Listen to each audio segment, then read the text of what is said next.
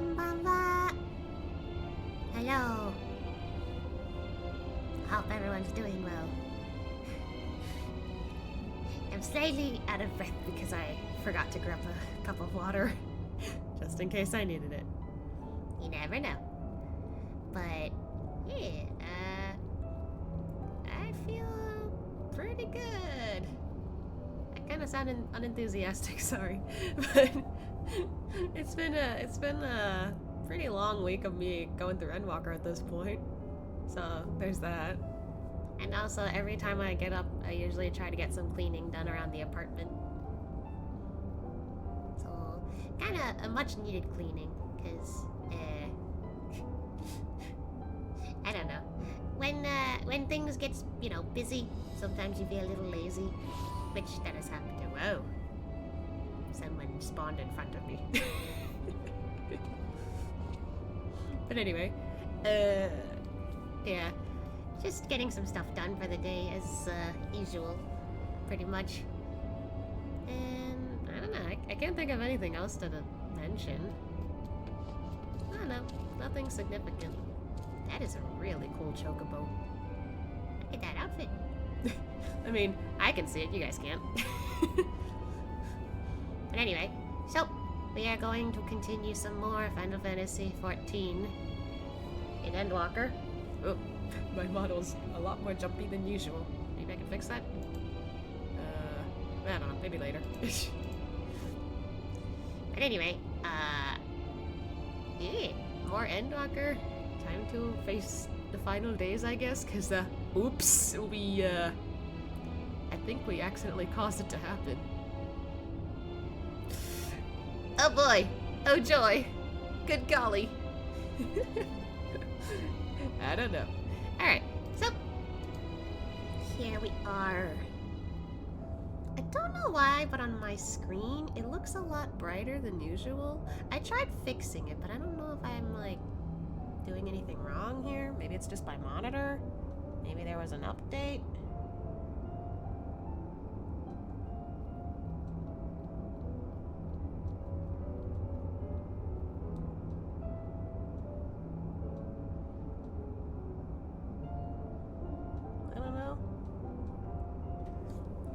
It kind of just looks a little brighter on my screen today. I'm not entirely sure why, but it's not gonna be too much of a bother. If it's too bright for me, of course, then that'll change.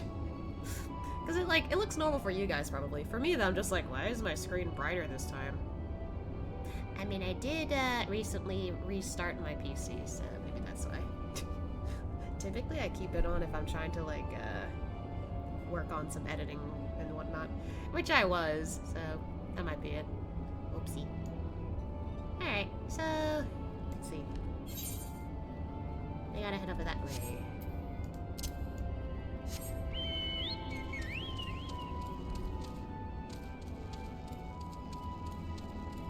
But yeah, Thancred and Ishtola are over there.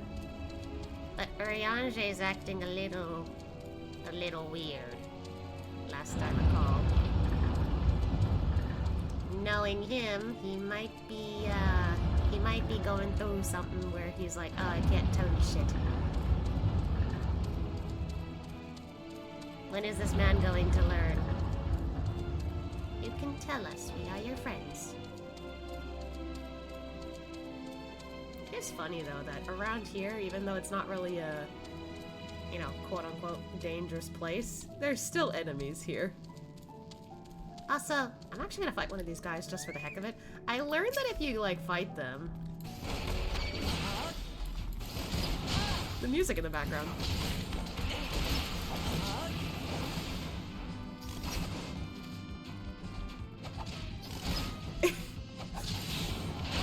It's the old Aram Reborn music, I think. Either that or it's just meant to, emulate the, older games, I'm assuming, because of all, I guess the pixel sounding music. I thought that was funny. I was oh cool, I didn't know they did that. And the only reason why I found out was because I was trying to get the ether current stuff. And one of the quests required me to fight one of these guys, so I was oh. Huh. I didn't notice that. But I like it. I like that it shows up in this thing. think I talked to her about that already. Anyway. Back to old tricks. By now, Thancred can tell when his friends are up to something. Ah, he's become more aware of his people, huh? Did Urianger seem strange to you? More than usual, I mean. Yeah, I know.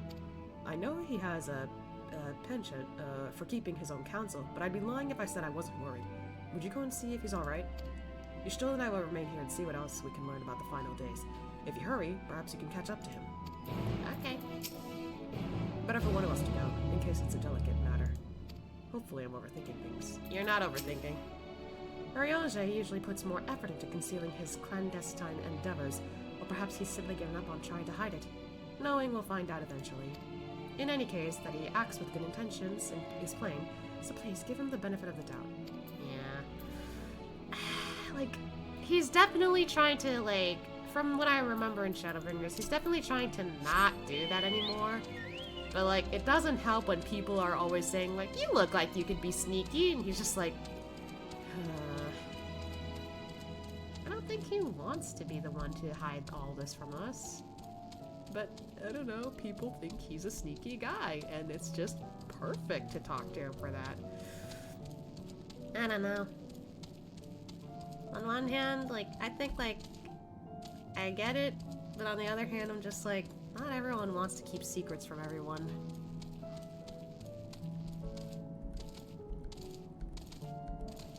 And in all honesty, Ashia is somewhat guilty of doing the same thing. He just doesn't talk about it as the thing. When somebody asks, like, are you okay? He'll just smile, like a sad kind of smile, and be like, nah. Like, I don't want to talk about it, basically. And when everyone's, like, noticing this, they'll just, oh, okay. We won't talk to you about it then. We'll talk to you about it later, maybe. And it's sad. It's sad. Now he's, like, learning to open up, though, but it's still a long way for him, I feel. He's learning. Oh.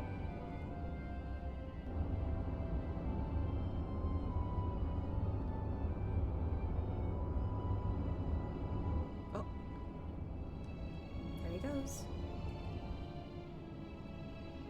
Where are you off to? Urianger appears to be heading towards the entrance to Bestway Burrow. Why is he going there?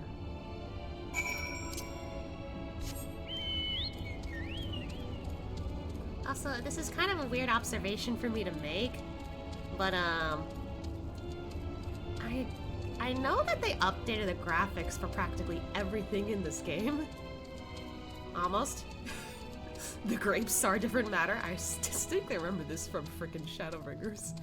But, like, I don't know what compelled me, but I looked at, like, Ashia's, like, you know, chest real quick. Like, where it's kind of exposed lower. I was just like, wait, was I able to see his belly button before?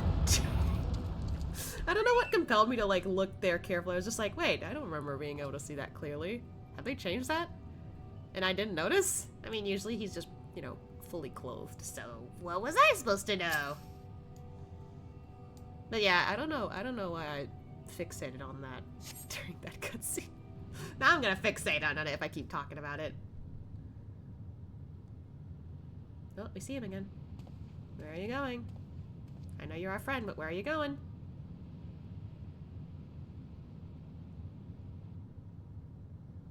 Urianger ventures off into Mera Lamentorium, for reasons unknown. You must tread carefully, else he might sense your presence. Oh, is this, a duty thing? Oh. I see.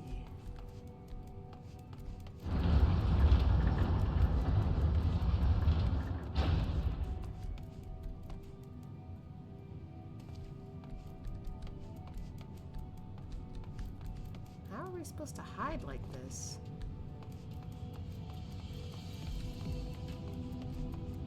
Back here, I guess?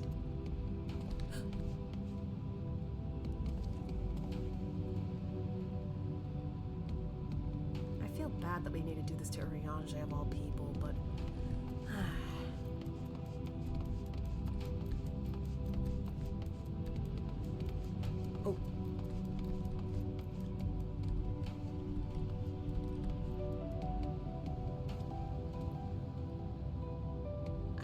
feeling he'll turn around here. We don't have a lot of places to hide, is the thing. Oh, is he not turning? Oh, I knew it. No one's here, Ariange. Kinda. Oh, he's running, he's running.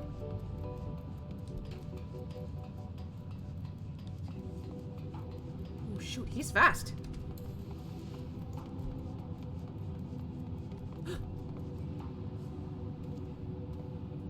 Are you turning around? I knew it.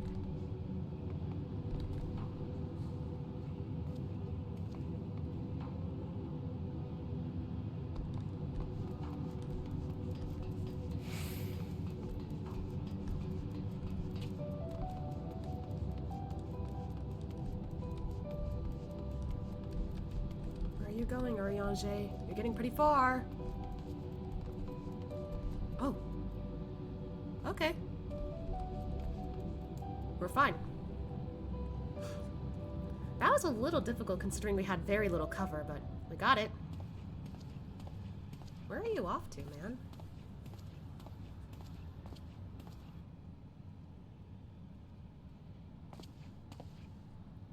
Thine arrival is timely as ever. So you kinda had a feeling we followed you.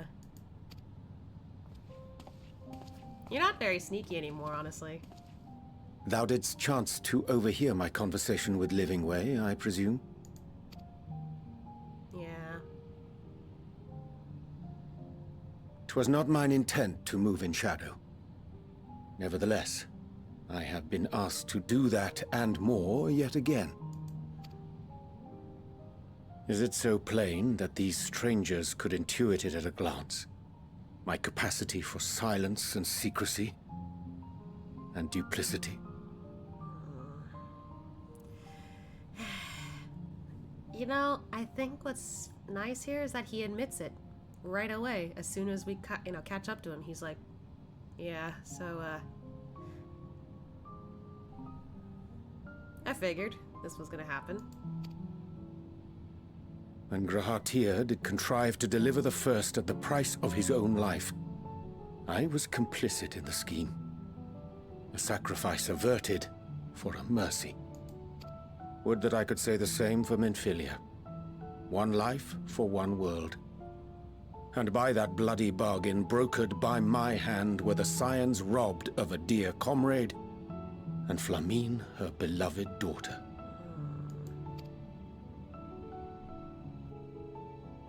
Two souls, whose selflessness was beyond measure, whose resolve was unshakable. They would not be moved even had I thought to protest. But protest I did not. Far from it. I pushed them forward. No effort did I make to seek out alternatives, ones that would not demand such terrible costs.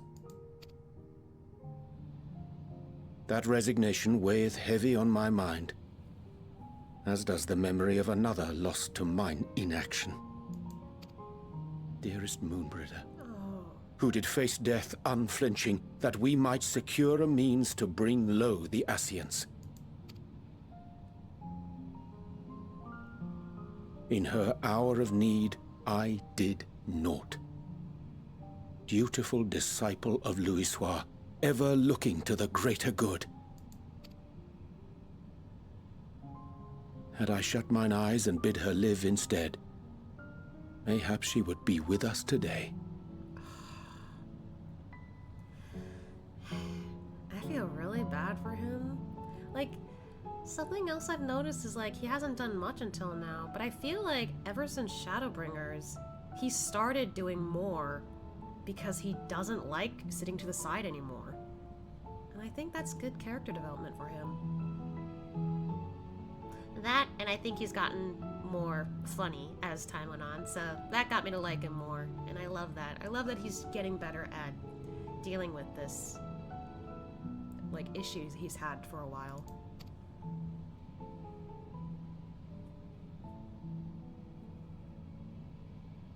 Selfish wants born of everlasting regrets. Most days I put them from my mind, but could think of naught else when asked to swallow the same bitter draught. subterfuge, and sacrifice. Mayhap the right moral choice, but one I regard with great trepidation.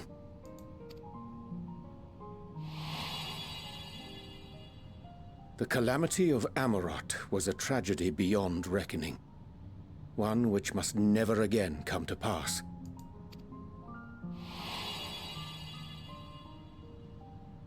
Thus must we struggle, haunted by ghosts of those we have lost, clinging to those we pray we can yet save.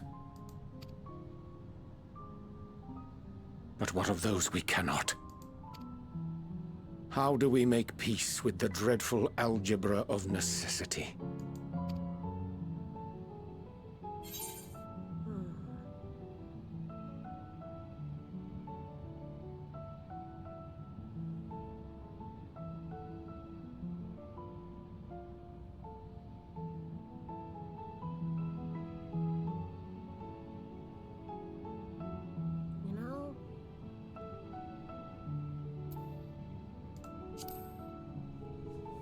Sometimes there's no right answer. I am not alone in my discomfort, then? A lot of people can't figure out what's right or wrong. And not because they don't have a moral compass, they just don't know what's best. And I'd say Asha has a few of those moments. Like, I'm suddenly bringing up an example of, like, Papa Limo and Gosetsu, surprisingly. With Papa Limo, I was like thinking there has to be something we can do. And I had Ashia pick, no, I'm staying behind. Papa Limo didn't let us. I feel like even if Ashia stayed, what could he have done? Like, he probably would have messed up something, or maybe he wouldn't be able to do anything. He'd be powerless. And then with Gosetsu, as much as Asha wanted to stay behind, he was like, this time, he knows this time I can't do anything, because if I try to stay, we're gonna have more lives lost than saved.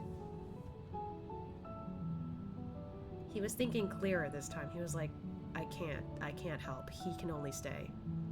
And he's firm on that. There's nothing we can do to get him out of there. And it was a painful choice he had to make for both of those times, but I'd say he kind of learned that, yeah, even if you don't like that answer that you picked, sometimes it's the only option. I don't know.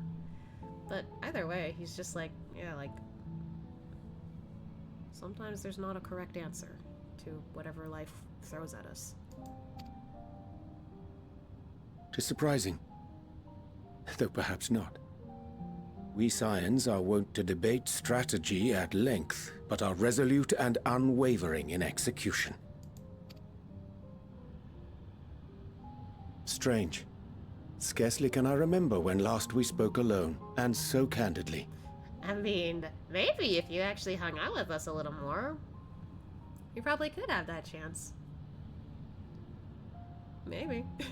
But it's nice that we're finally, like, having these little moments. He's like, huh, you know, I don't think we ever had a heart-to-heart. And Asha's just like, yeah, I kind of try to approach you a lot, because, you know, I think you're a good friend. But it's nice. It's nice that we have this talk. I thank thee. For all my supposed skill with words, I find it difficult to express such private thoughts. That's fair. And it's funny, because, like, he's the one who talks a little more. And then, of course, struggles with, you know, figuring out how to say things. But with Asha, he, you know, he doesn't say a lot. The only reason why he struggles to say anything is because he's not sure how to talk about it. Because, you know, he doesn't talk that often. Ariange can talk a lot. He just doesn't know how to express it using all those words that he has. It's an interesting contrast. But I guess in a way that makes him a little similar. I like this. As for the Loporrit's proposition, I will take time and consider how to respond. 'Twould be to our mutual benefit if we could converse more openly with our aspiring caretakers. A concern I should be glad to address on the Scion's behalf. To dispense with all pretense and bare one's heart to another is a frightening thing indeed. But we cannot move forward ere we take that bold first step. A lesson I have learned many times before. And today. Aww.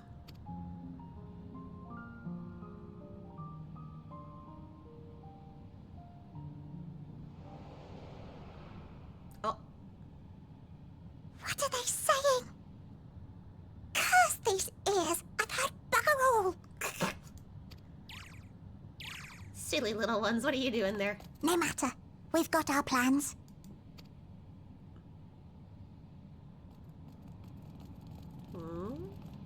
What are they up to?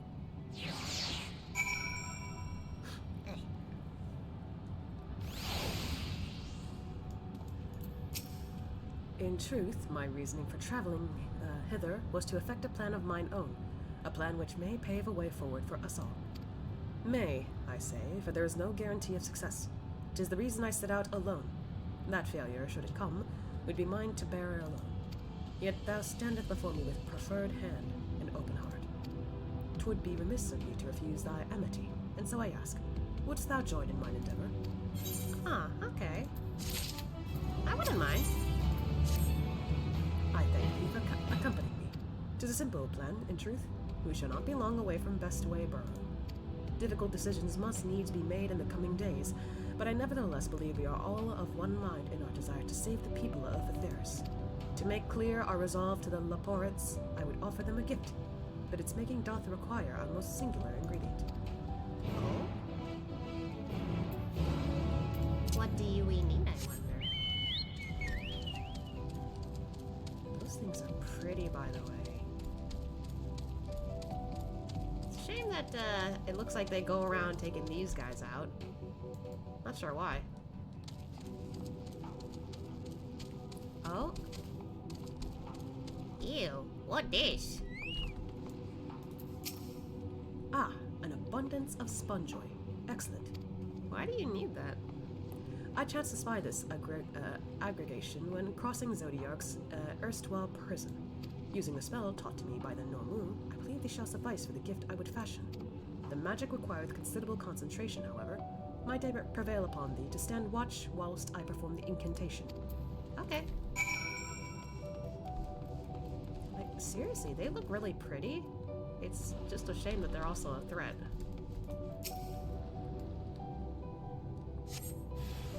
Oh. Oh, there's no battle music here. Oh, there's more.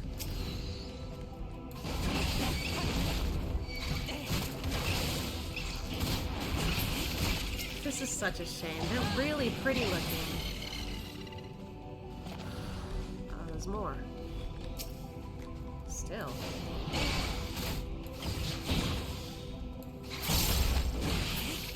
Are we done? Okay. Oh man, they do look really pretty. It's a shame we gotta kill them.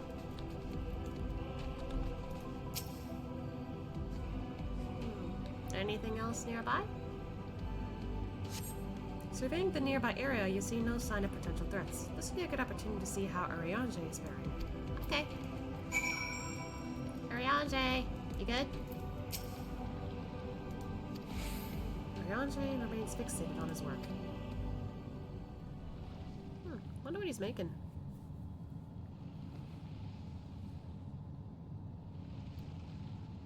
There. 'Tis done. A magic ink. Every ons as efficacious as that crafted by the Normu. Rare is the occasion I would conjure mine own, but is nevertheless a most useful skill. The resulting product is, admittedly, possessed of no preternatural properties, but its hue is one of mine own choosing, which I pray the Laporets will appreciate. Asya, Uriange! Oh, thank goodness, I thought you had been eaten or had perhaps fallen into a crater. I thought it was those guys. Istola has been looking all over for you, Asya. She says she needs to speak with you about something most urgent, dire even. She was also quite clear that she wishes to speak with Asya alone, which means I'm afraid you must stay behind, Uriange. But worry not. It just so happens we need your help with an errand, delivering a package from the Watcher's Palace to Bestway Borough.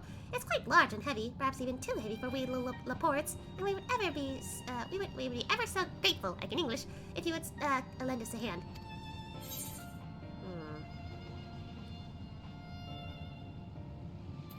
That's convenient. Suspiciously convenient. I don't want to be mean to these guys, honestly. Even though I know they're being a little sus. How about I offer a little help? How about an extra pair of hands before I go and meet with your Stola? No, that won't be necessary. Urianger's help should more than suffice. And I'm sure you don't want to risk getting on your Stola's bad side by keeping her waiting. She seems prickly. Now, off with you. Worry not, Asya. I shan't be long. I mean, she is prickly, but not usually with Asya. I still remember that comment in Shadowbringers where she was like a man after my heart, because he said something pretty smart that she liked, I guess. I don't remember what it was that he said, but still. I'm just like,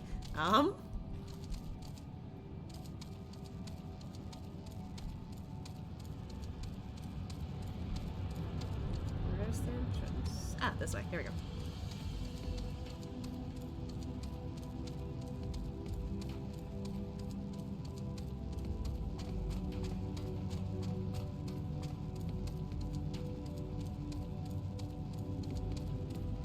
Margot's still there.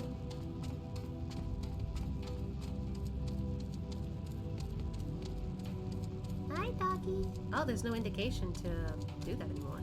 Hi. Oh, no, we're good, we're good.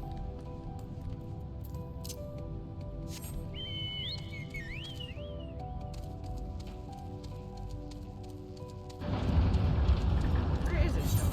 Back there? Okay.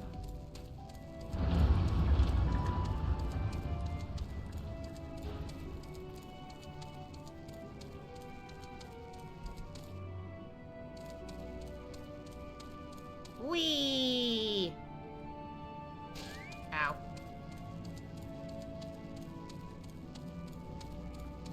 I'm okay.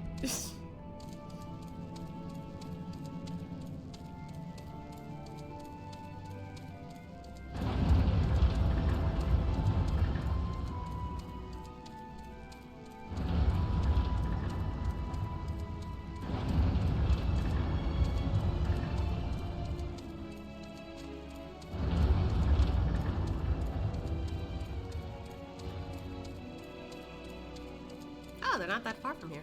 Okay. Growing way is here. Okay. Oh, but back so soon? Everything is alright with Urianger then. That's a relief. Anyway, hey, Stola. Oh, Asya. We thought you would be away for far longer. Did you have something to tell me? A dire emergency? I said no such thing. But as you are here, I could use your assistance with one small matter. Running Way, a companion of Growing Ways, apparently had much to tell us of the final days. The problem, however, is that he's determined to live up to his name, refusing to stay still long enough for us to hold a conversation. Is there anywhere he's likely to stop and rest? Or perhaps there's a way to slow him down? Ooh, what's the rush? I was thinking we should wait here. Maybe enjoy a cold mug of carrot juice and... No? Well, if it's really that important, you could try using these balls of mouse flesh. Not to be confused with the other thing. Running Way's other notable feature is his incessant chatter, so you'll have no trouble finding him in a crowd. And when you do, try lobbing your balls at him. Okay. Crude, but if it proves effective. He was here in the Greatest Endsvale when I last saw him. Let's split up and find him. I feel like Growing Way and Running Way are just trying to hold us up a bit. Pick up the pace.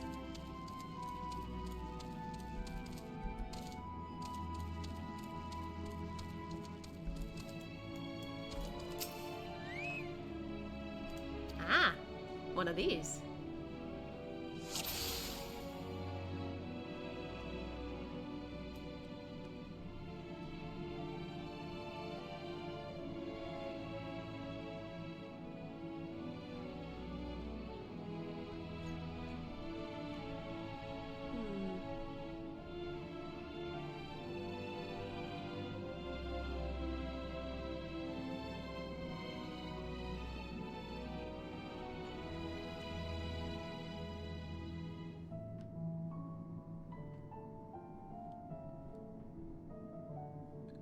have to assume it's the one that runs around a lot, I guess. So...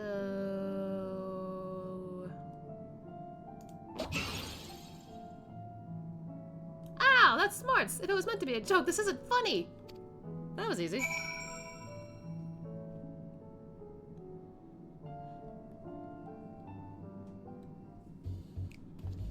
You're the only one running too, so...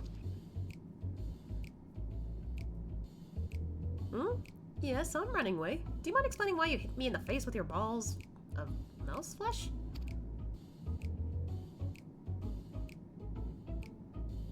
I'm highly knowledgeable about the final days. Ha! That's the most ridiculous thing I've heard since I woke up. Who told you that joke? As if we've got time to look into the final days when there's so much to do before the Great Voyage. It's true that Heidelin did impart to us some knowledge of the event, but I know much about as much as any other Laporid around here. Less, probably. I don't know why anyone would think it's funny to go around telling people I'm an expert, but they'd better hope I don't get my paws on them. Aha! So we've been duped. I'm not surprised. Sorry I couldn't be of more help, but if there's nothing else, I have work to do. And I'm off!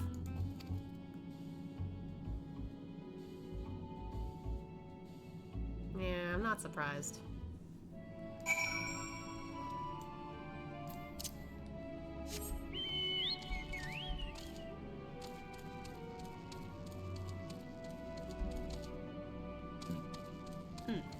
Excuse me.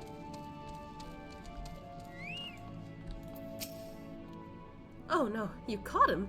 I mean, well done, you! Growing ways in this, I think. Any luck? I tried near the entrance, but there was no sign of him. Well, about that... I couldn't find neither hide nor hair of him. How did you fare? Well, we found him, but turns out... So, he knows no more than the others. Care to explain yourself, Growing Way? Well, you see, I misremembered. Yes, that's it. I misremembered. Terribly sorry about that. I'm afraid I'm drawing a blank, though. Try as I might, I can't remember who I was thinking of. On an unrelated note, what of Urianger? I assume you spoke with him earlier, but did he say when he'll be returning? On his way to the Watcher's Palace with Livingway.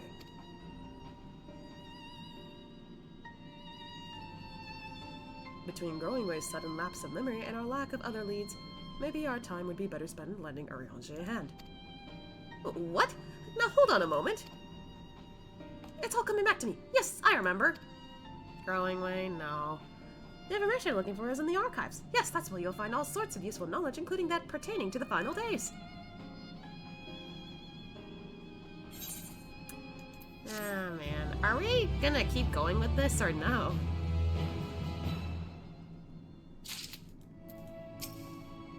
I'm beginning to grow tired of these games. Kinda same. If some scheme is afoot, surely Urianger would be the first to see through it. Then again, he does tend to give others the benefit of the doubt.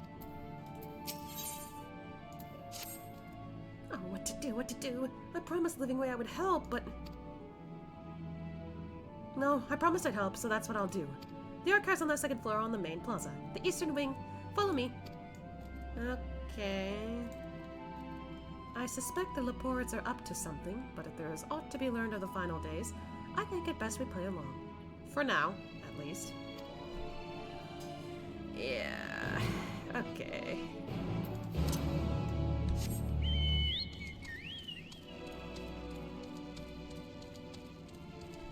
So...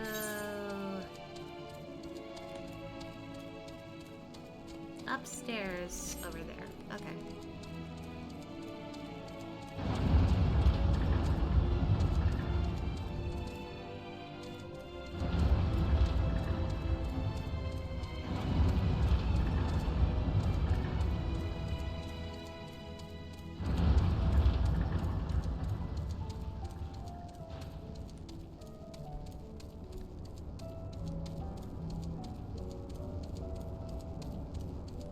Isn't there a way to teleport upwards? Unless I just don't know where that is for some reason. I don't know.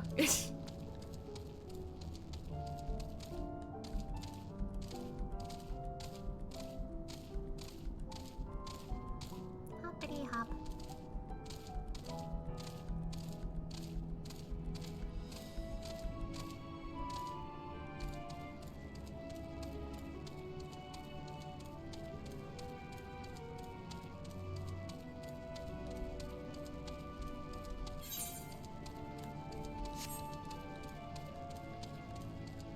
I'm getting the feeling that the reason why Growing Way was taken away real quick was so Living Way can, like, tell him, hey, can you do this real quick?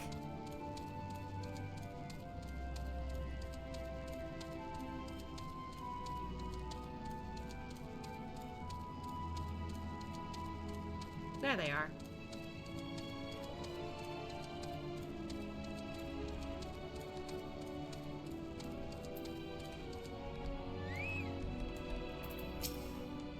What other knowledge do you suppose we could glean from their archives? The architecture of this place is impressive, though more than a little confusing to navigate. Is it too much to ask for clearly marked exits? Or a map, perhaps? I mean, I got a map.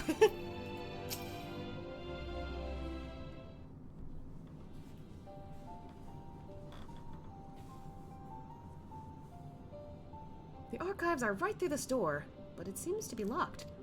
I guess we'll just have to go and find whoever has the key. Growing Way. Enough.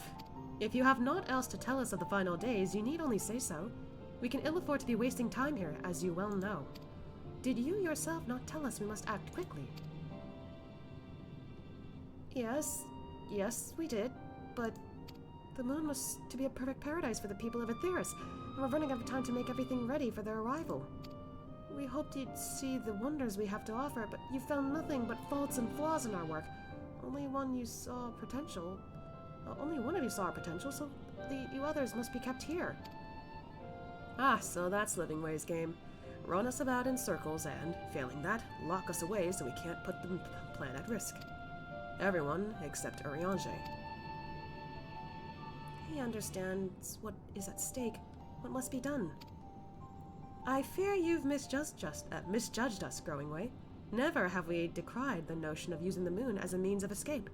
That said, my heart breaks at the thought of abandoning Aetheris and her reflections to their doom. If there is a way to avert the final days, I wish to find it. We all do. We may fail, but our efforts would never be at the expense of your plans. But why would you take that risk? Oh. There's no room for ifs and maybes now. The people of Aetheris will escape here to the moon, they'll be safe, and we'll finally get to see all their happy, smiling faces. I'm sorry, but we can't let you leave. We just can't. Are they gonna try and fight us? Do what you must, but try not to hurt them. I'll be back in a moment. Don't do anything rash while I'm gone. Oh dear. I don't want to hurt them. If we dally, they'll overwhelm us with their sheer numbers. I say we knock these ones out and split up and make our way to the exit. Oh dear. Agreed. Let us reconvene where Argos awaits outside. Oh boy. Sorry, guys.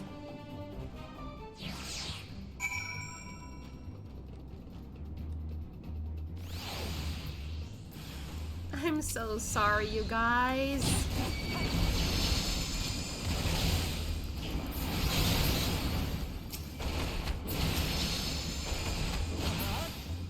Sorry, you guys. Uh-oh. I'm sorry.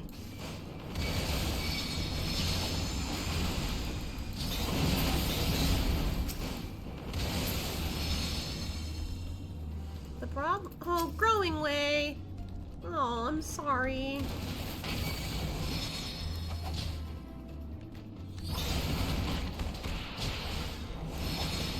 He's a little tougher than the others.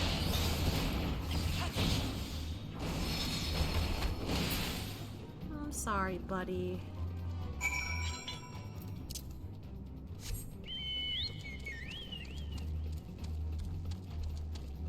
I'm sorry, guys. don't see any of them anymore. I feel bad. I don't want to hurt him.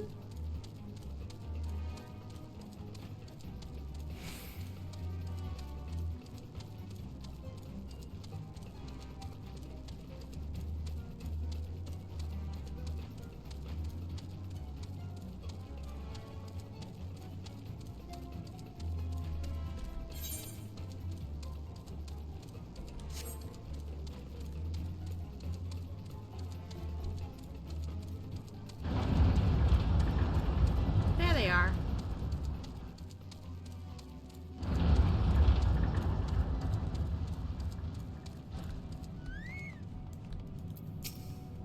There you are. Didn't rough them up too badly, did you? Hopefully not. Good, you're here. We must hurry to the Watcher's Palace and find Urianger. I don't think Urianger's gonna say anything, you know, that says like, yeah, sure, I'll help. But still, it's sad that they have to do this. Or they feel that they need to do this.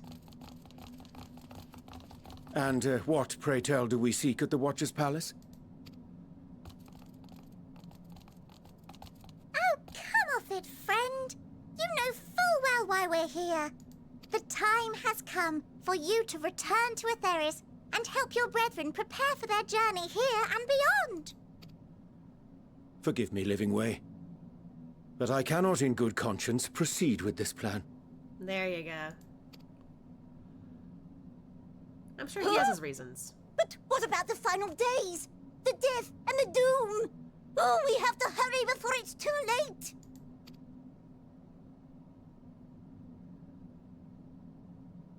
Your unflagging commitment to your duty is endearing, to say the least. Aww. Oh, there we are.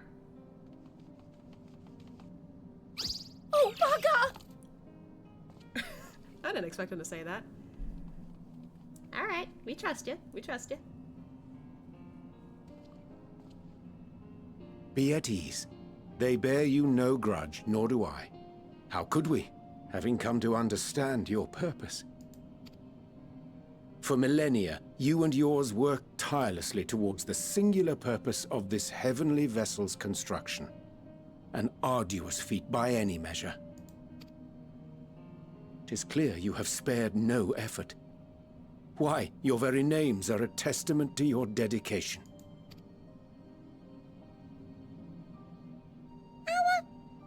Our names? I'm not sure I understand what you're getting at. Names are an expression of the self, a declaration of one's hopes and aspirations. Oh, wait a minute. I see what they did with the camera here. Yeah. Your use of contemporary, uncomplicated nomenclature doth ensure clarity of purpose. Man. This is something when, like, they bring up Reen in some, like, fashion here. Freaking Urianger is still uncle. Good uncle. There can be no doubt that your love for the people of Etheris is boundless and pure.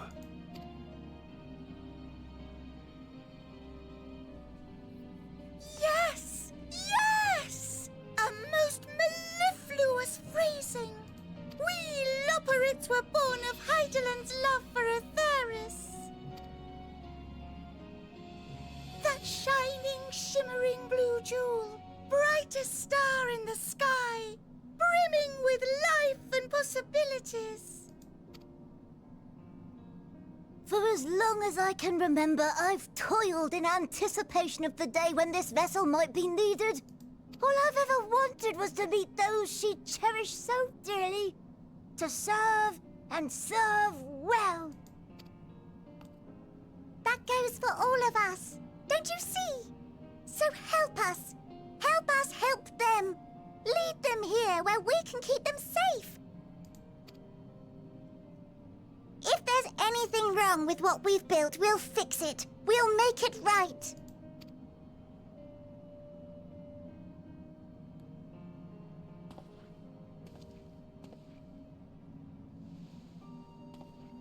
Aww. Your works want not for repair. Yet there remaineth much for you to learn of men, and your own kin besides. Singing Way, thy name bespeaketh more than the simple marriage of rhythm and rhyme. The songs of Etheris are beyond counting, and span the length and breadth of emotion. Wow. Maps are monuments to man's pioneering spirit and his devotion to charting the furthest reaches of our star. Many have devoted their lifetimes to exploratory pursuits, to venture unto the highest mountains and the deepest oceans in search of unknown frontiers. Each of their names has purpose, and he's trying to explain them. And thou, my friend, Oh, I do not think we've met. Oh. My name is Pudding Way. That's really cute. But, name meaning there. Urianger, can you pick that up? Pudding Way? Yes, indeed. A name of deep and abiding significance, I'm sure. But one perhaps better communicated through delicious deeds than tasteless words. Ah, okay. Nice save, nice save. A judicious application of fey magics at a later juncture may be appropriate. And Living Way. 'Tis no easy feat to convey the significance of thy moniker. When I was a bookish boy, a dear friend of mine was fond of peppering me with questions as I read, to my occasional annoyance.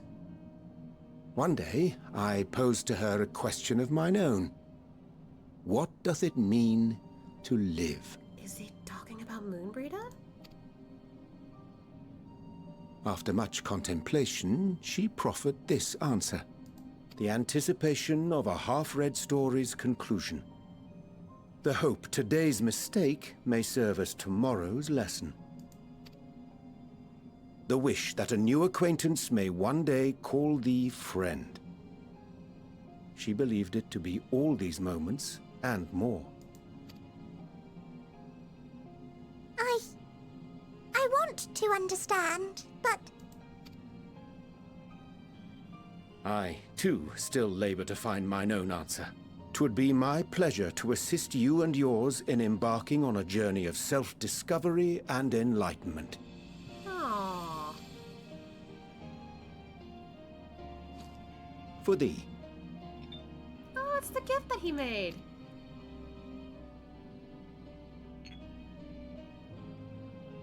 ink as blue as the waters of Etheris. Made in haste, though I assure thee, the quality has not suffered for it. The people need not be persuaded by honeyed words. Nay, I have faith they shall do what is right in due course. Until they do, I beg your patience, friends. And with that ink, let us fill the empty pages of Living Way's compendium. The book!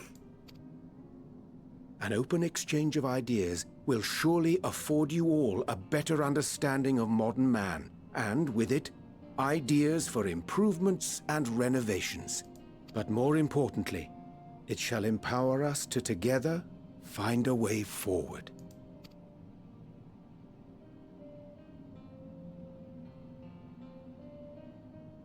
I hope you're right. Thank you for this lovely gift. Aww.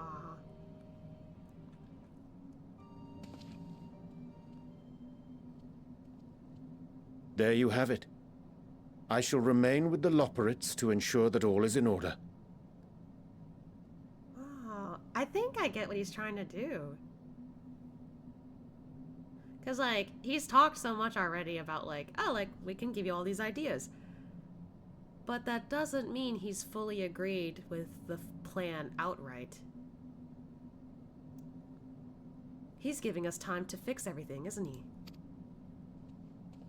Though we must needs prepare for every eventuality, you would all agree that the evacuation of our star is a last resort. I thought so. To accept failure is to accept the demise not only of our star, but that of Reen's, of all reflections, and the souls that call them home. Which is why I have every faith that you shall fight to the last, that such drastic measures may prove unnecessary. Should the worst come to the worst, and I pray deeply that it won't, I'll take comfort in knowing preparations were made under your watchful eye. You know what? This is a perfect job for Ariange. Prepare in the shadows. Well, in this case, prepare on the moon. Aye, thou mayest be assured that if calamity cometh, not a soul will be left behind. If being the operative term. So, just as a precaution... Oh. The flower! It's like an orange-red.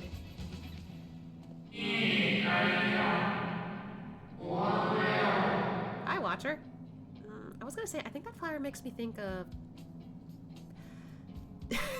as funny as it is, because it's basically an Undertale reference, determination. And I like that. That flower, how came it into your possession? Hydaelyn gave it to me. How very like her. I see.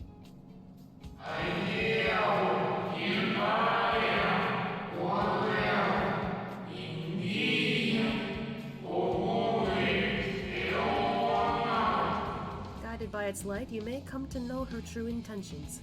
Intentions which remain a mystery even to us.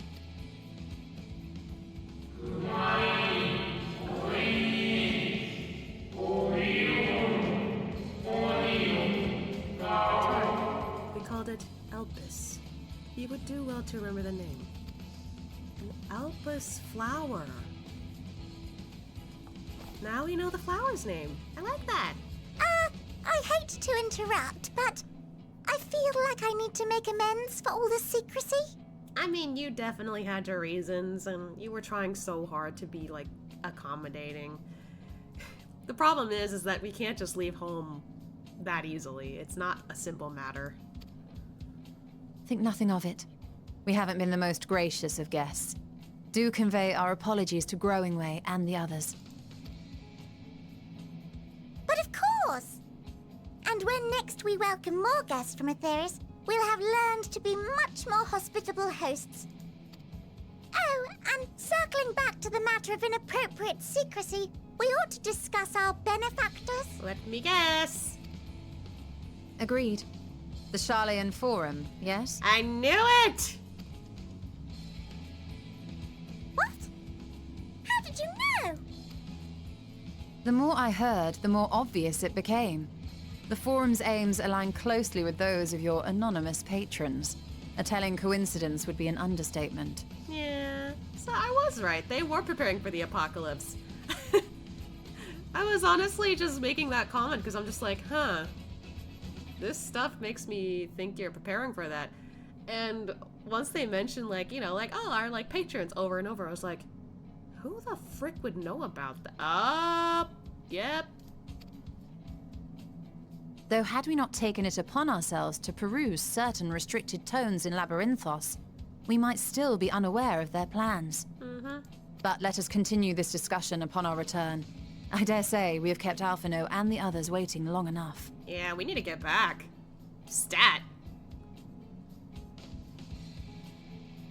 But good to know that the Laportes aren't all that bad. They're just trying their best to protect, but they don't necessarily know how. So it's kind of good that Ariange gets to stick around for this.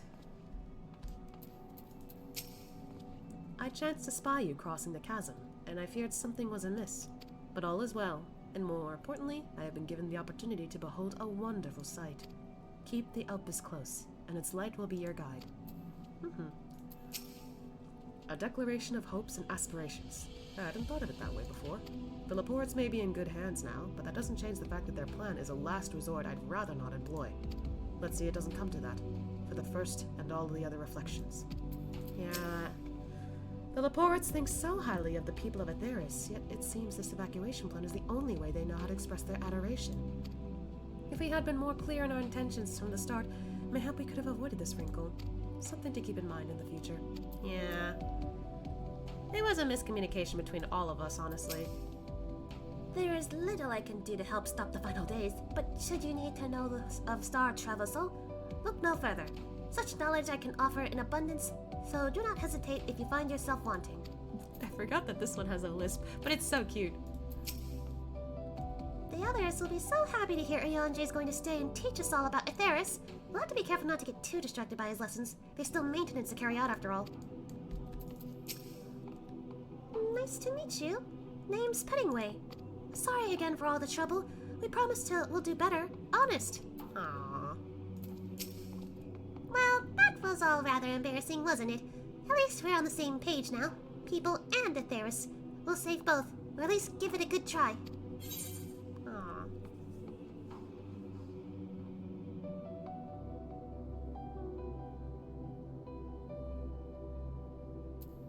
I would like to go on another walk with Growing Way, if possible in an actual forest.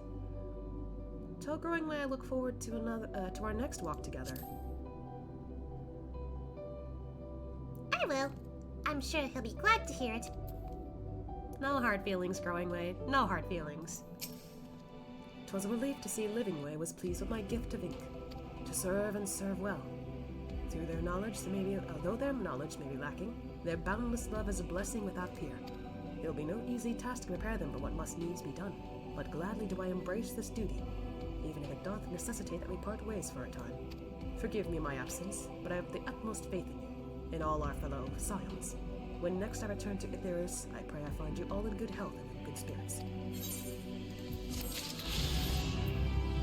Let's see, are there more blue quests? Yep, I will grab those later. I need not remind you of the dangers we face, nor the countless lives at stake, both in the source and its reflections. Go with courage, my friend, and pray give others my regards.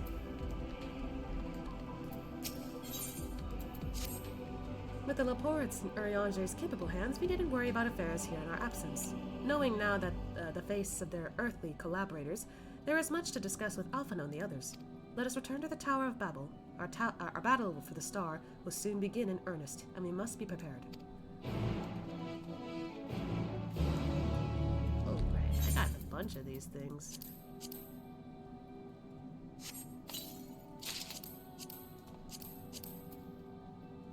This is another gear set that I thought I could use for glam.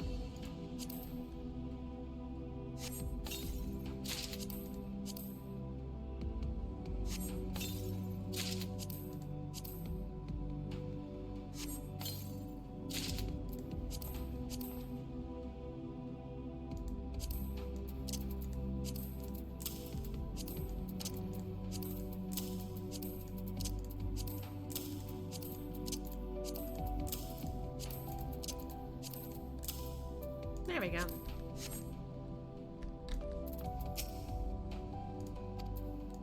See you around, everyone.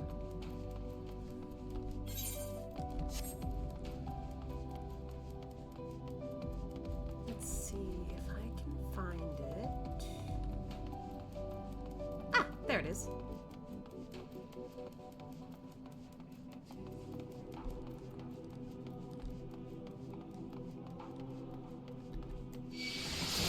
Oh, that's what a sweeper is. I was kind of curious what they were.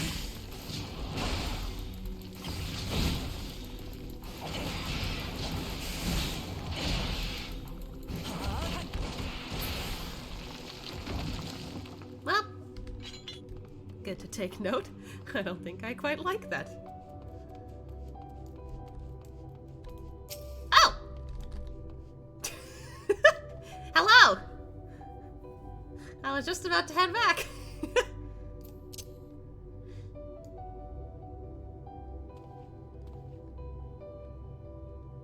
This is an interesting timing.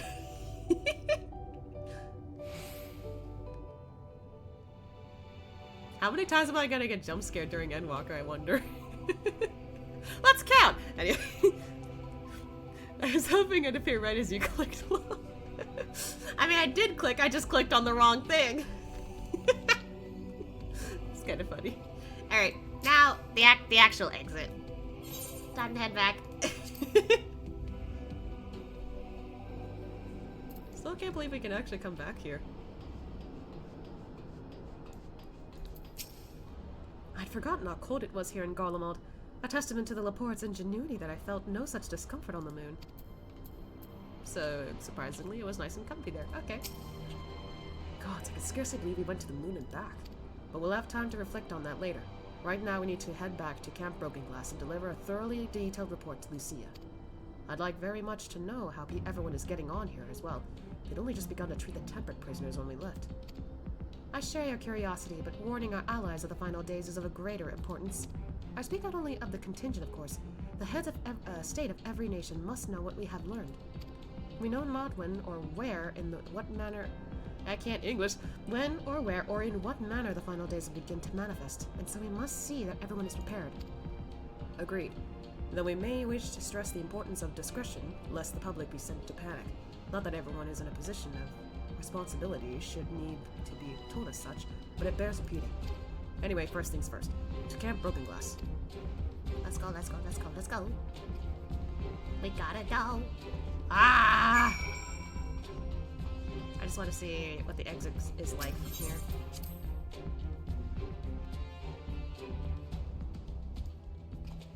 Ah, okay. The nice thing about this is... I can frickin' fly! Whee! I unlocked flying in this area, finally.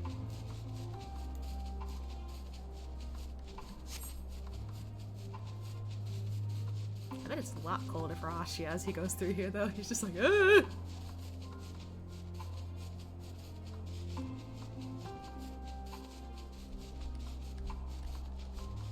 Yeah, I thought that thing would go down after we finished off that thing, but nope. Woo!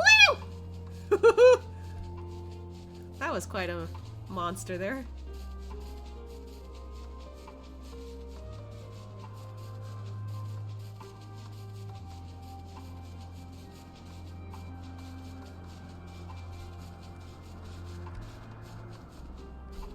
I don't know what I'm doing with my buttons.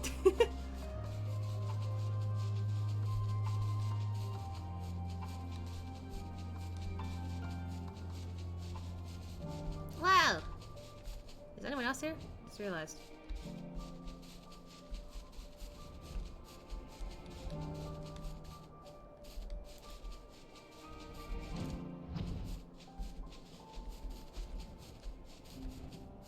I guess everyone's off doing their own thing. Okay. Hey, we're back!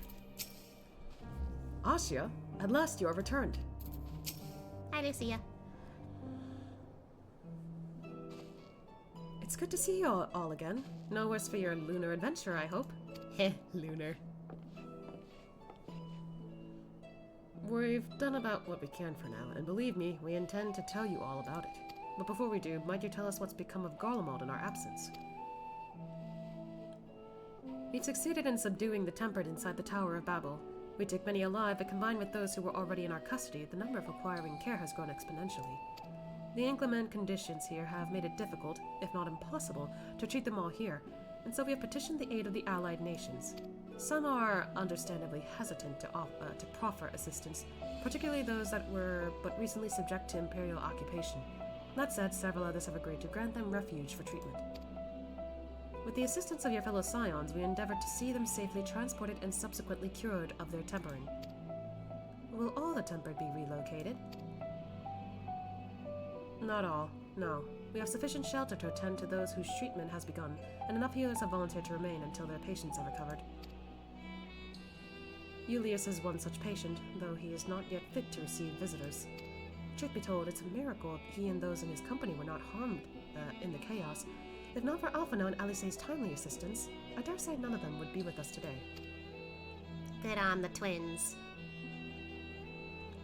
In light of recent developments, have the Alliance leaders come to any decision regarding Garlemald? Given the tremendous ramifications of what has happened here, it will take time to determine what must be done. In the meantime, they intend to work with the Eastern Alliance to keep a close watch over the provinces. We have other news to share. Shortly after Anima was defeated, we received reports that each and every tower had vanished. Oh! For Mercy, the process was apparently not quite as violent as you experienced in Thavnir. Those who were trapped within them have been rescued and receiving treatment. To hasten this endeavor, the beast tribes have received instructions in the magics needed to cure tempering. Master Matoya is no doubt thrilled the Mother Porksy affords her so many visitors. Yes, we are grateful for her ongoing efforts, as well as those of our comrades near and far. As for the contingent, several of our members have been granted leave to return to their homelands after the transfer of Thancred has been complete. That's good. Alisaie and I will remain, along with a small force to continue offering aid to those here in Golemald. The Empire may be no more, but there are yet those who call these lands home. I believe that accounts for recent events here. So, what of the moon and the Telophoroi? Oh man, it was quite a doozy. Thanks for the stretch redeem, Noodle.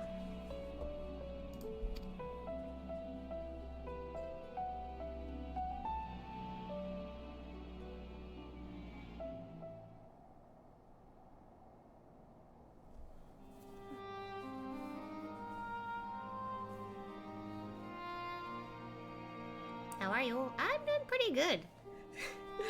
My time on the moon was pretty fun, actually, at the end of it. I was just like, okay, it wasn't all that bad. Still some creepy monsters on there, though. Oh yeah, doing pretty good. I hope you're doing good. The final days. Gods, I prayed your victory would mark the end of our troubles. Yeah, it doesn't always work out. There is still much we do not know, but the Alliance leaders must be told. Would you be willing to contact them in our stead? Yes, of course. I will send word forthwith. We will also release your fellow scions from their present duties, but they may return to Charlene. Your energies are better spent finding a means to avert the coming apocalypse. Speaking of your fellow scions, you will be happy to hear that Mistress Kryl, though still on the mend, has been moved to the Baldessian Annex and given into Tataru's care. Ooh, okay, she's good, she's good. Thank you. I look forward to seeing them both upon our return. Let us be on our way then. One last thing, if I may. After your confrontation with Zodiark, you said Xenos took his leave, and in all likelihood he has returned here to Golemald. I have a mind to dispatch scouts to try and ascertain his whereabouts, but first wish to ask if you believe there is merit in doing so.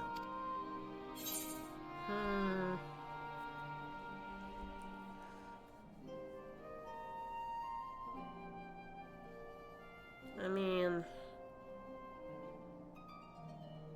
if they found him, they would not likely live to tell the tale. Oh yeah, I caught up on the VOD earlier. What was your goal for your little marathon anyway? Basically get through the MSQ of Endwalker. At least the main part. I can save post-content for later, and eventually when I get through post-content, then I can continue on Dawn Trail. Finally!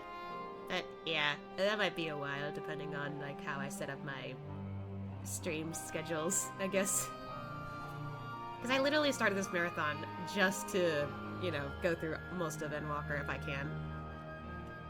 Granted, tomorrow will be the last day of the marathon, so if I can't get through it tomorrow, there is next Thursday, next week, so there is that. But then that would be like my last day streaming for the month, I believe, because then I'd be going on vacation. See. That's why I'm doing this marathon. I'm just like, I must finish Endwalker before the end of this year. That was pretty much it. But yeah, I think, I don't know if this is gonna work out. Oh yeah, also today until the 9th of January, Dawn Trail is 30% off. I did consider getting Dawn Trail because I saw that. If you want to catch it on sale. Yeah, I thought about it. Maybe I will get it, honestly. I probably will. It'll save me a little bit of money, so... Anyway, if they found him, they would not likely live to tell the tale. Not a good idea to go after him. Even if he's not after them, per se, I don't think it's smart. I suppose you're right. To dispatch good soldiers in pursuit of such a beast would be to send them to their deaths. Pray forget I entertained the notion. While on the subject of Xenos, the 10th Legion has made an official proclamation. They denounce the Crown Prince and condemn his role in the Empire's downfall. His very title has become the source of shame among his former subjects, and its continued use serves only to hinder relations with foreign nations.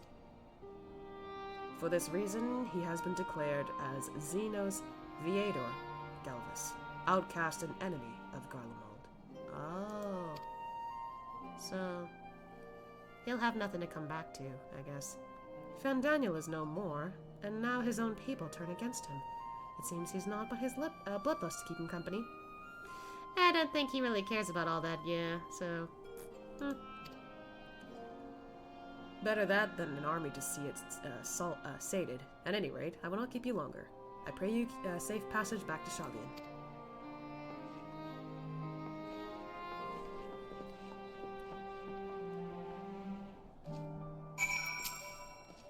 Your findings will be relayed to the Alliance leaders word for word, and should we spy anything out of the ordinary here in Garlemald, all will be informed at once. Once my countrymen have recovered, it falls to me to tell them what's become of Xenos and the Empire. I realize there is no kindness in withholding the truth, but it will wound them.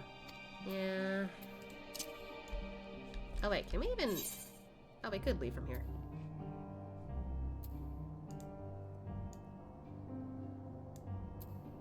Oh, and it takes us to the Alamigo. So I guess it would be better to teleport then.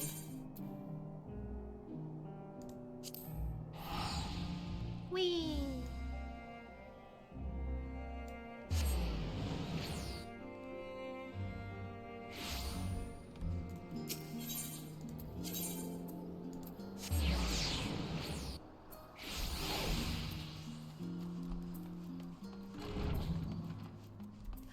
There you are.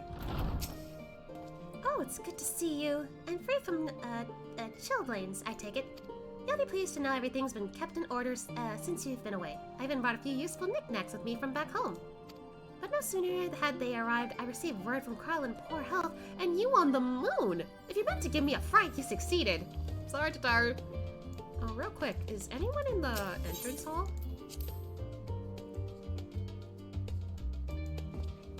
No. Okay. I just wanted to know. I just wanted to check. Just in case. I didn't want to miss any dialogue between friends. Welcome back, Asya. We were so terribly worried about you. Though it is plain I have caused my own fair share of worry, and for that I apologize. Ah, you're good. Eidolon called to me that day when you entered the Tower of Babel. Her pleas were faint but desperate, and I knew at once she required a vessel to carry out her will.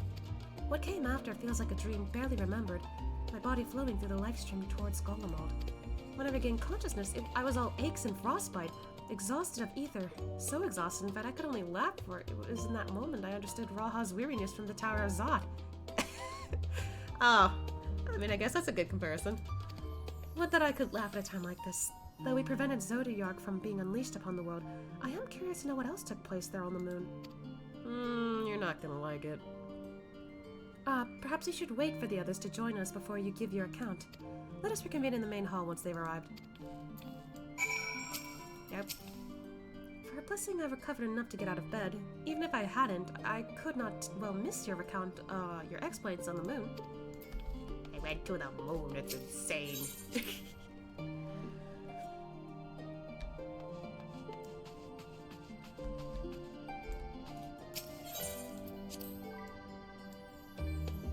Where is everyone?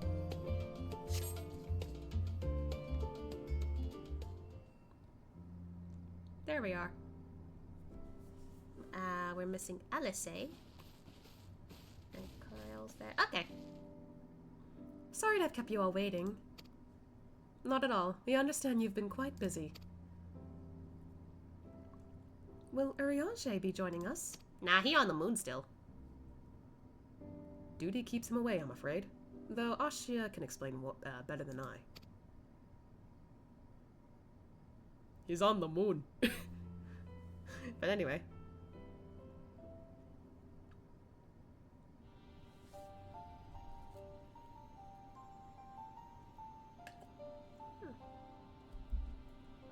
The final days, as befell Amarant.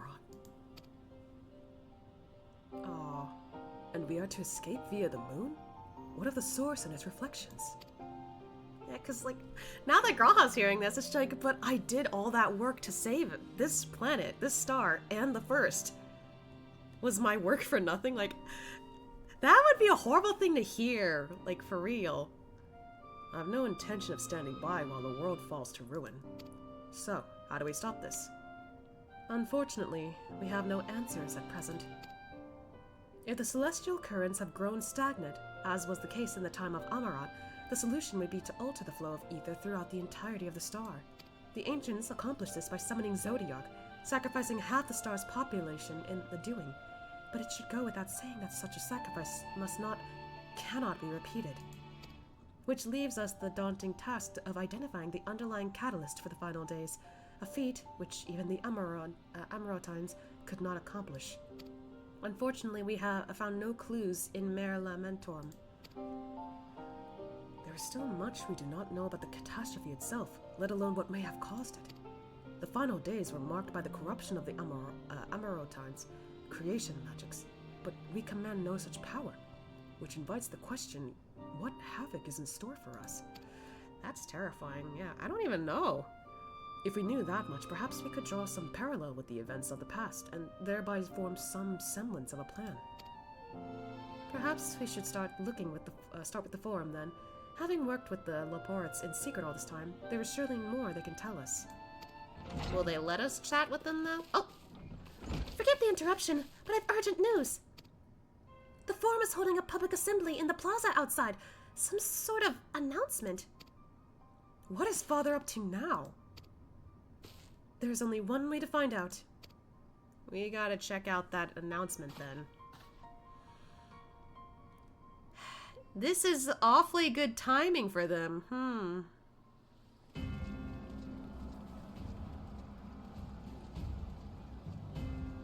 Daddy issues, I swear. I missed an hour when you started. Did you figure out already that the Laportes are calling you kids because of the size of the Amarantines? Yeah, I figured it out pretty quickly. I was like, oh, that's why. I was about to be like, look, just because Asha's 5'4". Oh, wait a minute. Literally, that was it. That's a lot of people, though. What the heck? Oh, he sees them.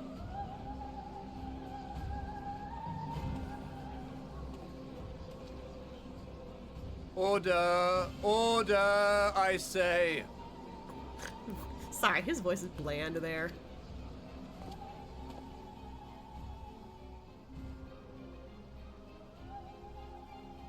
I thank you all for gathering here on such short notice. This day we must speak of grave affairs and their implications for the future of Sharlayan, nay, of this very star.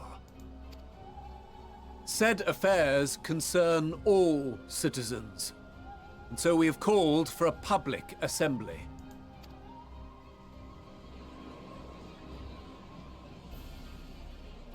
You may have heard rumors of the Talopheroi, and the havoc these madmen wreak abroad. Under normal circumstances, we would pay little heed to petty disturbances outside our borders. The final days, however, are another matter altogether. For we dare not ignore these prophetic words of Eld. The End-Bearers will come, ushering chaos and calamity. The final days descend and devour the very star. What I find funny is the only people in the forum who are, you know, relevant to the plot, kind of, or relevant to people we encounter, are the ones who do not have the cap. Everyone else has the cap, so they're not important. I've never heard this prophecy. Is it true? Will all that really happen? Calm yourselves. The time has come to speak of the Forum's most sacred duties. But first... Are they taking the spell off of them?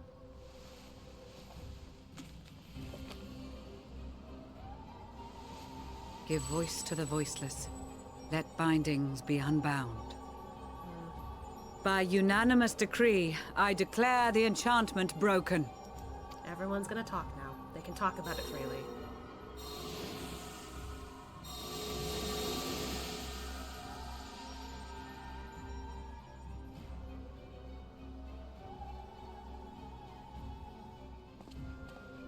Master Le Veilleur, if you would. Very well.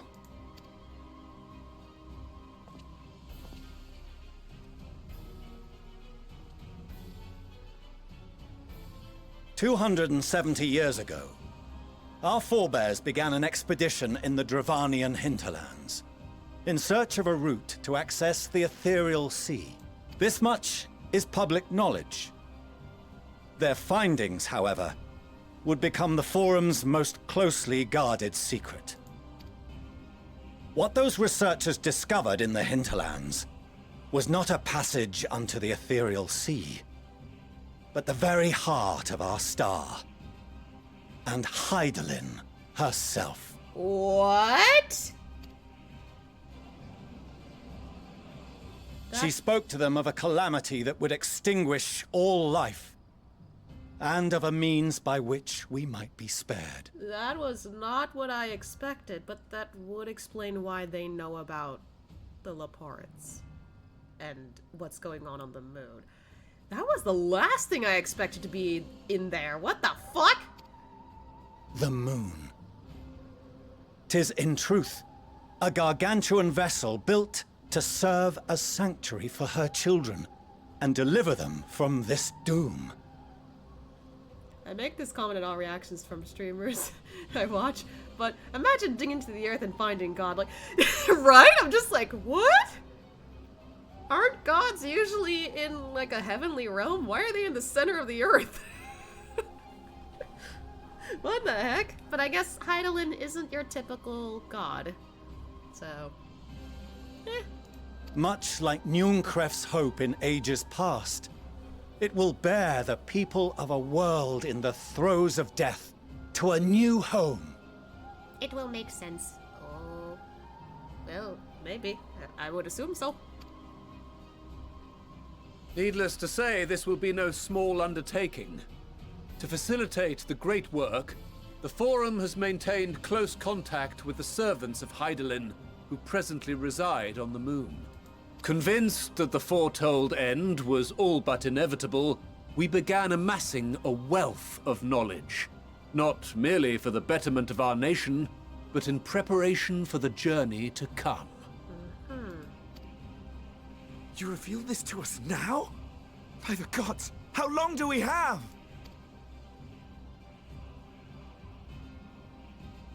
While we cannot say with certainty, we believe the hour to be nigh. We received a transmission from the moon suggesting as much not long ago. Which is why we must in earnest begin preparations for the great exodus. Shut up, Mr. B. I think my only complaint about the Forum mentioning this now, like, I get it, it was meant to be a secret, I get it, this was meant to be a plan that was supposed to happen until, like, you know, Zodiark is gone and the final days were to happen. I'm just like, why in the fuck didn't you say this sooner? Like, I get it, but still, I'm just like, I don't know. I have an issue where, like, yeah, like, I see why you kept it a secret, but then how will the reactions go? No one seems to consider that, that's my problem. That's, it's one of my pet peeves, I guess, when it comes to, like, these types of stories. I'm just like, why? Just say something! Better that they react, like, calmly later than just panic immediately hearing that. For his impressive contributions, and the leadership he demonstrated during our withdrawal from Dravania, we have elected Master Le Veilleur to oversee this initiative.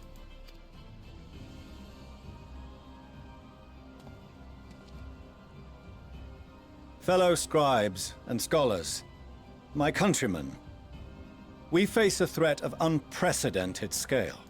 We must challenge the trials before us with composure and conviction if we are to find salvation. The wisdom of Sharlayan has ever been a shining beacon in the darkness, and so it shall continue to be. It is our solemn charge to see our heritage preserved for future generations. for those who will come after. We will brave a new frontier.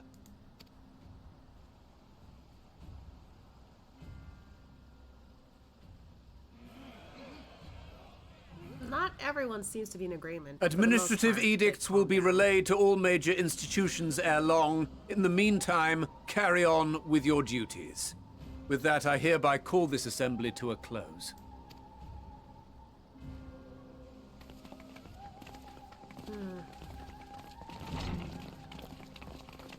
I can only assume that after, because I'm remembering what the Levier's like mom mentioned. It was after they were born that suddenly he's like neck deep into work. I think I know why. Do you remember what Mother told us Yep. when we visited home? Yep, I knew it. They're bringing this up. That it wasn't until after we were born that Father seemed to lose himself in his work. He did not want his own kids to die here. If that great work of his was the evacuation of this star, then Yes. It wasn't for his benefit. And so... I get the feeling I know exactly how this is gonna go when they talk to the dad again.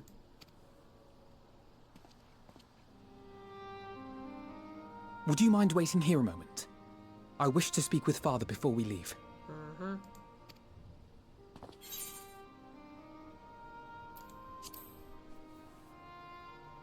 Take your time. Thank you. I shan't be long. I'm pretty sure I know what they're gonna try to talk to him about. if it's all the same to you, I have a few choice words to share with Father as well.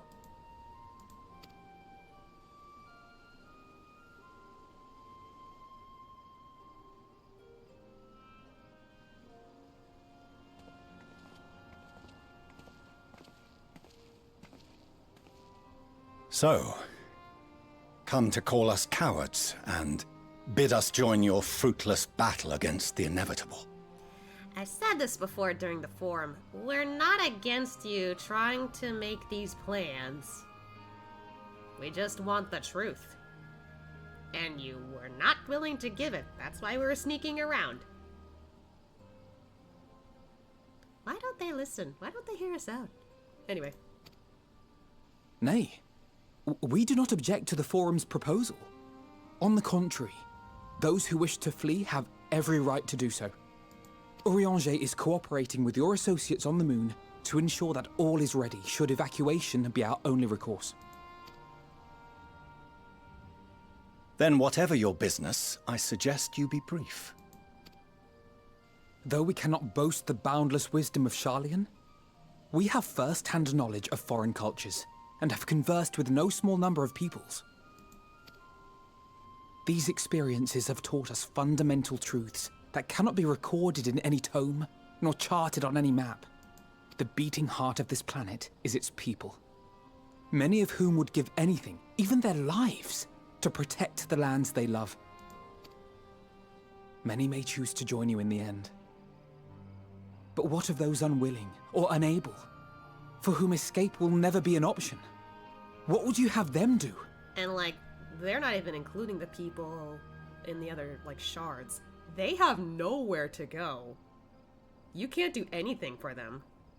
Unless you know how to, like, rip a hole into the fabric of the universe and just yeet! Just like what Graha did. But that's kind of impossible. And that kind of technology and magic would happen much later. To ignore the plight of those one might conceivably save is not wisdom, Father. It is indolence. There you go. This is why we choose to fight.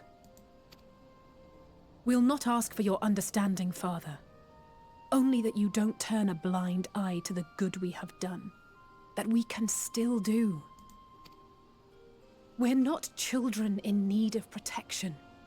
Hold fast to your principles and let the world burn if it please. But we believe there is still another way. And if there is, we will find it. You see if we don't.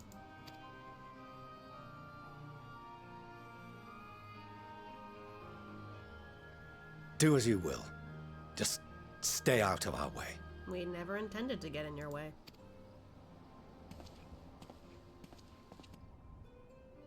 Still, that reaction of his? Oof.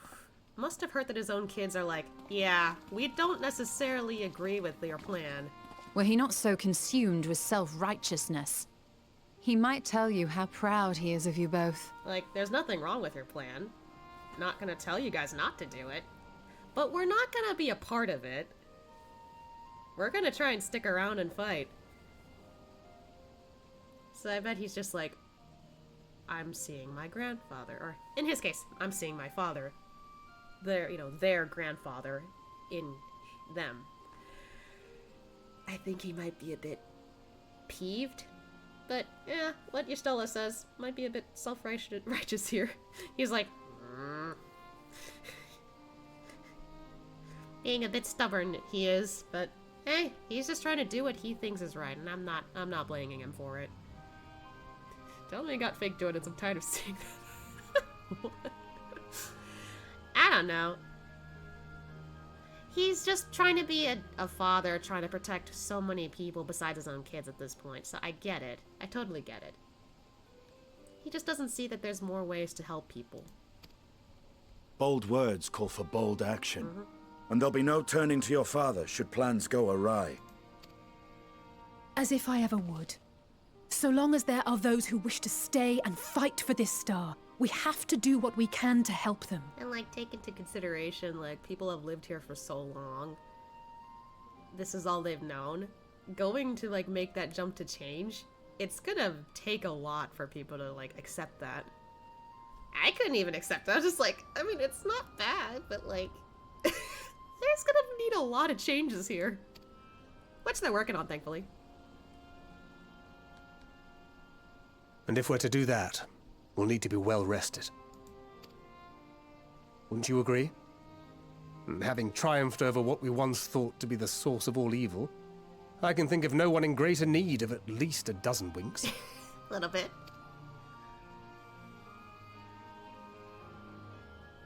Shall we then? To the Annex. To prepare for tomorrow. I like how Asha's like, oh, you knew I needed sleep. Okay. Why are you suddenly being a dad to me? Telling me to go to bed? But he's not against it. And he's not wrong.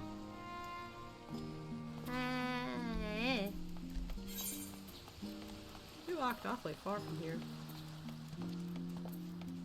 Oh wait, we're going the wrong way.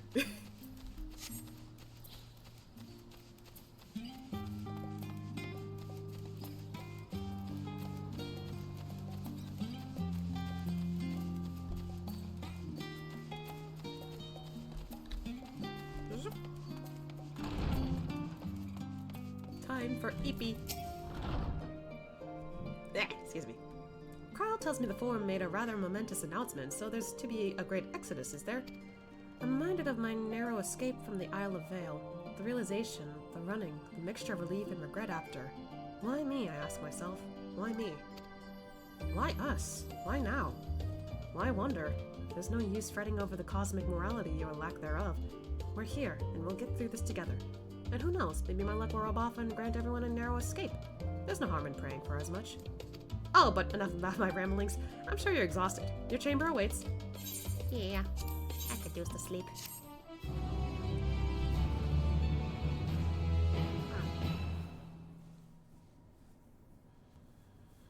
Another moment in our room.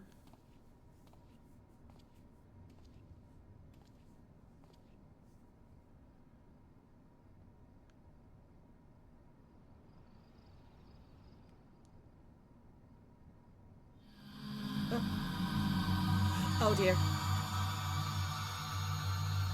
Huh?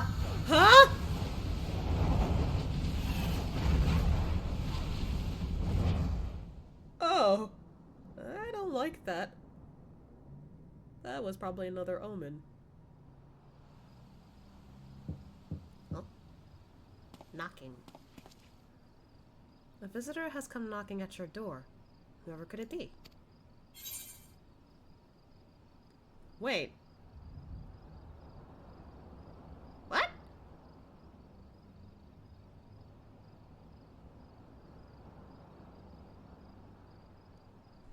Nistola? Is it?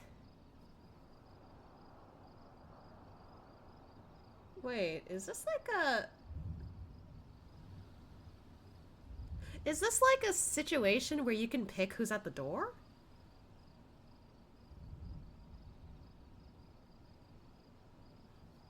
Alone time Luna, yes. Okay. Oh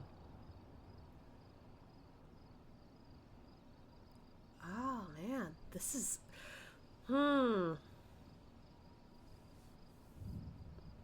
This is an interesting choice to make.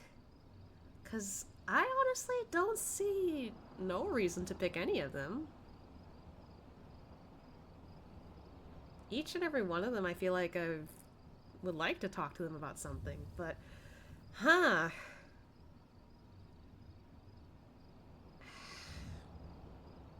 mean, I do have the option to check the journal and see what happens for each of them, I guess, but who do I want to see more? This is a tough decision. God damn it.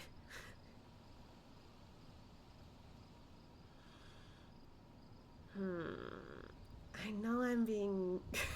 I know I'm probably just thinking about this because, you know, Asya hasn't spent so much time with him, despite the fact that he's, you know, part of the Scions now, but, like, I really want him to talk to Graha. I really do. I really do, yeah, like, because, like, yeah, we got to talk to Estinien, but I don't even know what he would say. I'm like, I don't know, like, God, I think it's also, like, the, like, small bit of me that's like, I want to see, like, a cute moment between them. This is tough. I really want to see all of them. That's my problem. Maybe if I have time, I can, like, look at all of these later. Like, maybe at the end of the stream, or maybe, like, some other time. I don't know. I really don't know. This is tough. Oh, man. Like, the shipper in me wants to say Graha, but, like, the like, family tie in me is just like, oh god, who actually?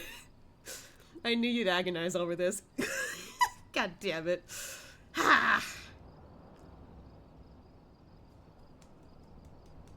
You know, fuck it. I'm gonna go with the shipper heart in me. Grahatia?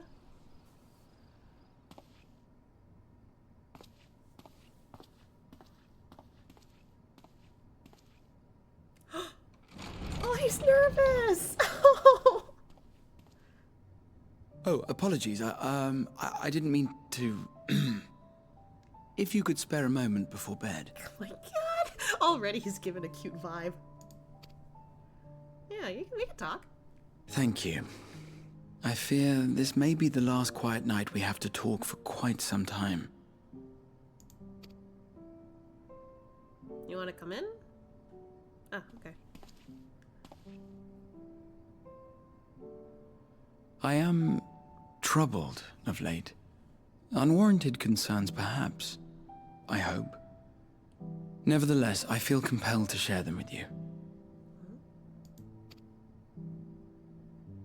Though you have bested your enemies thus far, Xenos and even Zodiac, your victories have come at a considerable cost to yourself. What does he mean by that? No one is without their limits, and you are no exception. I worry the added weight of the final days will prove more than you can bear. It is surely too much for any one man. But you needn't bear it alone. Let me share your burden. My, carrying capacity pales in comparison to yours, but I could still help. Shoulder the occasional satchel from your ever-growing mountain of, baggage. Oh my god. Okay, suddenly this isn't just the shipper in me anymore. Oh my god, that actually resonated with me very much. You have already done so much to help relieve me of mine own encumbrances. 'tis only fair that I repay you in kind. Oh. Of course, it needn't be only troubles we share. Moments of joy may seem few and far between now, but there will come a time when we look back fondly on this journey. The inquiry at the Forum, our march through the snows of Garlemald, our impromptu dinner in this very room. All of it. Some of them not so good, but some of it also good. Rule 34 main character arc. God, no, not this moment, please. And that is to say nothing of the journeys yet to come. To the ends of the world and beyond. Oh. But tomorrow will be no less busy than today, and I've kept you from your rest long enough. Graha for real just went like, yeah, we're still gonna have more adventures. He's like, wait, what? We haven't stopped the final days. What? You meant after the final days? Not confident. But confidence that I appreciate.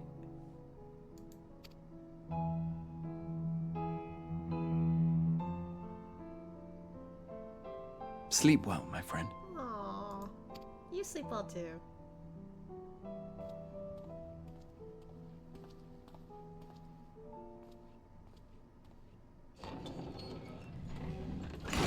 Man, I didn't expect what he said resonate with me so much.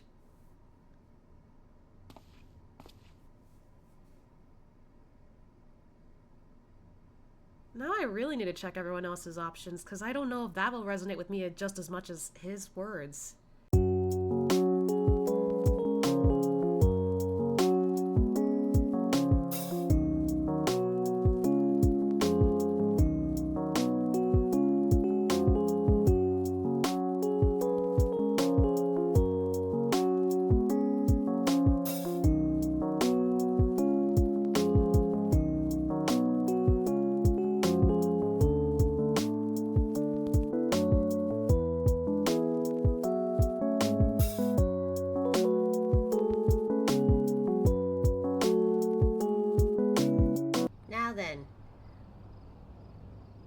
Let's see what it would be like to talk to Alphinaud. Alphinaud?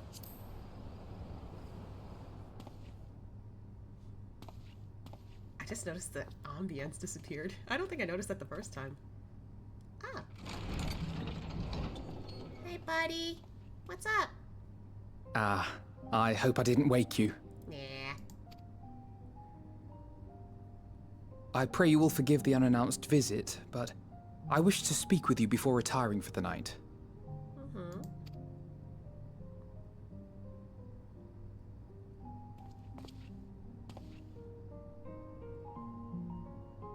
About Garlemald, and the time we spent with the people of Tertium. Dangerous though it was, I'm glad we had the opportunity to treat with Eulus and Quintus. I was worried what might happen after we were collared. If they attempted to restrain you too. If they succeeded. Oh, dang it. I forgot to change his earrings. Well, now you guys know when I recorded this, I bet. Oh well. Once more, I put you in harm's way. And for that, I must apologize. Oh, none of us could have seen that coming. Or rather, I should thank you. For trusting in me time and time again. Oh. After all our journeys together, I dare say I've used every expression imaginable to convey to you my gratitude. Nevertheless, I hope these words of mine still carry some small weight.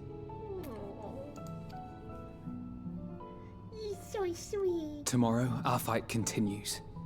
Mayhap it would have been better to seek you out after we have true cause for celebration.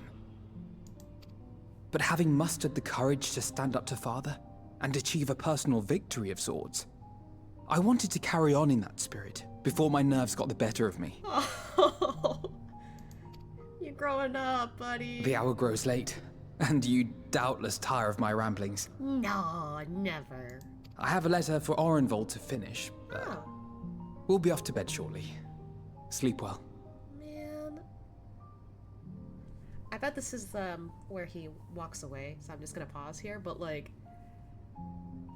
that's just so sweet of him. Like, each of the Scions, technically they don't really need a reason to like come up to this room to talk to Ashia, but like, the fact that they do because they care about how he's feeling, what he's doing, like, because he's impacted their lives so much, especially Alphinaud here, like, I appreciate that they come out of their way to, like, talk to him. And, like, for all the players, like, literally this is the first one I'm doing for this recording, but, like, for all the players who have done this for so long and are just getting this heart-to-heart with each of the characters of their choosing, I think it's so nice. I think it's so sweet. Like, you feel like you've gotten super close with them because of all that time you spent together. And like, I don't know, like, I really feel like from this alone, the two of them have gotten so close. Like, I've talked about this before, but like, Ashia literally feels like a older brother to Alphinaud, and I feel like at this point Alphinaud probably sees the same way to Ashia. Just from like looking at this cutscene, like, he really trusts him, he cares about him, he changed for the better because of Ashia, just spending time with him, and other people too, like Estinien. Like, I'd say he changed for the better because of meeting Estinien, and then like thinking about Iselle, like, she was also like a surprising influence on him. I'd say, I don't know. But literally, he's gotten so much better at caring for the people around him. Like, he's already cared, but like, at the time when you first meet him, he probably feels like he's a stuck-up, like, rich kid. Which, he is a rich kid, and he probably was stuck up, but he grew so quickly that all of a sudden, like, that image is gone in my head. He's not a stuck-up kid anymore. He's a grown man. I love him for that. Aw, I love him so much. He's so well written, I feel like. Oh, there he goes. Bye, Alfie. Aw, that was nice. Alright. We got Alisaie next. Alisaie?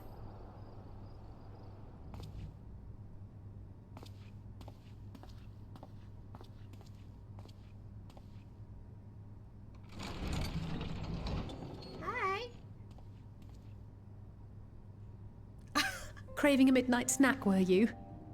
I did consider bringing a few sweets, but decided this wasn't an appropriate occasion. I like from his reaction, he was like pleasantly happy to see her. I was like, aw, that was sweet.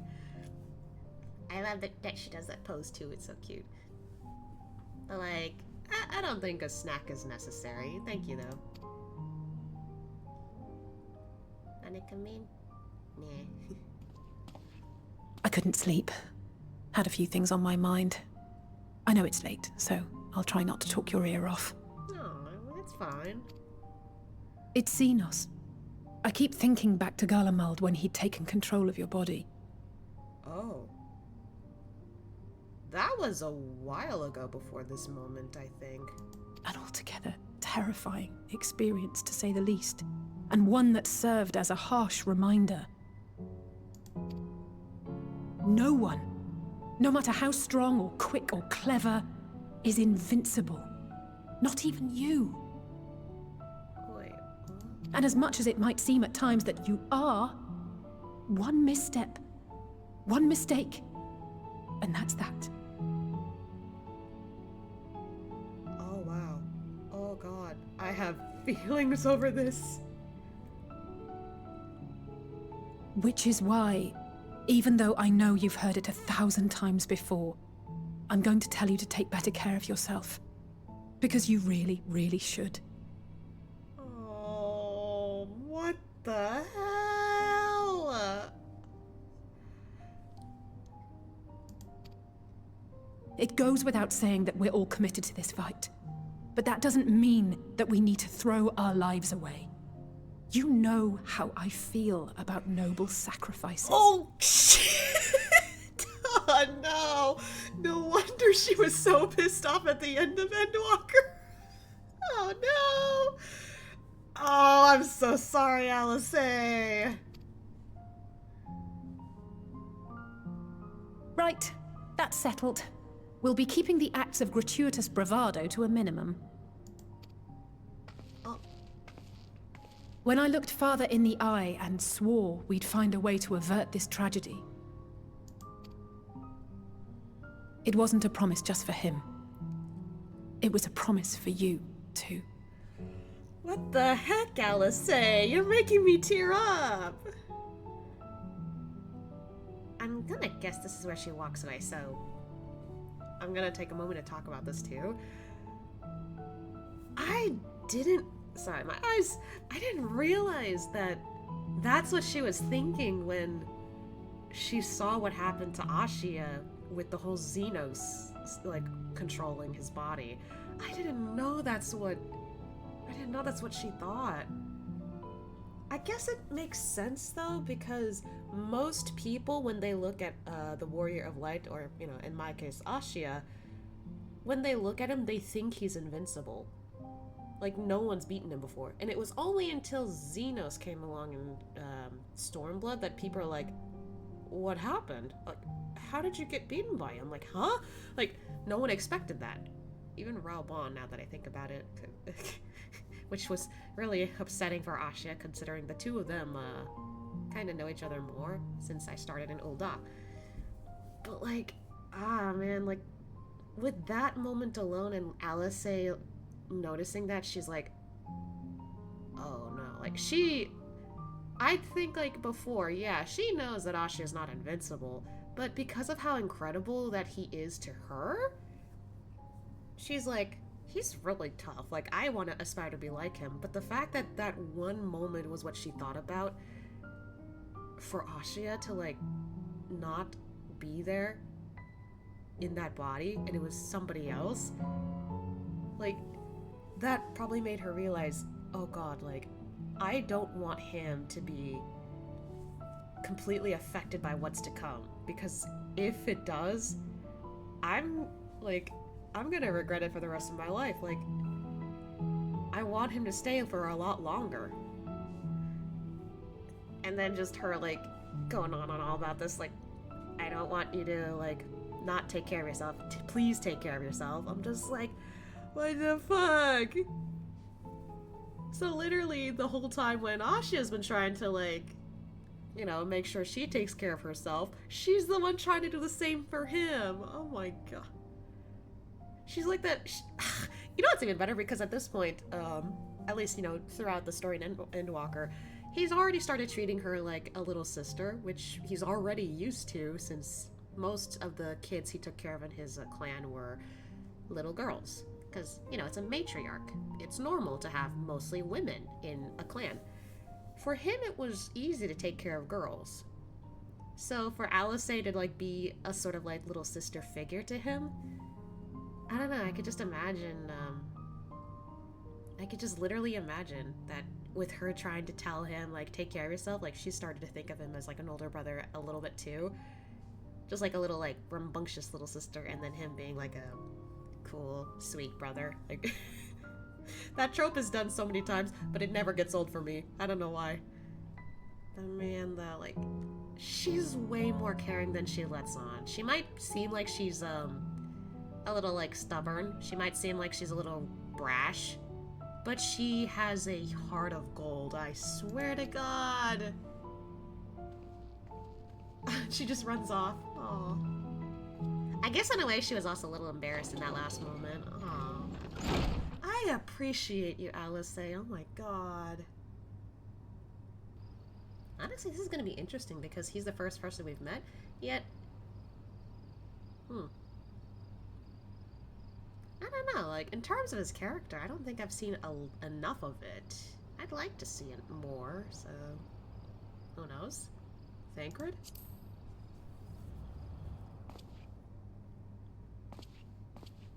What's he got to say, I wonder? Hey, man. What's up? Evening. I hoped you hadn't crawled beneath the covers just yet. Nah. If you'll indulge me for a moment, I have a favor to ask. A favor?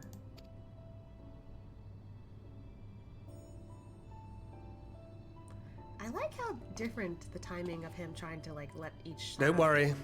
Nothing desperate or dire, if that's what you were wondering. Not yet. Okay, I was waiting.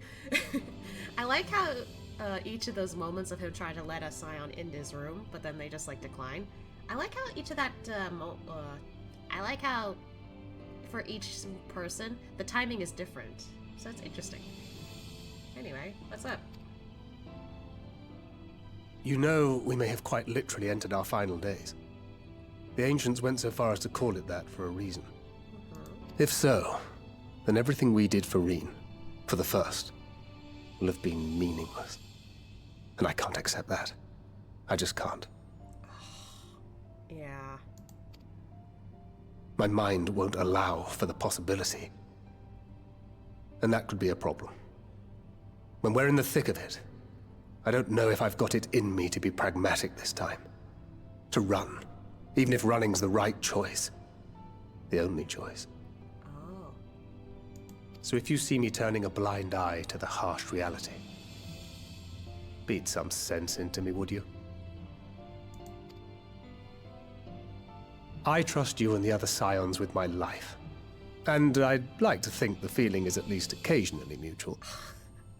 Man, I risked my tail to save you. Twice. And I never forgive myself if my stubbornness put them in danger. Oh. Gods, listen to me. Beginning to sound like the father I never had. Oh, like, really? You say that here? So, can I count on you to keep me in line? I can think of no one else more eminently qualified.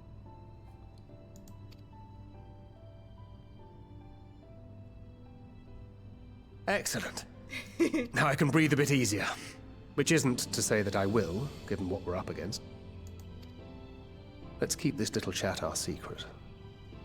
I'd rather not have anyone scolding us for burning the midnight oil. Gonna guess this is where he leaves, so... Honestly? Not what I expected.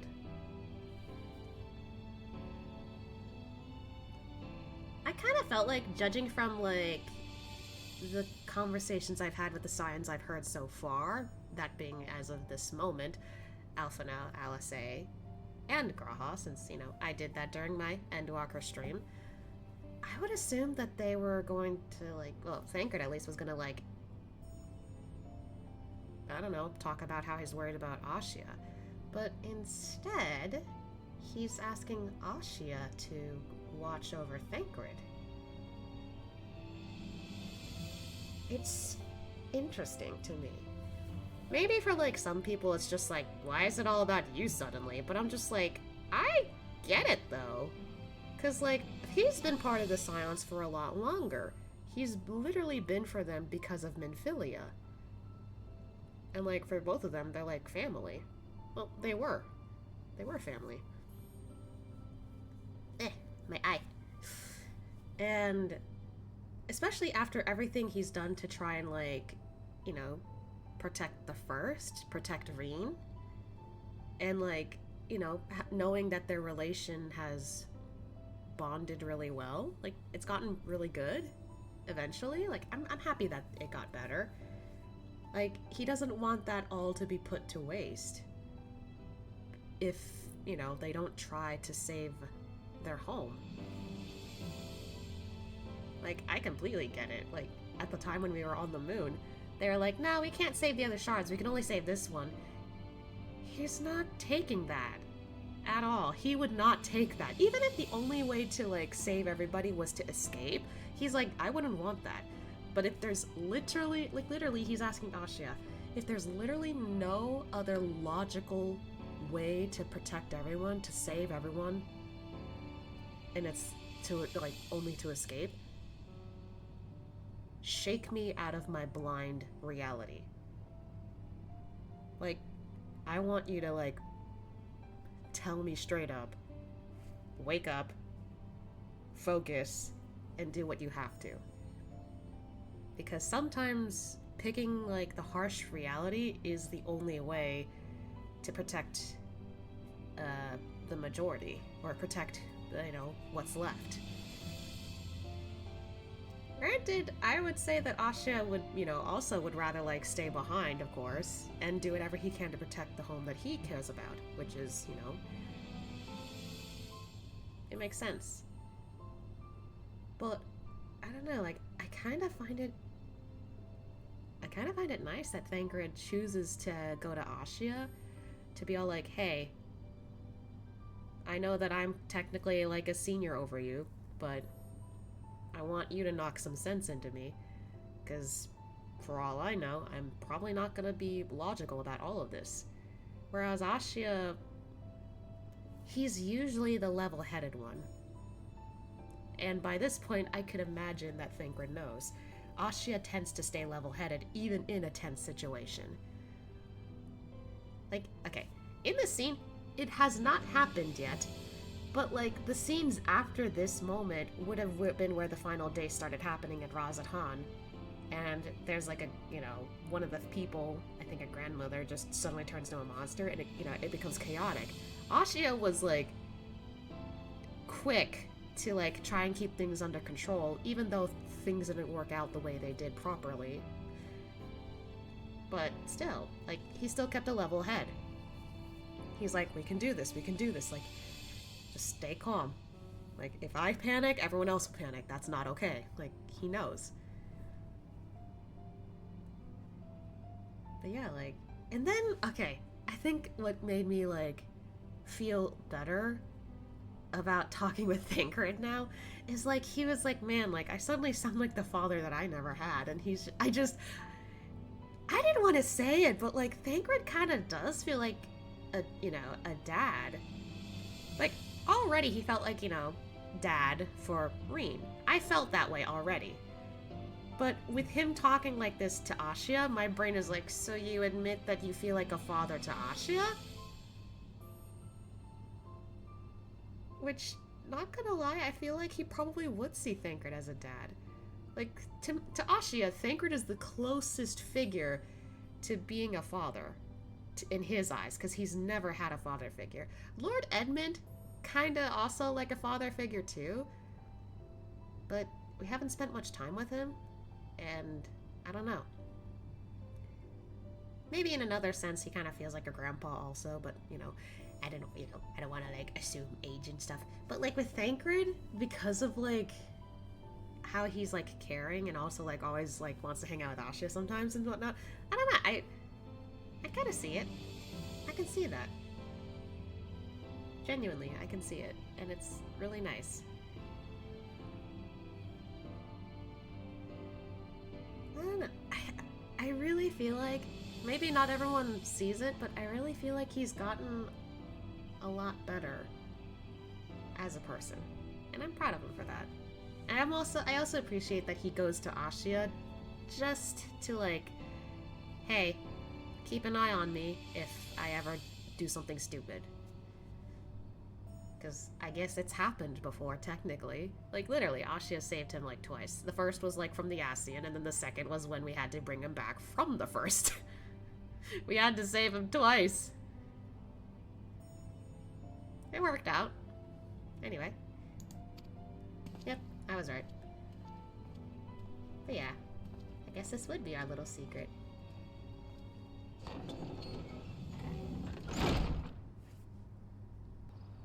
Alrighty. Ystola's next. This will be interesting, as, I did, like, at this point, I did get a chance to hang out with her a lot during, post-Endwalker, but I'm curious, like, anything specific she says here, I wonder? Ystola?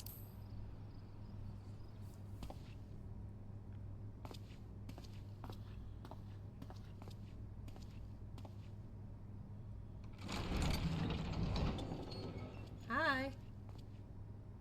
You're still awake. Good. Ah, the theme! Might I trouble you to stand still for a moment? Huh? stand still. Why?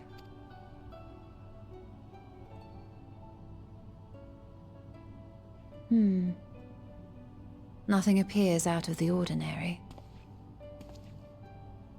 Wait, was she, like, just staring Ashia down a little bit, checking his, like, ether or something?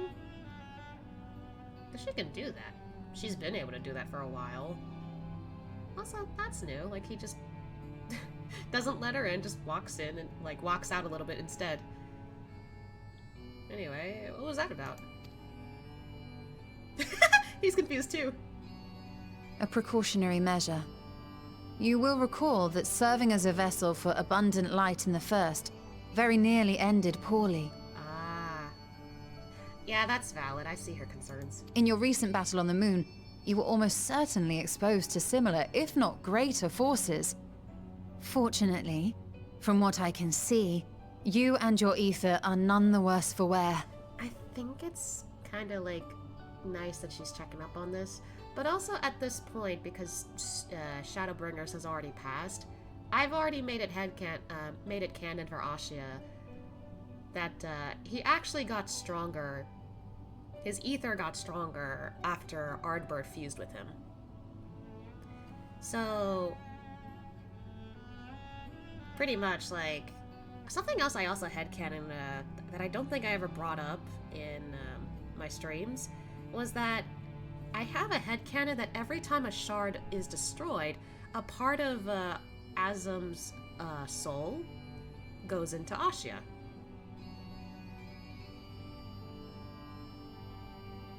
Because, like, we know that Azum is Ashia. Azum's the warrior of light. We are Azum.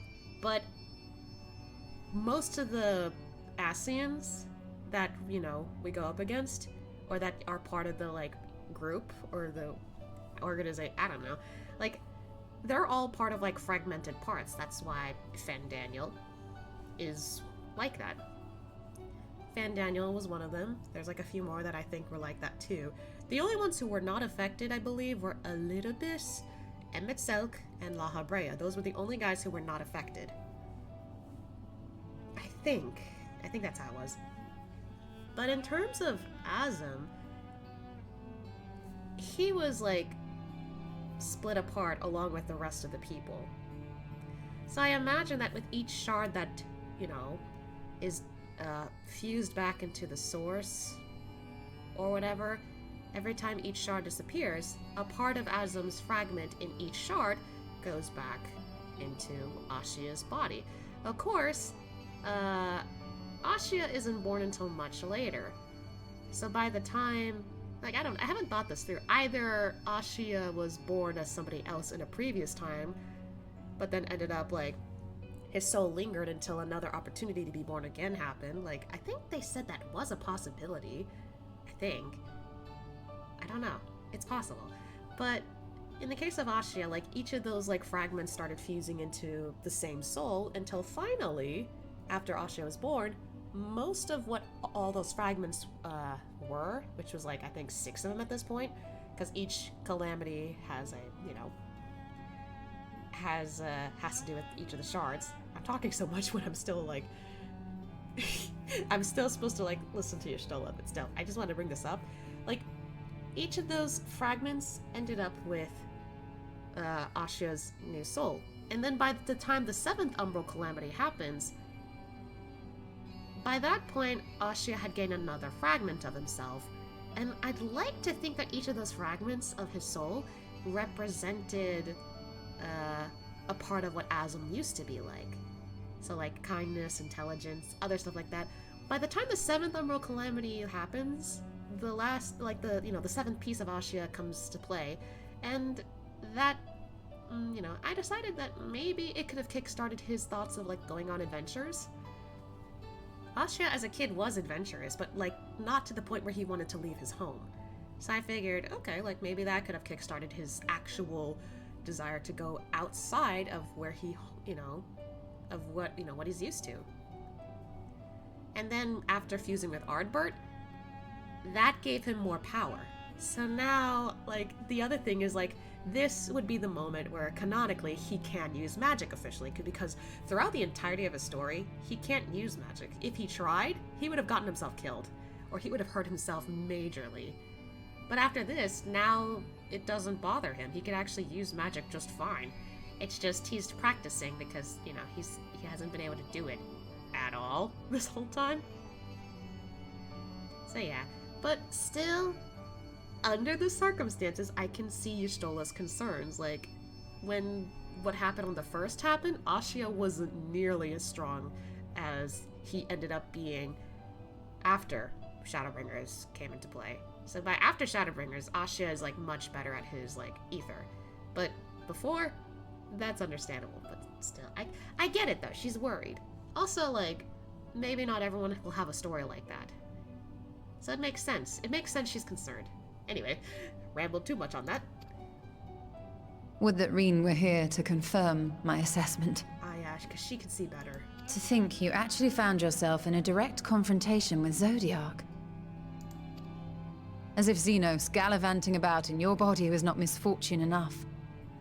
Did you so grossly offend every single deity in a past life that they saw fit to place a curse upon your soul?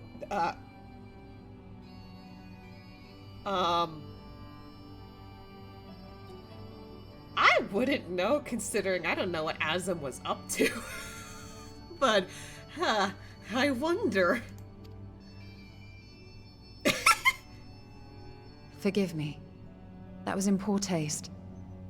I recall vividly how battered and broken it was in the depths of Amarot. So it was kind of meant to be a joke, but she was like, never mind, that wasn't funny, sorry. Would that you could have seen it with your own eyes. Mayhap then you would understand why the greater part of me is glad you did not. It was a horror beyond description. I can't imagine what it's like to, like, see through Y'shtola's eyes. Like, she can see way more. Granted, at the cost of her own, like, life, kind of. But, like, she can see way more than what most people can see. Because she can see the ether in people. She could see, like, specific emotion that other people can't.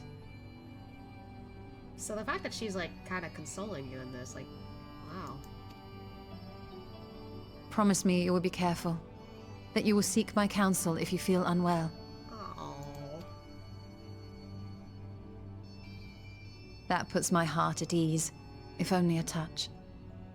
I suspect it will grow colder as the night wears on, so do be sure to stay warm. Aww. Sleep well. May the shadows keep you. It's been a while since I've heard her say that. But, like, you know, with her coming over to see Ascia, I know that there was dialogue where they just, you know, you could joke that she's, like, you know, being a mom, but I guess in a way she kinda is, huh? Kinda. I'd argue, since, like, you know, Ascia already has a mom that he writes to frequently, I'd argue that she's either an older sister figure to Ascia, or maybe an aunt. But then again, I think Ascia would be too nervous to call her that. So the closest I can imagine is that she's an older sister instead. And, I don't know. It's just really nice that she really cares about him. She seems cold. She seems like she doesn't care. She also doesn't like to deal with bullshit, as we know. But at the heart of it, she still cares. She still is worried about Ascia because, you know, considering his personality, like, headcanon-wise, she probably knows that he's the type to not talk about anything specific. Maybe not even talk about his feelings, but she's like, hey, I know you don't like to talk about this, but if you're ever feeling sick, if you're ever feeling this, tell me, please. I don't like that you're keeping that from everyone, and considering what happened on the first, I get it. He's just like, I can tough enough. She's like, no, you can't. Go to bed. I'm okay. Like, I can see it. I appreciate, like, literally, I appreciate Y'shtola in general, because, like, I think a lot of times I don't see too many characters that are just, like, like they don't like to deal with nonsense. I don't see that many characters that do that, I feel like. But that's because of the kind of games I play. She's a refreshing character for me. Like, no bullshit, no nothing. I don't want to deal with that. But still cares. Clearly. She just shows it in a way that maybe not everyone understands. But I get her. And I appreciate her. I see, like, why so many people like her, too, now that I think about it. Yeah, she's like a cat girl, and lots of people like cat girls and all that. But, like, God, did she turn really cool the more you get to hang out with her in this story. And there she goes. I really appreciate that she came just to check up on you, just in case.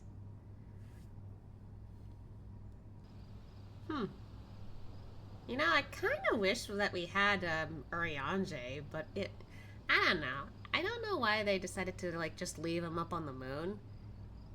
But I mean, I don't know. Maybe one day we'll have a one-on-one conversation with him, minus what we've already gone through in Endwalker.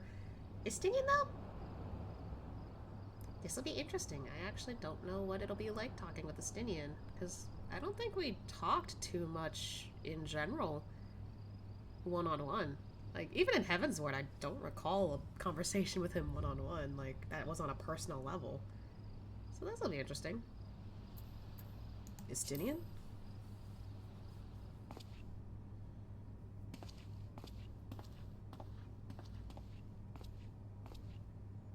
Oh. Oh! What the? He's not wearing his armor? You're alone. Good. What? How many outfits does he got?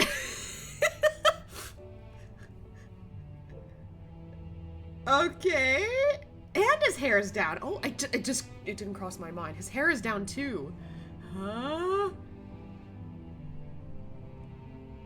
Kind of looks like he's getting ready for a date or something. I don't know. What the hell? This is the second time I've seen him, like, in a nice outfit. Oh my god. Ah, the music. It makes sense, though. Hi. The twins thought now would be a wonderful time to pay a visit to my chambers. Rather than listen to them bicker over tonight's snacks and tomorrow's plans, I seized the first opportunity to make my escape. Yeah, of course you would. Can't blame you. You're kind of a lone wolf most of the time.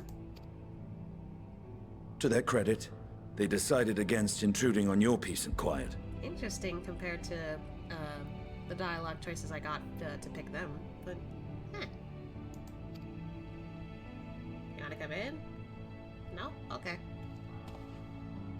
God, I forgot how tall he was. Can all be a bit exhausting at times, can't it? I wasn't sure what to make of you at first. During the Dragon Song War, how quick you were to take up a cause not your own. But I came to see that is simply the way of you and yours. Aww. I will not pretend to understand this talk of ancient primals and the final days, but I trust in your judgment and choose to believe in your cause. You and Alphinaud have my lance, now and always. Man, that's so sweet of you. You'll need it. Rack and ruin looming on the horizon. Calamity bearing down upon us. There's no place I'd rather be than here. Standing shoulder to shoulder with friends on the front line. So do not hesitate to send me against your enemies. I'll make them rue the day they met me. What the hell? Oh my god. I don't know why, but that line was raw. Now, if you'll excuse me, I could do with a little air. Oh, is this a moment where he walks away? Okay. So, a lot of things to unpack here. He clearly didn't know what Ascia was gonna be like at the time, and it makes sense. Because, like I've said many times with Ascia's character, he's just so darn nice that there are some people who think he's probably doing this to get something out of someone else, but he's not. He literally is just nice. And then there's others who are just like suspicious, like thinking like he's probably just trying to get everyone's good side. Also no, like he's just trying to be nice. But because of this, some people also try to exploit that kindness from him. He knows his boundaries though, thankfully. But there have been instances where like he's been tricked, he's been betrayed. And usually it's because he didn't really think that they would do anything suspicious or whatever. He didn't see any reason to assume that. I feel like in terms of that happening to him, he's gotten better at observing when somebody just wants to be a sleazy... excuse me. The timing for me to burp. Like, he doesn't assume that they'll be like a sleazy, like scumbag or whatever, just trying to exploit him. But he's gotten better, I'd say. He's gotten better at like observing when people are just trying to use him. But before, nah, like he didn't see any reason. Like, if they try to break boundaries of like making him do something he doesn't want to do, then like that's something he won't accept anymore. He's like, hey, I don't appreciate your making me do this. No. But a lot of times, the people he meets, fortunately, they're nice, and he does it without expecting any reward. The fact that Estinien is, like, confused, why would you help these people when, like, we have nothing to do with you? Like, you have no reason to help us. The fact that he was also one of those people who was, like, kind of weirded out by Ashia's personality, that honestly speaks something. I don't know. And then the fact that he later understood that, like, it's just the way you are, and, like, I need to accept that. You know, and that's fine. Like, honestly, I respect that that's who you are. You choose to be like this. Like, that's what that's what it sounds like to me. That's what he's thinking, and it's really sweet of him to accept that. Because there's probably a lot of people who, like Estinien back then, would just be like, what is wrong with you? But now he's okay with it, and that's nice. Then there's the fact that, like, he genuinely has no idea what is happening. He's like, I'm still confused of what the hell is going on. And probably because he's just the kind of guy who goes with the flow, but also doesn't necessarily try to comprehend what's going on. Sometimes he'll try, but other times he's just like, I'm just here to fight. I'm just here to, like, fix a problem. Which, I guess, you know, I get it. He's just like, I just want to, like, be done with this. Like, no one needs to deal with this bullshit. Probably another no-nonsense kind of guy now that I think about it, but just a little bit more aggressive about it. He probably did that a few times, actually, now that I'm thinking about it. But the fact that he admits to Ashia, like, yeah, I don't really understand what is happening. Despite this, however, I will still stick around. I will still help you guys out, because you clearly need the help. You clearly could use the help. And whatever happens, if you need something destroyed, if you need something beaten up, if you need anything at all for me to pummel, just talk to me. Like, I'm the guy. He's literally asking you, the Warrior of Light, to just use him as a tool. Use him as a weapon. I don't know why, but, like, I feel like with Ashia just smiling instead of nodding to that is just like him thinking, well, I'm not going to ask you to do it, because I don't want to treat you like a weapon or tool in my eyes, but I appreciate that you are absolutely willing to do whatever it takes to get shit done. You are willing to help us out. That's what I appreciate more. I guess in a way, like, with the trio of Alphinaud and Ashia and Estinien now, it feels like they're all just brothers, and Estinien's just like the older brother who, like, I don't know what the fuck I'm doing, but, like, hey, who beat you up? I'm gonna go after them. Like, no hesitation. He would be that kind of guy, I feel like. But, you know, I think he's still cool. Even though what he's talked about with Ascia is like, I don't know what's going on, but I'll help. Like, I oddly like that straightforwardness of his. It's not a bad quality for him, honestly. And like, now that this is the last one, you know, now that I'm saying this here, I like how each of them literally have their own reasons to talk to Ascia, and everyone has their own, like, way of supporting him. It's nice. Estinien's is, like, really cool. Everyone else, like, I understand it completely from their perspective. Estinien, he's just like, hey, I'll beat someone up for you if, like, somebody's picking on you. Like, I like that. So straightforward, but I appreciate it. Alright, then. What? Wait. If Alphinaud asks, I was never here. Wait, what? Why'd you... Are you going through the window?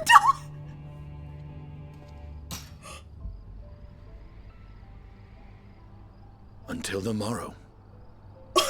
He actually is going through the window. Damn. Way to be extra cool. Also, you know what? Since I already finished post-Endwalker by this point, I wonder if that explains why he disappeared at the end of the 13th Shard quest line. Is that how he escaped? Oh, there he goes. Damn, what the fuck, Estinien?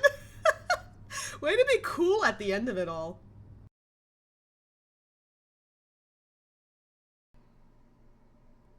In the Alamegan Quarter. Wait, what?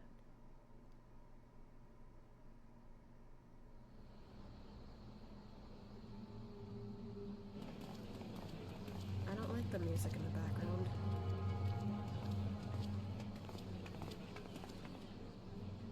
Thank the gods that tower is gone.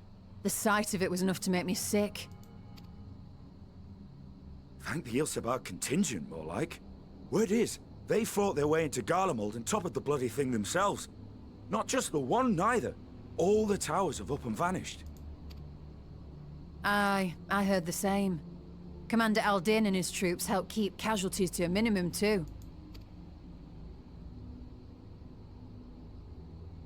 But is it true? They brought back tempered Garlean soldiers? As Commander Aldin tells it, they've a treatment for that now. But don't you worry. Cured or not, they've no plans to bring them into the city proper. I see. Well, that's a relief then. I mean, their understanding is there. They're not used to the Garleans anymore. They don't like them after everything they've done. I know we've brothers and sisters among the lot, but I can't say I'm eager to welcome them home. Wanted to think about it for a while yet. They're to be looked after in Alagana for the time being.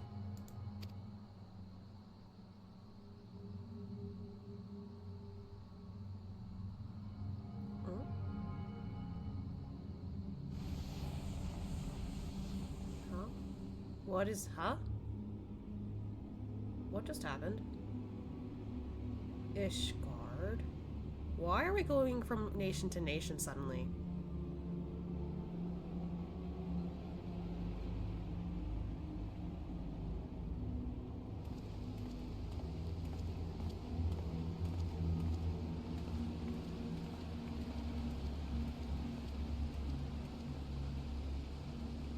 Erenville.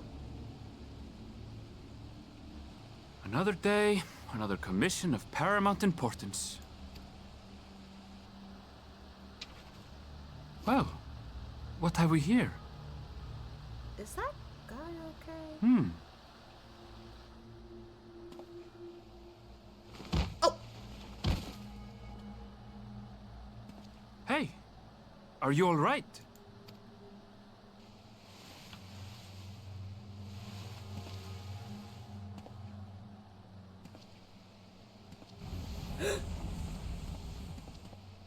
Was that? No. The shadows play tricks, nothing more. Why is that happening at all? The towers are gone, and the Garlean threat is abated. And yet, why does it feel as though it's about to get much, Much worse. I don't like that either.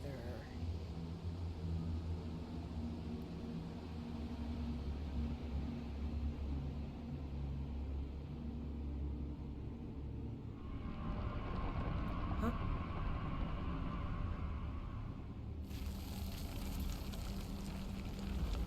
Oh no. What does that mean?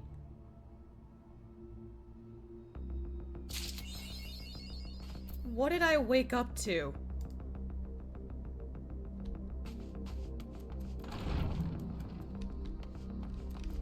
Tataru?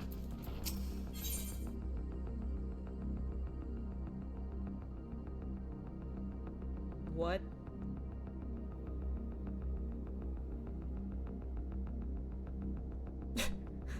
One ring to rule them all and darkness bind them. Is there actually a ring involved? Well, I don't like the look of this. Oh, Asya, I was just about to call for you. I'm afraid we received another call for assistance. This one comes from Razad Han.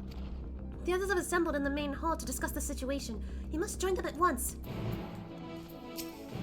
I heard about the final days from Kryl, but I had no idea we'd feel the impact of it this soon. So whatever omen I just saw, that wasn't something that'd be way later. Fuck me, I guess.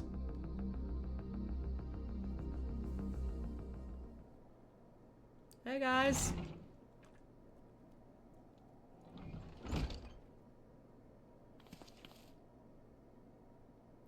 There you are.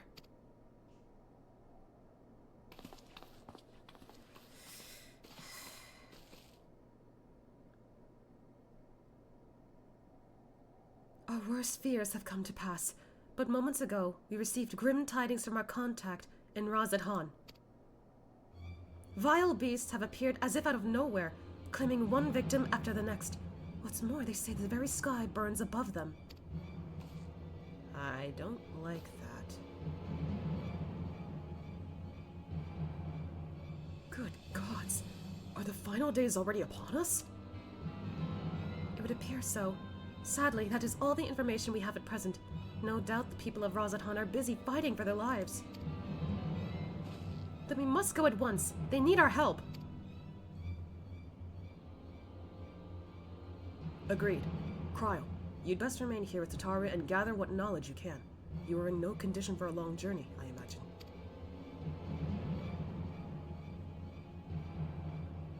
Very well. Similar phenomena may have been observed elsewhere, and if so, we must know about it at once. You guys got this. Be safe out there, yes? Let us make for, Yilimad. We must prepare ourselves for what may lie ahead. I don't like this. I don't like this at all. I don't like this. No similar creatures have been sighted here in Charlene. That said, the early signs may manifest in other regions ere long. We must be prepared for every eventuality. We do not wield the creation magics that the ancients did, yet these abominations appear. Whatever could be the cause? With the fall of the tower in Thavnir, the Hunnish were beginning to enjoy a semblance of peace, and now this! I'm glad for Kryl's support. I'll also call upon Hori Boulder and the others to assist us. They will be our eyes and ears in the fields, as they have been this many times before. I would rather accompany you to Thavnir, but Raha's concerns are well-founded. The last thing I would want is to be a burden. And so I will remain here with Tataru, and do all I can to gather knowledge that might serve us in the battle to come. Godspeed in your journey, Asya. In ancient times, the phenomenon was first observed in places where the celestial currents had grown weakest. It seemed there is a stagnancy of ether in the skies above Razad Han, unbeknownst even to Vitra. Oh dear. If the might of Vitra is not enough to hold these fiends at bay, Razad Han is in dire straits indeed. We must go at once. If this calamity has indeed come to Thavnir, then it is all too likely that Corvus across the strait finds itself in a similar predicament. Even now, it remains an imperial province, and as such it may be some time until we can ascertain the situation there. We can only hope that Kryl and Tatar will be able to provide us with some insight sooner rather than later. Oh, God.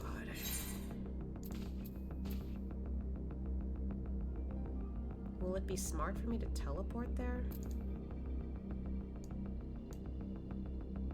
I mean, it's the only way to get there.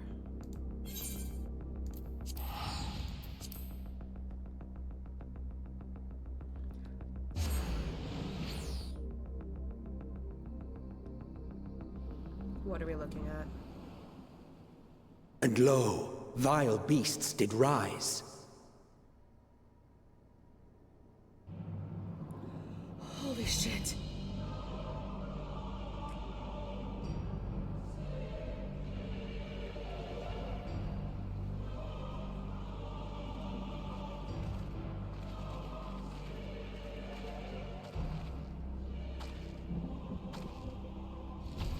Leaving naught in their wake but blood and ash. Sun scorches earth and boils seas. And our sins ascend unto the heavens. 3 dooms to unmake all we were.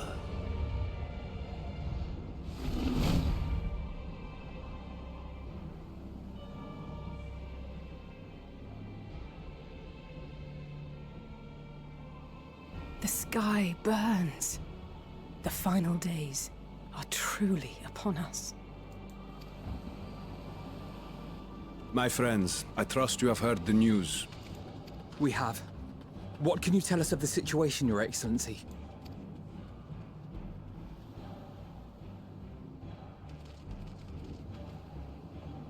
Last night, the isle was rocked by tremors, and the earth itself cried out. Aloft, the heavens began to burn.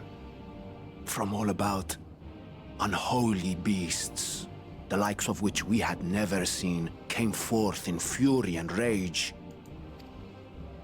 No. To say they came forth would be inexact. The people of Radzat-Han themselves transformed into these baleful fiends. That's why they were shadowy.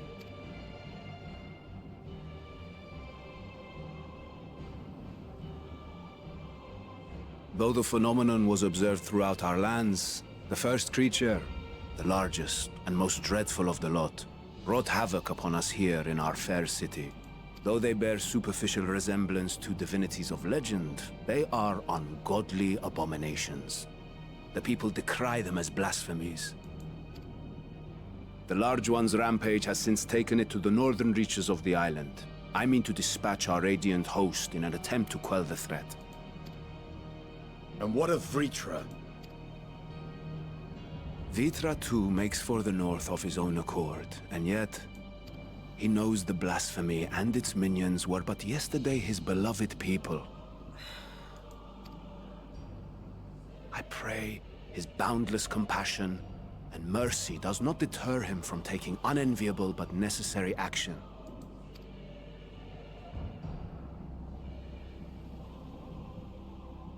Understood. I ask that you allow us to aid you in quelling this threat. You would risk your lives to help us yet again? I have no words to express my gratitude. Our regiments approach the north from several directions, with a number of units set to depart from the docks of Yedlimad. They will make landfall in an area of dense jungle, where one can expect to encounter dangers even beyond the fell beasts we hunt. I leave you to your preparation. You will find me at the docks when you are ready to depart.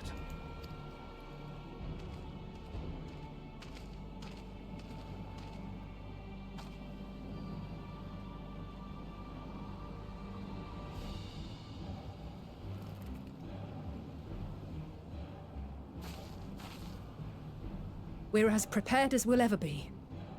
Let's go.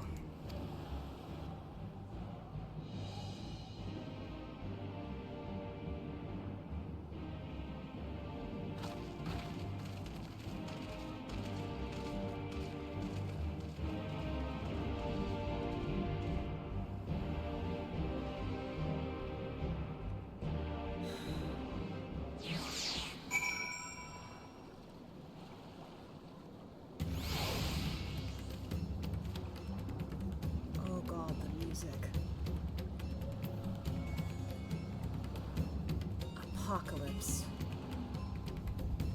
Well, ain't that an appropriate weather?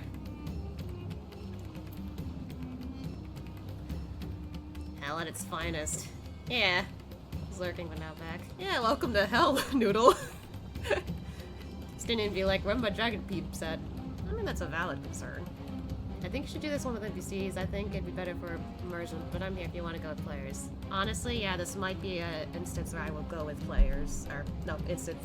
Talk! English! Words! Apocalypse is happening, sorry! I'm going to go with the NPCs.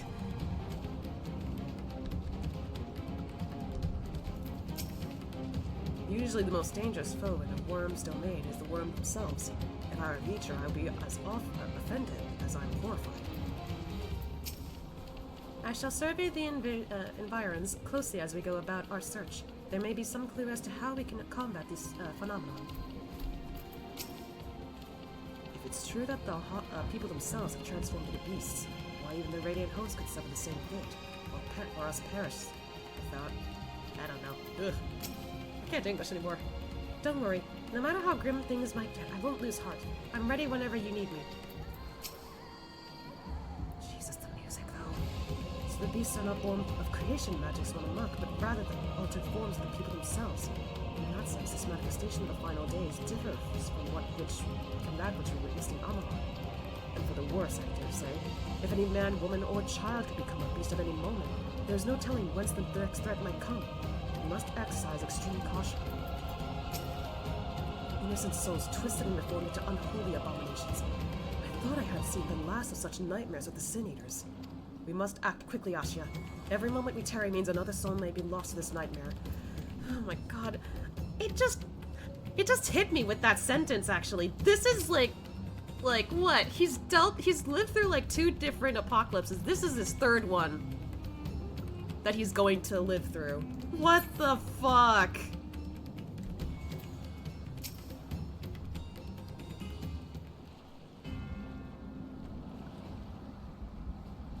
Everyone has assembled, yes?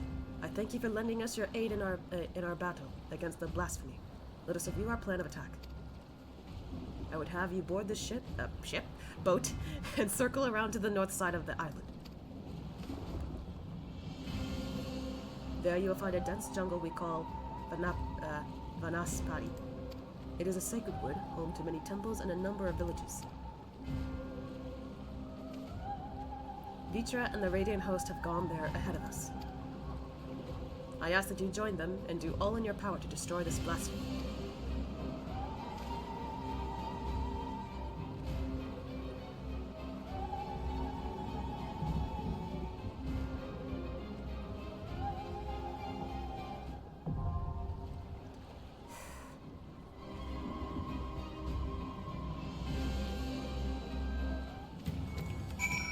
Chat with them before we go in. Or not. It looks like they all say the same thing.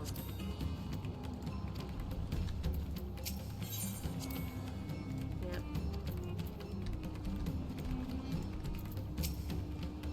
I pray we're not too late to spare the settlements within Vanaspati, the fate that has befallen our city. Once we meet with Vitra and the Radiant Host, they should be able to tell us more of the present situation. Alright. Well, I'll see you in the next area, I guess.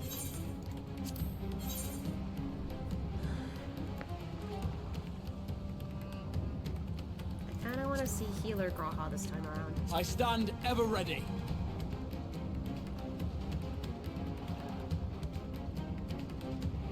Alisaie seems really prepared for this, and we do need our tank, so... I don't think I've had this combo yet.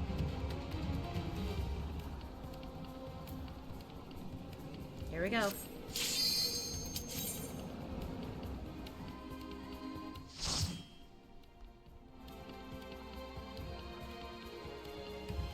Jesus.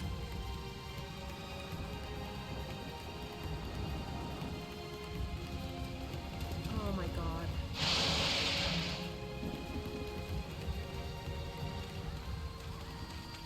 I really didn't want to see those things again. Ugh.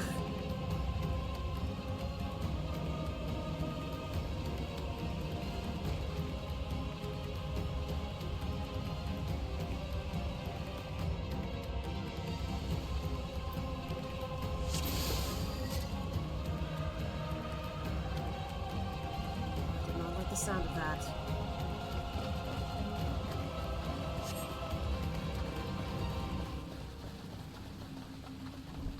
Jesus.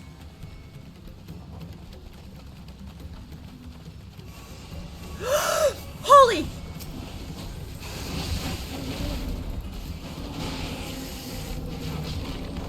I thought we could save them for a minute, but they panicked and turned into those things.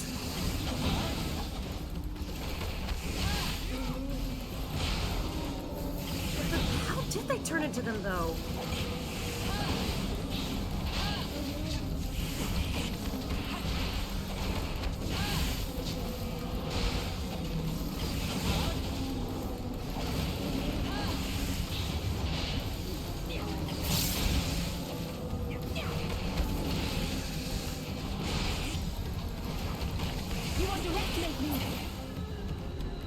I just noticed that Graha said all too reminiscent of the Sin Eaters. Oh my god. Graha, I'm so sorry you have to see that again.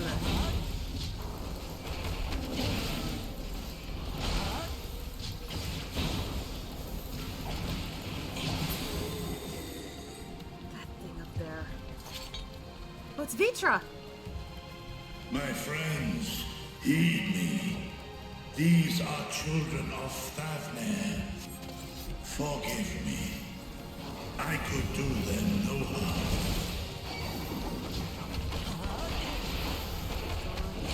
He's protecting people, but he can't fight the abominations.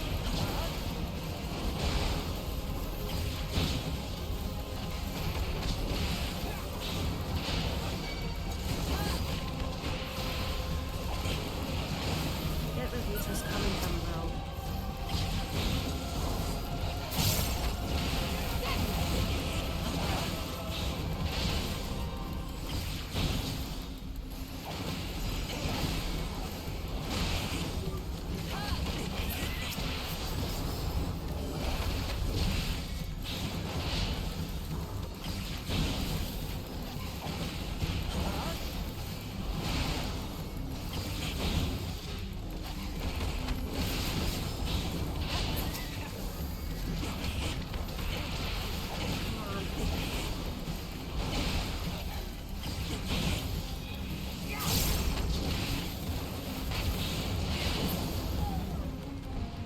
You alright?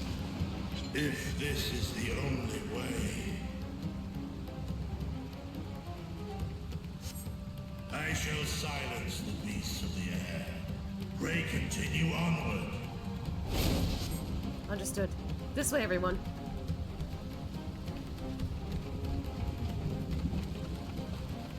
To the fire.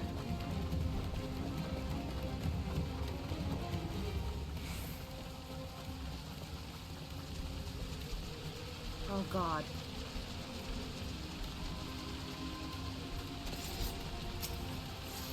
That is horrifying.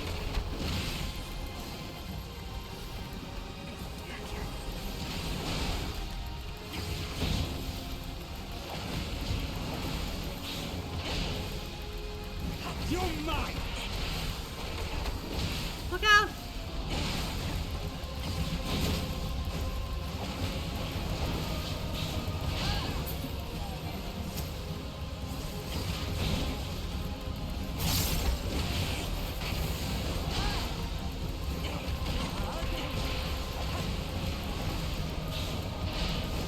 You're mine! This music is giving me panic.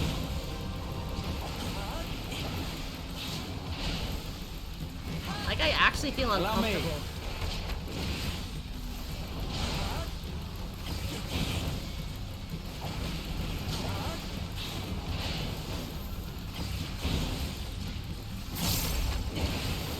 Get down, you frickin'. There we go. Jesus.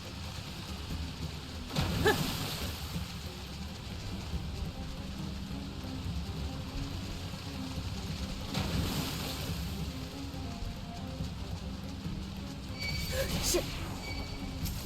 Got too close. Thanks, Graha.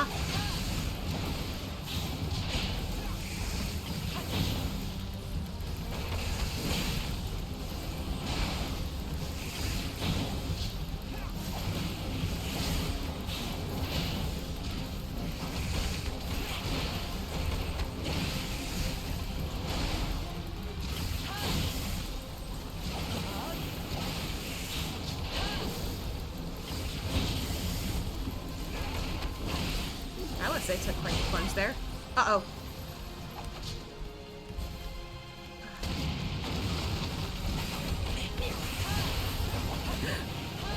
Alisaie, get out of there.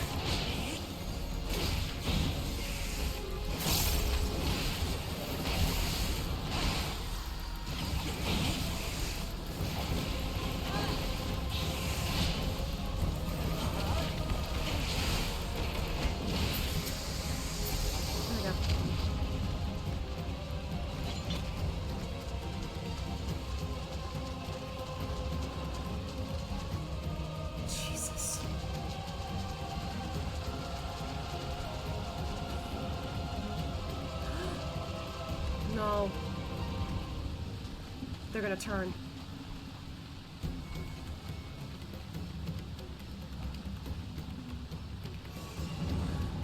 Damn it. Too late.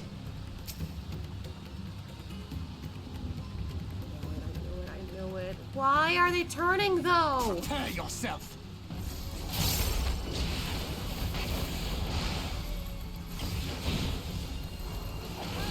You're mine. I didn't like that. There. Uh-oh. What? Allow me. What?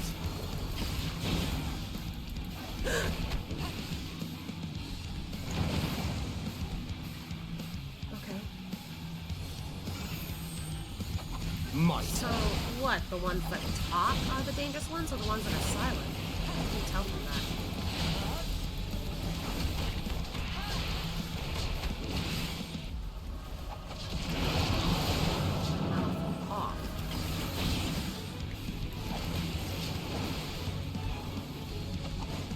Well, dear. I think I get it.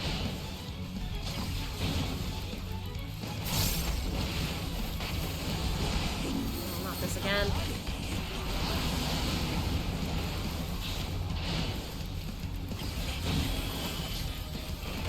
I'm noticing all these Allow attacks. me. Oh god.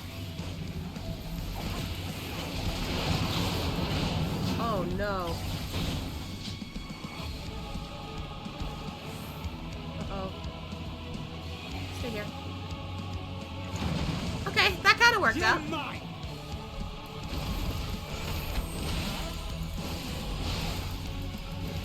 I haven't seen that in a while. Temporary misdirection. Might. Last time I had that was the Fall Guys event.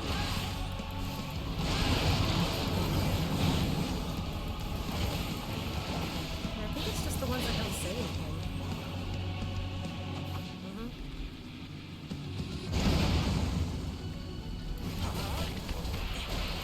What is that?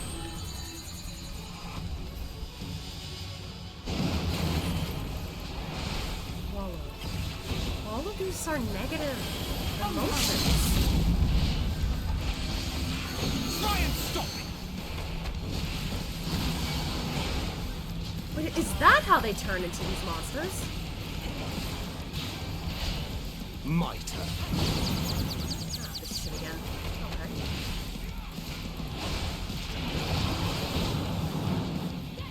Oh god. Uh-oh. I'm in trouble. Woo! Never mind. I'm good.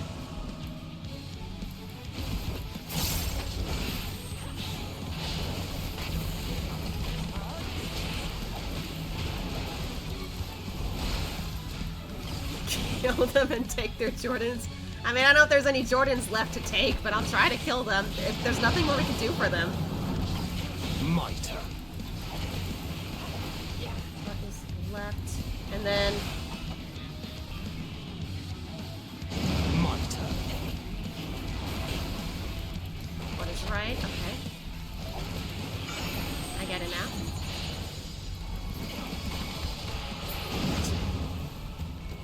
You can't afford to slow down.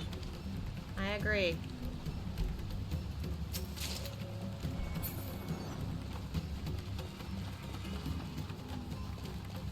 What is his vile presence I sense? Vitra! The horde draweth near. Be on your guard. Oh my god.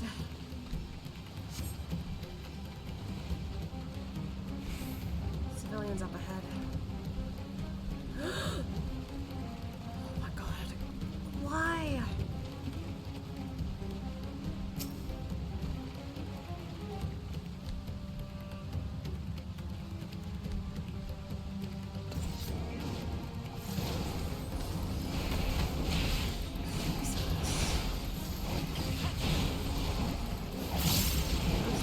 With Praha. I didn't think anything could get worse after Sin Eaters.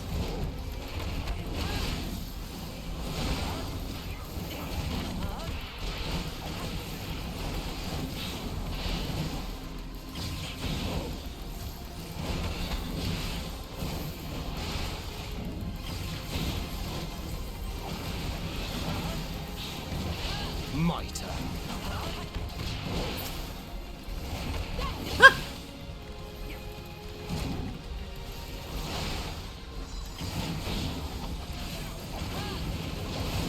Dungeon straight up nightmare fuel.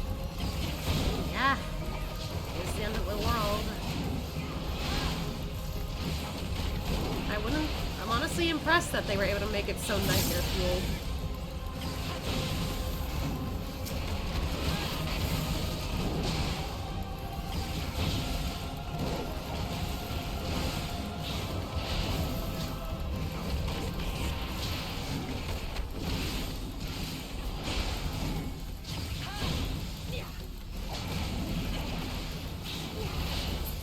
Okay. More dead. Jesus Christ, why? So people either die or turn into those.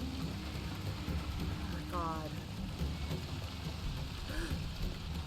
Wait. Is that like a family?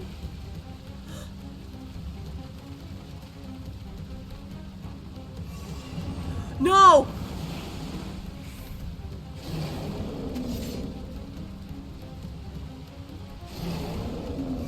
I can't believe what I'm seeing. Oh my god! Are you for real?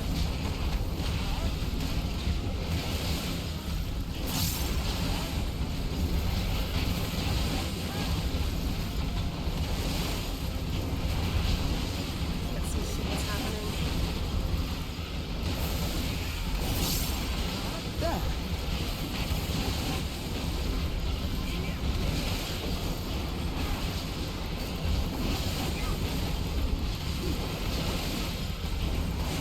Of all the things to see in this dungeon. Seriously? I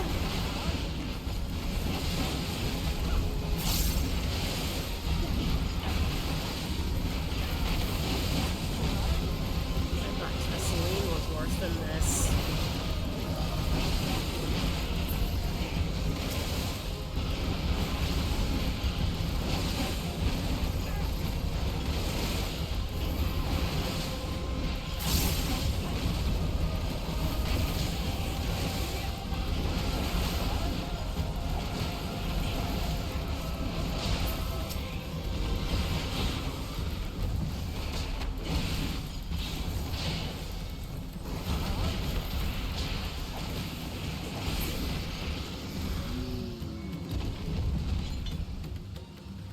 All the things we had to see.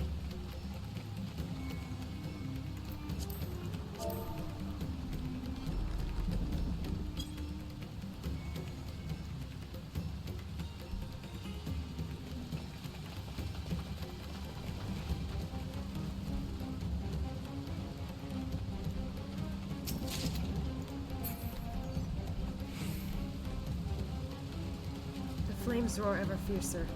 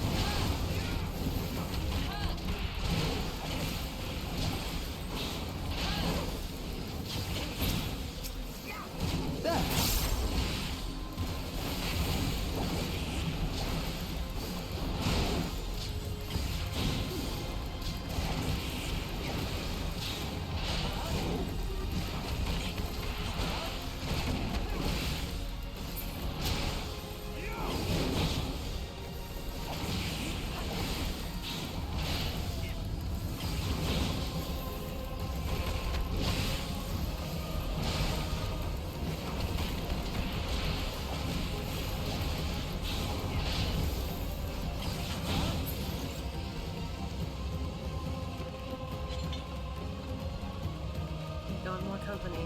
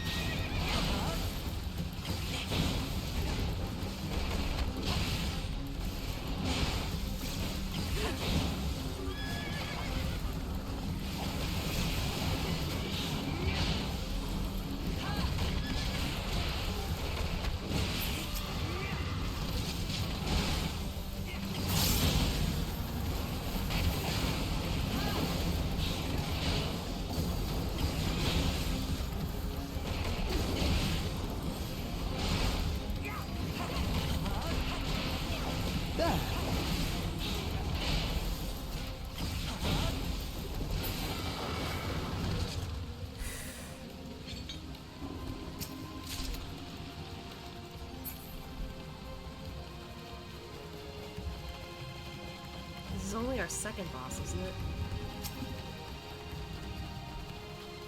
I don't know how much I could take this.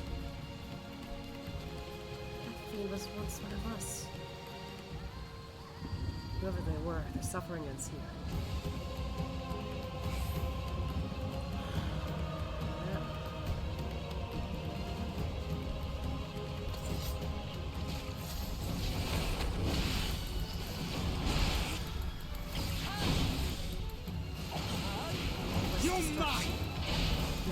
Negative words again.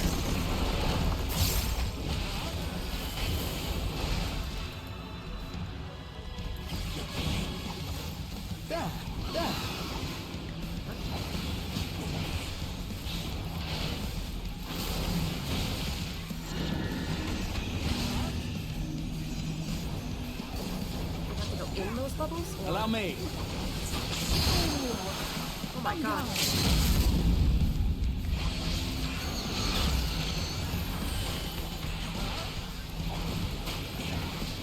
I will say I didn't expect Grandma to make that noise.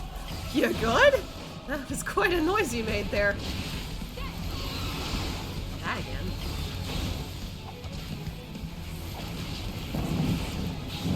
Did that thing just take fire? Get in these bubbles. There we go. Ooh. So... yeah, that thing might burn us to a crisp. Not careful.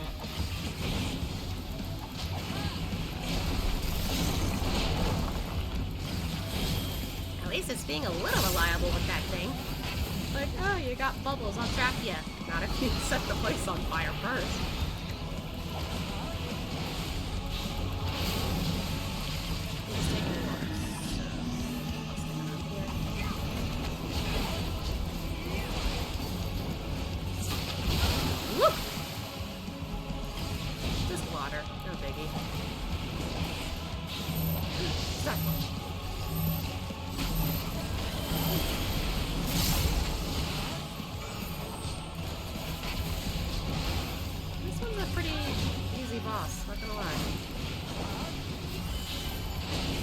It's easier to read, at least.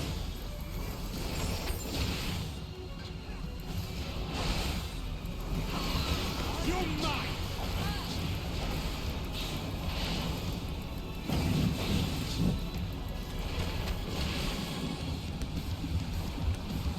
Get me in there. Okay. You're mine.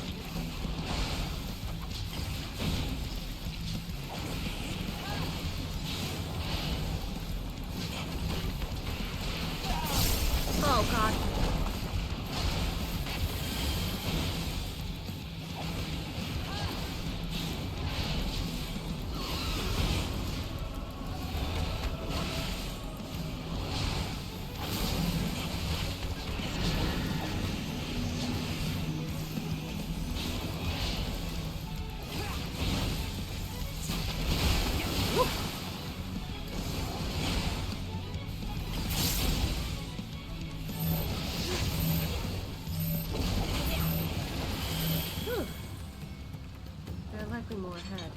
Keep heading north.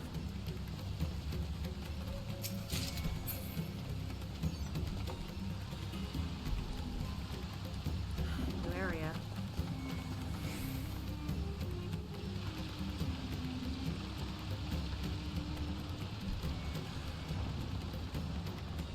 Jesus.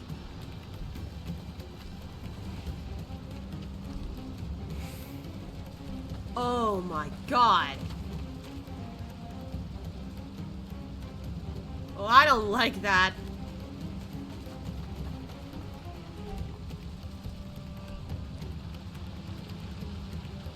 God, it's looking at the sky. I just noticed what Thancred said in the chat.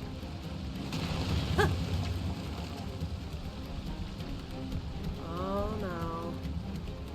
I don't like the looks of what's happening there.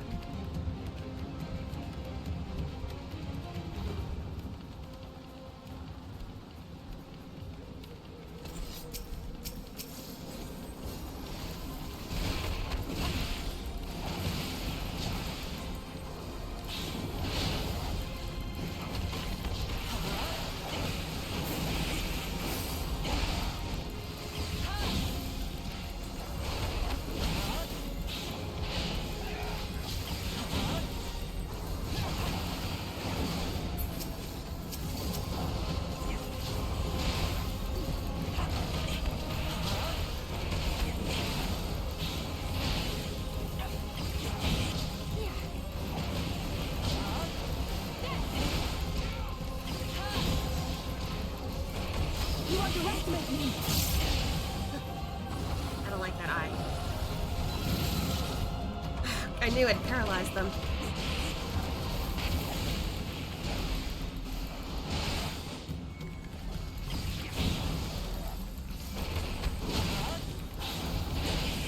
I've learned a bit of skills from them since then.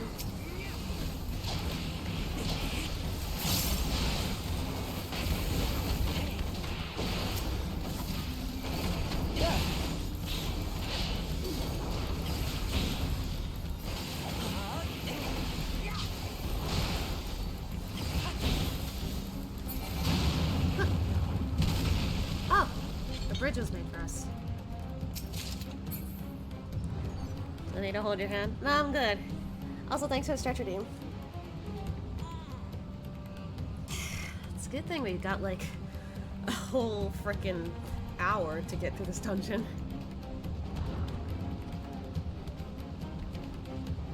Jeez. Everyone careful.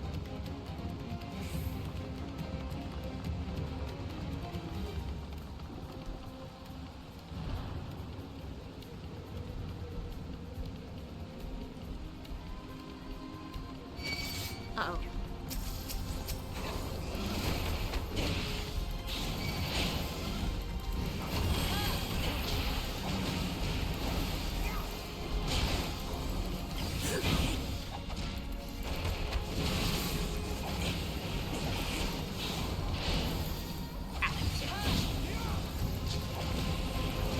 Sometimes I'm in angles I can't see the fight.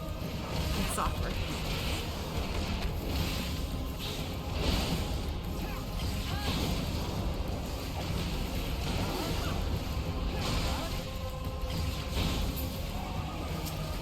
Oh god, we got more.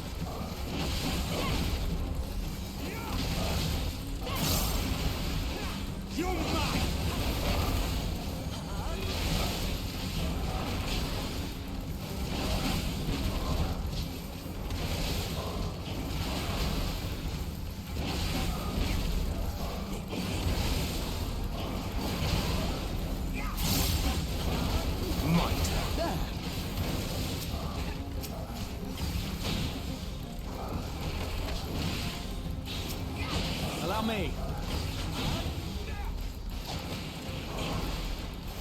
You're mine!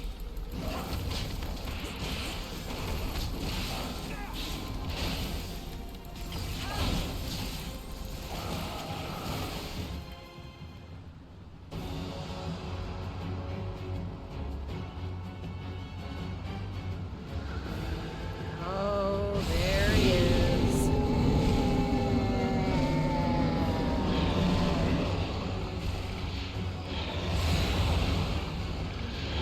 Ah, come on.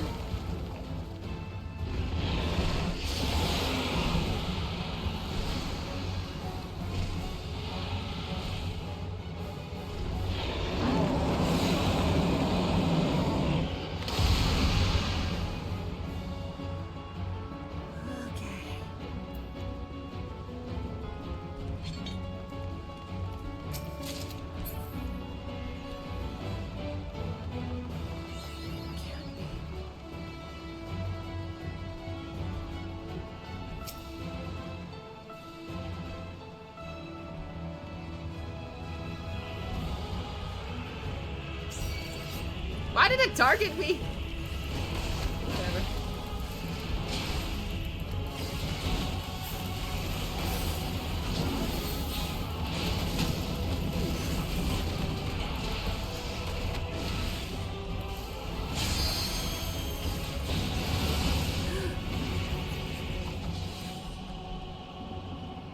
Here?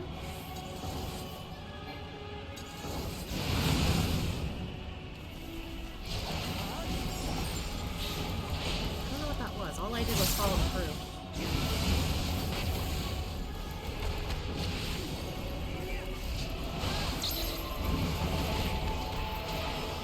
You're mine! Oh, okay. Stay on the opposite. Ow.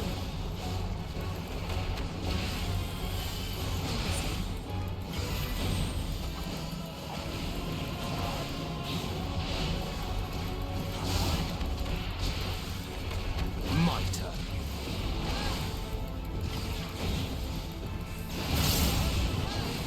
What am I?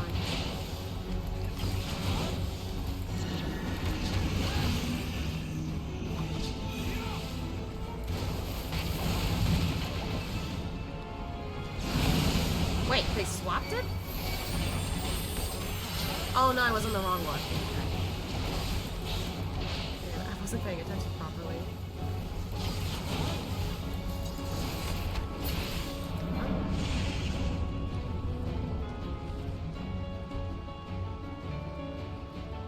Oh.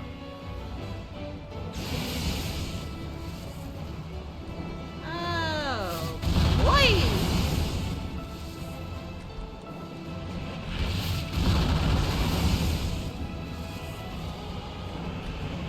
A race to get from one place to another. Thank you guys. Jesus, that was awfully close.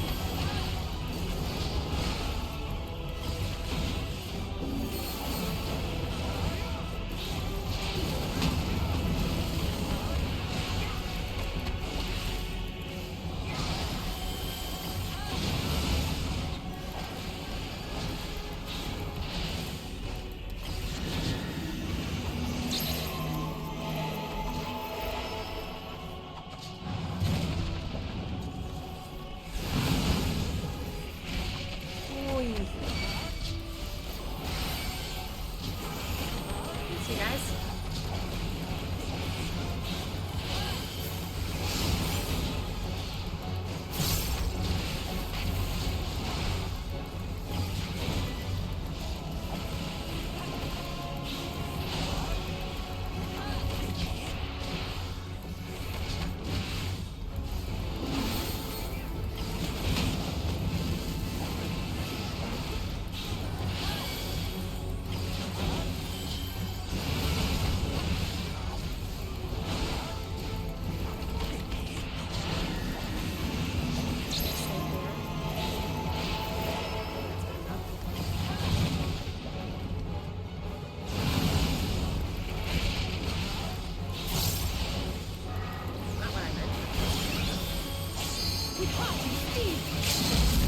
I'll be.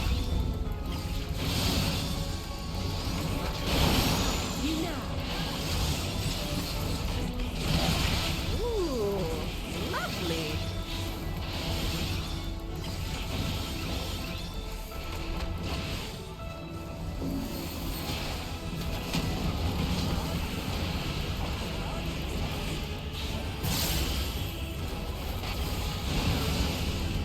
Come on, take it down before it happens.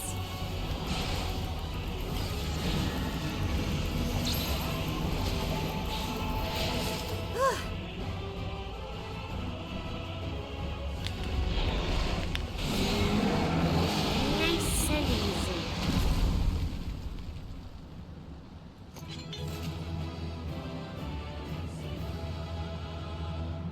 Now I want my life back because I would rather not have gone through this shit. Ugh.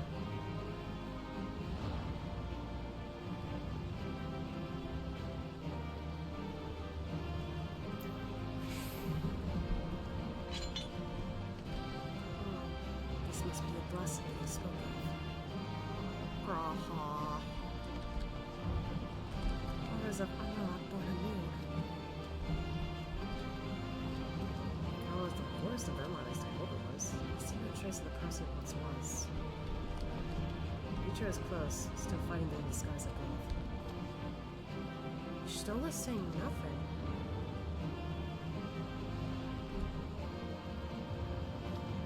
Does she see something about it that we don't? Because, like, this thing hasn't disappeared yet. Something tells me it's important that it hasn't disappeared.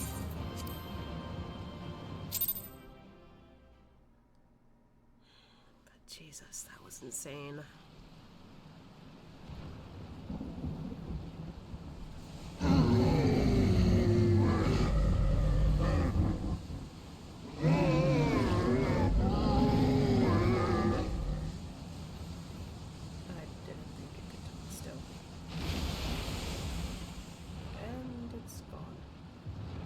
As I feared. What? What is it? The beast was there, and now it is no more. Yes? Indeed. We saw it plain. But you didn't, did you? No ether? I saw nothing. Not the blasphemy that perished here, nor the other men turned beasts. And because of this, I now see all too well. She can only see the ether in people. Those things have no ether? There is no ether. Where the creatures should be, I saw naught but emptiness. Emptiness? But that would mean... Recall the words of the Watcher. 'Twas a stagnancy of ether, a cessation of flow, leading to decay and absence, that led the ancients to conclude their star was dying. This is the same phenomenon. The instant these people are seized by the transformation, their ether begins to rot and crumble away like dried mud. Until, from their corporeal forms to their very souls, naught remains. But the beast spoke with its dying breath. Surely at least a sliver of the man it was endured. I don't know. It makes Mayhaps me think of so. the Sin Eaters. But even if the process was incomplete, it was little more than a faint residue. Gods be good. You're saying they cannot be saved? Not by any means known to me. Or by any means at all, like as not. For there is naught left to save. I honestly feel really bad for her right now, because she's one of the only people we know who can see the ether like this.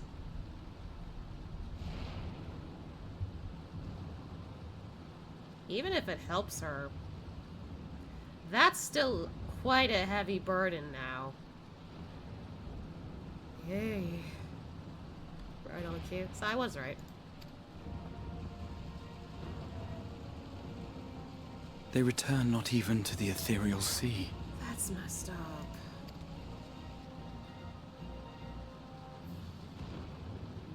No afterlife for them. Nothing.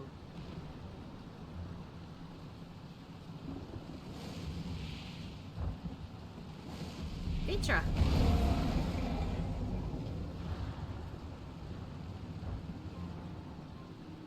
The beasts rage on, their hunger insatiable. Even deprived of their master, they perpetuate his legacy of hate. Once proud sons and daughters of Thancred, all of them, and now I spill their blood.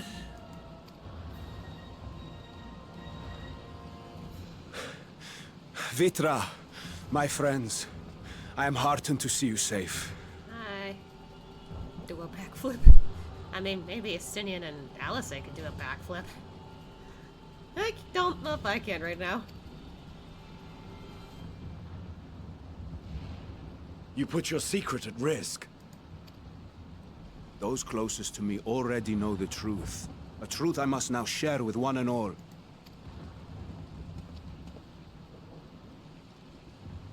Vitra, calamity has come to Radzatan. Our fair nation is rent by screams of pain and despair. More than ever, we require a strong leader to shepherd us through the storm. Reveal your true self to our people, Vitra, and guide us to salvation. What madness is this, I-One? Thou dost forget thyself. Were we to reveal our duplicity, it would do naught but foster confusion and chaos. You don't know. Nay, I shall remain the Satrap's loyal ally, and do battle with the beasts. Easing hearts and leading the people to safety is thy task, and thine alone.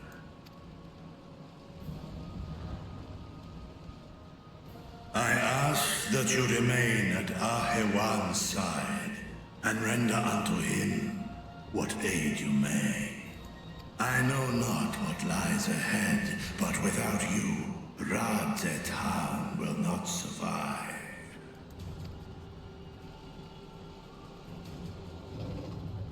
Take me with you. Estinien, what? I am as at home fighting in the air as I am on land. Take me with you. Teaser moment! Were my words unclear? I require no assistance. Thy place is at Ahewan's side. Estinien, here. Link Pearl? It's the last thing you ever wanted. A link pearl. We'd gain much from knowing your elevated perspective. And it'll keep you from getting lonely, which I know you loathe. I figured, because, like, we gotta keep in touch somehow. You heard the man. Seems I'm coming with you after all.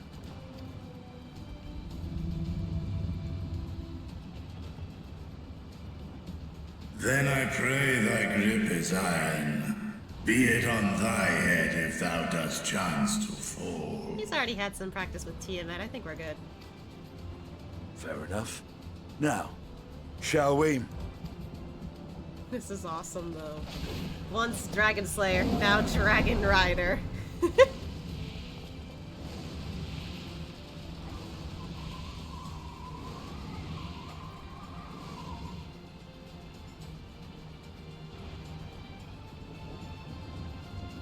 I fear it is as Vitra says. We will not survive this on our own. While I am loath to impose upon you again. I would insist if you did not. 'Tis the very reason we have come. Then once more I find myself without words to thank you properly. Let us return to the capital and plan our next course of action.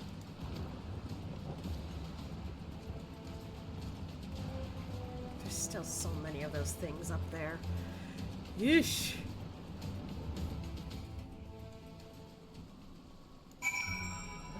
here. All life must end in death, yet death in turn gives birth to new life, such as the flow of ether. To think that natural cycle could simply be cut off. The very thought makes me shudder. Oh. Wait, hold on. I must give Hug, like, cause this hurts him a lot, I bet. Like, he's tried so hard to save so many people, and to see that suddenly, that's a horrifying thing to, like, that's a horrifying way to, like, just have your existence disappear. Like, what the fuck? After so long and so many sacrifices, we finally found a way to cure the Tempered. But these poor souls, they vanished without a trace. Is there truly no saving them? Unless we find the core of the problem, I guess. While Estinien and Vitra defend Razatan from above, we on the ground must find the means to prevent these transformations. And soon. The stillness of the air puts me ill at ease. We must be wary. Worry not. I can see your ether and that of our companions. We have not suffered the fate of those unfortunate souls. Is it because we still have the talismans? Or are we not falling to any sort of negative emotion? Because, like, every boss I fought felt like it was a negative emotion. I think that's what it has to do with everything.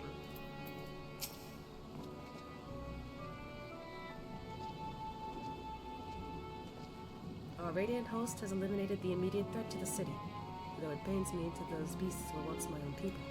There is no telling when or where the next transformation might occur. We must remain vigilant and steel ourselves for whatever is yet to come.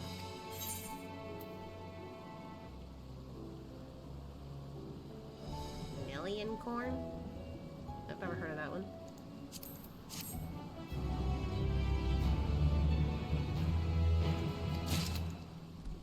Everyone still got something different to say, or? Okay, no. Forgive me, my friends, but I must return to Megaduta for the time being.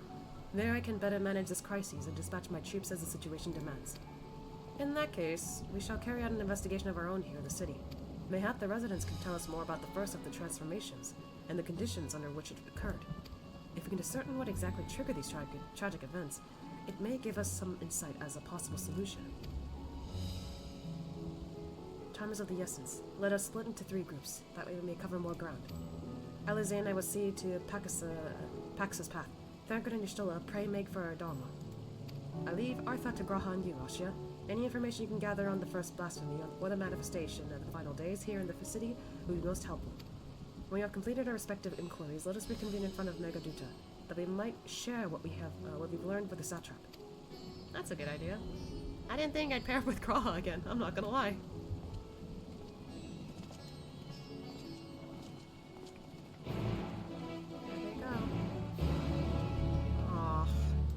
Man, part of me is actually happy we got to talk with Graha again during that scene. Shall we be off then? Artha is home to the High Crucible of Alphinaud, whose alchemists forged many of our warding skills. That seems as good a place as any to begin our investigation, don't you think? I spoke briefly with Nuhadin, the chief alchemist there, on our last visit. He should be happy to answer our inquiries.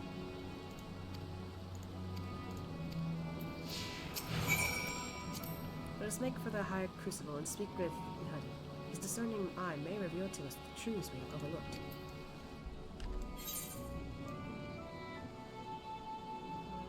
I haven't gone that way yet, I think.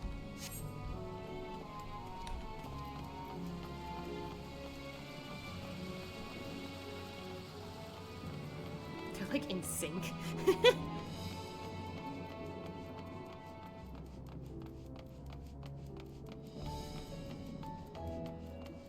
Oh, he started sprinting for a split second. Do we not have this active? Nope. Okay.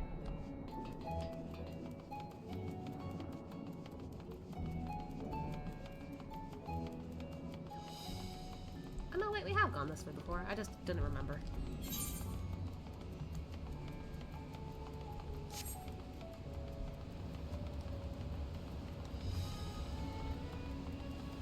Oh.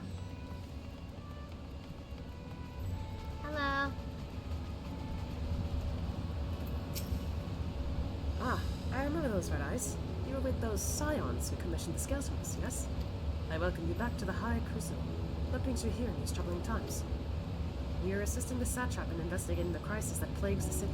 Did you happen to catch sight of any of the creatures? I did. As I was going about my work, I was disturbed by crashing footsteps so powerful that the very ground shook. I rushed outside and could not believe what I beheld. The night sky was burning. Suddenly, I heard panicked screams coming from the direction of Balshan Bazaar. In the next instant, a monstrous beast poked its head from amidst the stalls. A handful of the Radiant rushed to the scene, only to be sent sprawling as the fiend and its minions propelled themselves skyward. So the blasphemy came from the vicinity of the markets. This knowledge may prove useful. Thank you for sharing your tale. Well, I do believe we now know where we should inquire next. To the bazaar, then. Okay. Can't English. According to Hadin, the blasphemy came from the direction of the Balshan Bazaar. Let us inquire there to see if any of the vendors or customers can enlighten us further. Before that, though, there is something here I would like to grab, if I can.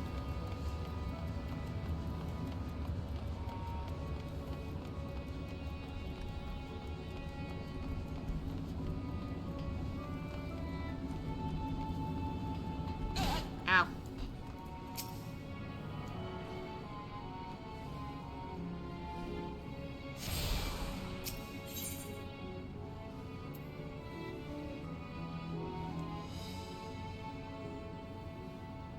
Okay, technically I can't go there yet. Okay, so there are technically a few more I could grab, but I'm gonna have to go back the old way, so...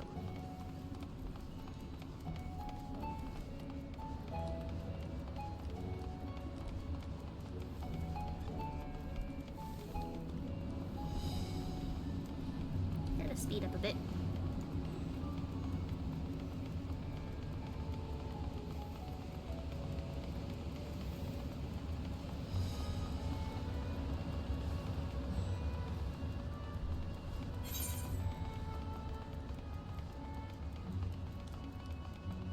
Oh.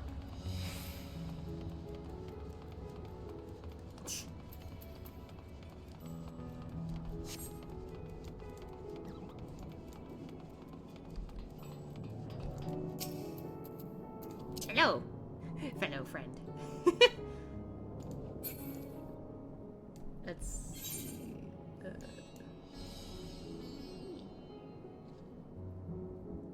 think that way? I don't think I've gone this way. We're making our way through the markets. I haven't gone this way before.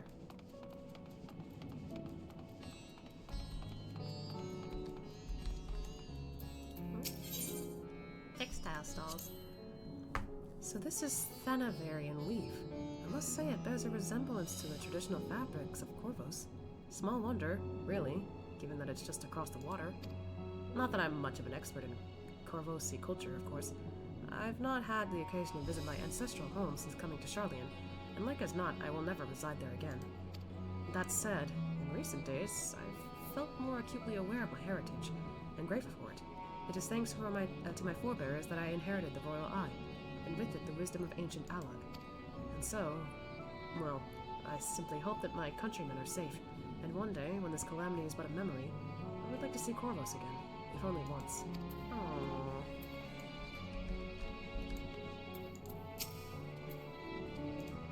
I feel the need to just, like, I don't know, like, be there for him a little bit, because, oh god, so much is happening. Forgive me, but my shop's closed until further notice. Needless to say, we have more pressing concerns these days. We have not come in search of wares, but information concerning the enormous fiend that tore through the bazaar. Did you perchance witness anything? Afraid not, my friend. I was here the whole time, so only saw its little minions. Made a mess of the place, they did. While that was going on, the great big one tore through the west side of the bazaar. You'd have better luck asking there. Okay.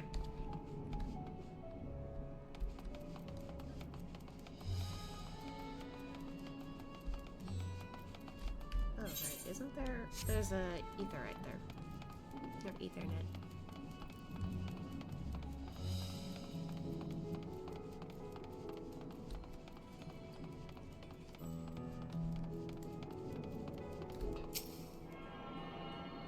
you can see it from over here.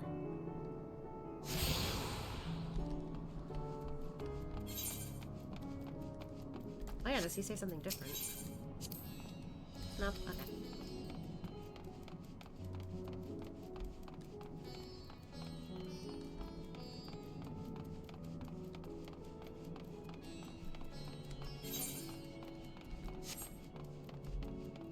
Hello. Is something the matter, traveler? If you are lost, perhaps I could be of assistance. Your offer is most appreciated. We are not lost, but we are in need of information. Might you know anything about the gargantuan beast that rampaged through the bazaar? Aye, I saw it all, though I wish I had not. I was going about my work when all of a sudden, a piercing scream cut through the air. I turned around and there was the fiend, its massive body bursting through that entryway with the force of a tidal wave, and then it was gone as quickly as it came. One more person to talk to.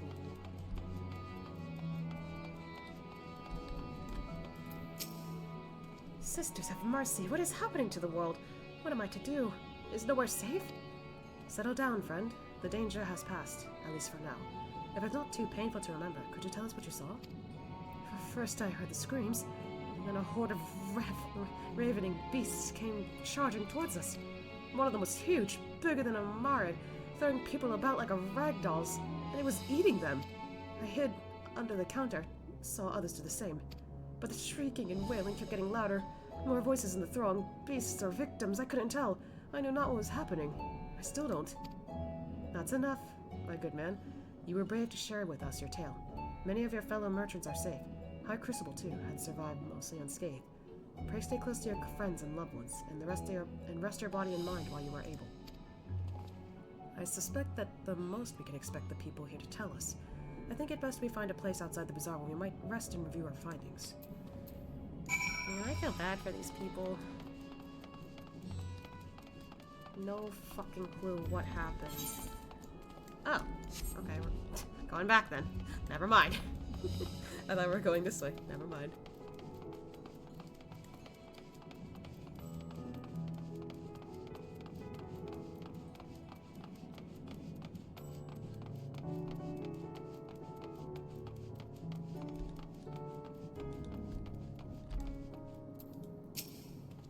Judging by their accounts, the transformation had already occurred by the time the beast reached the bazaar. It tore through the west side of the bazaar and headed towards the Etherred Plaza. In other words, the blasphemy may have first appeared in this vicinity. That being the case, the people in that Mayhain can surely tell us more.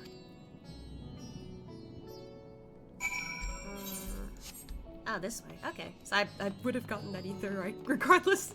Okay, good to know.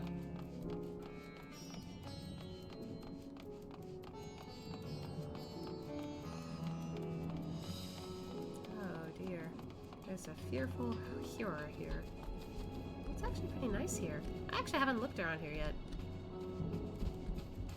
You alright? Going after that enormous beast, are you? Aye, I saw it, including the very instant that poor bastard transformed. Damn the gods for putting me there! It started over there by the window, a few men merchants probably, talking and drinking. Conversation must have taken a turn for the worst. Next thing I know, their leader, I suppose he was, buries his head in his hands and black mist was swirling about him. Then his whole body bursts apart and there he stands, a hideous slavering beast, massive and foul, all napping maws and bulging eyes. His friends start shrieking too, then the black mist comes again until the change takes them too. Stuff of nightmares, I tell you. Nightmarish indeed. Incidentally, do you perchance know who those merchants were? No, I'm a decorator by trade. Not much to cause to mingle with their sort. Saw Mihail, the barmaid, chatting with them, though. She might know something. Game very interesting. If you mean nightmare fuel, maybe. Oh, hello, friend.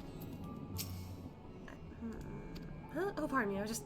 Anyway, take a seat wherever you like. We're open for further business as per usual. I think she's terrified to talk. Oy. Even after repairing all that damage, it'll take a while for business to pick up again. You mean the blasphemy? That's what the Radiant have been calling it, anyway. I saw it too. We all did. I was standing here at the counter as, excuse me. guess it's Merida? Merida poured me a drink when suddenly there came this dreadful sound like a pained, angry groan.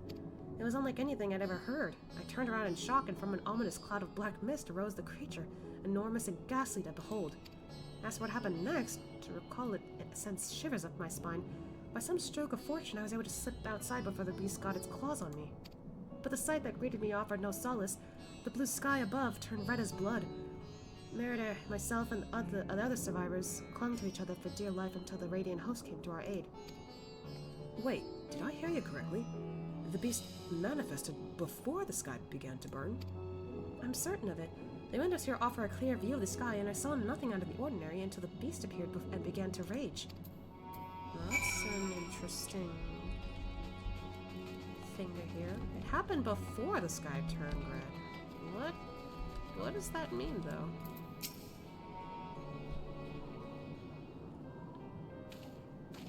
Oh, hello there. Welcome to Merida's Mayhain. What can we get you?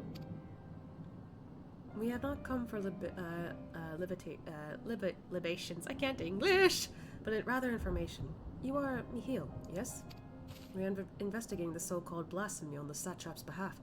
We hear it was one of your customers, a merchant that first underwent the transformation. What can you tell us about him?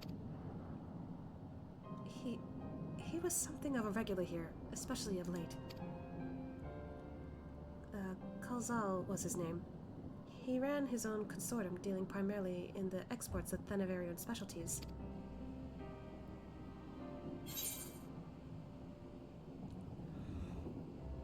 Wait! Oh my, no! It didn't hit me till now!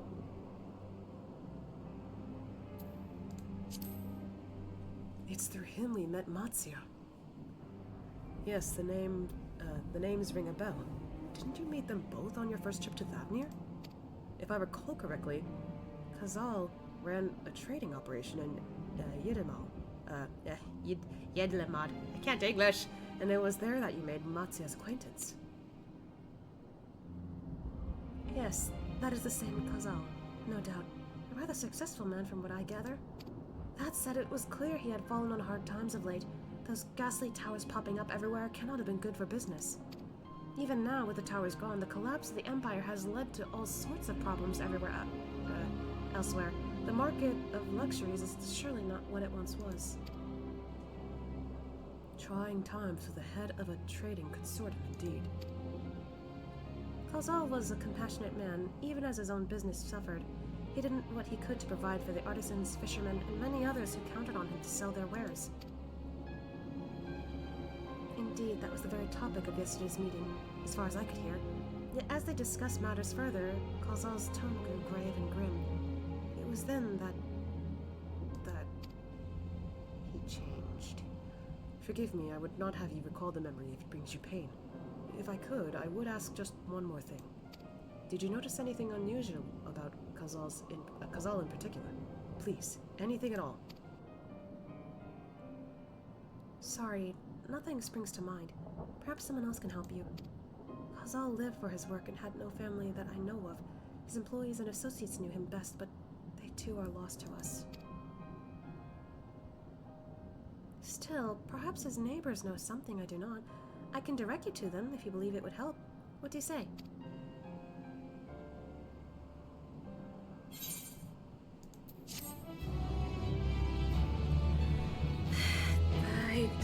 I didn't even catch that name until that choice popped up. Oh my god. Thanks to Michiel, it appears we have a new lead. Let us leave no stone unturned. Kazal made his home in Kama, a nearby residential area. From what I gather, Kazal lived there since childhood and was known throughout the neighborhood. Kama? The name is new to me. How do we get there? I'll write down some directions. Ah, thank you. I cannot promise that you will find what you seek there, but if nothing else, it is a start. Come, let us see where this lead takes us. Okay. The residents of Kama should know more of Kazal's circumstances. If we follow Mihil's directions, we'll be there in no time. Away we go.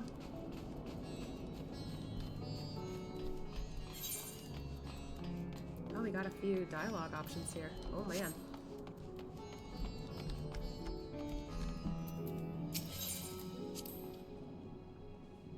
Let's see. After leaving the Mayhain, we are to retrace our steps and head back towards the Aetheryte Plaza. Thanks, Graha.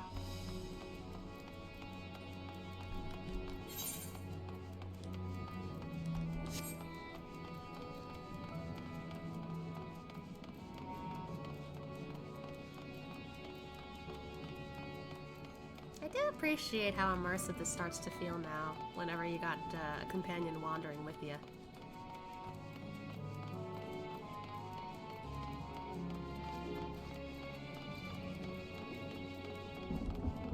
Okay. What do we do from here, Graha?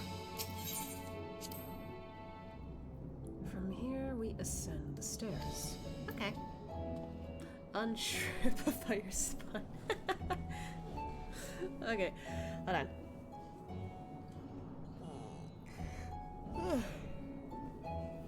Thank you for the stretch redeem. Alright, so up the stairs. Okay. We haven't gone this way yet.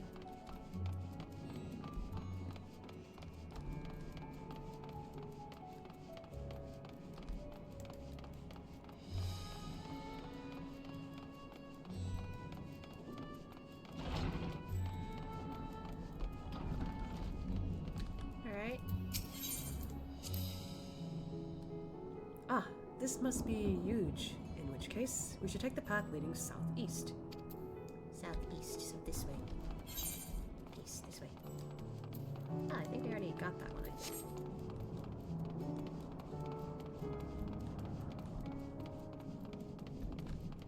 Alright. I'm assuming down the stairs? If we keep going this way, we should arrive in Como before long.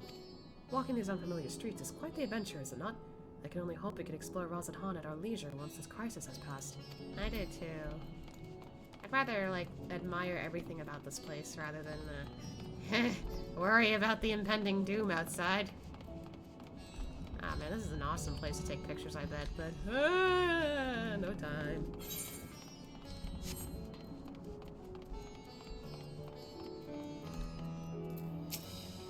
And this must be Kama. We've arrived at last. Let us begin questioning the residents without delay. No doubt someone here can tell us more about Kazal. Given recent events, I imagine many are taking shelter indoors. Hold a sign, the end is nigh. Ah! To see the streets so empty, I wonder if some residents have fled Razathan altogether. That's a sad thought, but yeah.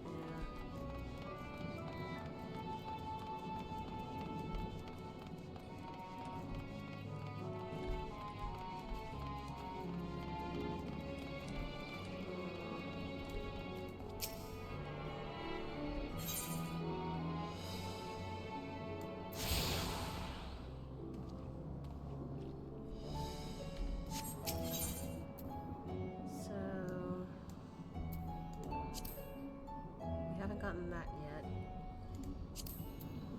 Kama already there. And that one. So it's just those two that we haven't gotten. No one here? Wait, there's a... Hello? Oh.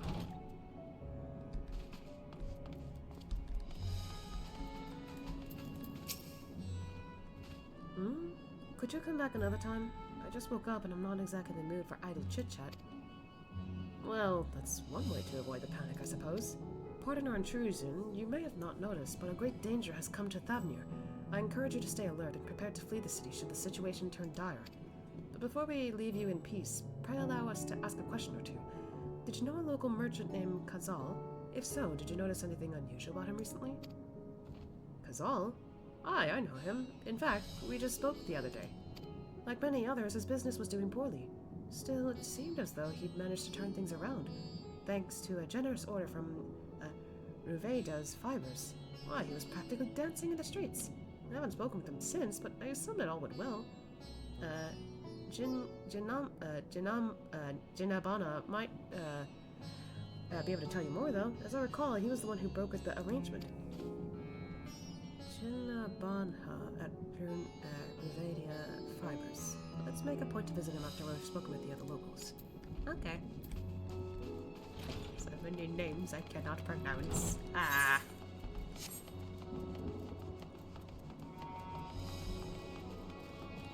In here? Ah. Oh. Catal, you say? Yes, I've known him since he was a boy. If there was ever a man who was born to be a merchant, it was him. Always early to depart and late to return. He'd spent his days procuring the finest wares and seeking out willing customers. You could say it came to him as easily as breathing. Sadly, business was flagging of late. No surprise, really, what with how dangerous travel has become. He was cooped up in his house from dawn until dusk the other day, no doubt racking his brain for a way to turn his fortunes around. Then at night I heard the door open. I looked out to see Cazal sitting on a bench, his head hung low, a man with the weight of the world on his shoulders. I see. The situation must have been quite dire indeed. Did you notice anything out of the ordinary?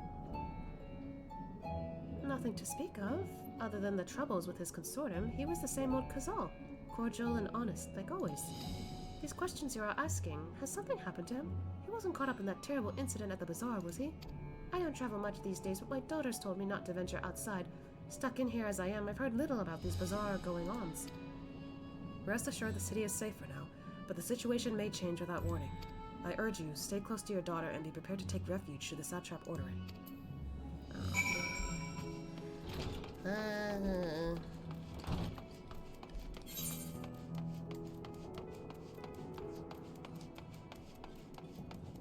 The situation is not looking any better.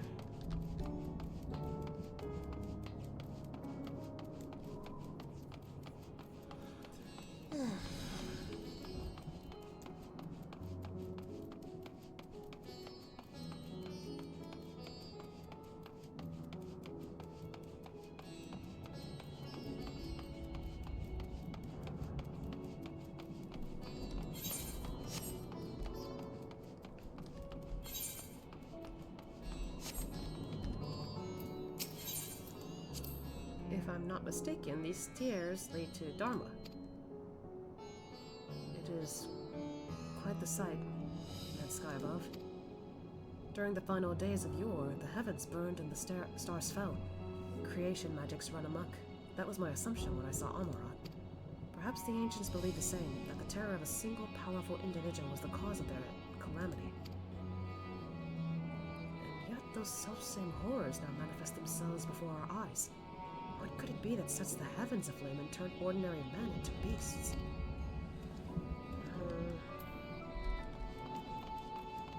He's trying to think so hard, using his thinkles.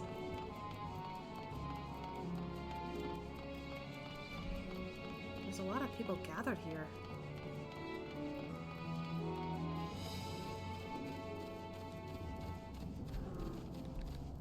Everyone's talking about it. Oh dear.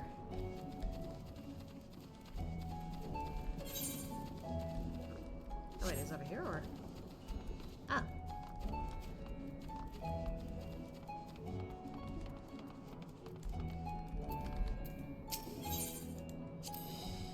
They're farming silkworms. This must be Ruveda's fibers, or we should find Jinabana.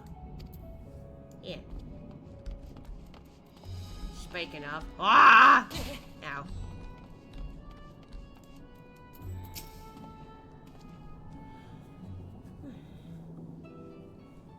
And hurry, I say, there's no time to waste.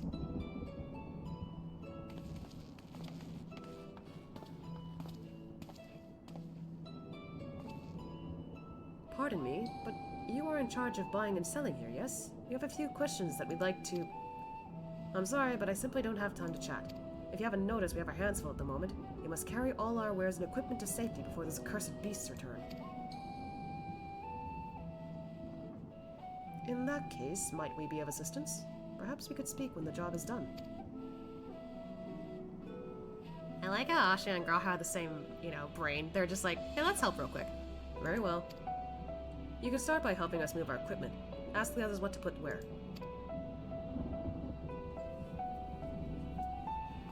Nothing wrong with helping out a little bit. And you can carry our fabrics.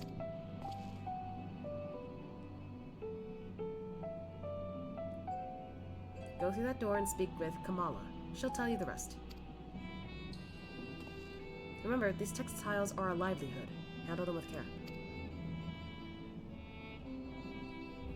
He's good with heavy work. Damn, Graha ran off quickly.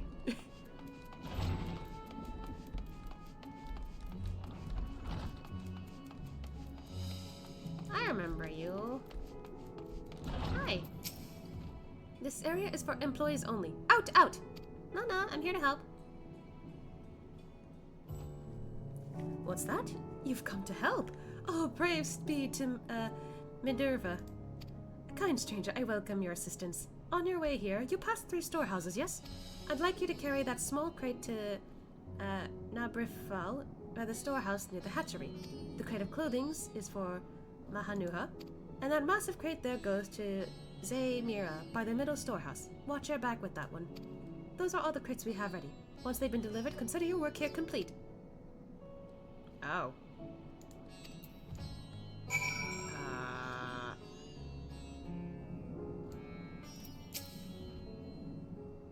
The light one needs to be brought near the hatchery. The clothing needs primary storehouse, middle storehouse.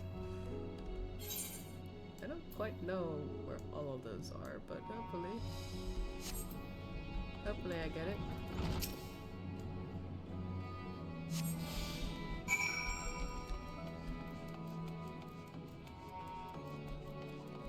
Oh. Hi. Here you go.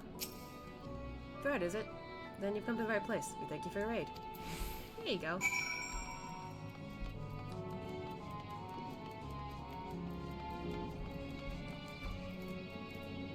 Alright. It's gonna be a little heavier.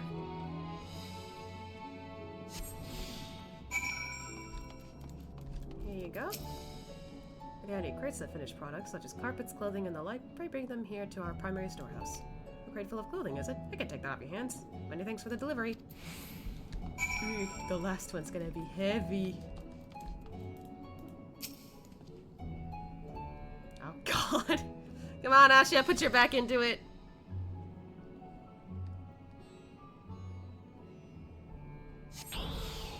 Ooh, really heavy there.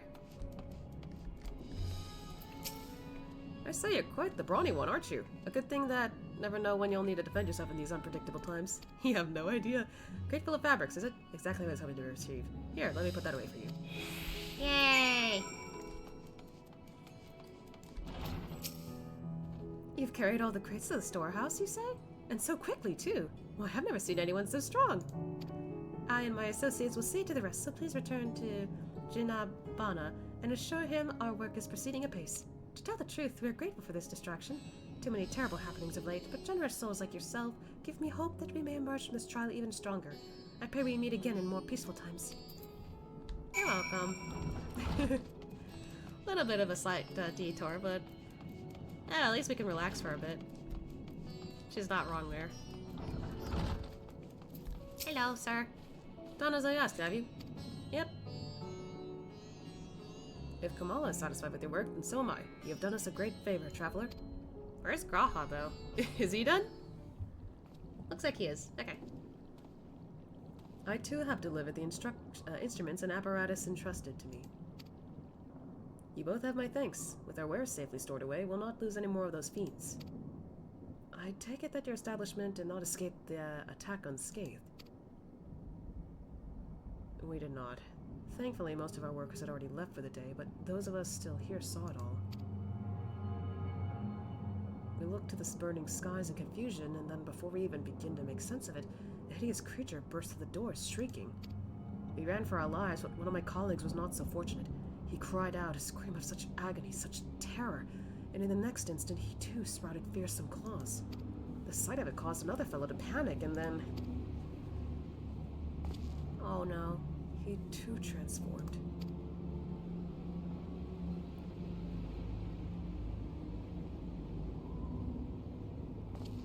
I'm sorry. There was something you wanted to ask. Indeed. You know the merchant Khazal, did you not? I believe he had some dealings with your establishment. Khazal? I know him well. We arranged for his consortium to deliver a large shipment of fabrics, but in the end we received a better offer and had to turn him down. That's why he was down in the dumps, because they took back their offer. I understand his business is struggling, but so is ours. Another of our most reliable trading partners agreed to transport the goods for a much smaller commission, and we'd have been fools to refuse. I feel terrible for withdrawing the offer, but you must understand, we simply had no choice. He tried to put on a brave face when I delivered the news, but his dejection and despair were plain as day. He said he discussed this with his associates, but I could tell he'd all but given up hope. Dejection and despair.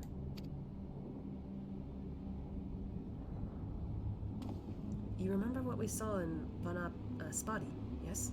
Soldiers and jungle dwellers pushed to the very brink, turning into beasts one after the next.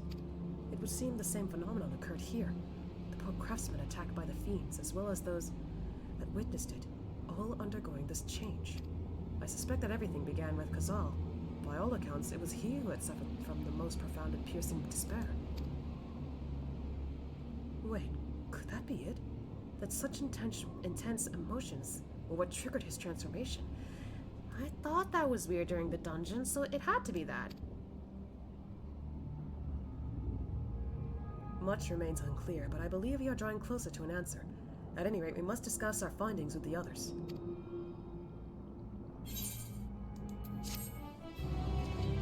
Oy. So negativity is what causes all this. Can the despair in a man's own heart consign him to such a terrible fate? With this going on, probably. We were to reconvene with the others in front of Megaduta, were we not? That should be just outside. With any luck, they will have already returned from their own investigations. My friend, we must take our leave. I pray that your establishment is spared further tragedy, but remember, your lives are far more precious than any wares. If you are ordered to flee, do so without hesitation. Indeed. I thank you for your concern, and pray you two take care as well. You know what I'm starting to notice about what Graha is like doing every time he talks to everybody? He might not be the Exarch anymore, and he might not be a leader per se, but he is taking charge of, like, people, you know, over anything. He's like, hey, if this is happening, do it, because, like, you will get in trouble if you don't do it. Like, you will possibly end up in worse situations if you don't do it. He's doing this for their own safety, basically. In some way, I guess that's kind of cool, but in another way, it's kind of sad he has to bring that out again. Finished your rounds and ready to share? Hi, Stola.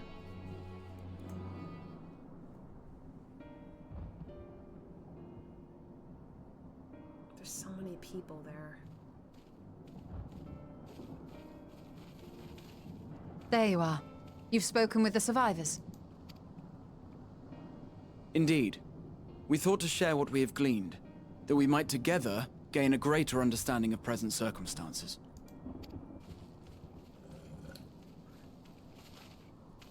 Fortuitous timing. Alisaie and I completed our own investigations not long ago. Then we should take a moment to compare notes. Shall we begin with the two of you?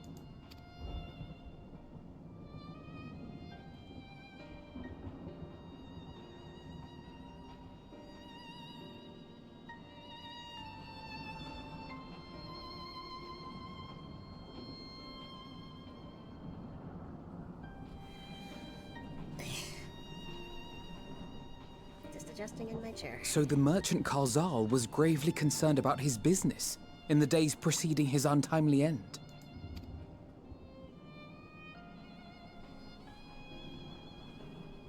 The tales we heard were much the same. The first victims to be changed into blasphemies were all overcome with anguish of one manner or another.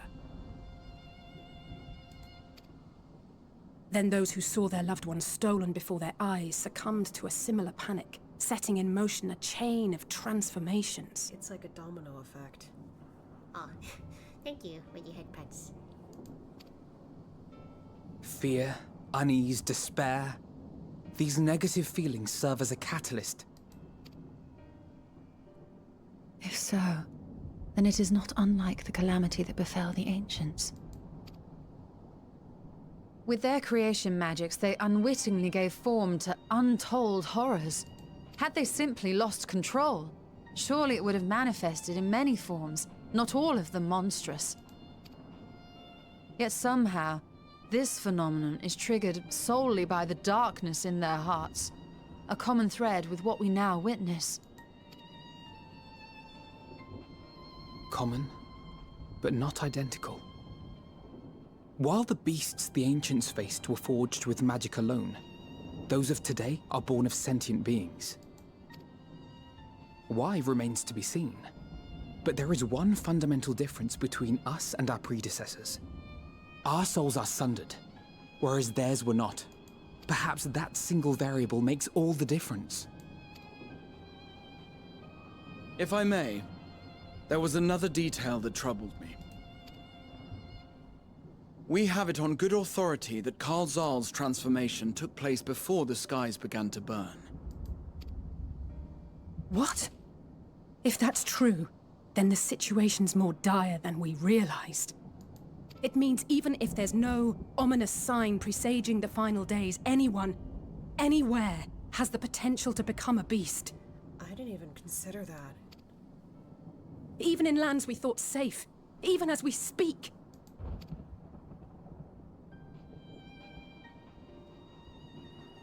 Everyone's worried. Oh dear. Look! It's the satrap! The satrap! Thank the heavens.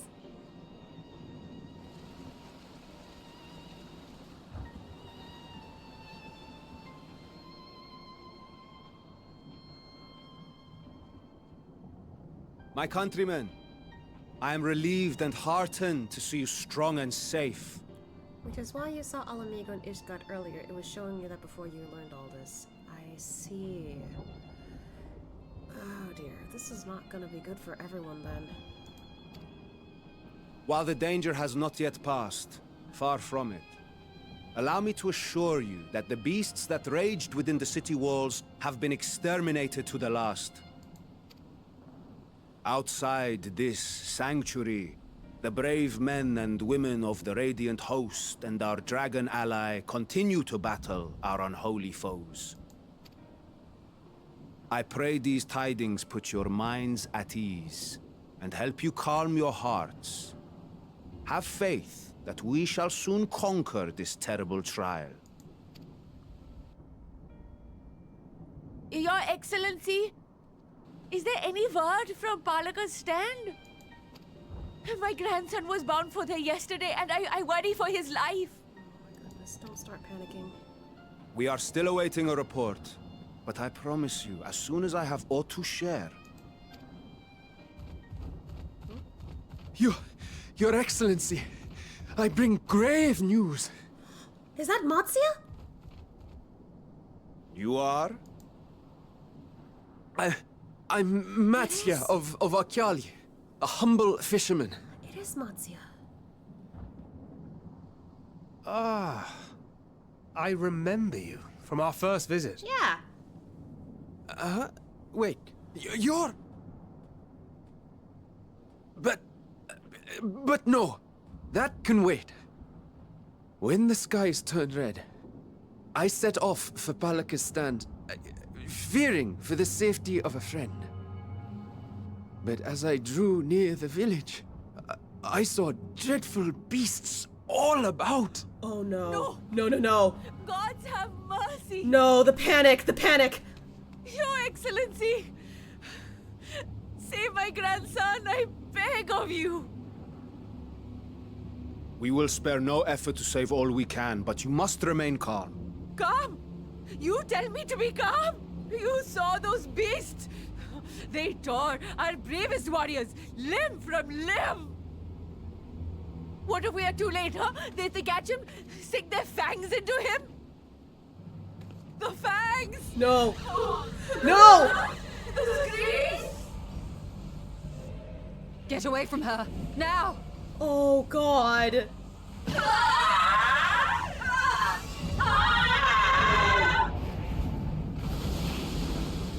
No, not again!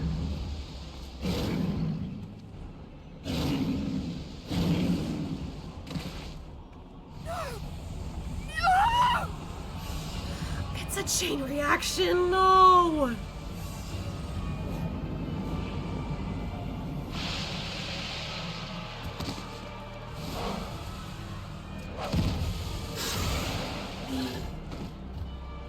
Damn it! We've got to kill them before it spreads! We'll handle this. See the townspeople to safety. Jesus. Run!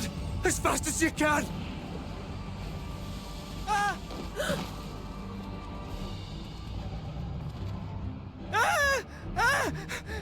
No! Ah! Ah! No!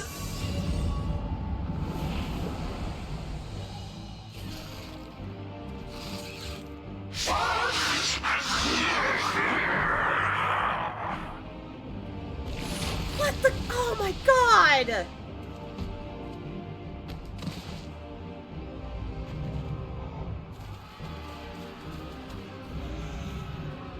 Watch her go, come on!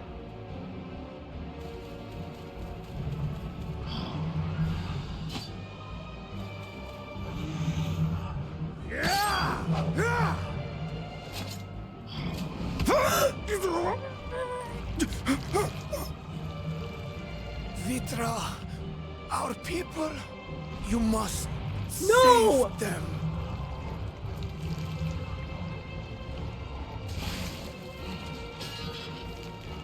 You're kidding.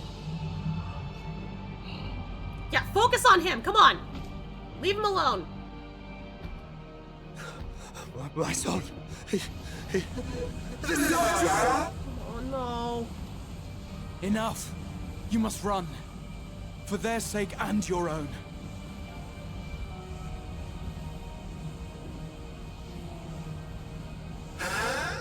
Yes, you will survive. You must. Wow, good job, Graha.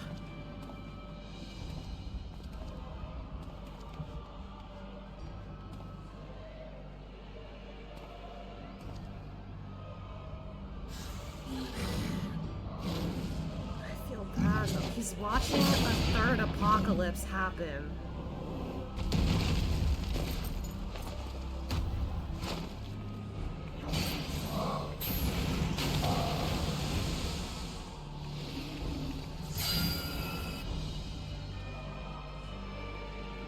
Crystal channeling. Is it? I wouldn't be surprised. Oh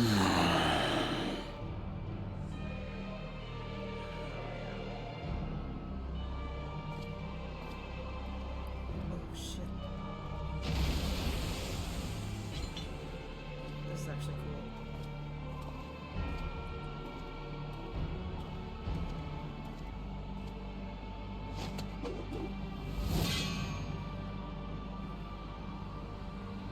Be strong, my friends! Fear not, for we will defeat these abominations! Whoa. Brave men and women of the Radiant Host, lend your Stola and Thancred your aid. Let not a single beast escape. The rest of you, flee this place. Carry the wounded if you must. Head indoors or underground. Above all, stay calm. No beast will follow you. We will see to that. The amount of energy he immediately pushed at everyone. Insane. Alphinaud! Alisaie! Leave the city to us! And make for Palaka's stand at once! Matsya, show my friends to the village! I promise you, they're more capable than the host's finest! Right! You can do it, Matsya. Go with them, will you? We will save these people, As many as we can. The trust we have in him.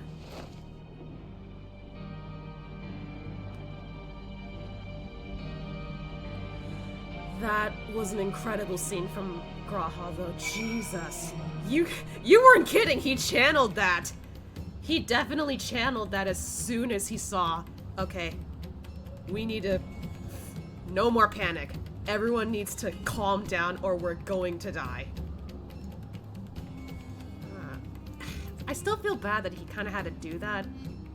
But, like, no one else was, like, doing it for them. Especially since the satrap unfortunately just died that moment. That was incredible. No more panic. Still, Jesus. I really thought that wouldn't get worse. It really got worse. Oh, I trust that they will take care of things in the city, but God, we need to save people quickly. Damn it all. Staying calm isn't exactly my forte. Hey. It's okay. I'm here for you, Alisaie. We meet again. You do remember me, yes? You saved my skin twice over in Yedlimod, and now I find myself turning to you for help once more. But let us tarry here no longer. We must save Palakistan, whatever it takes. Matzia, it pains me to put you into harm's way, but I would ask your aid as well. Of course, Palakistan is not far, just down that hill. But as I told His Excellency before, the path was blocked by terrible creatures. I had no choice but to turn back. In that case, this is what we shall do. Ashia, I ask that you take the lead and dispatch any beasts you encounter. Alisaie and I will keep Matzia hidden amidst the trees, and follow when the path is clear. Leave it to me. There's no telling what dangers await us. Keep your eyes peeled.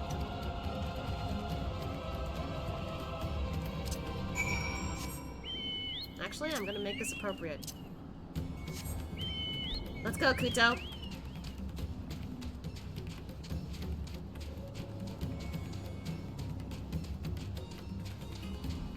I just realized it's the first time we're going on this side. I am not sure what's on the map here.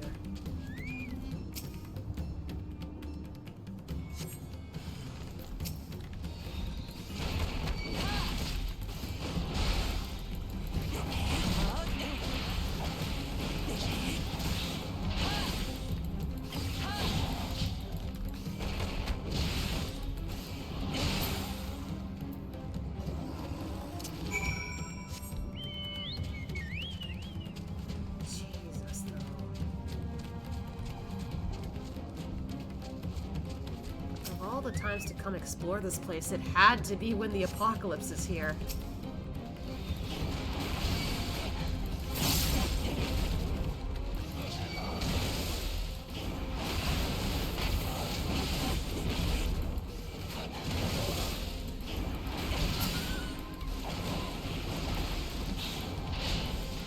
Ooh, that was a lot of damage I did.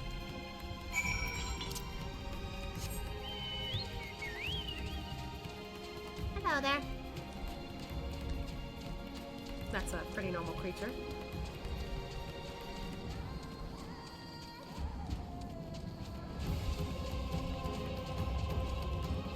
Here.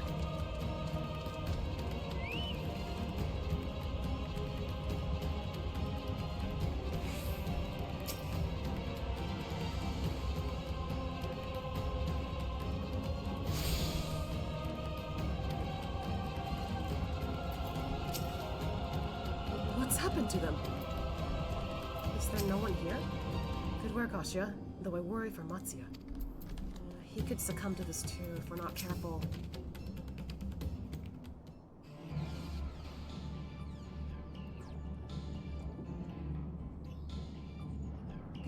It cannot be. God, there's so many people hurt. Oh. We must heal those we can, quickly. I see no beasts, but stay on your guard.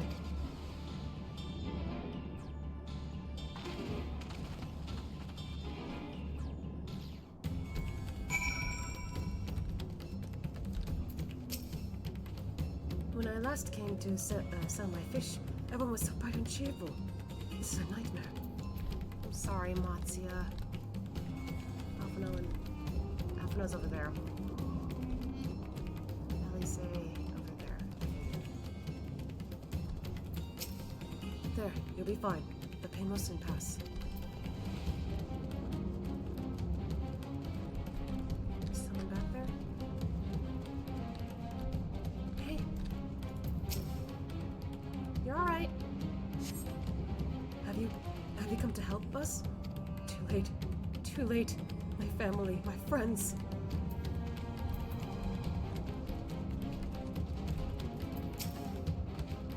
His wounds are too deep, but he may yet be saved. Go and help the others.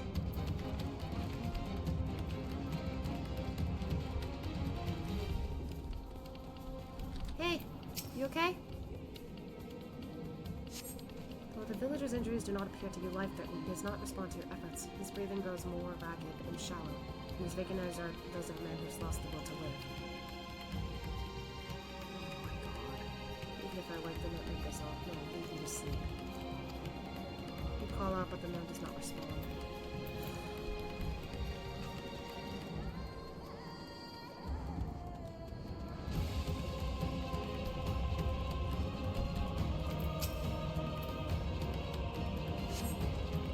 Body has already begun to stiffen. The massive would suggest the villagers was gored by a terrible beast. Oh god. The villager has no pulse, neither can he appear to be breathing.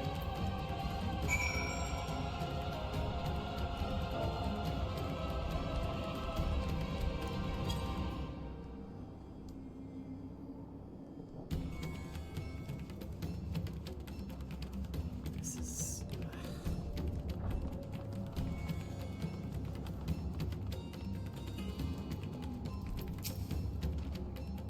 the only villagers who survived?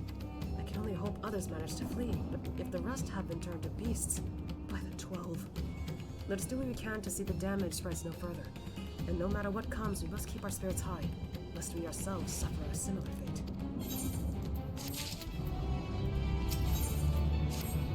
I can tend to the rest. Pray look after Matzia. No doubt what we have seen here weighs even heavier on his heart than ours.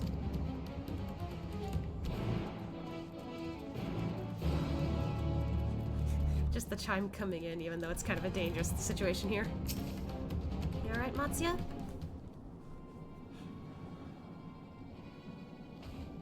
Oh, Asya! Asya! This is Yeruvet, the elder here. He is hurt, but praise be to the sisters. He still lives! Young Matzia here has told me everything. I have not the words to express my gratitude for your aid. When the heavens began to burn, we were afraid, but did our best to carry on as we always had done. Until today, when those unholy beasts came pouring into our village, a flood of midnight and death. There are no words to describe what followed. Men and women I have known since they were babes, struck down by the creatures, only to rise again to join the murderous horde in the guise of those same hideous fiends. In the chaos, a handful of our villagers fled for their lives. I can only hope they have found their way to safety. Matzia, do you perchance remember Karasif and Mevon, the young couple who always brought your freshest catches? How could I forget, Elder? When I first came to peddle my wares, desperate to eke out a living, they showed me such kindness. Others shouldn't be as an outsider, as is their way, but Karasif and Mevon brought my fish and sung its praises. They turned my fortunes around. Alas, I fear they are in terrible danger. I saw them running towards Agama Temple, one of those beasts in close pursuit. They had their child, still but a tiny babe. Oh my god! To elude these fiends while caring for one so young is an impossible task. Surely, I beg of you, go to their aid.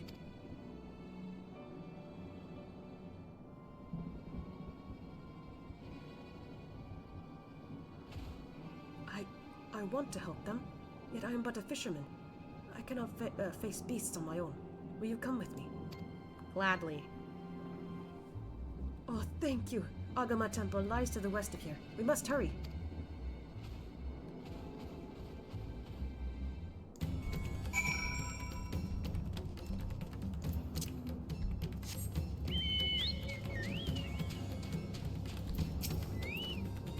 by Matsuya's side, Asha. Unlike us, he's not accustomed to seeing such horrors. I plan on it. Don't worry, Alphinaud and I watch over the village until you return. Go and find Matsuya's friends.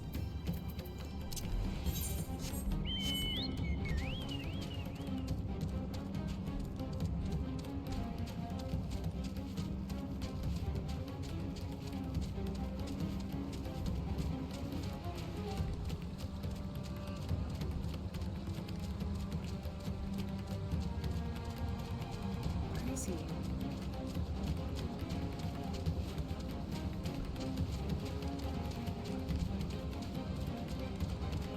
Matsuya, how far did you go?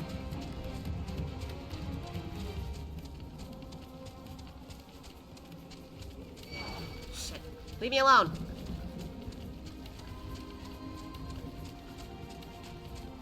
There he is.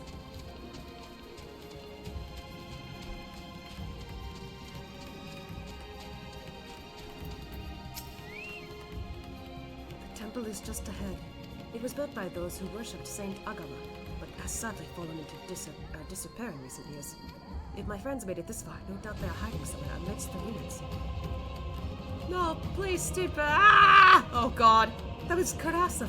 Oh no, this is not good. Wait here. Yes, I understand. The cry came from the ruins. You must hurry.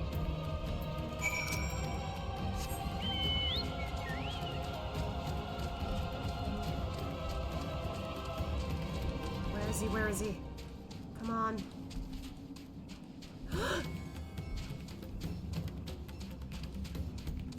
No!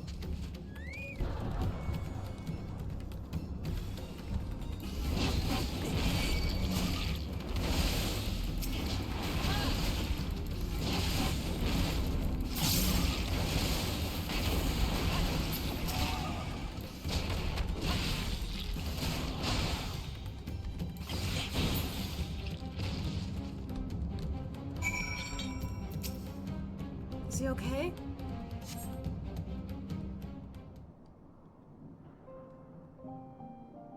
Oh no. The man lies motionless on the ground, bearing a grievous wound.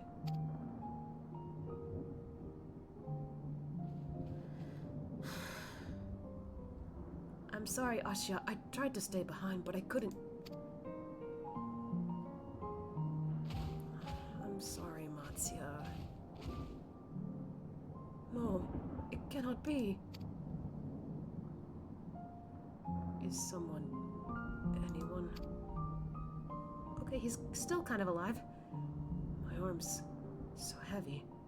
And my legs, I cannot feel my legs. My wife fled with our daughter. I need to find them. I need to be with them. I need... Kurasa, no! Kurasa, you must stay strong! What time? I thought I had. I don't want to die.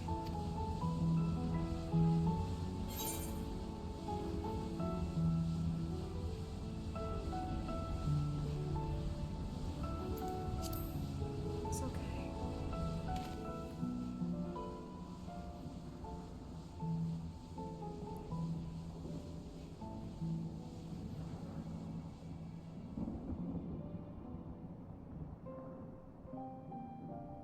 Thank you.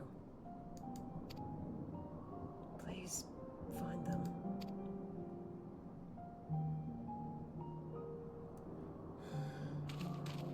I like that that option was there. You could just do that and he could tell you were trying to be nice. Trying to, like, let him know you're not gonna, I guess, die knowing that your wife and child won't be safe or whatever. Mevan still lives, and she has their child. We must search the jungle between here and Palakastan. There is nowhere else she could have gone, I think.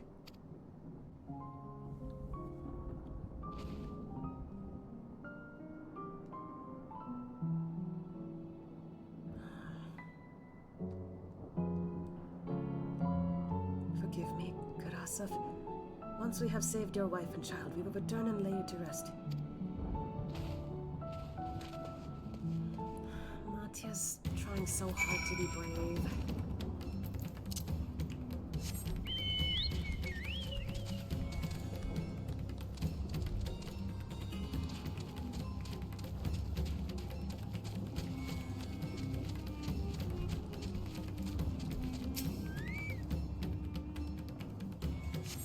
See no other signs of recent travel. Maven and the child must be elsewhere.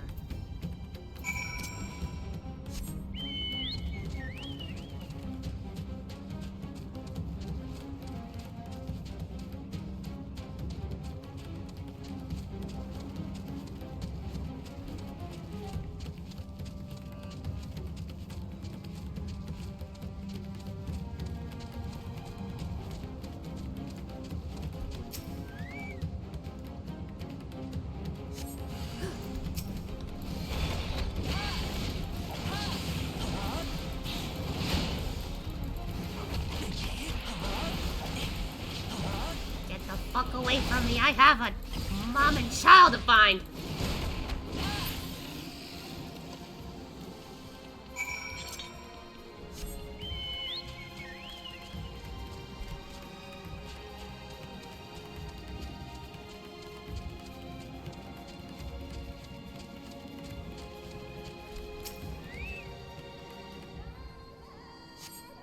If Maven and our daughter came through this area recently, you see no evidence of their passage. Oh my god. I swear to God.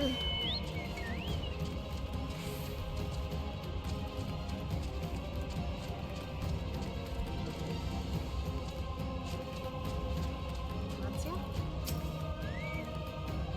Did you see any sign of them? I found nothing. Perhaps the beasts have chased them farther from the village. Oh, gods above, I beseech you. Pray deliver Maven and her little one to safety. Oh gosh, don't start panicking, Natia. Please don't. It's okay.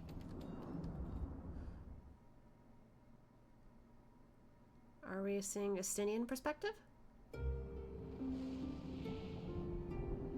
Yep.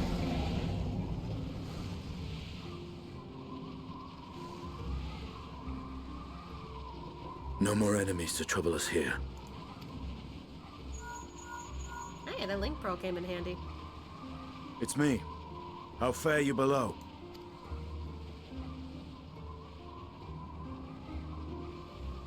Oh. Understood. I will inform Vritra. News of the Satrap. Chaos and panic sweep Raz-at-Han, and many more have succumbed to the transformations. Amidst the fray, Ahawan fell, protecting a grief-stricken father.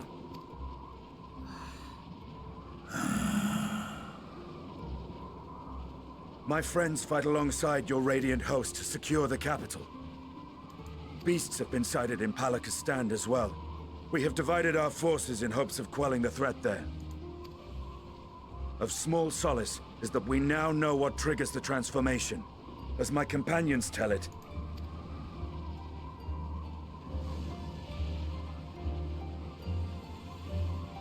Does he hear him? So it is the very fear and despair in their hearts which inflict this abhorrent punishment upon them. Okay, it was just a situation where he talked a lot of info in a small bit. More checking me. What is wrong with you? A nightmare from which my children will never awake. O capricious and cruel fate, they are undeserving of such condemnation. My stupid blanket is stuck to my leg. Everything. Okay. will you wallow in sorrow or rise to the occasion? Raz-at-Han is leaderless. Before he passed, Ahawan sought to reveal the truth to his people. Honor his wishes. To what end? To breed a new conflict between dragon and man. These claws could reduce thee to shreds with a touch. These jaws crush thy bones to dust. Only through my proximate proxy could I walk with my children? Without him, I am a bringer of fear, no different from the beasts which beleaguer them. Perhaps so. Only in death were Hraesvelgr and Shiva united. Indeed, whenever man and dragon have come together, death has ever been the inevitable result. It was our fear of your kind that sparked a nigh-endless war. Fear and hate of which Nidhogg drank deep as he laid waste to my homeland. And in turn, I took my revenge on his brood. Blood for blood, pain for pain. I thought nothing of theirs, only of mine. And yet, were the chasm between us too vast and too deep, Hraesvelgr would not have borne Isael to battle and our rescue. He still remembers her. He would never have entrusted a mortal champion with one of his eyes. And the Dragonsong War would still rage on. And I would still wage a never-ending war of violence and vengeance. The future of our star be damned. I cannot speak for Ahuan's greater goals. Yet I know that he served you, served your people, long and true. In this time of unprecedented crisis, he turned to you. You could do worse than to place your trust in him. Character growth. It will not be easy, but the future of Radz-at-Han hangs in the balance. Come on, Vitra. Oh. For fuck's We sake! have company.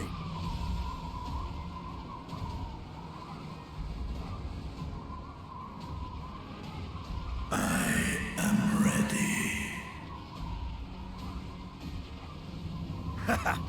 The hour has come, Vritra. It's all or nothing! Let's fucking go! They've been flying for 10 minutes. Have they? Hey, hey. It's okay. If Maevon fled deeper into the jungle, she and her child are in grave danger. Whatever are we to do? Gods of mercy! Oh, you must try to stay calm, Matsia.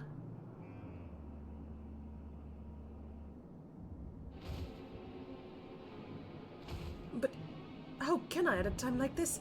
They could be dead.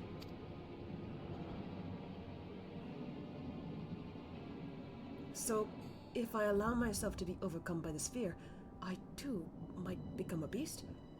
I am not sure I understand, but I would do my best. There the twins are! I've seen to the wounded. How did the two of you fare? Did you find your friends? We're still looking for the wife and the baby. Ah!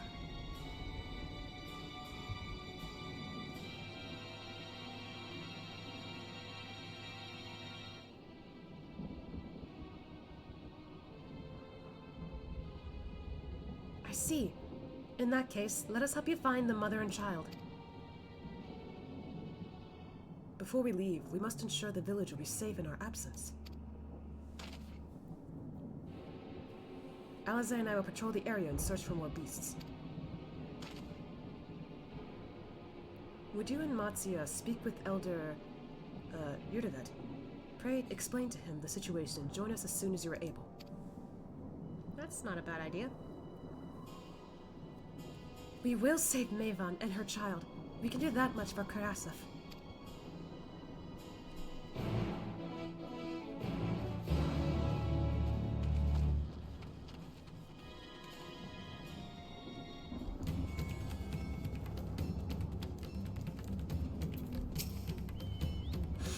It will not be easy, but I will tell the Elder about Karasov. I am heartened to see you both safe, but what of the family? We found Karasov, but he... Say no more. I understand. We have lost another of our dear friends. Karasov may be gone, but there's still hope for Maevon and their child. Please find them, I beg of you. And If, in your search, you come across anyone else who escaped the slaughter, pray tell them what has happened. I will do my best to keep the villagers safe and their spirits high. Come, let us rejoin your friends at once.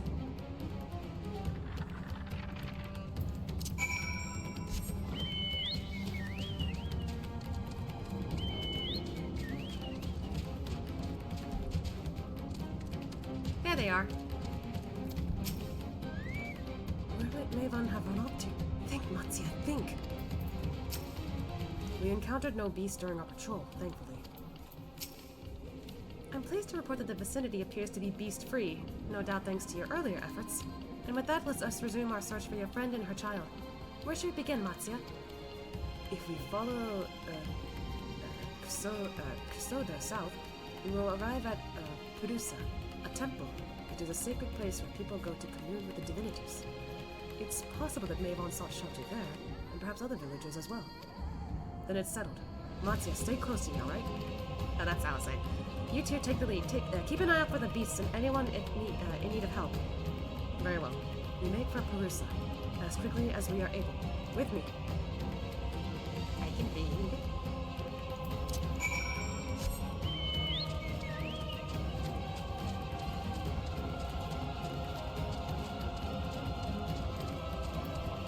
I'm gonna just find the ether currents later. God damn.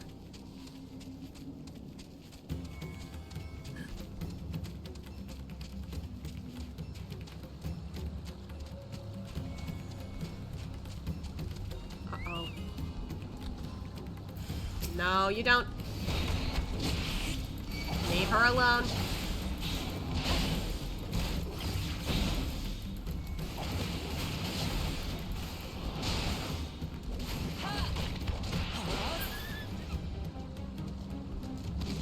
You okay? Thank you. I thought I was done for. Maven? She's a friend of mine too, but I have not seen her. She must still be out there somewhere trying to avoid the beasts. And with her child, gods. Worry not for me. I can make my way back to the village on my own. You better be safe.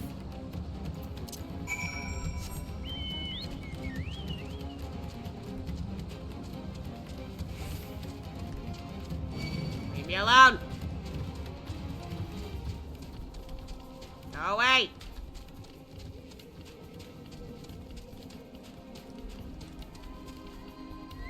Matzia? Asha, wait! Purusa lies just up ahead, but something terrible has happened. The beasts have come and many have already been killed.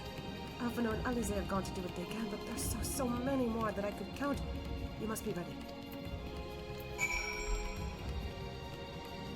Oh, there's beasts over there. Okay.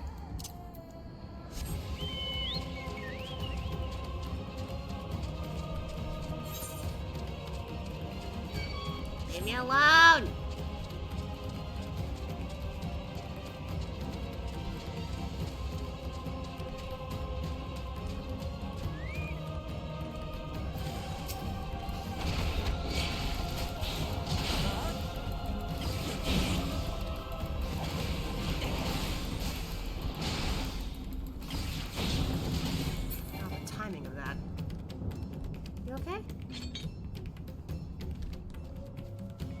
Alisaie's here. Stay strong. We'll keep you safe. I promise. There's another one down this way.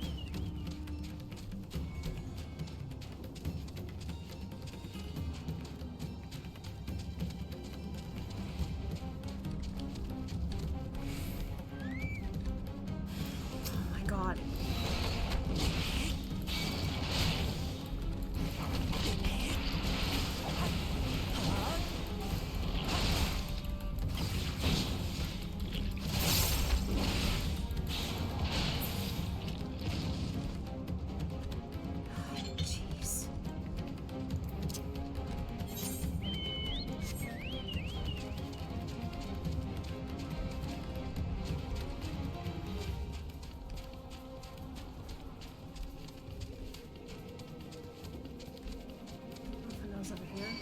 Fuck's sake.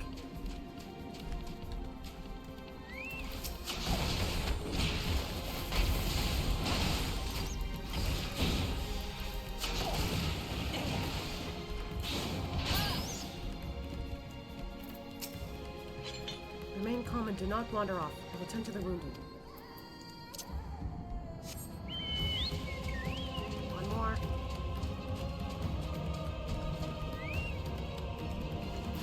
There's two. Shit. No! She turned into it. I thought it was just like two monsters appeared. No, it's just the one that changed.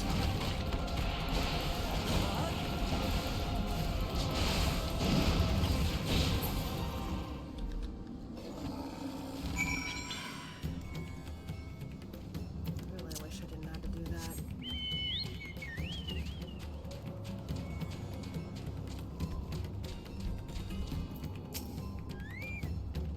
There you are. How far are the others?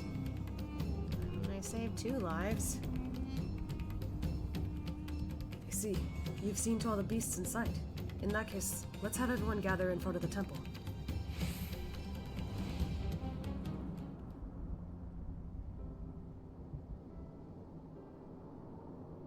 There's so many of them.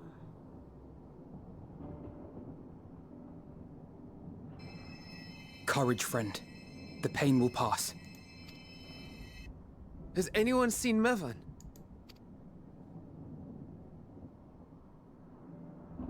Where is she? Where could she be?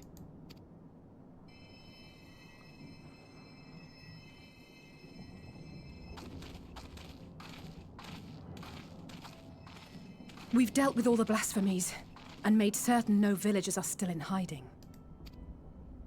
Good work. We've otherwise tended to the wounded as best we can.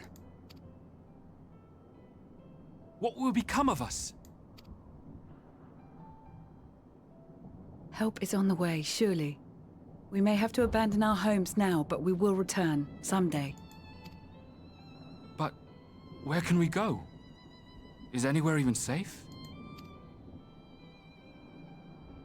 That I cannot say. Well, I can. Nowhere's safe. Run all you like, but there's no escaping these things. Don't start. Please don't start. And even if I could, it's too late for my family.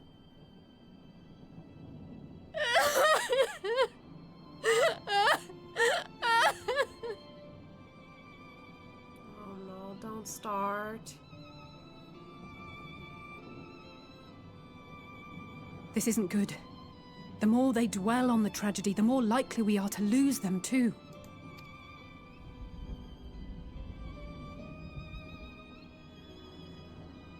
My friends! This is a place of worship. Oh, does Matsia got something?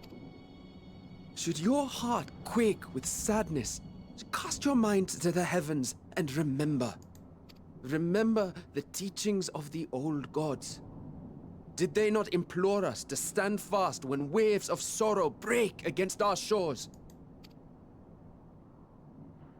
Matsia is taking charge.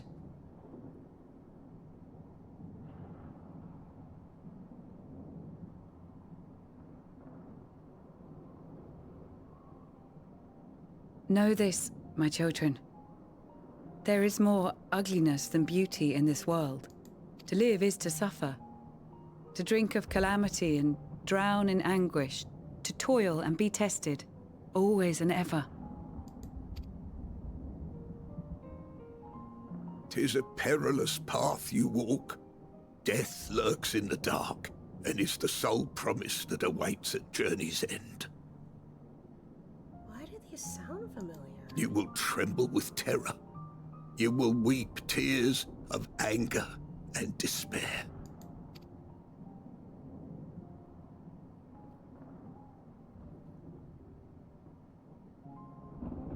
But do not avert your eyes. See your life for what it is. Then will you see how the hardships make you strong.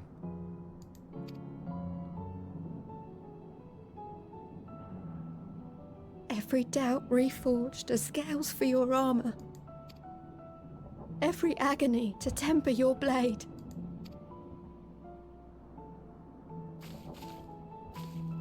Scales for your armor, I love this part. That is a good line though, yeah.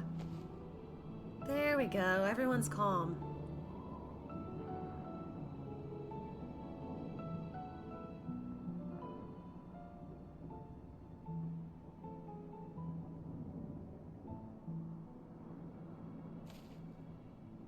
Thank you, lad. We'd almost forgotten who we are.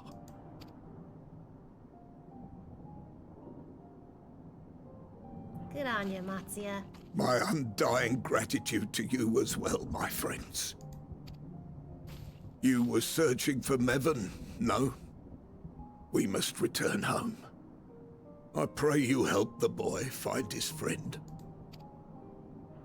Gladly. We dispatched what beasts we could, but the roads are still dangerous. Stay together and go in safety.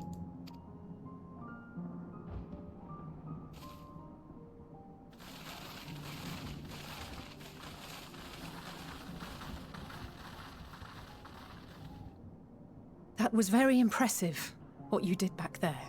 Those words seem to resonate with your people. Yeah, very effective. They should. They were the first spoken unto our ancestors by the divinity of legend. I'm easily upset, and fish are wont to flee a temperamental hand. So I recite the teachings over and over to calm myself. That is a very good way to calm yourself. I like it. They're lovely and inspiring to hear, though I imagine they were born of great misfortune. They are born of life. There's as much bad as good in it. More, many would attest. All the more reason to appreciate the good when you can. Words to live by. Ella man. Yeah. I won't argue with that.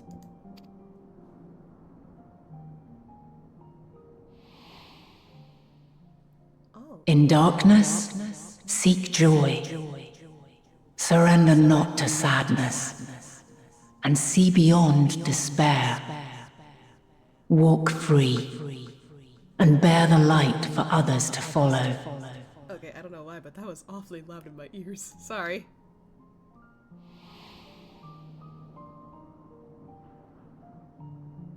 And with that, let us see if we can't find Mevon.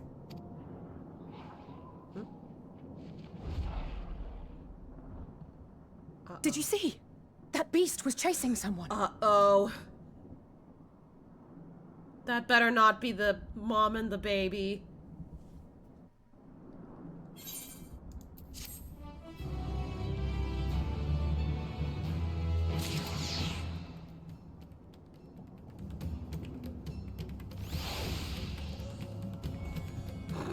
Just seeing some random merchant, I think. What? Was that Mevon? We must go after them at once. Over there! My view is blocked by the trees, but I'm sure I saw someone being chased by a beast. Usher, go with Matsia and search along the river. Alphinaud and I will circle around from the south.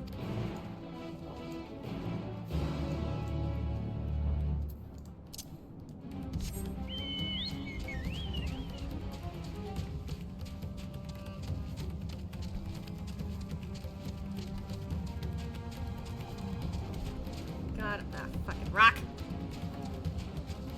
We gotta go.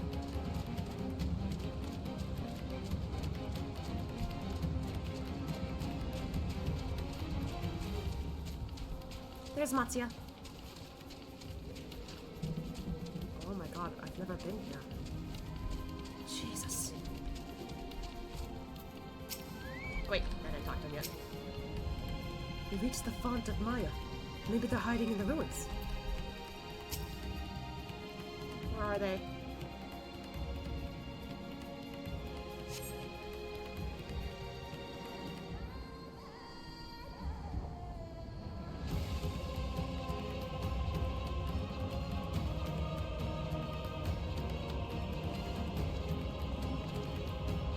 Oh no!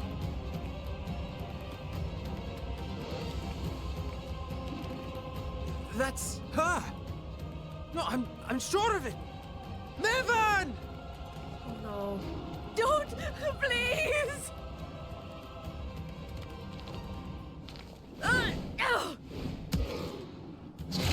She's trying so hard to protect her child.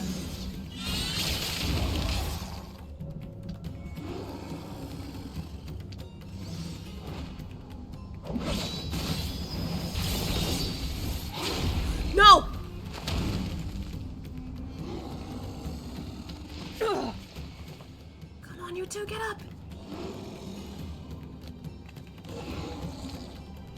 No! No! No! God have mercy!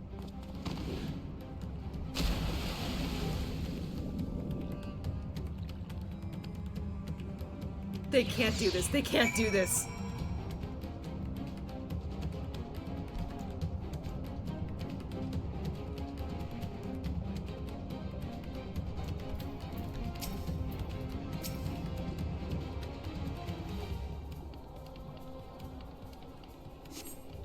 Mevon's lifeless body floats before you, battered and broken. Her death no doubt came swiftly. God. Her infant daughter, however, is nowhere to be seen.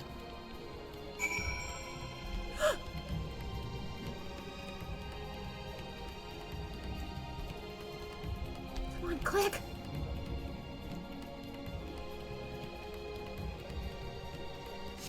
You take the babe into your arms. If she yet lives, you cannot tell, but she will surely not survive unless you carry her to the surface at once. Come on, Asha, go! I'm really happy for that blessing right now. Being able to breathe underwater.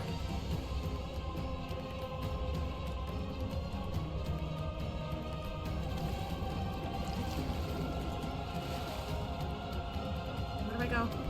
That way?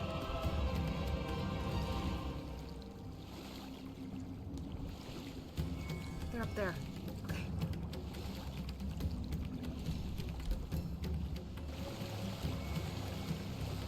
Get her out of the water.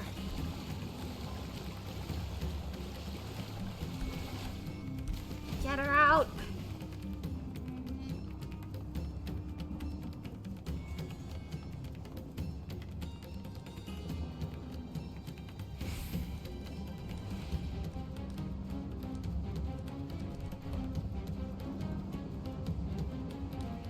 Jesus.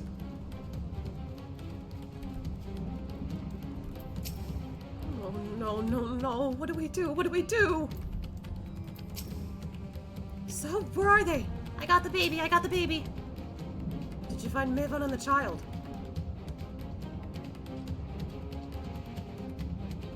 Damn it all. You have the child? Let me see to her. Come on. At least don't kill the baby, please. My heart can't take that.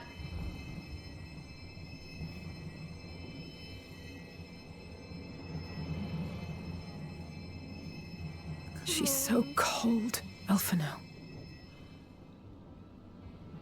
The child is alert, and I see no wounds, and yet she grows weaker. She's just cold. We need to get her warmer My spells can do no more. What she needs is a change of clothes and a warm bed. We must hurry back. Oh, for fuck's sake! Not now! Matzia, take the child.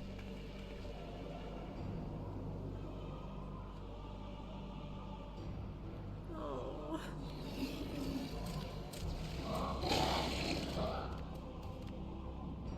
God damn it. It appears we've made enough noise to be heard for miles around. More will be upon us ere long.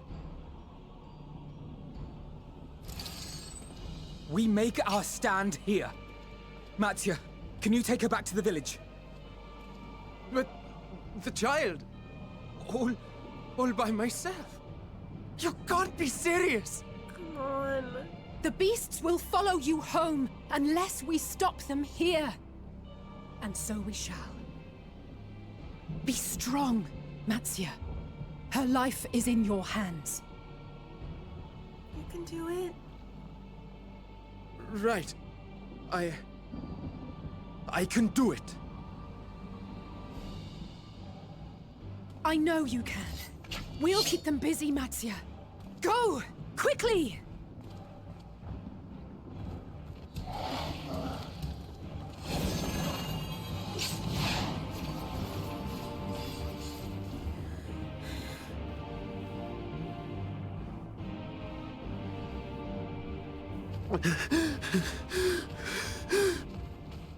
Steady.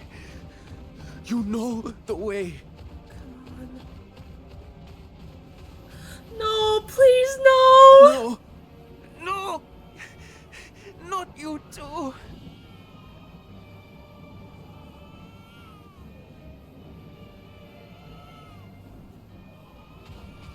Don't be afraid. Don't be afraid. To live is to suffer, to drink of calamity.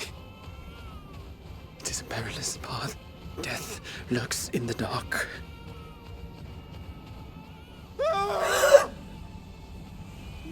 No! I'm not afraid! I'm not afraid! Ah! Do not avert your eyes. See your life for what it is. See how the hardships make you strong.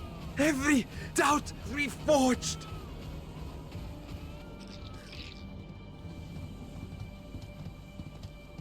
No, don't. Please.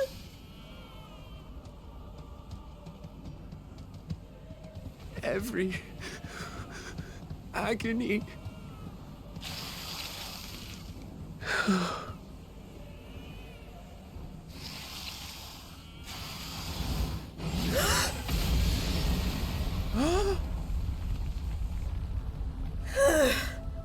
Estinien clutch! Feature clutch!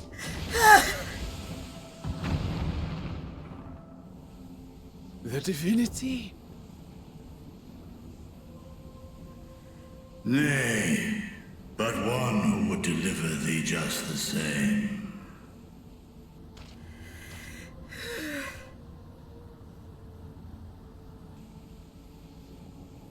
Oh. Please. You must save the child. She is all that remains of Mevan and Grasef. Please.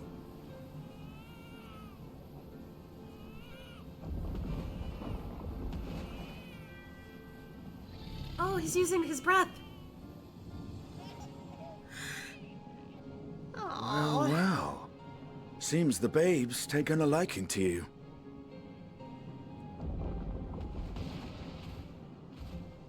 Thou art strong, little one. Let us convey thee to thy home.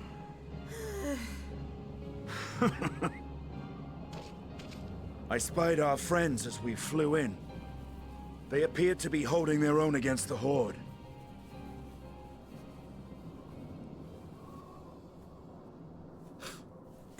Jesus.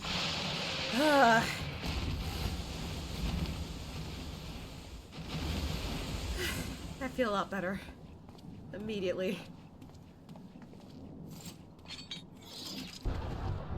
Right. That's the last of them. We should hurry and find Matsia. Oh. You good? Your voice sounds shaky. I was on the brink of crying my heart out if that baby died. Jesus Christ. I'm okay now, though. She's gonna be okay. Oh. Thanks, Zirkion. Head pets. Este's giving them to me a lot now, huh? And a one? Is it for the mama wolf to come out? Bark at the grass. I guess it's one way to, like, stop crying.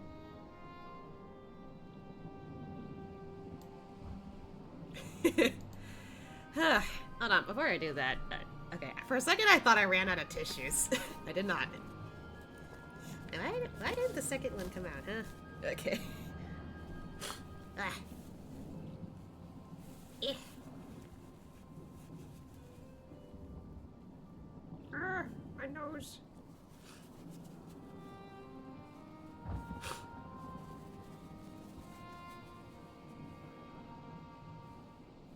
Goodness gracious.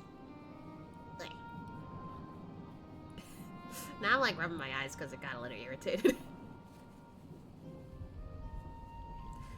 I think we're good. But anyway.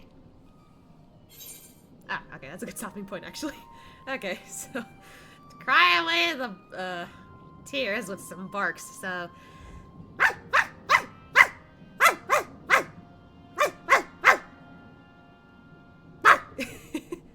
Bro Booba lost best mobile game. Aw. I mean, there were other competitors, I guess, but hey, at least I got a nomination. It's okay. At least, you know, I heard. I don't know. I'm not paying attention to any game awards or whatever right now. I know that's a thing at the moment. Well, I feel better. Thank God that did not go the way it did. Ah. Anyway. They lost to a card game. Be sad. Aw. I don't know. I don't know what to tell you. I don't know. There's a reason I don't pay attention to those, because I'm just like... I'm not, like... big on the awards, mostly because it's just like, oh, this is the best, and I'm just like, is it though? So, and I don't like getting into like heated debates like that usually, so anyway.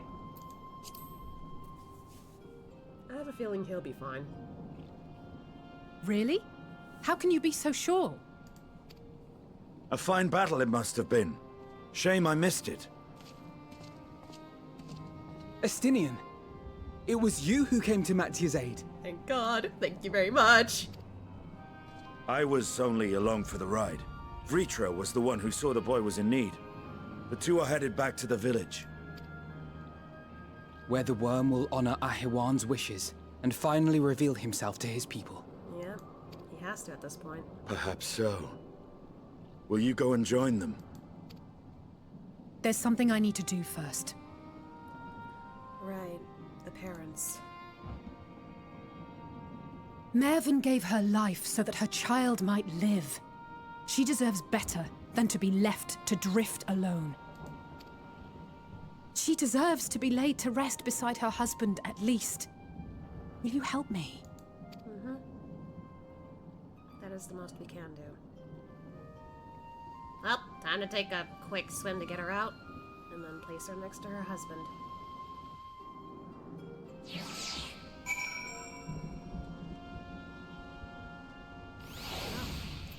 We did exactly that. Good. I would have been a little upset if we didn't. Go. I will keep watch until your work is done.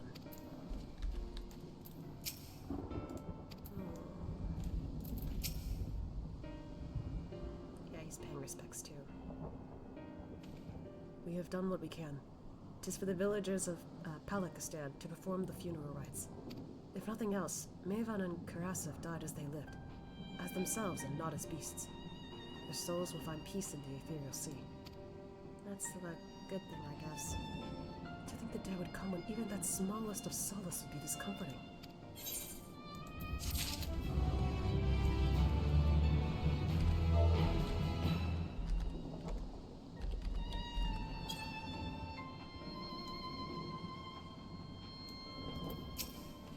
May their souls be reunited one day, for that and so many other blessed possibilities, we must avert the final days. She's still silent. Oh, ether cards. You are ready then? In that case, let's head to Palakistan. No doubt Vitra is awaiting us.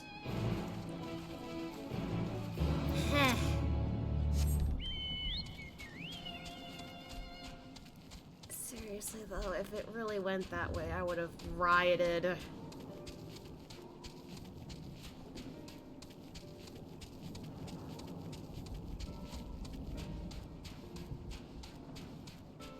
I would have been so upset. And like, damn, like the mama wolf in me kicked in really bad.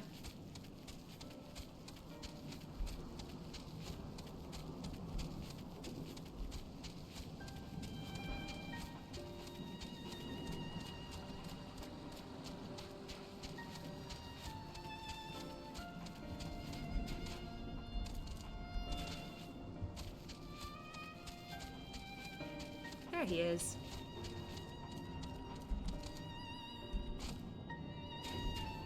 I bet some people are kind of surprised. They're like, oh my god, it's a dragon! Aw. Hey, Vitra.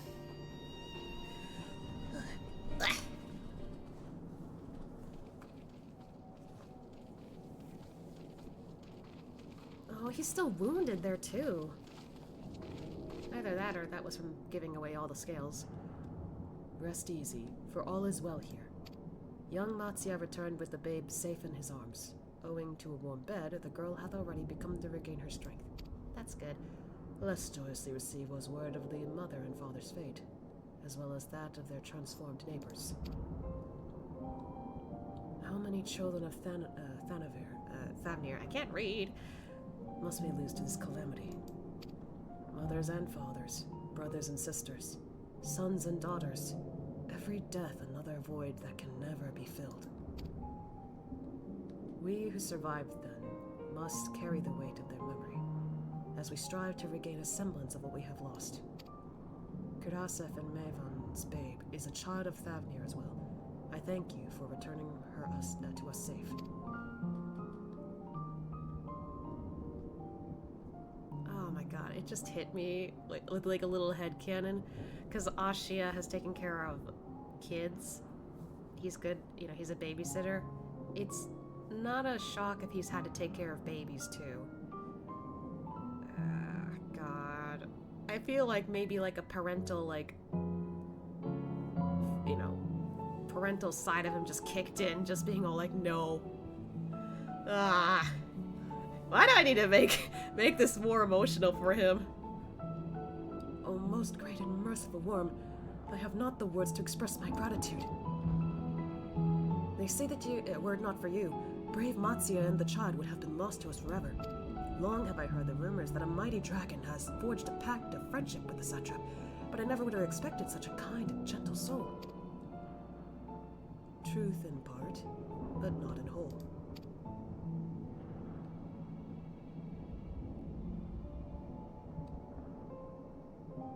Come on. I am Vitra, and for years unaccounted hath this isle served as mine abode.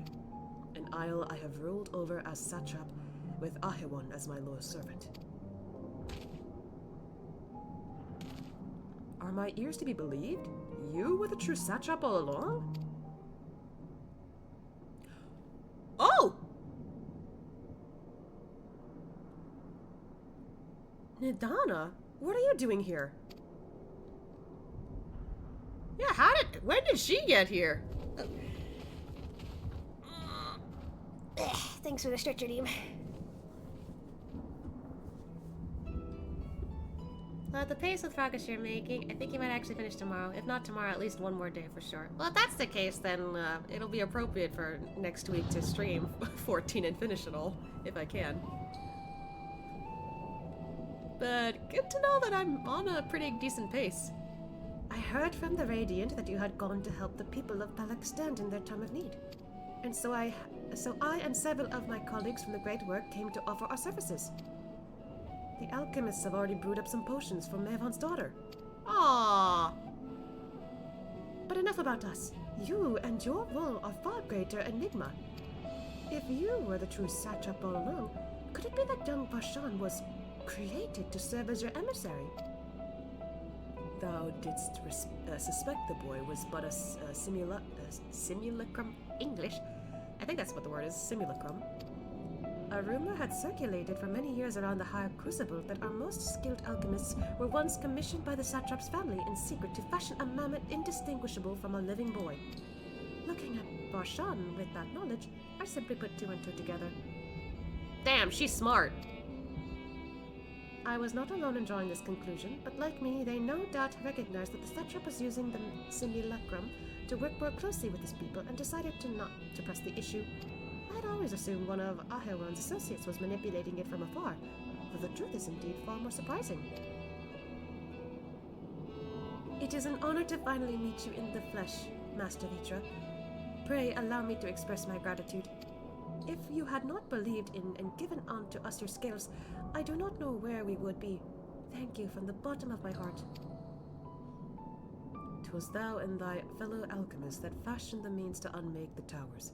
You were the saviors not only of Razathan, but the star. Far too kind you are, Master Vitra, but the star yet want for salvation. Once more will my colleagues and I commit the knowledge and resources at our disposal to the mission of aiding the people in their darkest hour. Wow. 'Twould seem this place is in good hands. I will return to see how Razadhan fares. What will you do, Scions? I worry for the survivors we met at Perusa. Shall we pay them a visit before making our way back? In that case, might I ask a favor? Nothing too burdensome, I promise. This way.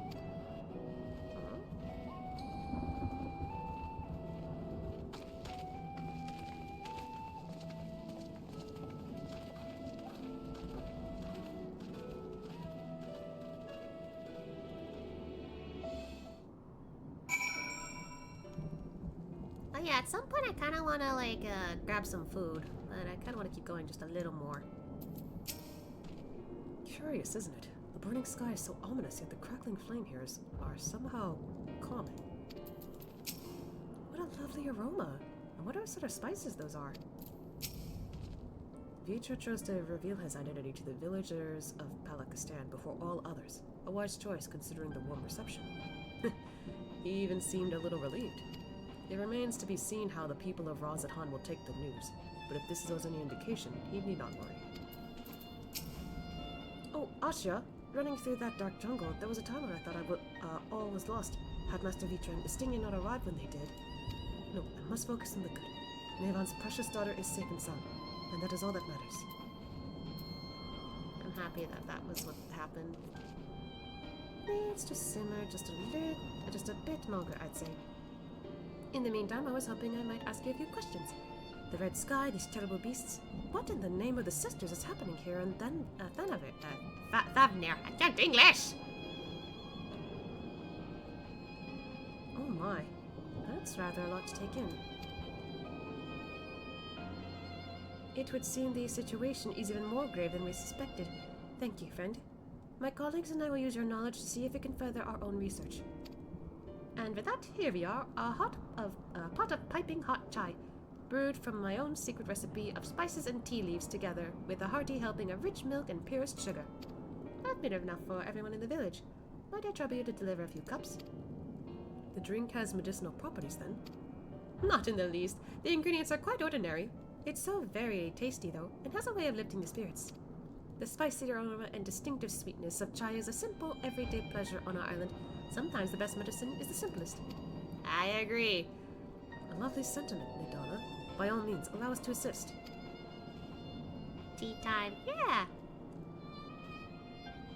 I'm like remembering a scene from like Spider-Verse, the second movie. I don't know if anyone's seen that, but there's like a scene where I think a different Spider-Man was just saying everything he does in a daily routine, and then mentions like, and go get some, and get some like chai, and then Miles just goes, I love chai tea. What did you just say? Chai tea? Chai means tea. It was just like, okay, well, I thought that was really funny. Granted, even I didn't know that, so it was insightful. While you lot distribute hot beverages, I'll do a sweep for errant beasts to slay. A far less arduous task, no doubt. When you finish, look for me at the wakeful Tirana. Okay. I would be most obliged if you could deliver a few cups of chai to the villagers. Okay, damn. I'm certain it will do much to soothe their aching bodies and heavy hearts. Ah, same dialogue, okay. Hi. Would you like some chai? Look at all of them lazing about, knowing full well the beast might strike again at any moment. Do they not realize their lives are in danger? Well, I, for one, intend to survive. I'm too young to die. Yes, I'll leave this island behind if I must. But where would I go? Is anywhere safe these days? Hey, chill. Have some chai. A cup of chai? Can't you say I have more important things to worry about? No, you're right. It is precisely in times like these that we must strive to remain calm and steady. I do believe I'll visit the elder and see what needs to be done. Excuse me. If there's any way I can aid my village and my friends, I will do it. Well, you did a 180 real quick. Oh, there's a chocobo keep here.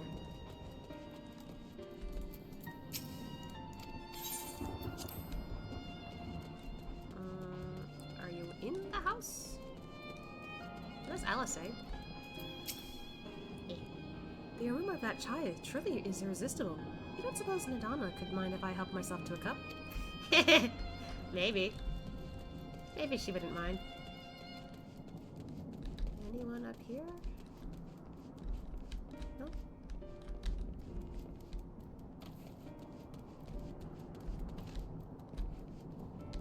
It's Alfie. Eh, I can't jump. Fuck. Hi. Hmm? Wait, I know you. You were the one who saved us from those beasts back at the temple. Were it not for you, well, let's not even think about that. At times like this, we mustn't dwell on what might have been, but look to the future. But what future awaits us? How can Razadhan hope to recover from this? Most of my friends are gone. I don't know where to turn. Hey, it's fine. Just have some chai real quick. A cup of chai? Well, if you insist. That aroma has a way of clearing the mind. Come to think of it, we've faced our fair share of trials in the past as well. And no matter how hard the times, we've always come together as people united. One day at a time, one step at a time. For that is all any of us can do. Yes. Back to work, once I finish this cup. Thank you. You're welcome. There is Alphinaud. Alfie. It is Alfie.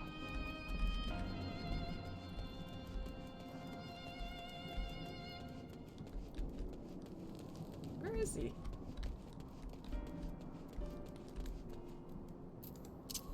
I actually don't know.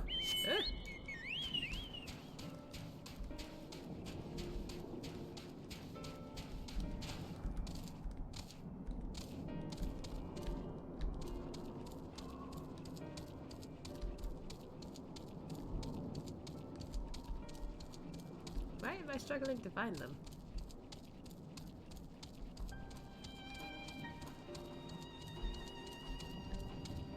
Oh, because there's literally stuff up here. Oh, okay.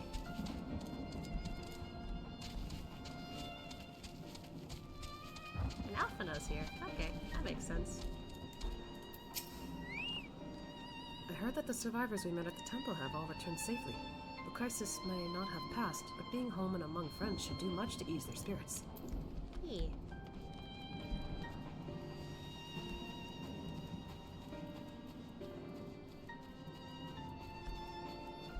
I didn't even know there was a spot up here.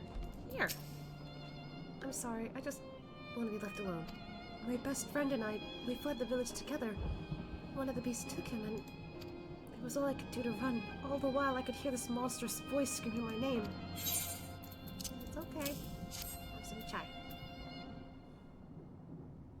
Hmm? This is for me? We used to drink chai together often. Shared stories over steaming cups after a hard day's work. I can't English. Thank you, friend. The pain may never pass, but I must press on to all the same. For his memory, and for we who must remember. Okay, I think that Soothe their worries. For now. Thank you for delivering the chai, Asya. Did it help to lift the villagers' spirits? I can English, I swear. That is heartening to hear indeed. The final days show no signs of abating, but that is all the more reason that we must try to keep our composure. Our lives have been forever changed. The people we have lost will never return to us. These tragedies will long weigh on our hearts.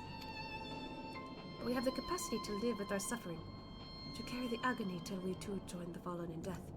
It is not our surrender, but a recognition, for it is only in acceptance that we find the strength to move forward.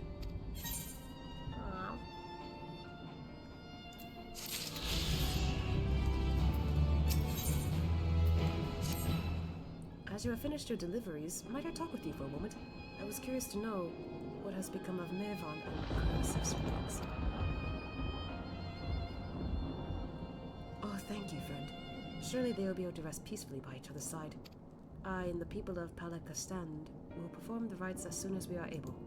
As for the child, it will not be easy for her, growing up without her parents, but I promise to do what I can. Once she is able to eat solid foods, the fish I catch will help nourish her. Aww. He's gonna try and be an uncle for her. You swear? Lying is bad. Wait a minute. You'd think after so long enough picking up English, you'd pick it up at some point. Apparently not. Because, like, my brain wants to say specific sentences for some reason. And when my brain reads that correctly, my mouth doesn't register that fast enough. Well, we finished delivering the chai. I do believe everyone has a piping hot cup. I could almost believe there's a magic at work. How their tension fades with every sip. Let us pray that Palakistan has seen the last of those transformations, at least for now. They are still at risk as every village in Thavnir, like it as not. Still, I trust we can leave this place in the care of our friends from the Radiant and the High Crucible. Shall we return to Razathan? By all means, do not let us keep you further. There are still many who have need of your wisdom and strength to deliver them from this terrible calamity. And I will do what I can as well. I will bring rations and supplies from Akiali. We have plenty to spare. It's nice to see them chatting now. Then let us find Estinien and be on our way. Where did he wander off to again? The Wakeful Tirana, near the bridge to Razathan, as I recall. Very well, then.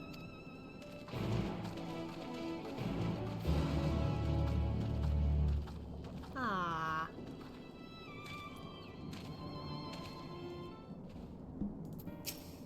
Worry not. My colleagues and I will watch over this village when you have gone. And should my research bear any new fruit, you shall be the first to know. When you and your friends entrusted me with the child, I was beside myself with fear. In bringing her back safe, however, I realized I was capable of so much more than I ever believed. Nothing could be more terrifying than that moment I faced with the beasts in the jungle, but I survived. I survived, and come what may, I will survive again. Without you, I would never have found the strength. I thank you, and I promise to make the most of this lesson. Good on you, Matsuya. Good on you. Okay, time to make my way back. I will grab the blue quests later.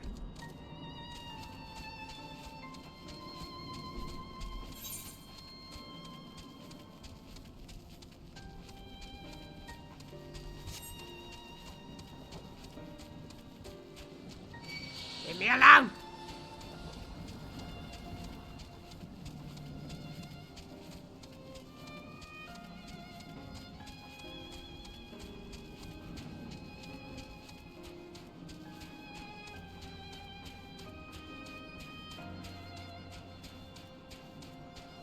There they are.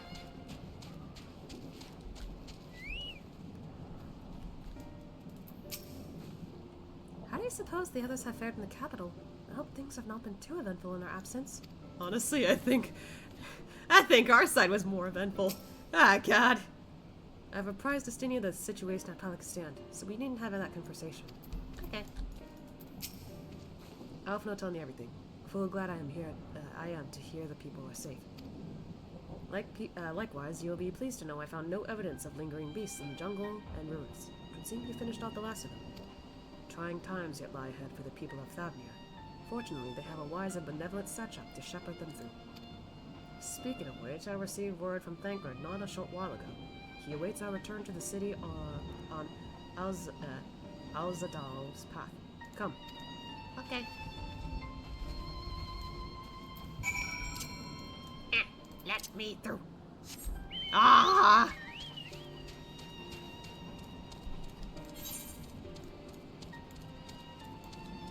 I'm gonna do what I can to explore there later.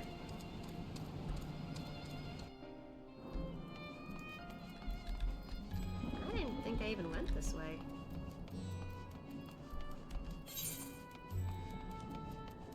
No, I did. It's just a different area, I guess. Huh.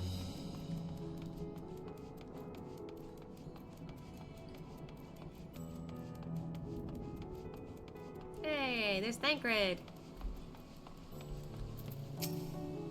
Truly a struggle for the people who come to terms with these tragedies, but they are far stronger than you may think.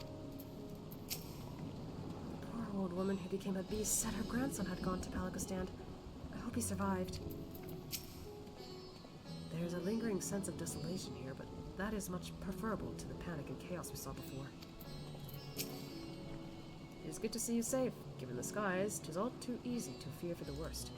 I'm pleased to report that we succeeded in quelling the threat here in the city. The beasts have all been felled and the citizens are safer now. I've also heard from the Radiant that an important proclamation will be made in the city square. Though they said no more than that. Might you have any idea what this is about? So Vitra is finally coming out from behind the curtain. I suppose we too should hear what he has to say. To Magadita then, but before that, it would appear that the word of the assembly has not yet reached all the citizens. If anyone along the way seems unaware, we'd best, enlighten them. Yeah. Oh. I'm sure I want to hear about it soon enough, but those who don't attend will be kicking themselves later for missing what's certain to be a historic moment. I see. Okay.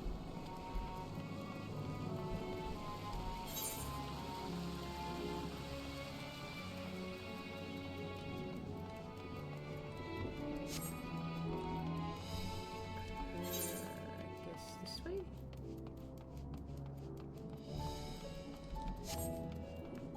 Ugh. My neck cracked. Oh. Hi. Are the beasts all gone? I've been hiding and I'm too scared to go out and look. Oh, that's a relief. I thought one of those beasts was going to eat me. I wonder where Varshan is. He's the slowest runner. I hope he got away. He could be with the other people from the palace.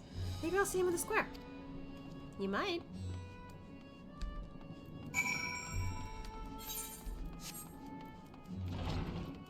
Oh. Hi. You okay? Leave me be, please. I swear to you, my flesh tastes absolutely terrible. It's just me. Oh, gods, what were you doing scaring me like that?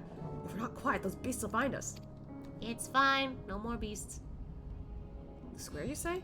Well, that's where the satrap was killed, with my very eyes. I saw him crushed in that creature's maw. So many lives lost, just terrible carnage. And if you say there's someone else who would lead Razathan instead, whoever they are, if they say anything to sully the memory of our beloved satrap, I'll make them regret it. Will you now?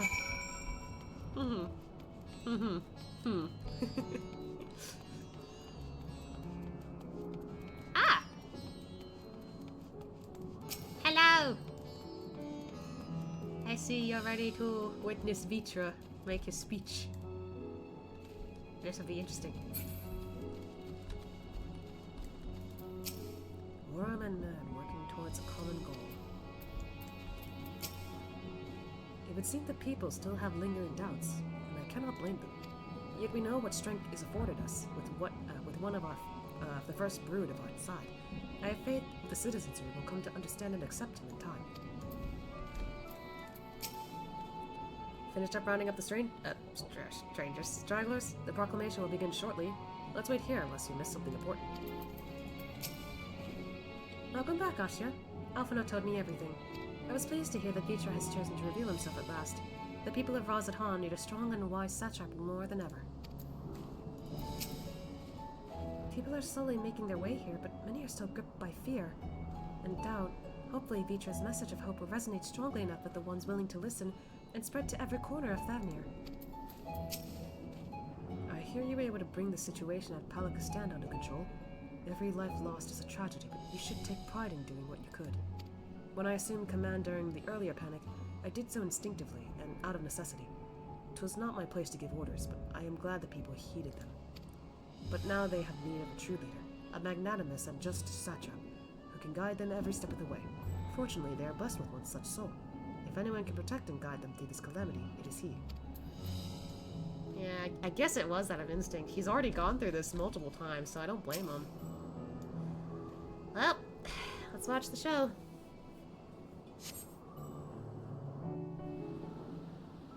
Depending on how it goes after this, I'm gonna get some food.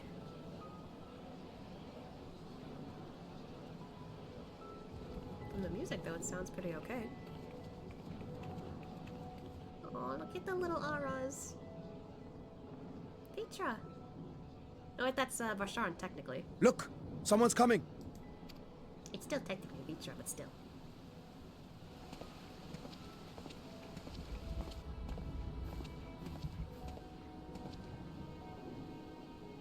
People of Razathan, it warms my heart to see so many brave, resilient souls before me. Today, I would share with you a great revelation. But before I do, I must make a humble request. Do not be alarmed, nor avert your eyes. See the one I unveil for who he is, and know that he means you no harm. He's trying to calm them before they all, like, panic or whatever.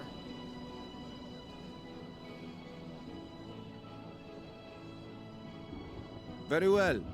I dare say it can't be worse than the horrors we've already seen.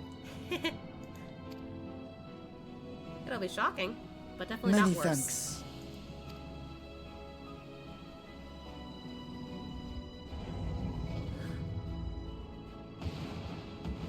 Oh, there he is! A dragon! Here he comes! Wow! Oh, the kids are excited!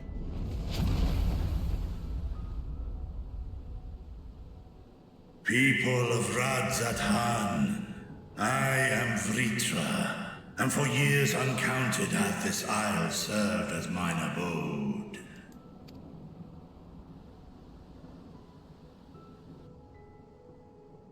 'Tis as the Satrap's ally I am known. Today, I would reveal the truth unto you.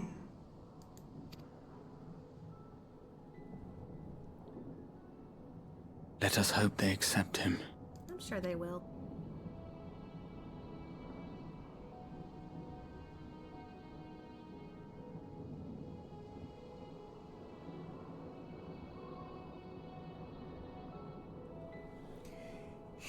Taking the time to explain, I guess.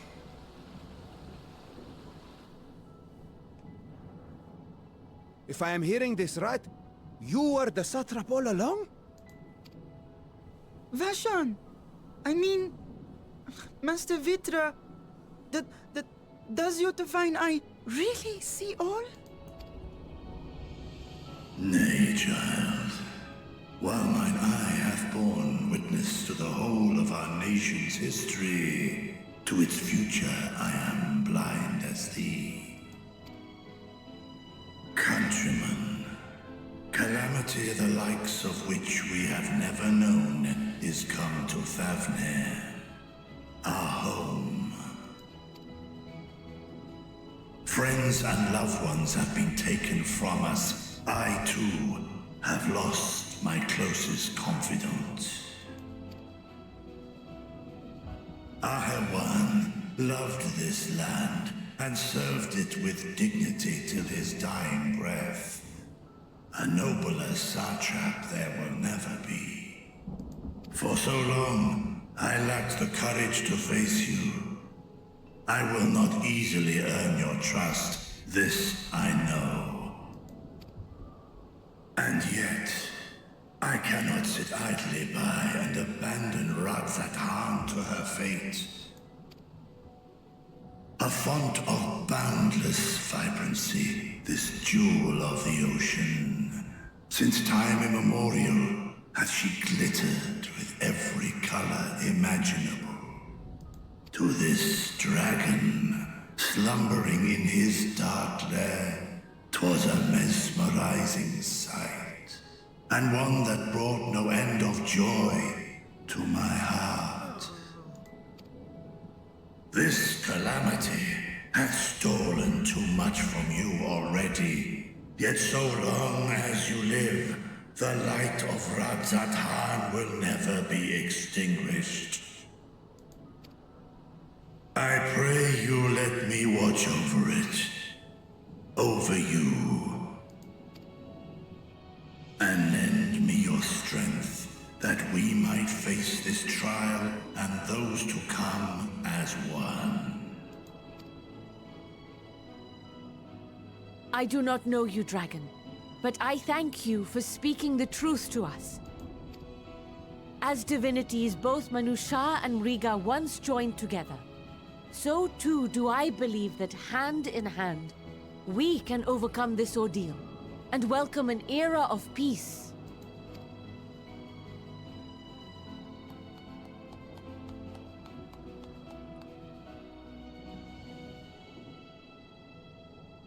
A sight that would have surely brought a smile to Isaiah's face. Oh.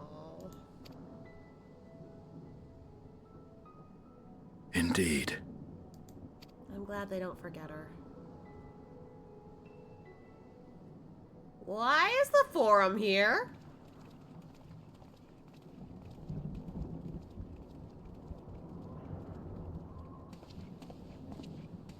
Excuse me, but I must speak with the Satrap at once. Oh.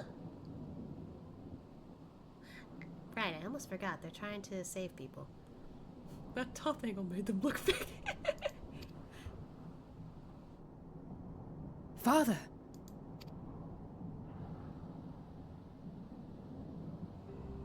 You have suffered dearly of late, yet you must endeavor to look beyond these losses to the future you yet have.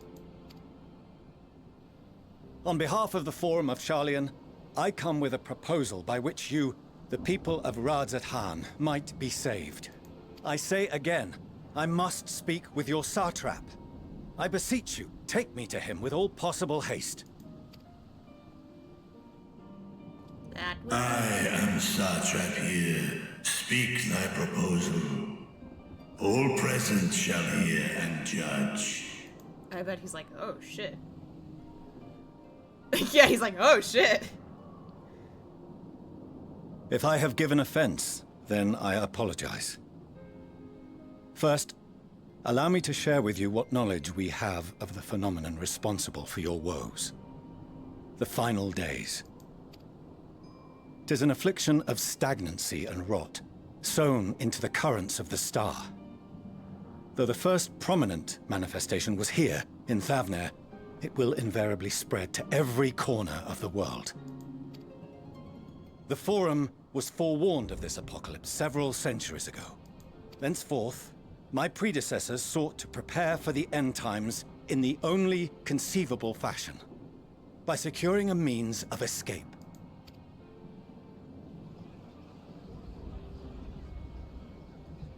Escape the star? What madness is this? They're not willing to go. 'Tis by no means madness. With the coming of the 7th umbral calamity, the true nature of the Red Moon, Dalamud, was revealed. That it was an artificial construct of ancient Alag. But what of the Silver Moon?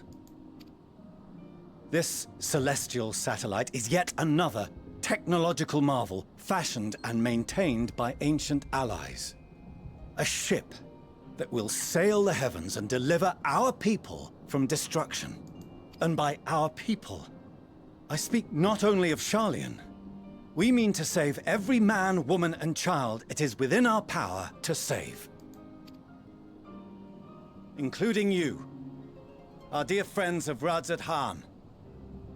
Recent events necessitate adjustments be made, and quickly, but we can and will escort you safely to the moon.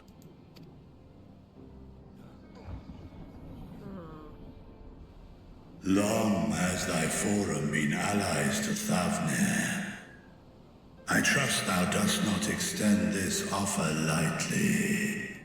Yet I wonder, is this truly the way?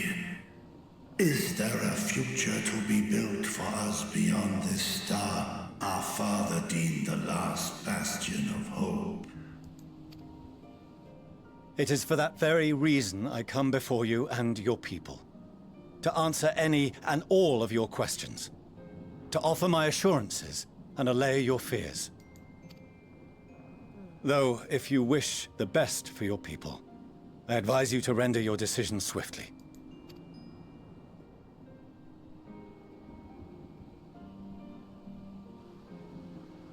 Show our friends to Megaduta. They are to be received as honored guests.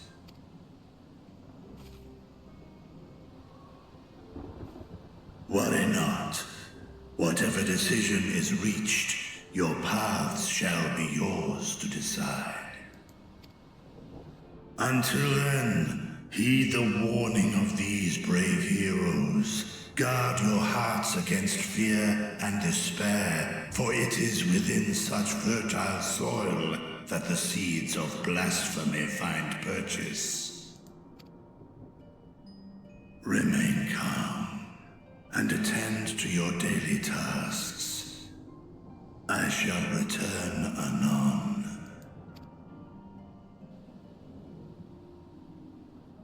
We'll do as you say, Master Vitra. We believe in you.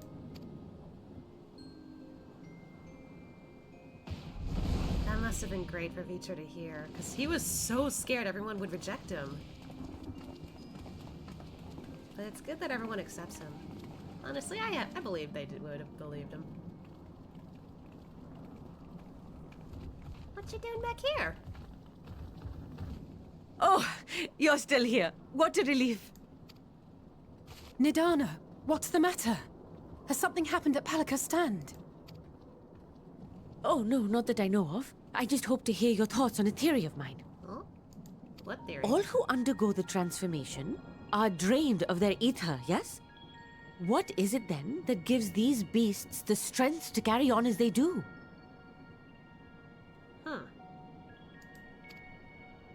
Logically, they must be drawing upon an alternate form of vital energy. That put me in mind of our earlier conversation, when I tried to explain the essence which many confuse with ether. Akasha. Akasha? Yeah. Yes, I remember. The unseen gift bestowed from on high. An energy influenced solely by emotion. Negative emotion, though, in this case. Yes. Yes, in this instance, negative ones set Akasha into Literally motion, saying what they're saying. thereby infusing the beasts with vitality. I posit this as the mechanism by which the beasts are born and sustained. Ah, do you still have that flower? I think so, yeah.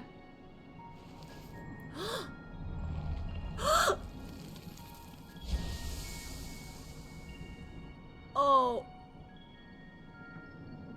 If we accept that it once shone bright by drawing upon Akasha, influenced by the thoughts of those nearby, then fear, terror, despair, negative emotions so powerful as to suffocate it, permeated the air in this place. Didn't we need that? You must be very careful. The forces which drive the final days may be beyond our ability to perceive. That's not good. Sorry, I didn't mean to scare you like that. At any rate, I will continue my research into Akasha. Do temper your expectations, however. There are sadly few detailed studies upon which I may draw. That was still good enough, though. Formulating a new theory as you have is itself no small feat. I wish you well in your endeavors, and pray you take care. Thank you. You stay safe as well, yes? Till next we meet. And we will meet again. There she goes. Oof.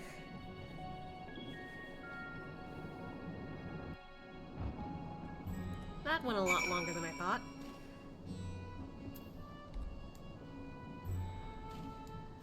Why is the Radiant Host Soldier? Anyway, before I continue, I'm gonna go heat up some of that chicken, because I'm hungry for food. So I will be right back.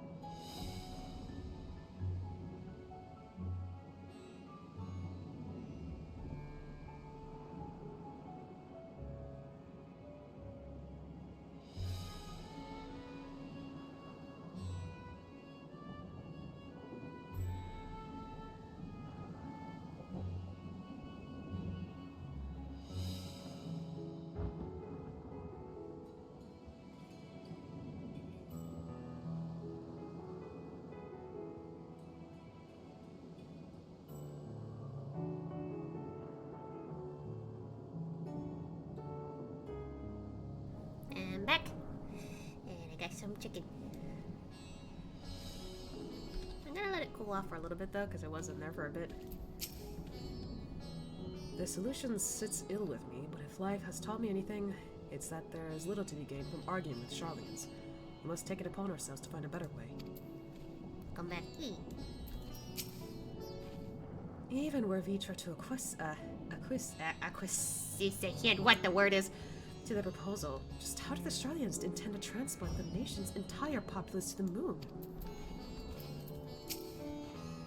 We have no better, safer course of action to offer them than fleeing to the moon. I know this, and yet Vitra and his people love their home. There must be something we can do. That soldier of the Radiant there, if I'm not mistaken, he accompanied Ahewan to Vanaspati. Could it be that he knew Vitra's identity all along? You know, I've been entrusted with a message meant for you and your companions. When you're done speaking amongst yourselves, I would share it with you. Okay. Under normal circumstances, the Forum's proposal would be regarded as sheer madness. When the sky burns, even madness sounds appealing.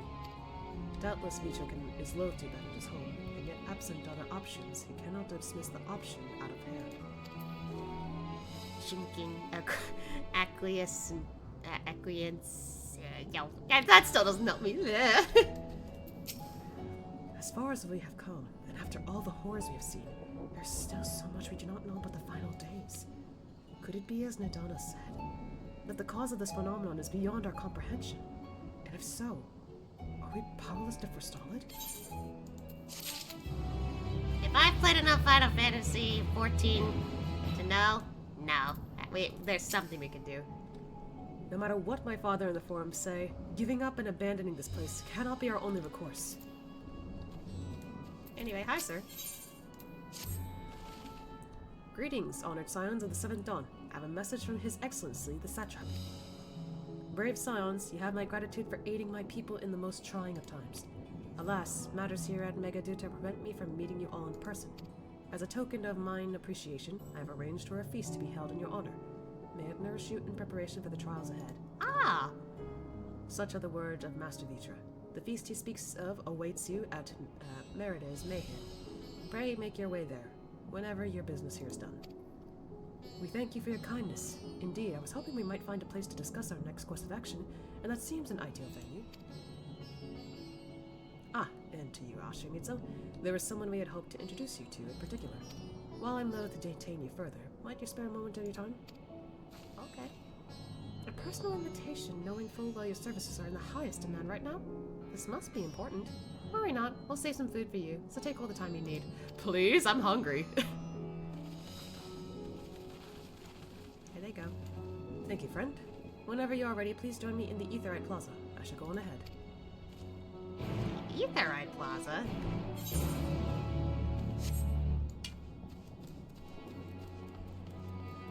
Wow.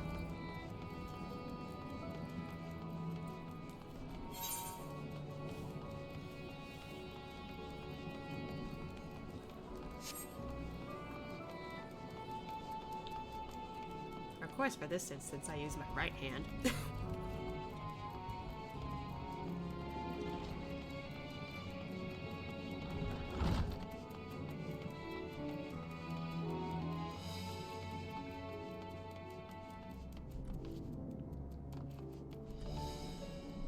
Also, real quick. Ow.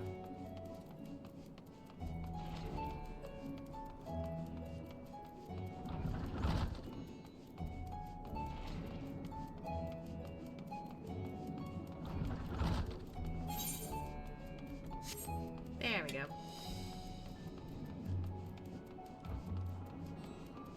Why use any hands? Just make it levitate? Because I'm not magic.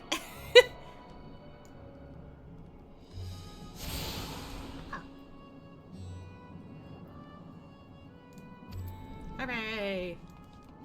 I still can't teleport there, can I? No. But then why did you tell me? Is it just that?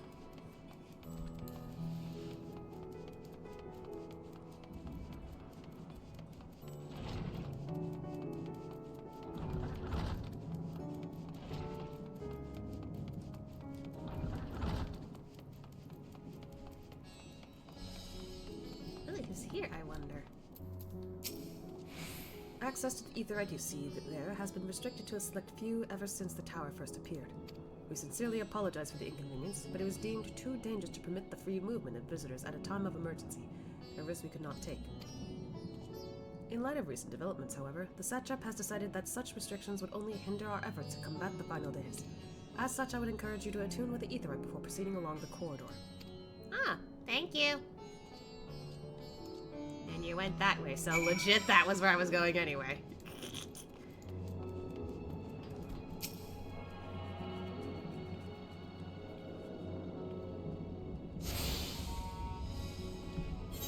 Yep. Well, I mean, at least I can get there immediately now. Skill issue. Not so bad. Ah, you must be wondering what this place is. You stand in the Hall of the Radiant Host, where our leadership oversees all of Razatan, its military operations. Sundrop, our destination, lies just ahead.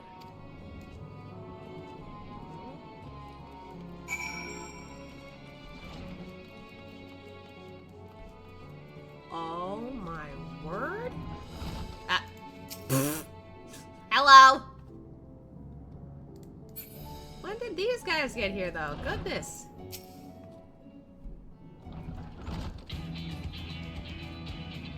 Welcome to Sundrop. Without further ado, allow me to introduce you to...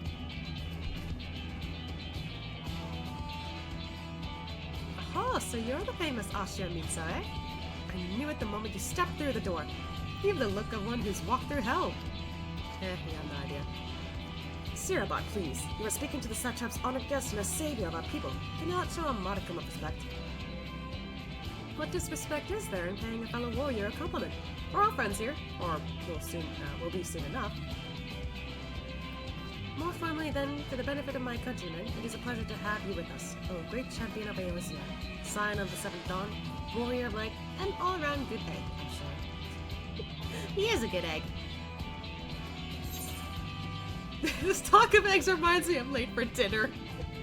Anyway, what is this place?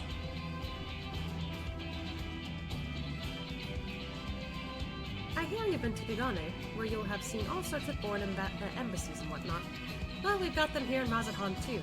Other lands send delegates to oversee trade and diplomatic dealings. Then there are military matters to discuss, which is why all these officers are stationed here in Sundrop. I imagine you're more than familiar with each of the nations they represent, yes? They've got representatives from Doma. Hello. Ul'dah and Alamigo.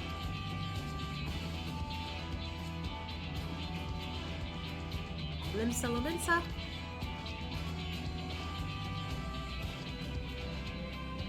Gridania. And last but not, never let it be said least, Ishgard. They're the eyes, ears, and mouths that bridge the distance between Razatan and their respective homelands. We use this brief respite to share the details of our plight with our overseas counterparts. And wanted to know what all their leaders requested a few words from you specifically. You're a man in high demand, eh? And so, would you mind regaling us with your own account? Indulge us before you indulge yourself. Alright. I guess.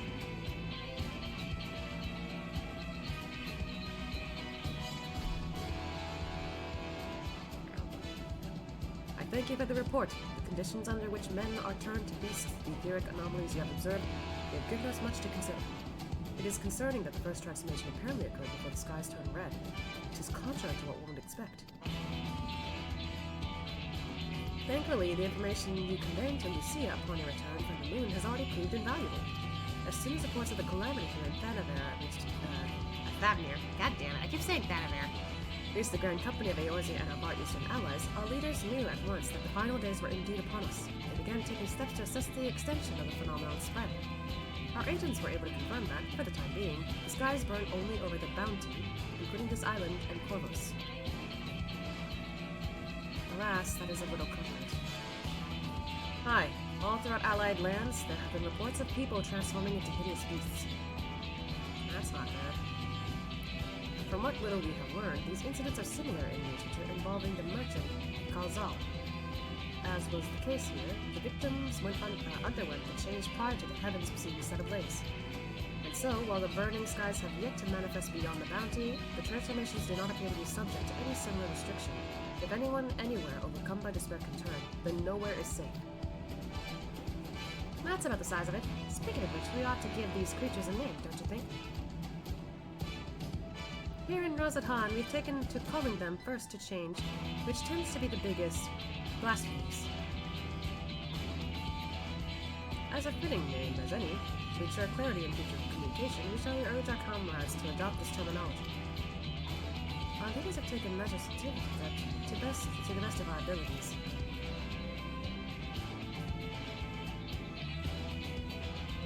Aye, each nation has assembled their own group of elite soldiers to put down these so-called blasphemies in their spawn as and when they appear. At the same time, they're doing all in their power to put the people's mind at ease and prevent panic and fear from spreading. That said, brave souls with the strength and fortitude to fell these terrible beasts are not easily found. Just so, and it is for that very reason that we turn to you. Pray lend us your strength and help us slay the blasphemies that plague our homelands. Now, you don't have to give your reply before dinner. I should also mention that each blasphemy seems to possess widely different characteristics. What works well against one may serve you poorly against another. So before you go rushing off to save everyone's day, have a word with the delegates. They'll tell you what to expect.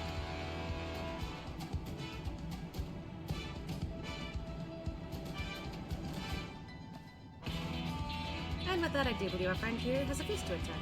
Spare a thought for us while you're tucking into all that fine cuisine, eh? Roll quests.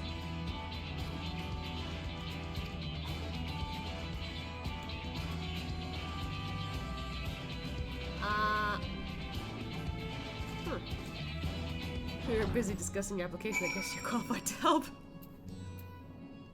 I guess the only help I can do is around this one, huh?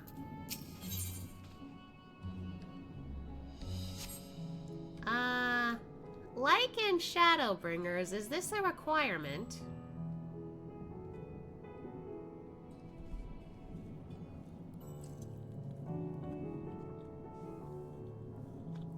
Not required. Okay. Then I'll see if I can do any of these in my spare time, or maybe for like another stream.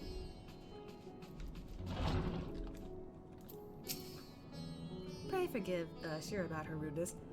She can be a bit boisterous at times, but it is simply her nature. Anyway, my apologies for keeping you from your hard-earned rest. You will be rejoining your companions, yes? Do you know the way to Mayhain? I have a terrible sense of direction. Just unlock the class armor you unlock later. Okay. I know Razathan like the back of my hand. I got used to it now. Glad to hear you're becoming familiar with our fair city. You'll be pleased to hear that all drinks are on the house, so order whatever suits your fancy. Ooh! And with that, I must return to my post. On behalf of all the Radiant host, I thank you and your friends once more for lending your strength and courage to Razathan in our time of need. We shall endeavor to fight the good fight to the end, that we might honor Ahewan's legacy and serve Master Vichor well. You have my word that your efforts will not be in vain.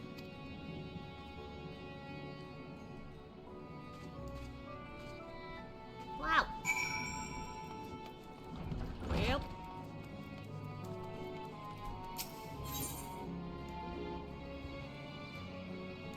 Food! Food time! Still red out there. Ugh. Oh, there they are. But I'm gonna talk to them real quick. Estinien's on the wall. I'm overdue for a good meal. Forgive me for not waiting to make a toast. My throat was utterly parched. Nah, you're valid. Ah, can't say shit! I know I must eat to regain my strength, but between you and me, I don't have much of an appetite. Aww. The threat here has been quelled, but our job's only just begun. Good you could join us. Mihil over there will be happy to take your order. Ah. How was your meeting with the Radiant? I would love to hear more. Anyway, hi. Welcome! When the satrap asked us to entertain a party of honored guests, I was wondering who it might be. This is a lovely surprise to say the least. By the way, I heard all about Kazal from your friend Grahatia. I understand there was nothing that could be done, but I was heartened to hear he meant us no harm. I cannot thank you enough for dispatching the beasts. As a small token of our thanks, your food and drink tonight are Meheride's tree. Speaking of which, what shall I start you off with? Water, just water.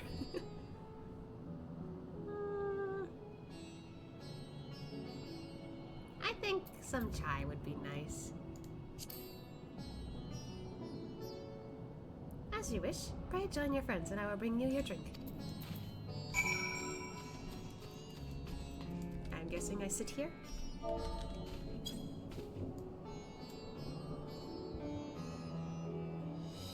How are you sitting like that, boy? Welcome back. Whatever did the Radiant want with you, pray tell? Our allies have sent military delegates. That's news to me. Mind sharing the details? I just sat down.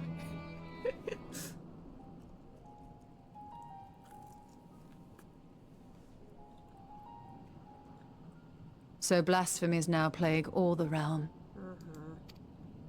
It will only get worse if what Father said is true, as it did in Amarot. If that's our model, then shouldn't we expect the effects to grow more severe as it feeds off its own spread? As if people transforming into those monstrosities wasn't bad enough. If the flora and fauna, if the land itself turned against us. No one would survive.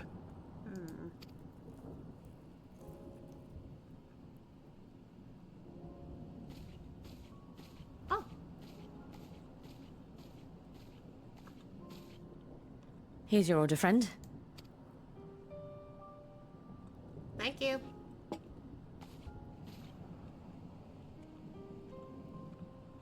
May you find comfort in these dark times.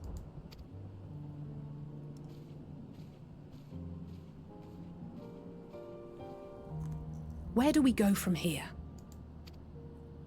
If there's one thing we've learned, fighting blindly and simply reacting to what comes will accomplish nothing. We must find a solution that addresses the fundamental cause.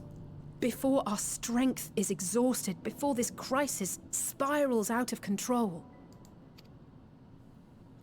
Is there something, anything we've overlooked?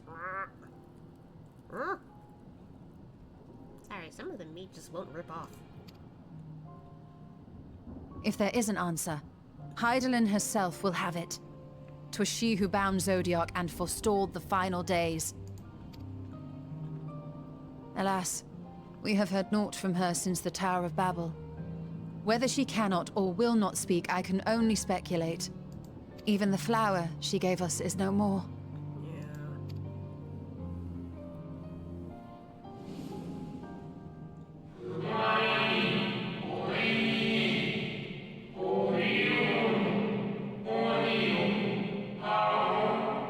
In our time, we called it Elpis. You would do well to remember the name. Does anyone know the word Elpis? So advised the Watcher. But what could be the significance of that name? It is entirely unfamiliar to me. To me as well. It meant something to the ancients, though. In our time. Most surely. Yet I do not recall a single mention of it in the records of Anida. Another dead end. And quite literally. It's not as if there are any ancients living we could go and ask.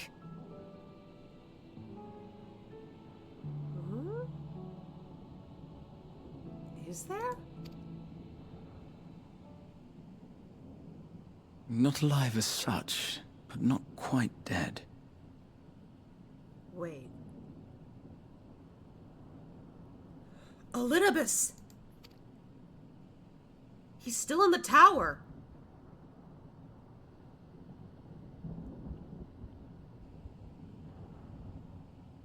Elidibus. Right on the money! I sealed him in the White Horusite of the Crystal Tower back on the first. Contained within that reservoir of ether that maintains it, ether that is returned little by little to the sea. Naught may remain of his soul. However, if part of it lingers, we might be able to speak with him there. I didn't expect to hear this music again. God! We can no longer make that journey, but you, my friend, still can. Ah. Definitely will say that. It would be an opportunity to look in on the others as well. Thank you, my friend. That would mean much to me. Aw, I got you. If nothing else, should we learn the First is safe, we'll have that much more reason to keep fighting the good fight. That said, the odds are not in our favor, to say the least. Which is why we're fortunate to have Urianger up there on the moon, working hard to make all the necessary preparations for our departure, should it come to it. And why we have nothing to lose by staying the course till the last instant. Indeed. To the last, let us all do what we can. I will consult with Master Matoya and see if she knows of a way to reach Hydaelyn from the ethereal sea. And I will visit the nation's leaders and attempt to ascertain how far the final days have progressed elsewhere. Keep me abreast of your findings. I can seek out and slay the worst of the immediate threats, if only to slow the spread. Unease, terror, despair. Try as we might to suppress them, these emotions will return to harry us time and time again. But when they do, remember this. Your friends and loved ones are out there somewhere, sharing in your struggle. You are not alone.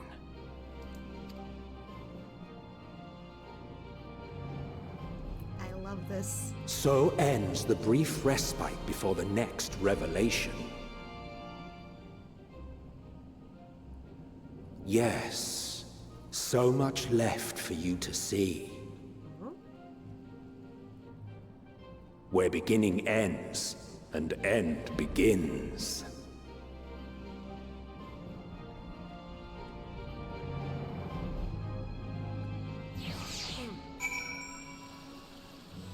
Always love the planning scenes. Yeah, like, I got hyped. Whoops. And then the chicken fell off.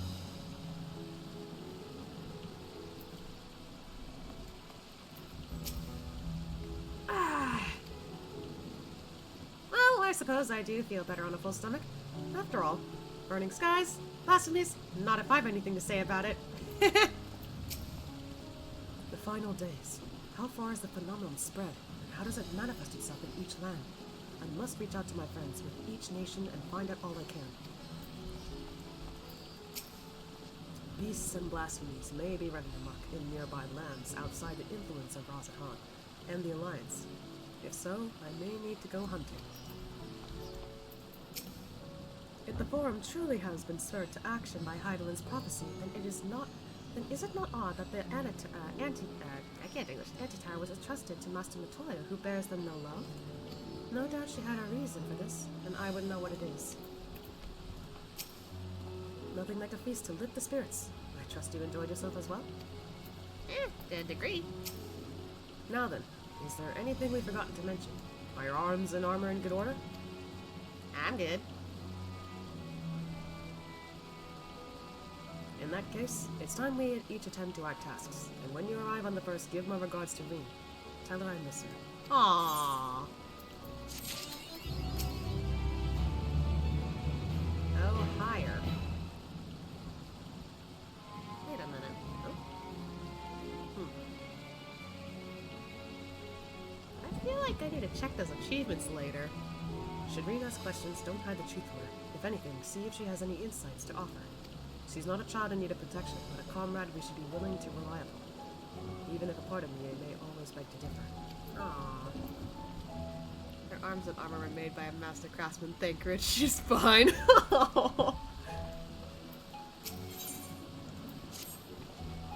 Take this, Asya. My spirit vessel. Oh yeah, you still have that! Empty now, of course, but it should allow you to operate the tower's systems in the umbilicus. Even the smallest fragment of Elidibus's essence remains. It should be possible to locate it. As for access to the umbilicus, pray seek Adeline for assistance. Chances are she still stands watch at the ascensor gate. Should she or anyone else ask after me, tell them I am living my life to the fullest, that I am happy, hardships and all. Aww, I'll let her know. Well, We had best be on our respective ways. God's willing, we will see each other again ere long. Bye, everyone.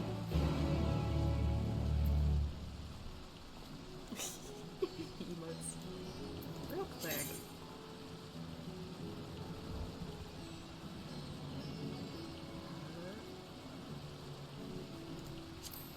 No. Hold on. I'm going down this thing.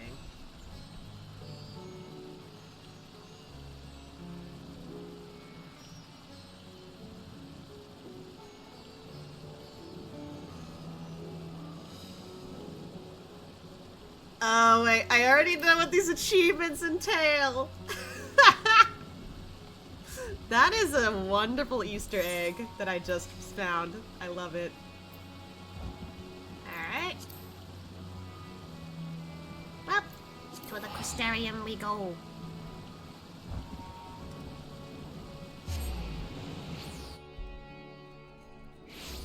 Ow. After I take a quick bite.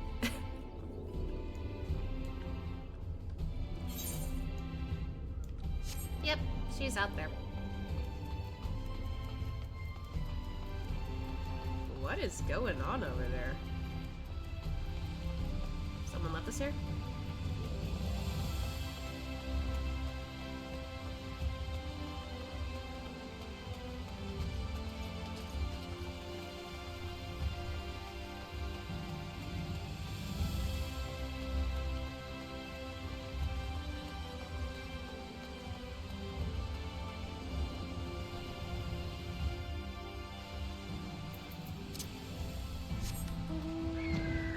Whee!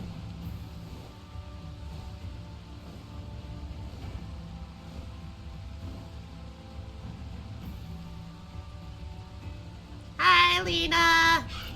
Been so long!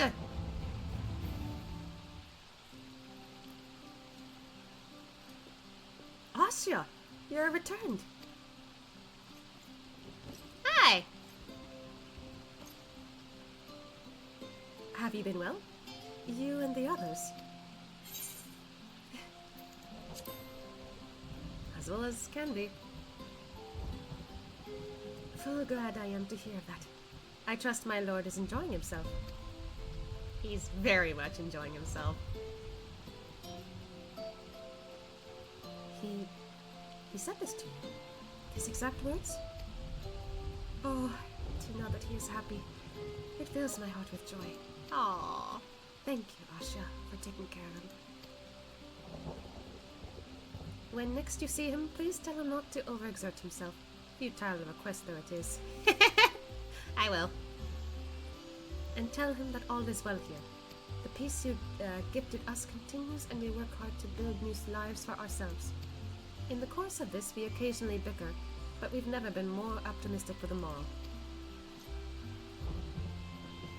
If I had to mention one dilemma, it would be the question of our governments.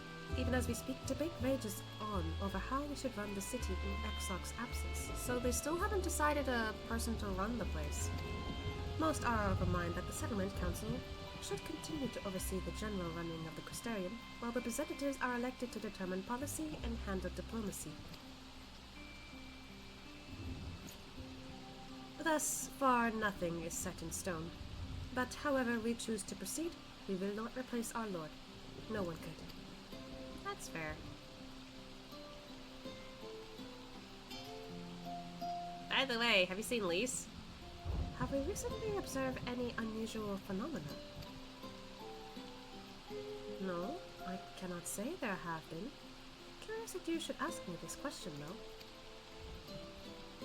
Some days ago, Reen came and asked the very same. She was rather unsettled, in stark contrast to how cheerful she has been of late. Oh, so she knows something's up. Reen has been dedicating herself to the restoration of the empty, you see. Ah, so this dialogue probably doesn't show up if I already did the, Eden quest, but I didn't because I wanted to get Endwalker done. It will take many long years. The goal seems to have given her a newfound sense of purpose and fulfillment. So when I saw her in a state of such worry, I couldn't help but feel worried in turn, especially since she wouldn't tell me what troubles her. I dare say she would be more willing to confide in me. May I ask you to broach the subject with her? Okay. I was actually looking for her, so... You wish to enter the Abilicus? Very well. I shall fetch the key at once and take the opportunity to find Reen. Please wait for me in the city in front of the Cabinet of Curiosity. Shall we say? I will be along as soon as I can. I really want to do that salute again. I only did it once.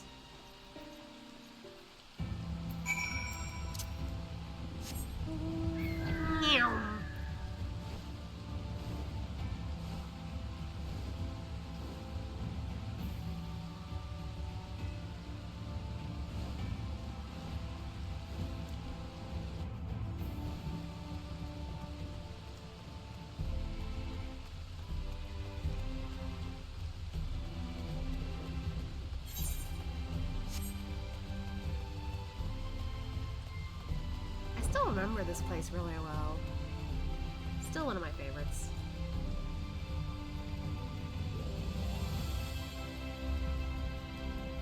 I could definitely see some Charlian resemblance now that he's mentioned it.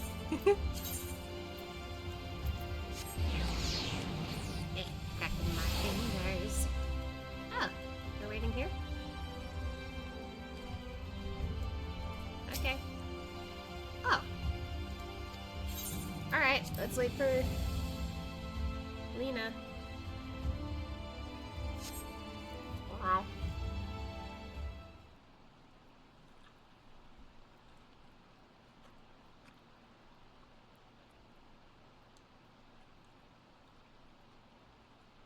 I like we got this first person perspective. Do my old eyes deceive? Is that truly Asya? Moran! Backlog! Huh, it is! Full glad I am to see you hail and home, my friend. What a wonderful surprise it is to have you back with us, and at this most opportune time. In case you haven't heard, we are planning to produce a tomb chronicling events from the Flood to the Knight's return. For this project, we intend to draw upon records kept by the world's people. Historical and contemporary first-hand accounts will be the centerpiece of the tomb, but yours will be the one to crown them all. I've been asked to contribute a chapter on the soul, a subject that is key to understanding much of your endeavors. In the course of developing the spirit vessel, I gained valuable insight into travel beyond the rift, knowledge that will allow me to attest to your existence and deeds. There is no end to the questions I would ask you, but if you could just indulge me just one for now. In your quest to restore the night, you faced many a formidable foe, among them who offered you the greatest struggle.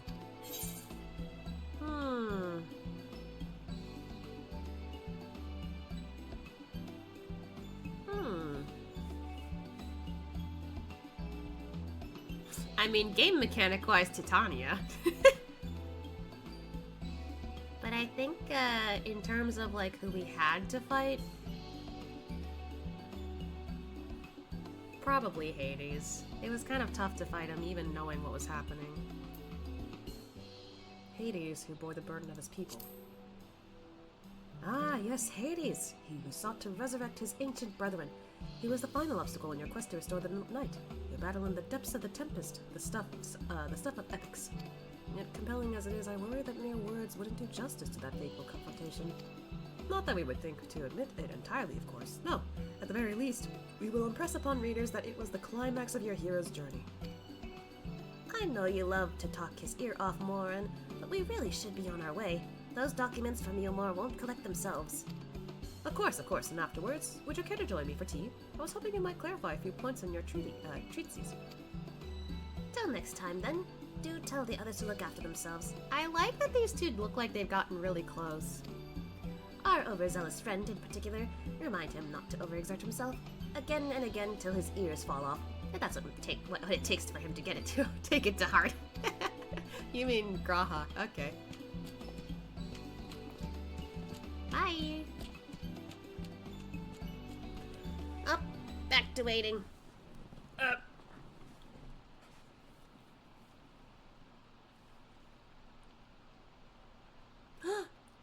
Warrior of Darkness? Oh, it's the kids! It's him! It's really him! What are you doing here? If you go into battle, I can give you some medicine. I made it myself. That's not Riki. You'd only give him a stomachache.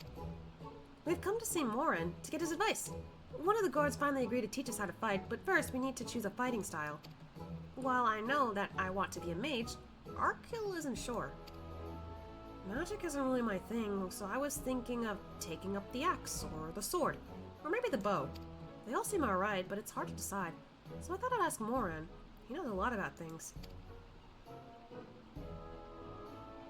He isn't here? Aww. Ooh, why don't you have the Warrior of Darkness choose for you? Oh. What do you think suits Arkil best? Axe, sword, or bow?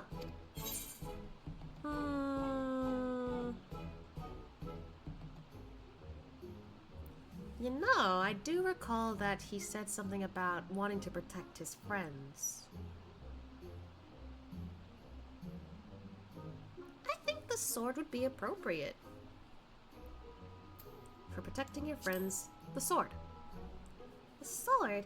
If you took up the sword, you could be just like...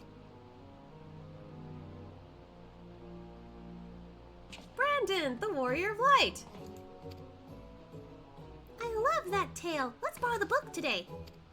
It's really popular, though I hope it's still there. Thanks for the helping me decide, Warrior of Darkness. I'll start with that style and maybe try something else later on. Yeah, no shame in changing classes. And when I get really strong, I hope to have a bout with you. Bye, kids. Look at him go. I like this a lot, though. Like, you get to see everyone, like, throughout this place. Who else are we gonna see, I wonder? Such fun he's been having, basking in the adoration of musty old bookworms and wide-eyed younglings. But does he spare a thought for me? Of course not. Oh, is it Fail? I waited and waited and waited, but he won't so much as acknowledge the presence of his beautiful branch, even though they're right here. Such a heartless thing our sapling is. Cold and cruel and heartless! I'm sorry.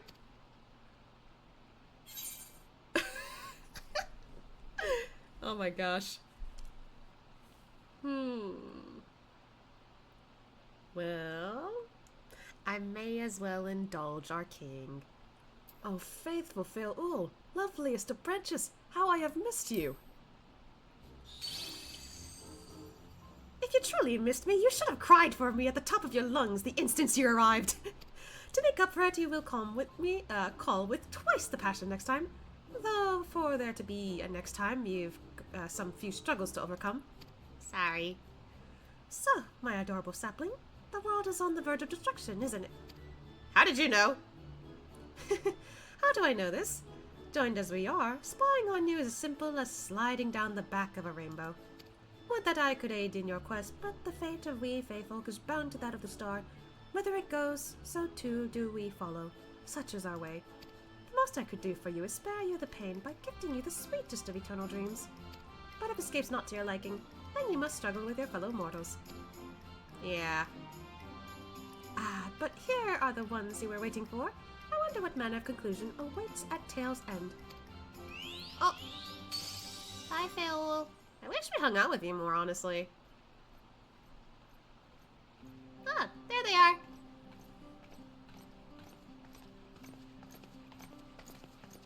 My apologies for the delay. Asya, it's so wonderful to see you again. Hi. You doubtless have much tatting up to do, so I shall leave you to it. I've taken the liberty of unlocking the umbilicus, and you may enter at your leisure. Thank you, Lise. Lise? Lena. Lise. Lise is the other character. God damn it. I'm sorry that many of their names are similar.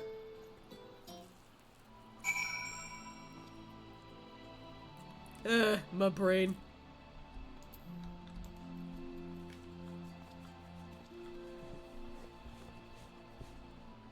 I'm making a mess on my chair. At least I corrected it myself immediately. Anyway, hi, Reen. I'm relieved to hear that everyone is well. I had this feeling like a pit in my stomach, and I was afraid that something might have happened. Like what? Maybe I'm overthinking things, but it's just that I'm the Oracle of Light, but I've never spoken with Heidelin. Never once heard her call. Even so, I've always had this feeling deep inside me, a connection to something immense. These past few days, though, that connection has wavered, as if that immense something was distant, then close, then distant again. And then the other night, I was jolted awake by the feeling that it had been completely severed. Wanting some fresh air, I went to open the window, and to my horror, the sky was ablaze, like during the star shower. Oh. But then I blinked and everything was normal. The next day, no one said a thing. No one else had seen what I had seen. As far as I could tell, nothing was out of the ordinary. I began to wonder if it was a figment of a half-remembered dream. Asya? What are you not telling me? I have to know, please! It doesn't matter how terrible it is! I think Asya was just trying to figure out how he had to say it, but yeah, he'll tell you.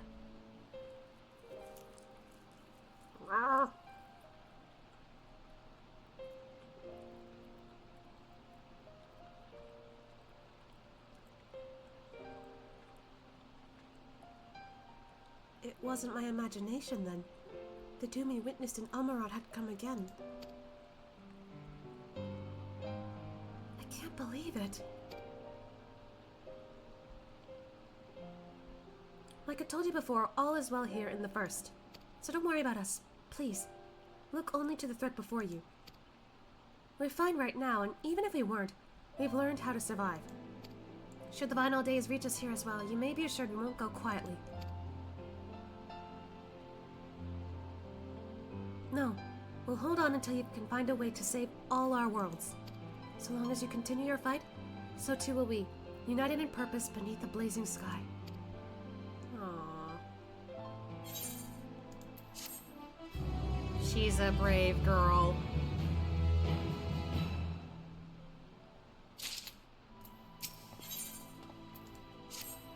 You're headed to the Umbilicus to consult with Elidibus, right? I'll do some consulting of my own and speak with Lena, decide how we might best prepare for the final days. So it's farewell for now, but we'll see each other again, I'm certain of it. We lived through the flood and the tyranny of the Light Wardens. We're survivors. Do what you need to, and know that we will too. She's such a brave girl. Okay. Trying to eat my chicken still.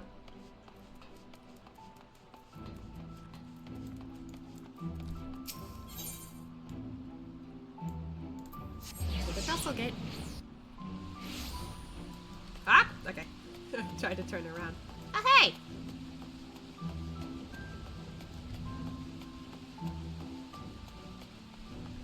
I see you have been waiting.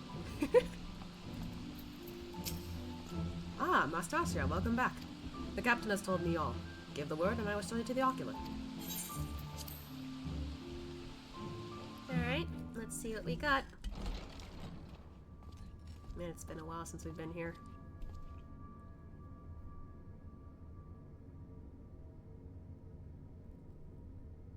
Oh. Aww. Man, why you gotta show me this? Memories of everyone here. It wasn't too long ago either. Oh, he's thinking about it, smiling. Oh, that's so nice. I like that touch there, the added touch there. Alright. This is the second time we've been here, huh?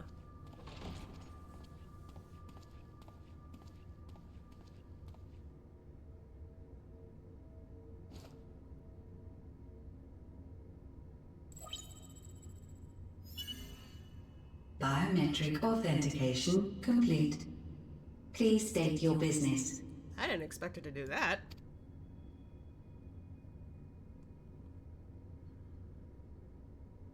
Acknowledged. Reinitializing Circus Tower systems. Searching for Elidibus entity.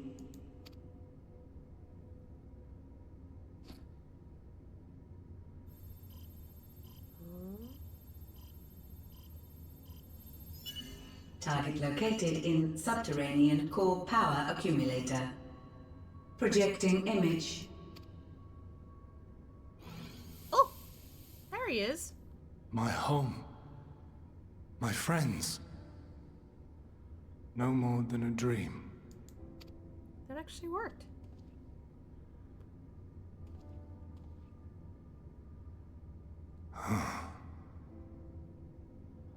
You. Why have you awakened me? Sorry to, I guess, be annoying to you, I guess, but we kind of need some help. I no longer sense those places beyond, or Lord Zodiac. You must explain all.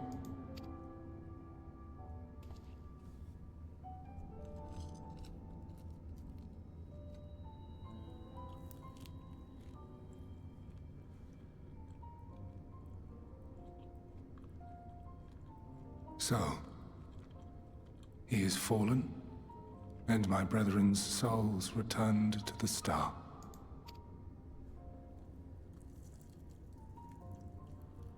The doom we sacrificed so much to prevent is come again. Old burdens now yours to bear. But if this is Fandaniel's design, then I, as Elidibus, have a duty to fulfill. Your unsolicited act has restored to me some few memories of the convocation. Such knowledge as I have, I will share. Oh, I thought I'd be a little bit more reluctant, but then again, I'd appreciate it. Oh.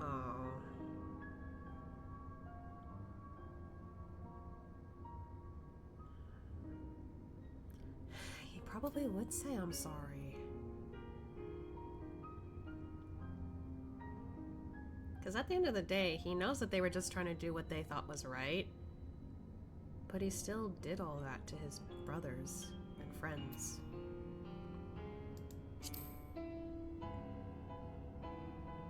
I'm sorry. Why apologize for receiving a favor of the defeated? If it sits ill, consider it payment for freeing Lord Zodiac from servitude. Okay.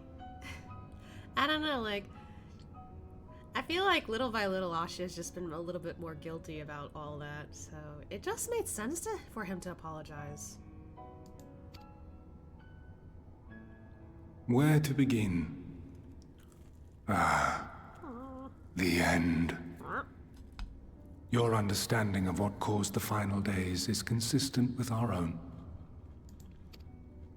The decay first took root where the currents were weakest. Yes, a conclusion drawn by him, Fandaniel. It goes back to him. Not the him of here and now, but as I knew him, long, long ago. Having shed light upon the phenomenon, he dedicated himself to devising a countermeasure. Were it not for his knowledge of the Celestial, we would never have made the connection, and thence forestalled the final days. And though he inherited that noble soul, how different this last incarnation. So consumed by self-loathing and hate.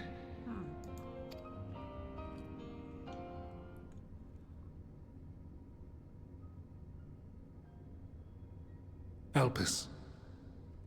Yes, the name is familiar to me. Yet I know it not as a flower, but a place. A testing facility for determining which of our creations were fit to be released into the world. Many worked there, and before joining the convocation and assuming the title of Fandaniel, He was their chief. He was Hermes. Hermes. So before he was Fandaniel, he was Hermes. Took the title of Fandaniel. Then he became Amon. And then he became Asahi by possessing him. Unless there were like other moments where he kept passing from body to body, but that's interesting.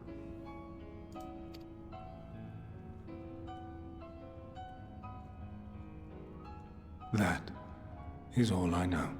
You know something else was that Emetzelt's actual name was Hades, right? So the fact that Fandaniel's actual name is Hermes, we're getting Greek god names, aren't we? The crystals tell little of the lives the 14 led prior to their induction. Elpis itself would tell even less. Nary a ruin has survived. Elidibus? Wait.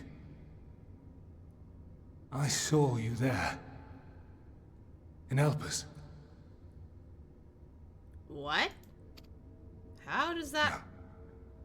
I did not. But I did. I did. A lingering trace of impossibility. How does that work? And a truth that fills my heart. He's confused too. My memories remain clouded, I fear. However, they have revealed to me one possible course. You must travel to Elpis, to the time when Hermes served as its chief. I'm time traveling? Oh. Huh. This is gonna be weird. In glimpsing the Exarch's memories, not only did I make his summoning magic mine own, I also mastered the workings of this tower. Ah, convenient. Which, having absorbed my empowered essence, now harbors an abundance of energy. As such, I believe I can deliver you unto the past, unto that place and that precise moment. That is awfully convenient. Given the eons that must be traversed, the gateway will not be fully formed. Your form will be less tangible still than those warriors of light I had summoned. Oh. Oh god. I hope I don't poof out of existence like that. In all likelihood, none will be able to see or hear you. Ah. I mean, we don't mess up the time Yet then. even should you manage to interact with others, you will be unable to effect meaningful change. For the reality you wish to save, the reality to which you must return, exists as a result of the final days. You cannot reshape the past to undo the tragedies of the present. Cannot unmake the sorrow and suffering fated to come. Yeah, because if we don't let that happen, how are we going to meet up with everyone else? That's the other thing. In full knowledge of this, will you still entrust your life to your foe and make the journey?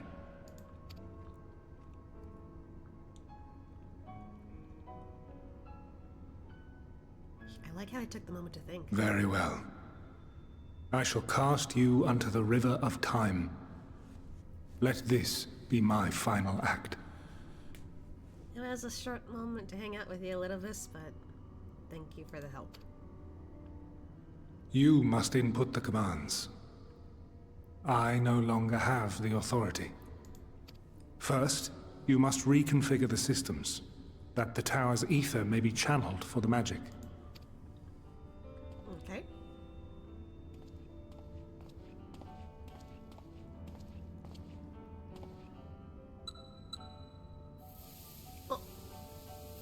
okay? Is he alright? The preparations are complete. The gateway will soon open. Return at once to the ocular.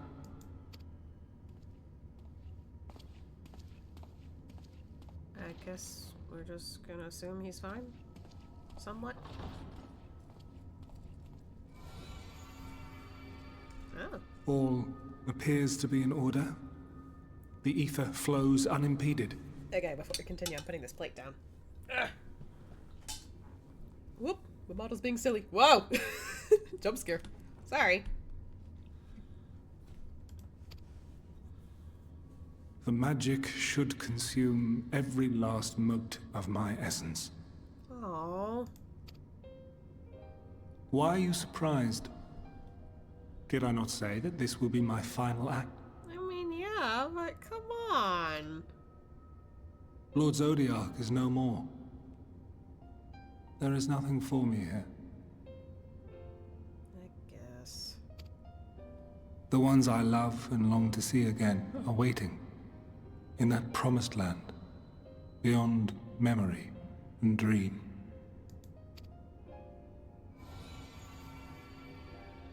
Now go, warrior of light. Go, and do not look back. I wish I could give him a hug.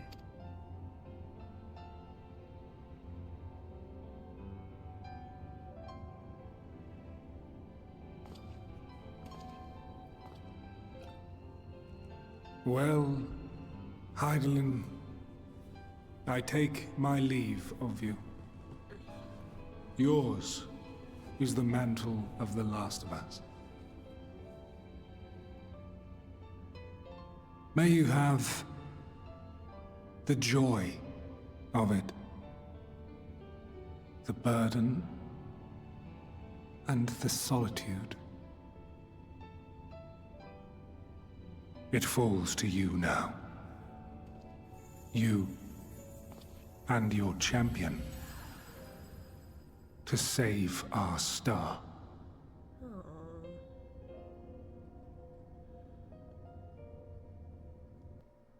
I really couldn't hate him in the end.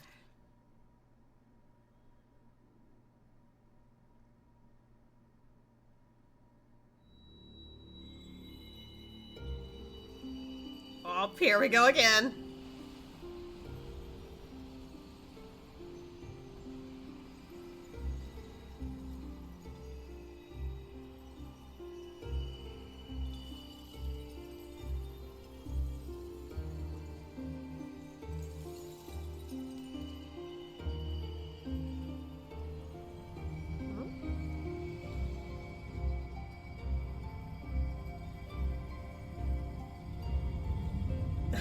He's going right into it. Oh, God.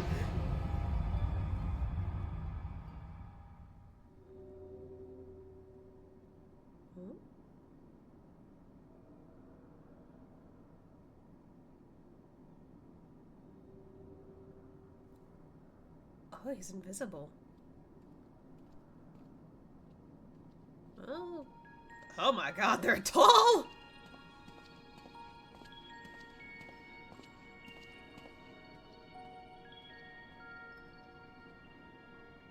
Well, I wasn't kidding that he was going to be faded a bit.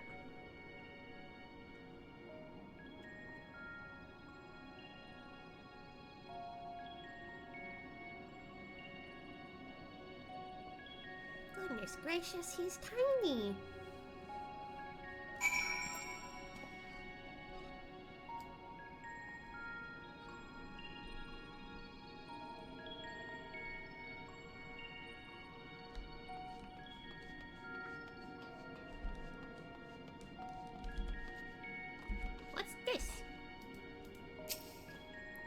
The device is reminiscent of an etherite. Perhaps it is possible to attune with it.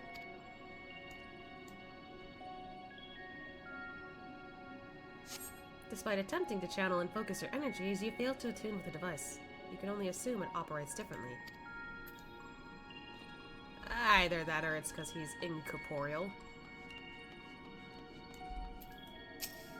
The man stands dutifully by the aetherite-like device, a guide for this facility in all likelihood. Hello? You attempt to get the man's attention, but if he sees or hears you, he gives absolutely no indication. As Elidibus Morn, it appears your form is intangible.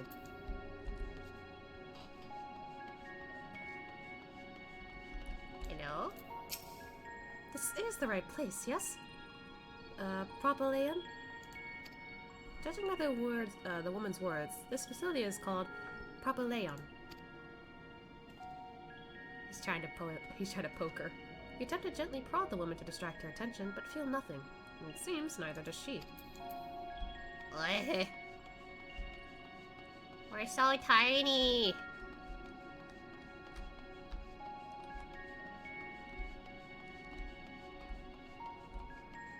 Hello?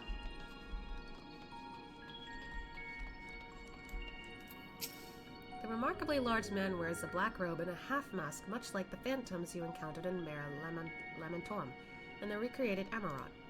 It would seem you have made it to your destination. He's trying to talk to him.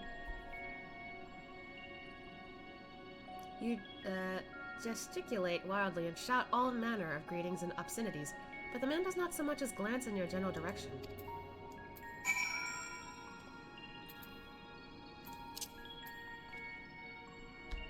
He's like, ugh.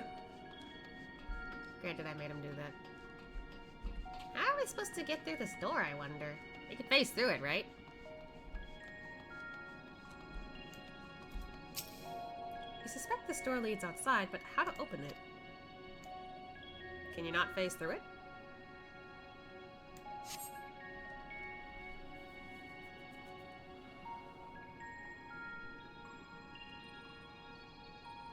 She's trying to push it open. Oh. And here we are, Elpis. Well, well, how rare to receive you in person. To what do we owe the honor? Oh, just a few odd tasks. We'll be here a while. Is that Hythlodaeus? You're welcome to stay as long as you see fit, of course. As a matter of procedure, however, I must ask that you kindly remove your masks. Wait, is the other guy who I think it is? Come now. Is this truly necessary? Surely you can tell who we are. No way, Emmett! Who you are, perhaps, but I am far less infamous. Regardless, if we do not follow protocol, 'tis our hosts who would be held accountable. So, please, do favor us with your handsome face. I like this guy already. I'm pretty sure this is Hythlodaeus, but I like him already.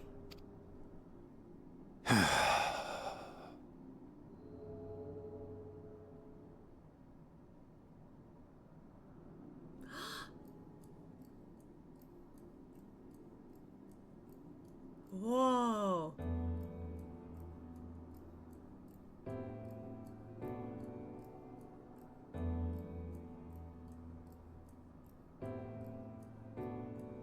Huh? Wait, what? Wait, did he see us? Satisfied? I thank you for your cooperation.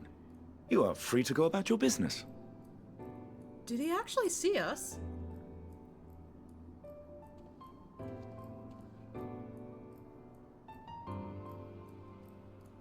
Oh lord, they coming.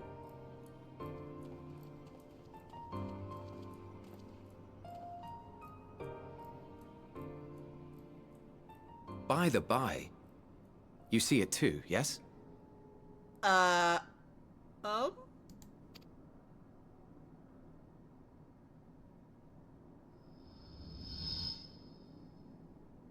I haven't the foggiest what you're talking about. Also, low-key, why does he remind me of, like, Xehanort? Just a bit. A funnier Xehanort.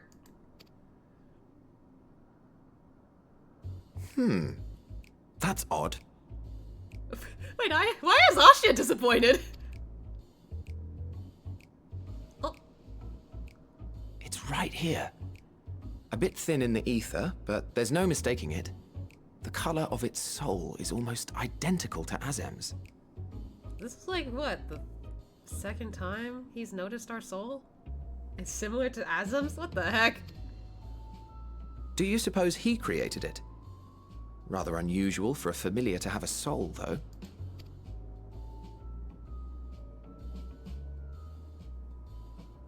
Don't ask me. All I know is that it's trouble. Doubly so if it's his spitting image. What do you have against him, huh? So let's leave it be. Come now. I need to go in there. Please.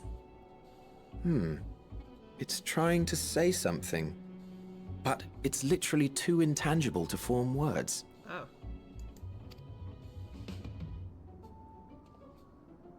Why don't you give it some ether? Spare a snifter of your bounteous reserves. Who do you take me for? Why, a dear friend, of course. One who wouldn't let acts of kindness, such as my accompanying him on errands to far-flung outposts, go unrewarded. Why do I love this? Why do I love this dynamic?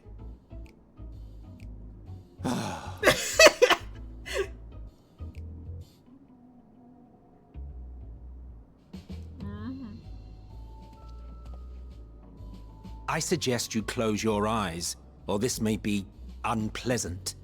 Okay. Is it gonna do snap?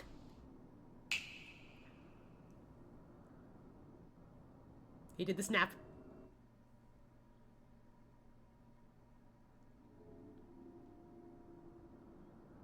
You may open your eyes. Oh. Hey!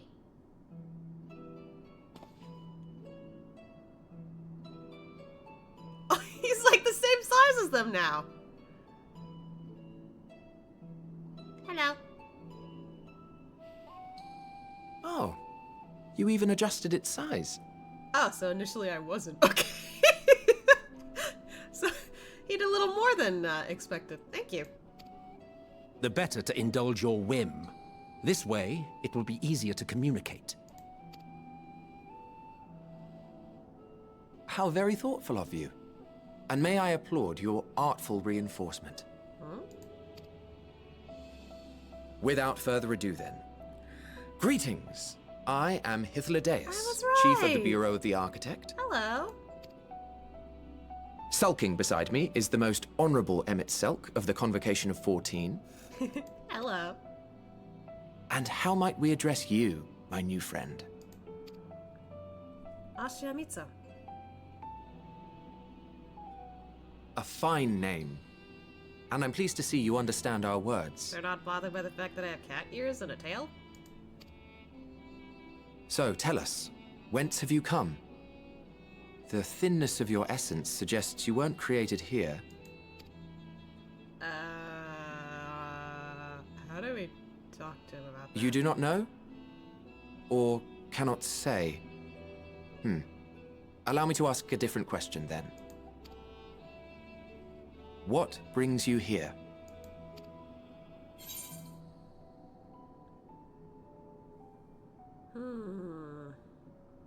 Technically, both are correct.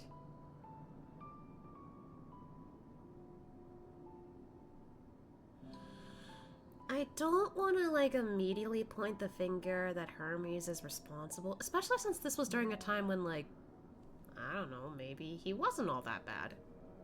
Maybe. It's what happens later where he kind of messes up or something.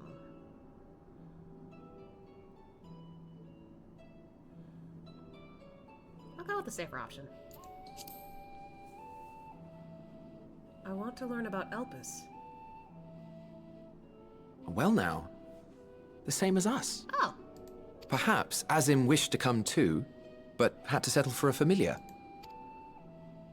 If he truly wished to be here, then he would be. Right you are. My apologies if we've given offense. The two of us can discern the color of souls, you see, and yours happens to resemble that of a friend. I wonder why. And with your purpose matching our own besides, we jumped to a hasty conclusion. That's fair. We are here to speak with Hermes, the chief overseer of this facility, which we also intend to tour in order to gain greater insight into the man's work. We, I say, though this is Emmett Selk's charge. I am here only to serve as his guide. And I should be happy to serve as yours as well, by way of an apology for the misunderstanding. Aw, thank you. That'd be nice. Wait. Are you suggesting that we bring it along on official business? This thing we know next to nothing about? I mean, yes? If you harbor suspicions, better to keep it close than leave it to its own devices. Wouldn't you agree? I'm starting to like Hythlodaeus a lot more here.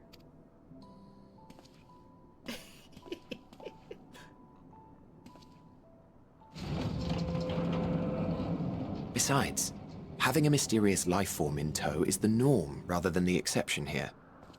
Huh?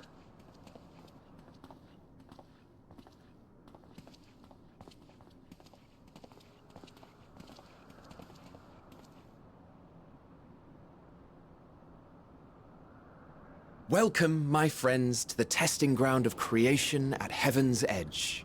Elpis. It's kind of cloudy, but I think we're in the clouds. Ooh. Ooh.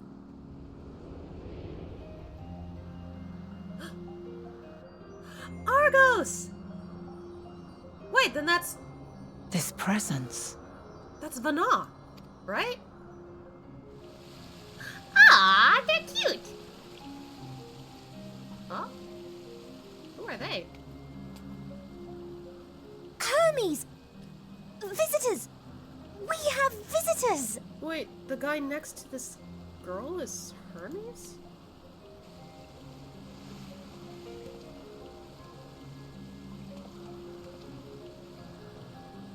Who's the girl next to him, though?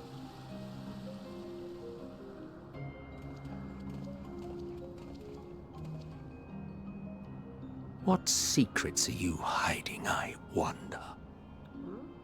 Who are you talking about? It would be nicer if I could see the place a lot better without the cloudiness, but ah well. It is what it is. Wow. Oh, I can actually see it clearly here. That's pretty.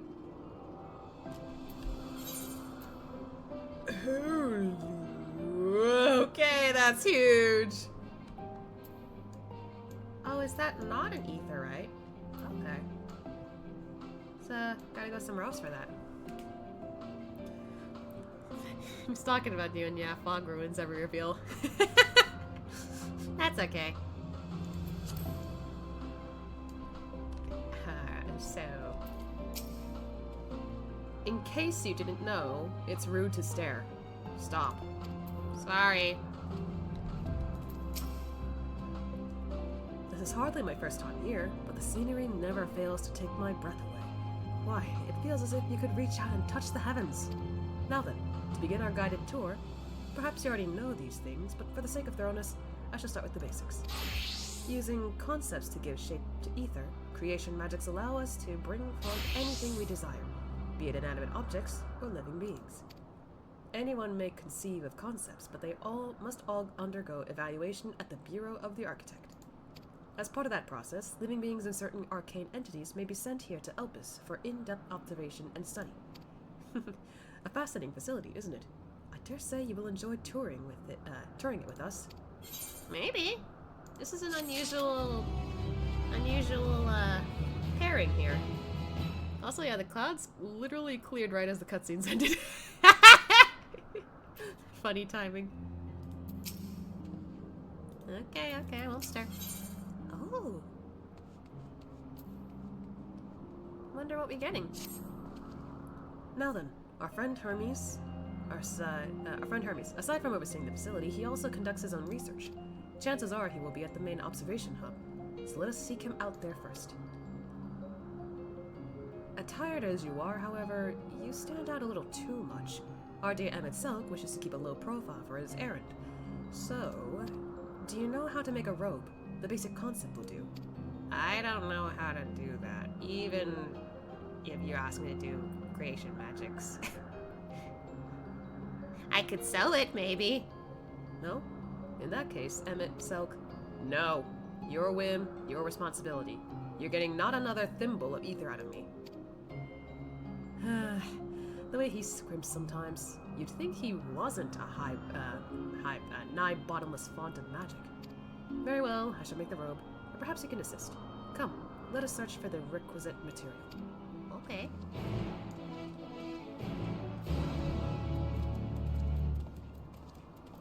Wow.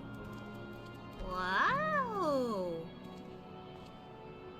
A lot of places you could fly to, it seems. Oh yeah, I should keep that in mind. Okay.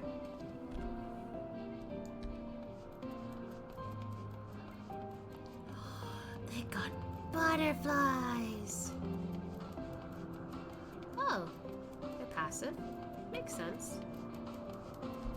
What the hell is that? Look at this tree. It's nice.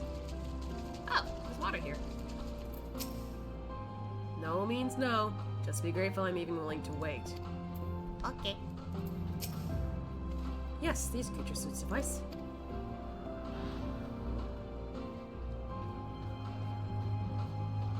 An etheric rope. I want you to use it to capture, shall we say, 2 Petalodi. There are 3 species here, I believe. Any 2 different kinds should serve. Now, I should mention that the strength of the rope is tied, no pun intended, to the strength of its user. As your ether is still thin compared to ours, you'll need to weaken the Petalodi first. Good luck!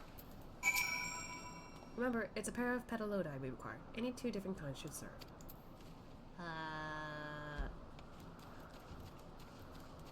Oh, you mean the butterflies? Oh. Well, in that case,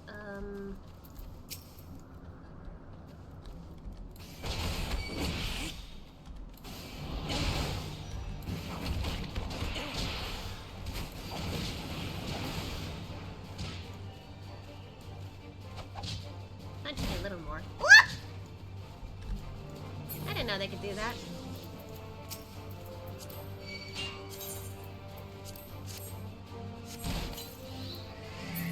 There we go. There's a blue one.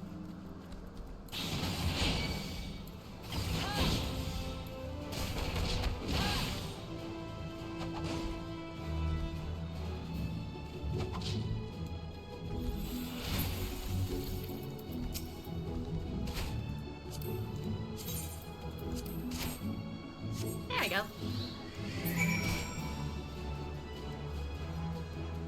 How'd I still get hit after I caught it? I like that though, purple and blue.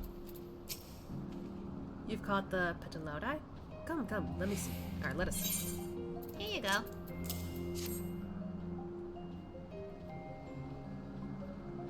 Yes, these fine fellows will do nicely. And now for a spot of reversion. Huh?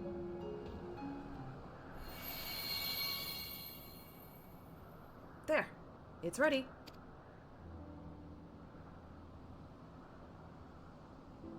It's nothing fancy, but then we're trying not to stand out. Try it on for size. Huh?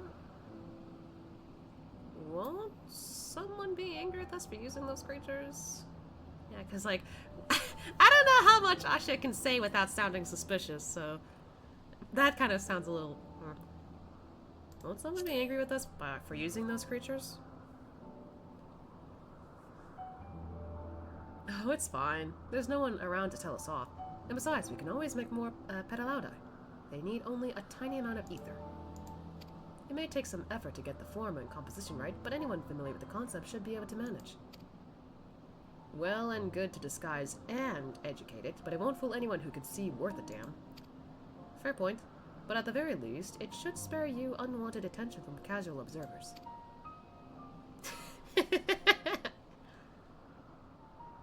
Emmett Selk speaks the truth. Even dressed like us, your unusual nature will be plain to those who think to look. Should someone question your presence, don't make up excuses, much less try to explain what you actually are. No, best to simply say that you're a familiar. The question is, whose? Ah, of course. Azim's. If you say you belong to him, people will give you the benefit of the doubt for any and all outlandish behavior. Exploiting our associate's absence? For lack of his presence, absolutely. Were he here, he'd have been the first to propose the idea, and you know it. I kind of want to meet Ashia's version of Azim here. With that, your story is settled. Let us continue with our errand.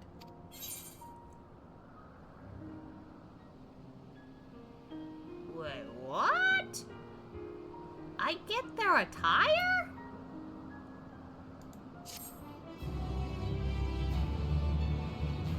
Huh.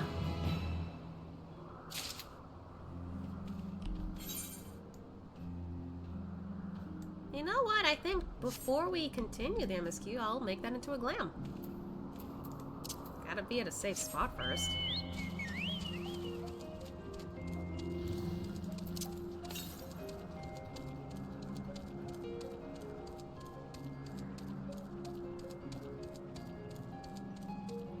Is that a unicorn? Oh, it is. Well, kinda. They named it something else entirely different.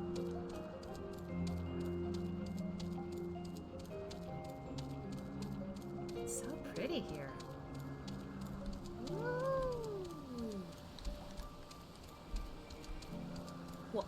Oh, there's a tiny horse. That's so cute.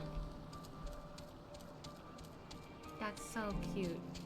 Oh my goodness. Oh shoot, I didn't even get close to the ether. Where's the etherite? Am I not there yet? Right. I really need it right there. My brain is just like, where is it? Oh, it's right there.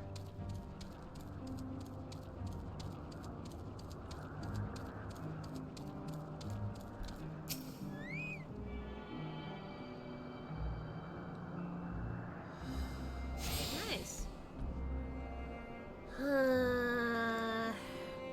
How do I do this from here again?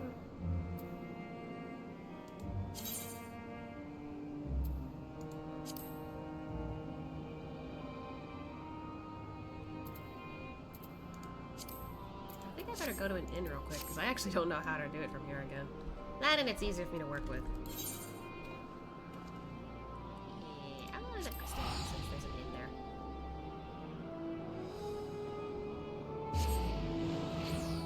I know I can just do it without it, but this just helps me better. I've been doing it like this for a while.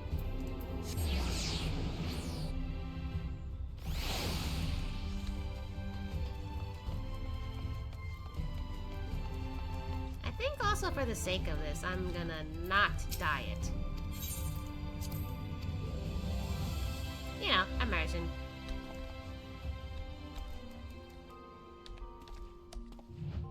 Why are you there? Every time. Anyway.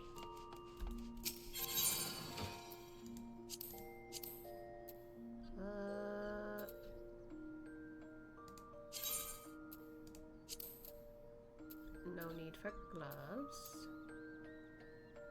There. And there we go.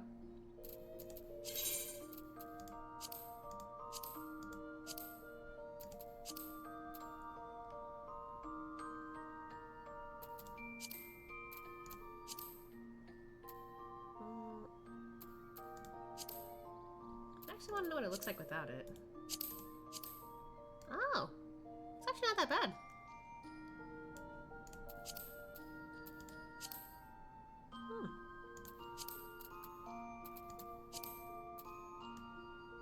This is really cool. Not gonna lie.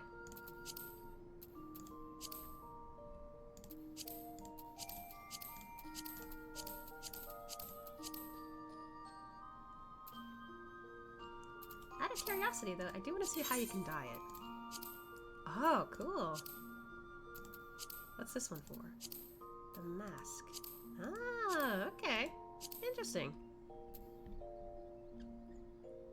But yeah, for the sake of this, I actually don't want to dye it. Just, you know, immersion. Okay. And on that note... Opus.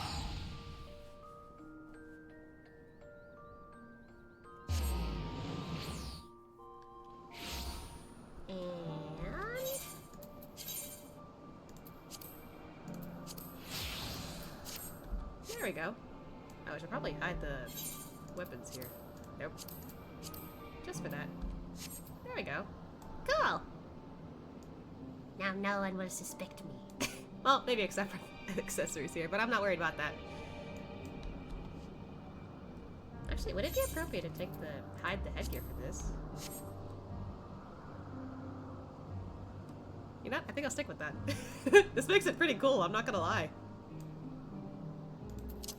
Alright, getting back to the way we started. The cloak goes through the chocobo.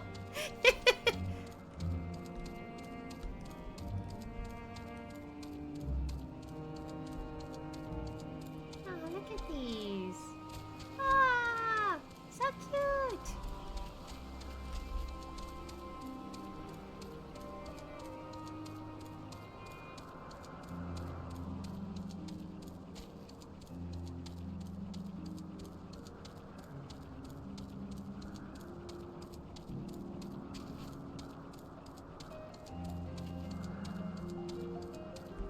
Hippity hoppity.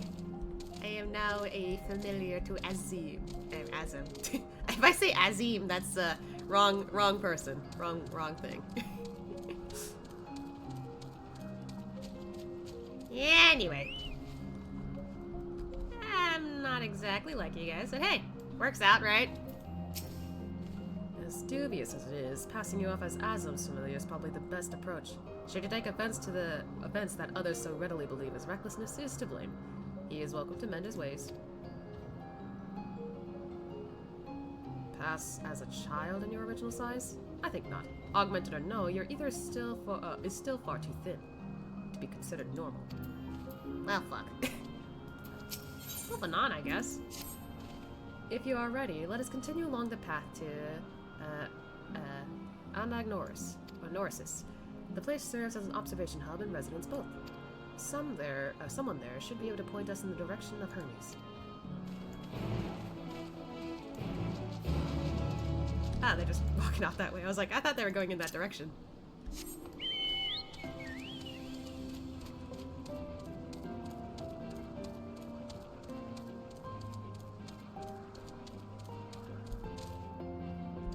Whee! It's really pretty here, though, I gotta say.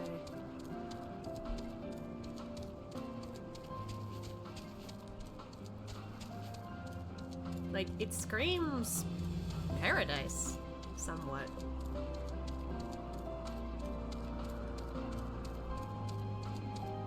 Hello. I was wondering what she was examining, but it seems to be the bush itself. Let's see if this observer knows Hermes' whereabouts.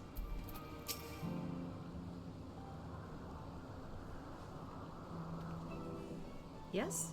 Can I help you? We wish to speak with Chief Hermes. Do you know where we might find him?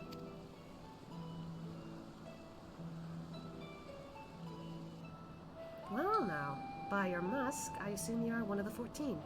I wasn't aware there was to be a visitation. Between you and us, it's something of a surprise. Your discretion in the matter would be appreciated. Ah, I see. My lips are sealed. The chief should be out conducting observations as usual. His focus of late has been aquatic creatures, so I expect you will find him at one of the pools here. The pools, you say? Many thanks, and apologies for disrupting your work. I say, Hythlodaeus, while I've never met Hermes, you know him well, do you not? That being the case, couldn't you simply find him by his ether? Aye, that I could. As you know, Emmet Selk and I can discern the color of souls. By the same token, we can also see ether quite keenly, and from great distances. With the skill, I could readily locate Hermes, but I felt that that would be a waste of an opportunity. We're here to perform an assessment, after all. By searching the ordinary way, we stand to gain insight into Elpis and the man in charge of it. So he's basically saying, just look at the sights, chill out, it's fine. This is as much for your own enjoyment, like it is not, but point taken. If you're going to accompany us, make yourself useful and help us look for Hermes. According to his profile, he is short, dark hair. Okay. So you know, it's because we're in Elpis that we don't have our cowl up. A special exemption due to the need to be aware of dangerous creatures. Elsewhere, we do not exhibit our individuality. It's unseemly. This is all common sense, but I would not assume you possess any. I don't know what your definition of common sense in this place is, though. It's a rare treat indeed to be able to search for someone by their appearance, and I thank you for humoring me. Come, let's find our man. Okay. I like how Ashi's like, okay, and Emmett's just like, ugh. Ah, this is really funny, I love it.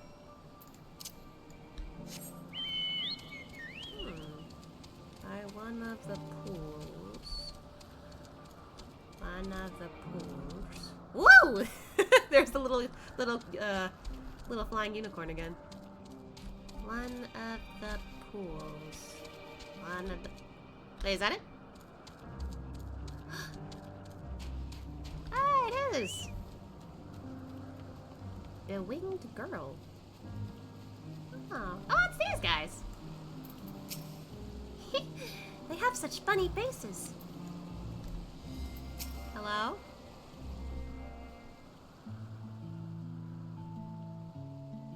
Oh, look at the axolotls. They're so cute. I don't know if that's what they're called here, but still. Are you here? Hermes? Hermes. I can English. Ah. You are... Oh! Oh! You're part bird. Oh. Different. You're different too. You and me. We're alike. Friends. I want to be... Is she okay? Wait. Please. Wait. Okay. Take your time. Greetings and salutations. Can you hear me? Whoa! Do not be alarmed. I mean you no harm. I wish only to hear your words, share your feelings, and know your thoughts. Oh, she's like empath or something. May we please be friends? Aww. Was that some kind of telepathy? May we please be friends? She's so cute. Aww. Ah, I see you found him. Hi. Hythlodaeus.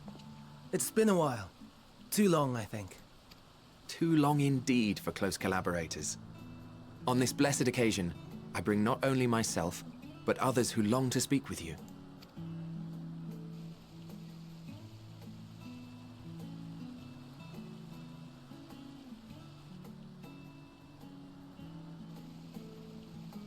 You are of the convocation.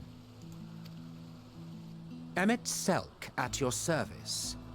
Do I have the honor of addressing Hermes, Chief Overseer of Elpis? You do. You have traveled far for it. Given your facility's purpose, its remote location is something of a necessity. Would that I didn't have to rely upon a guide. I like this version of Emmet.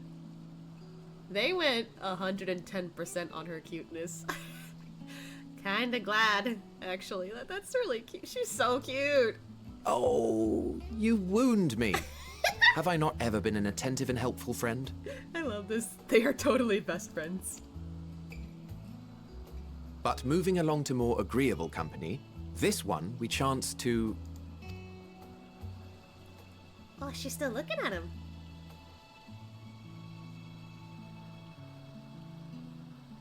Oh.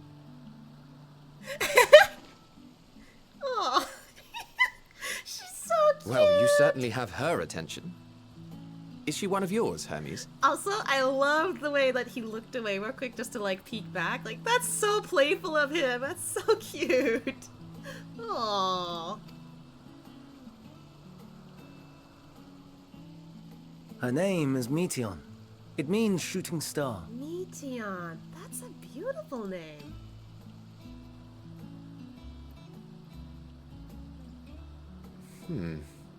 If I may make an observation, her ether is terribly thin. I fear she might dissipate at any moment. Huh. Nor do I believe you've made a submission to the Bureau. I would remember such a concept if you had.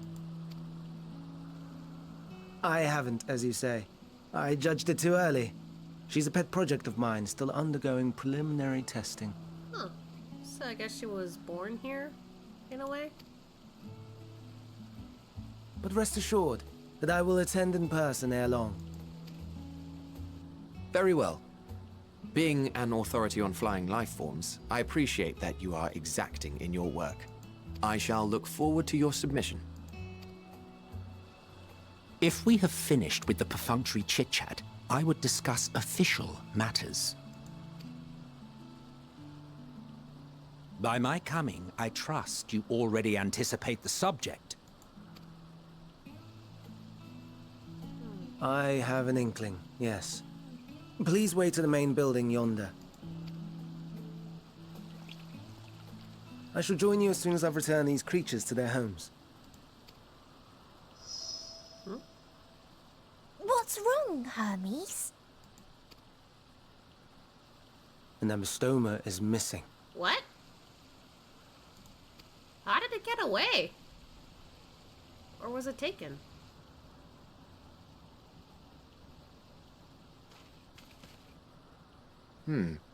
I may have found it. A creature with the self-same ether as those there, nestled in the boughs of a tree outside the grounds. How did it get over there?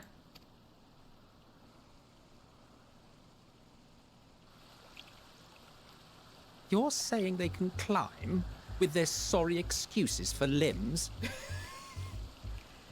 Or they can fly, I guess, with those... What do you call those things? I don't want to say gills. The fashion has been to imbue aquatic creatures with the power of flight. Oh, ever right. since the words of Metron created a sky-swimming fish. Huh. I was right. Okay. The ambystomas too can fly, if only slightly. And they could conceivably climb a tree. Whether they can come down safely, however... Excuse me. Well. There he goes. I'll help. Two. And there she goes.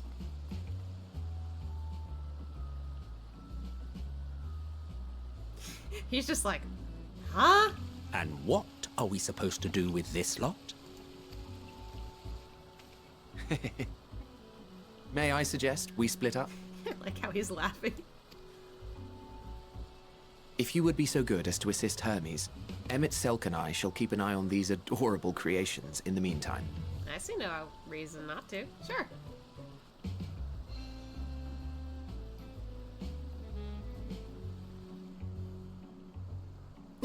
Just Emmett's like, I didn't think I'd like him this much in this time. The tenet of the words of Metron is to create aquatic life both unique and beneficial. Aquatic. What would possess them to put this creature in the sky? And is it even aquatic to begin with? The amystoma was submitted to the Bureau not long ago, and I'm pleased to see it has found its way here. We'll make sure these little ones don't wander off like their adventurous fellow. Go on and lend Hermes a hand. Okay.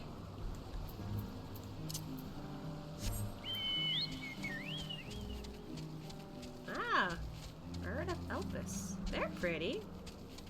Dangerous, I could say. Where are they? Oh, there she is.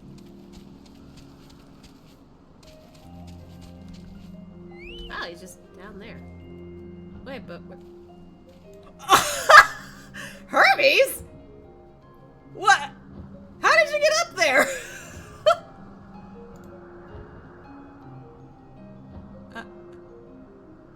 Huh. Hanging in there, bro? Sorry. Hermes, are you alright? I don't know. It seems Hermes and Medion have found their quarry, a creature known in this age as an ambystoma. Yet, though it has been safely extricated from the tree, Hermes appears to have found himself in quite the predicament. The ambystoma. Hermes saw it high up in the tree. He climbed up to get it, but it jumped on him and he slipped. Oh. Do you need a hand? No, I'm fine. If a little embarrassed. He tried his best. Now, for your own safety, please stand back. Okay. Have fun in Elpis, I gotta get to work. I'll see you tomorrow. Okay. Good luck at work. Oh, Jesus, are you? Oh, God. Oh, Hermes.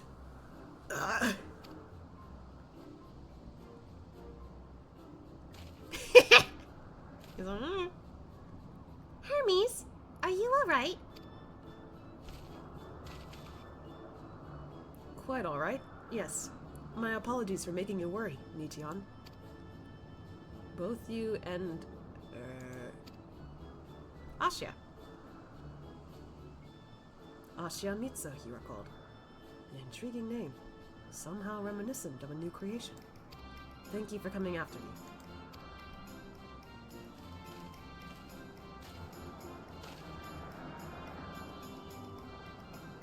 As for you, little one, you must be more careful.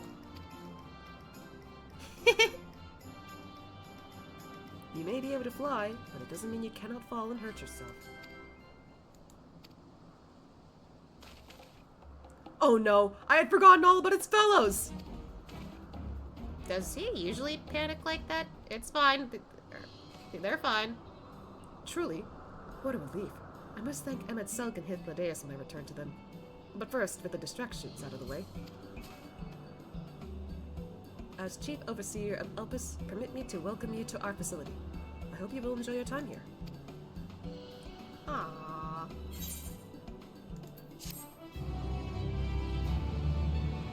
I'm being cautious of Hermes, but Medion is really cute. Okay.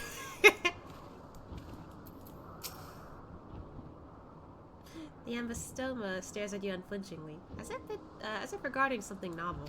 Regarding it in turn, you notice it appears to be floating, if ever so slightly. I'm glad they're safe, Hermes and the ambystoma. Well, we mustn't keep the others waiting. Let us return to Ananorisis. I'm guessing that's how it's pronounced.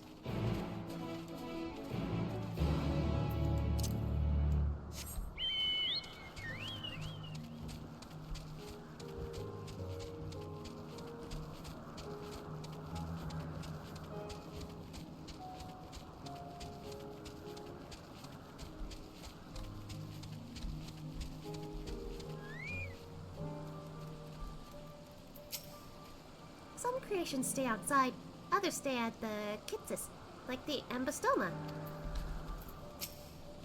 'Twas blissfully uneventful in your absence. Little ones are on their best behavior. No more errant creations to distract us from matters of actual import, I trust. Okay. My apologies for the trouble. Owing to your kind assistance, all the ambystomas are safe and well. I will presently send them back to their space. If you would go on ahead to the main building. Upon entering, you will see a table and chairs. A meeting area. You may speak there. Very well. Take care not to let the creatures slip away again.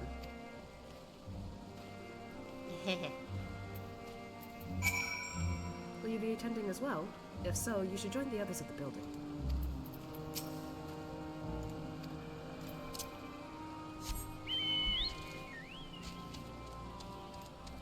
Oh yeah, I didn't even check the ether compass. Oh well. I'll check on that later then.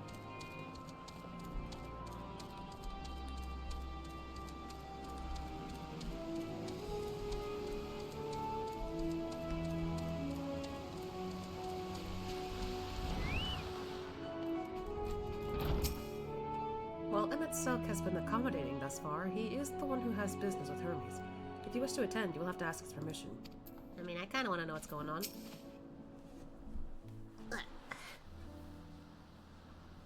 It's nice in here. This appears to be the place. And here is where we part ways. What? We will be discussing highly sensitive affairs. Only a select few may be privy to such knowledge, and that does not include someone who cannot or will not divulge their origins. Is there any way you can convince us to stay? Oh. What? Will I have to remove you by force? Oh, goodness gracious. The tension.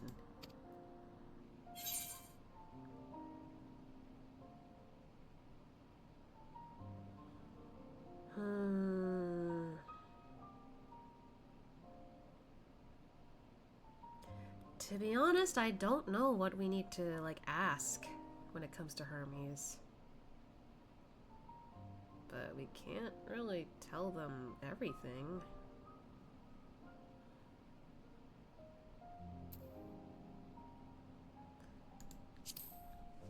There are reasons I cannot speak freely.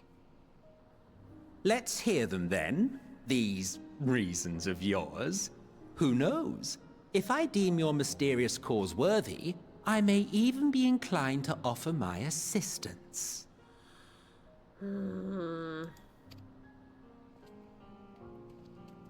I do not object to his attendance. Oh. Hermes, this is highly irregular. Perhaps. But I believe he can be trusted. Meteon would not have taken to him so quickly otherwise. Oh.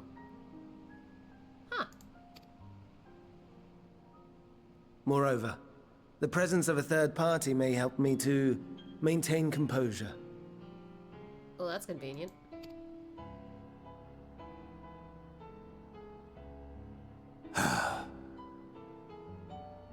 As you wish, then. Behave yourself. Do you hear? Okay. I've been saying that a lot when it comes to him. Okay. Literally.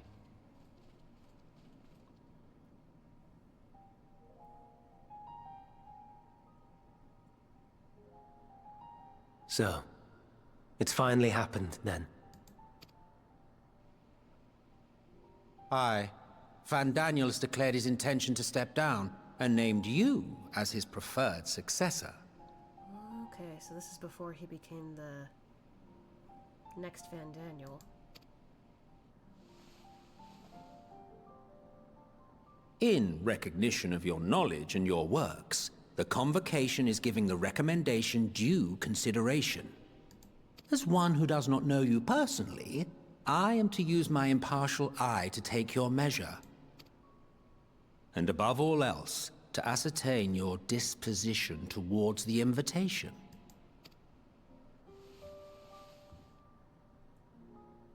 I understand that you and Van Daniel are close. He himself was once chief overseer of Elpis after all. I should not be surprised if you knew before anyone else that he wished to relinquish his office. I did. He told me that when he fulfilled his purpose, he wished to pass the torch to me. A torch you seem none too pleased to accept. Are you so averse to serving on the Convocation? No, it's not that. For a humble researcher like myself to even be considered, is an honor beyond words. No. What troubles me, what I struggle to come to terms with, is the very fact that Van Daniel is stepping down. Does this not mean that he will return to the Star? Oh, so he's dying. Of his own volition, yes, like so many others have before him. Return to the Star? Does that mean die? Well now, that's not a word I hear often. Is that what you say here in Elpis? Is that not what happens? Mankind is the life of Aetheris. Each of us, a drop of blood flowing through its veins, bearing sustenance. In our finite time upon it, 'tis our duty to make it a better place, that all who call it home, now and in future, may abide in happiness. To that end, we have dedicated ourselves to the pursuit of enlightened creation. And by our efforts did we transform this once untamed wilderness into the peaceful paradise you enjoy today. To return to the Star whence we came is a privilege afforded to we who have so loved and nurtured it. A choice embraced by those who have lived their lives to the fullest, in service to our world. And when they depart upon this journey, it is beautiful, always.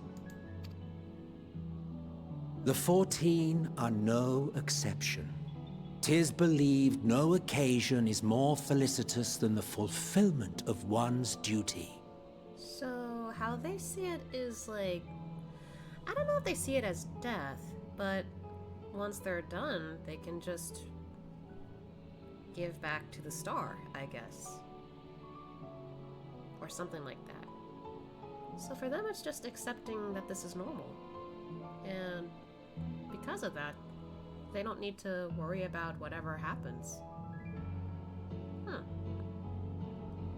An interesting viewpoint, I guess. Our office becomes our lives, and to retire is to return, or so the majority of us hold. Some few have elected to eschew custom. Mayhap you feel Fandaniel's deeds do not warrant his return, yet you should know his accomplishments as well as any.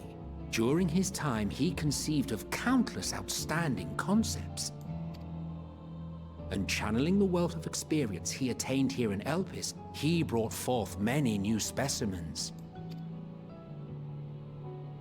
I know of all this. I do.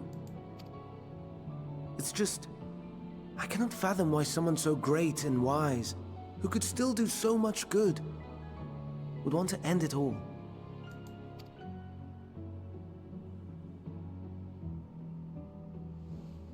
Oh. She looks uncomfortable. Oh no. I've made her upset. Is she actually an empath? Forgive me. I know I requested your presence. Might I trouble you to take Meteon outside? A change of scenery would do her good. Okay.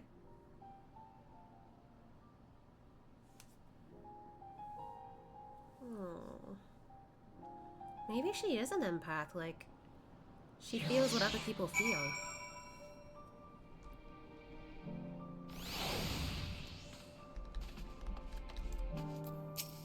Don't mind us, my friend. Please tend to Meteon. Most would jump at the chance to serve in the convocation, and yet... Forgive me. I'll make it up to you, I promise. Hi, Meteon. I'm sorry, Asya. I didn't want... Did it mean... a walk? Perhaps we can go for a walk. That's okay, yeah. Oh wait, not this way. Ah! There you are. Hermes gets sad when he thinks about death. When others are sad, I'm sad too. That's how I am. How he made me. Okay, so she is a bit of an empath.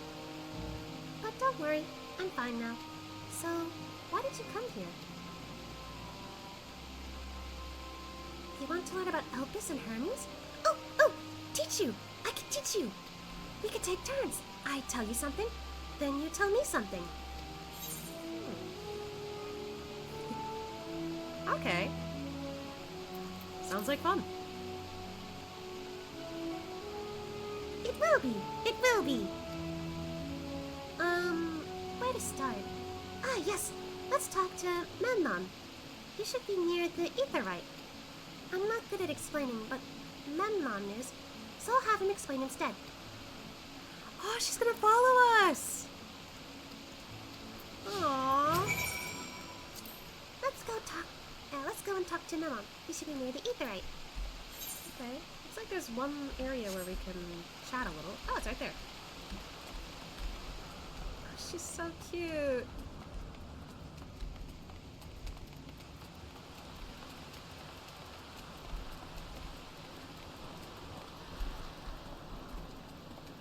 She's so tiny.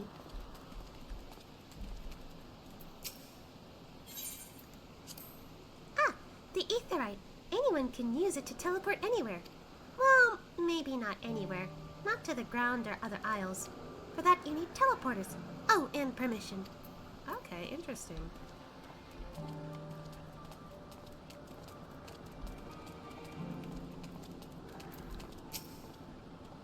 And what have we here? Though you look like a person, you have the ears and tail of a beast. Oh, is it different every time you have a different character, I wonder? That's cool. I assume you are familiar like Medion. Is there something you need? This is Asya. Could you teach him about Elpis? Ah, newly arrived familiar, is he? Very well. I should be glad to introduce our fair facility to him. As you know, it's mankind's duty to make the star a better place. As part of this duty, we employ creation magics to bring forth new life. However, we cannot simply release our works into the world, for it would lead to chaos. No, any and all life forms must undergo extensive testing to determine their fitness to exist. Testing, which is conducted here in Elpis. Every candidate is subjected to rigorous study, in which we identify their properties, surmise what habitats might be suitable, and speculate as to the effects they may have on the environment and other species. Should be judged a beneficial addition to the star, it will be allowed to take its place in the world. The two of you, too, were created with the hope of making the star a better place, so heed your masters well and be good. Do you hear? We will, Memnon. We will. Thanks for the lesson. Ah. You had a turn. Now I get a turn. Okay. Where did you come from?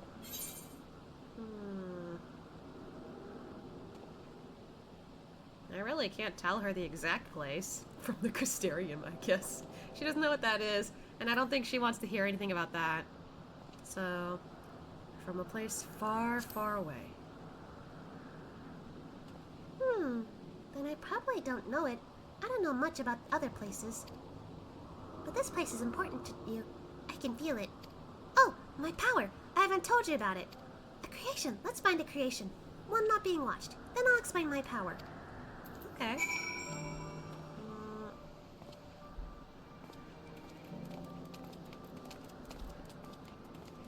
This way.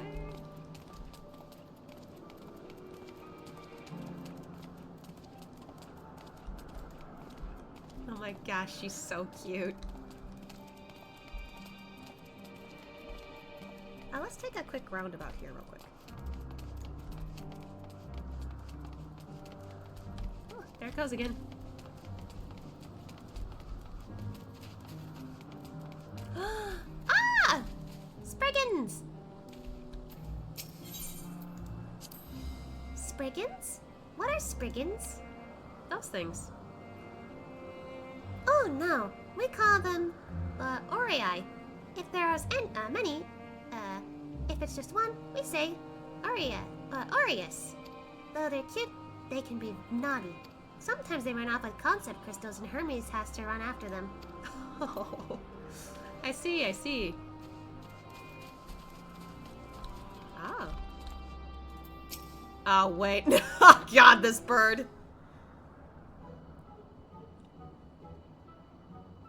He follows us everywhere, doesn't he? Oh, This creation is perfect. But I don't remember seeing it before. Perhaps it's new? Anyway, I'll try reading its mind. That's my power. Yeah, you did that to Asha earlier, I think.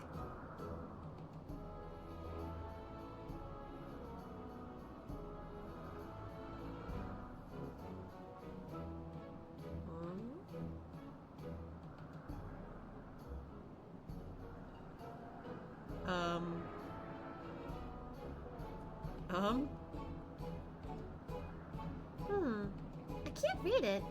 Or maybe there's nothing to read? Wait! Please, wait. I'll try again. With you this time. Okay.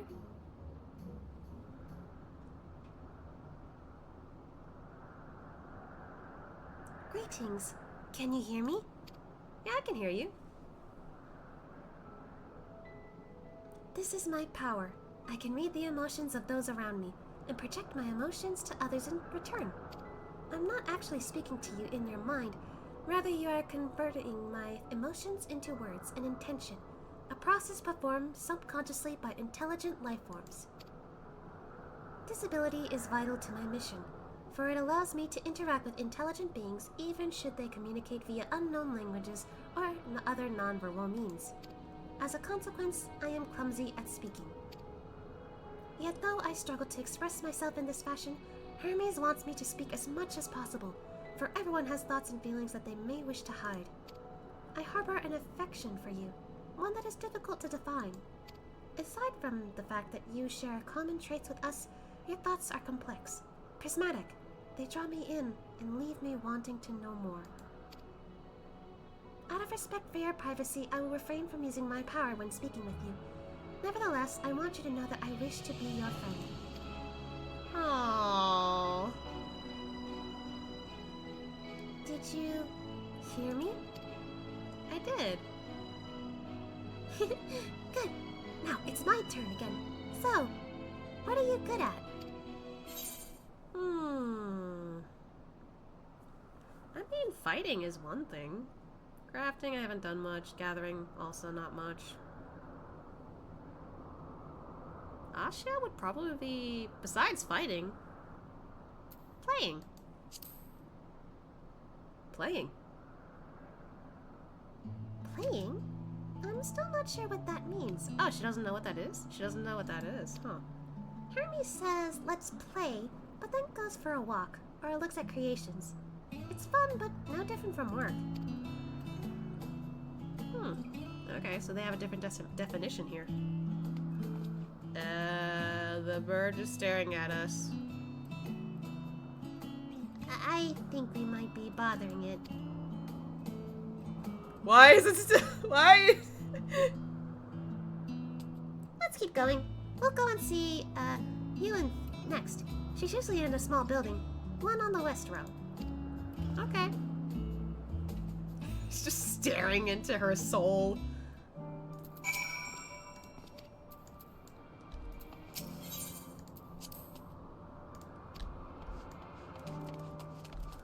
I already did that. Oh, back here. Oops.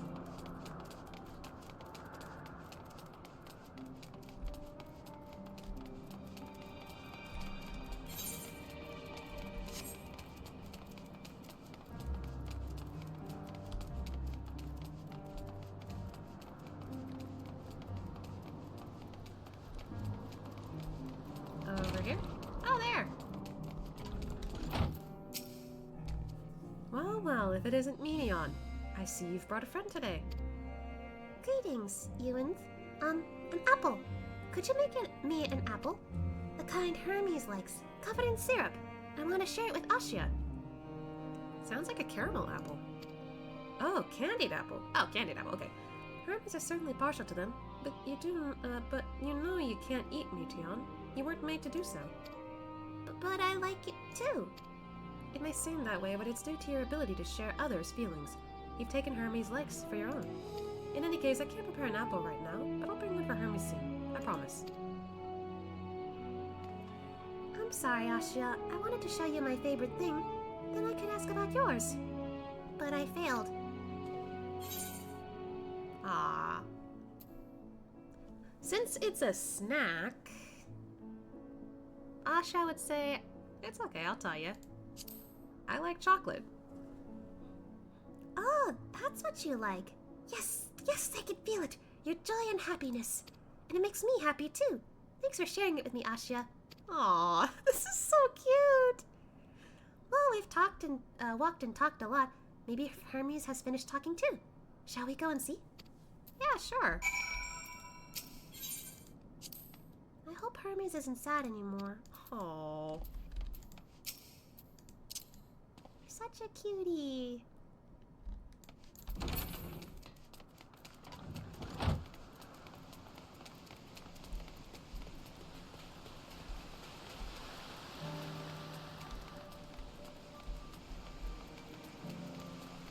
okay. I think from here we can start walking.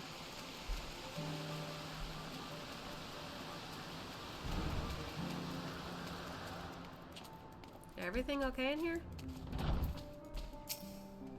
Ah, excellent timing. 'Twas a refreshing constitutional, I hope. What, back already? Pity. A bit longer and we might have snuck away without you. I thought you were supposed to keep an eye on me.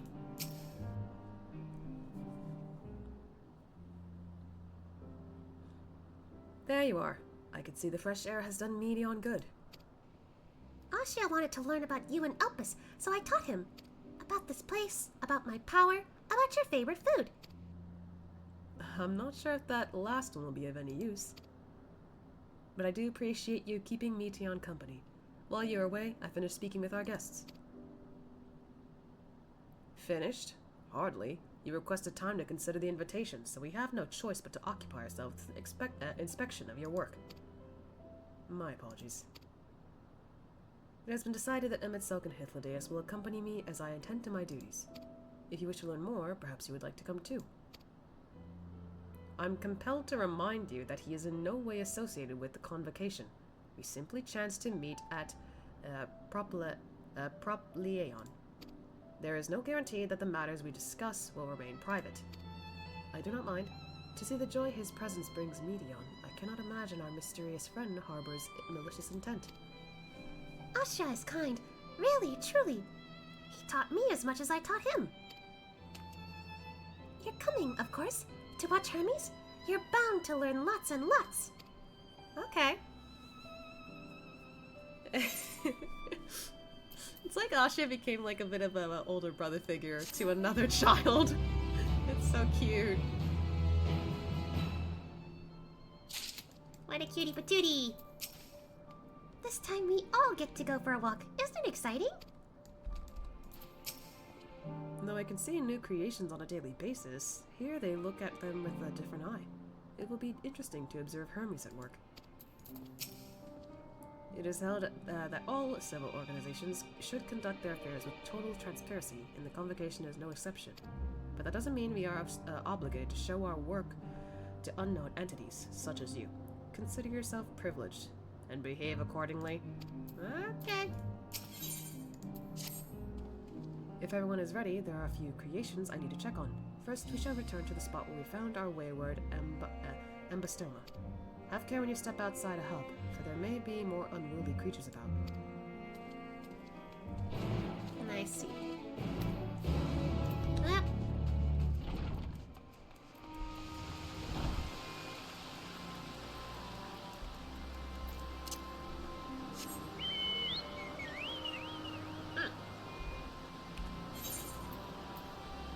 I almost forgot to do this.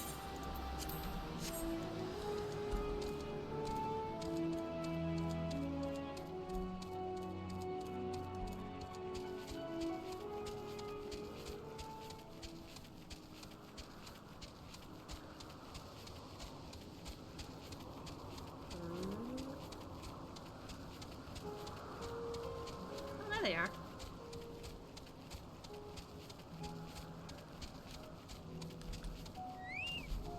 You're checking on the butterflies. Ah, yes. The Ianthine petaloda, one of the newest species of the ever-popular butterfly. You're still bothered about your robe? Don't be. The few specimens you repurposed won't be missed. All vim and vigor now. When we were discussing his nomination, he was melancholy incarnate. So beautiful, Petaloda. I hope they make it into the world. I mean, they're pretty, for sure. This here is a new species of Petaloda. We recently set loose.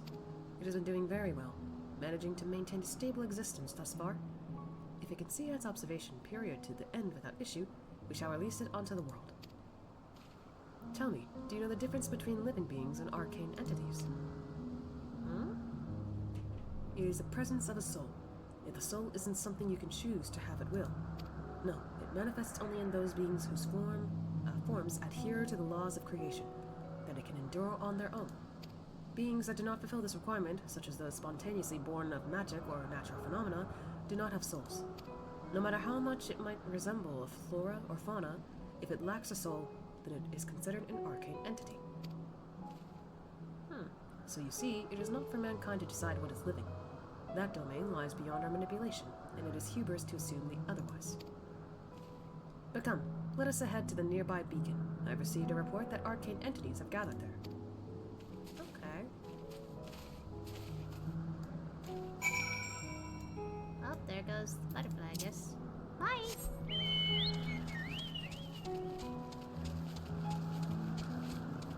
It's gotten cloudy again, it seems.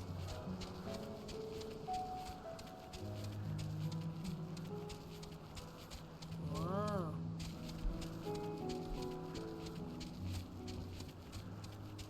Ooh. This is a tower. Oh wait, wasn't there an ether right around here? To the east. Let's see if we can get that real quick.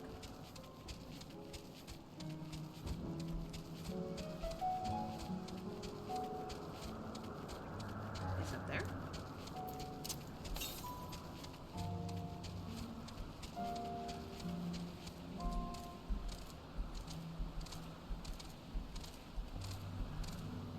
Ooh.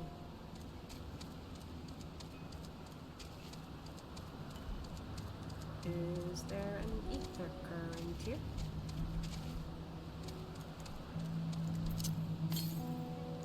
So? Oh, it's over there.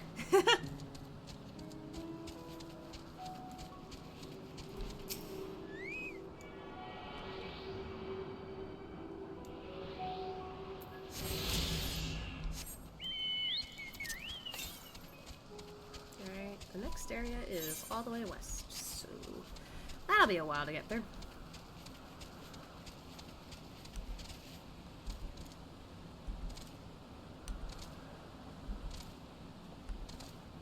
Yippee!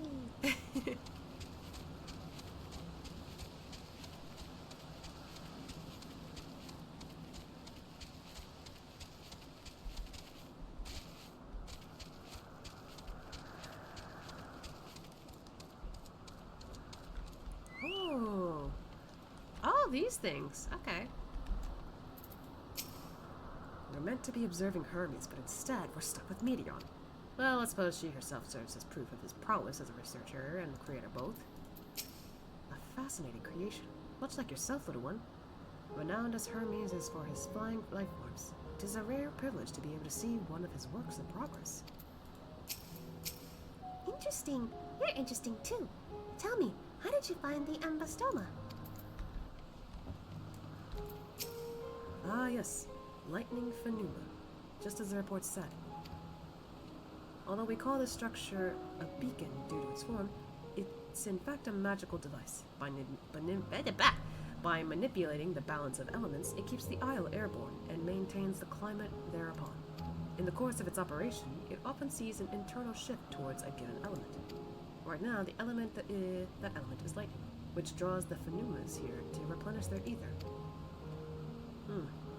It appears Meteon is busy. Would you care to assist me in her stead and feed the Phenuma? Feed it how? By using this lightning converger, you can harness ambient lightning and focus it into a ball. A veritable feast for our dazzling friends. Go on, give it a try. Huh. Okay.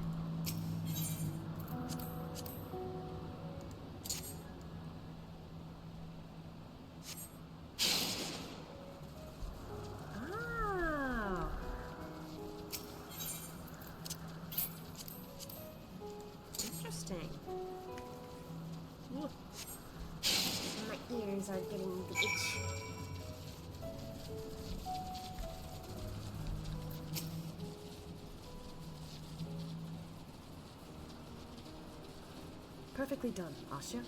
Look. Oh. See how they gather to feed. How they express themselves through their actions despite their lack of words. Speech is not the sole defining characteristic of a thinking, feeling creature, nor is silence an indication that they do not possess these qualities. Be it a soulless arcane entity such as the Phenema, or an ephemeral life form such as the Petalauda, all seek to perpetuate their existence, to survive.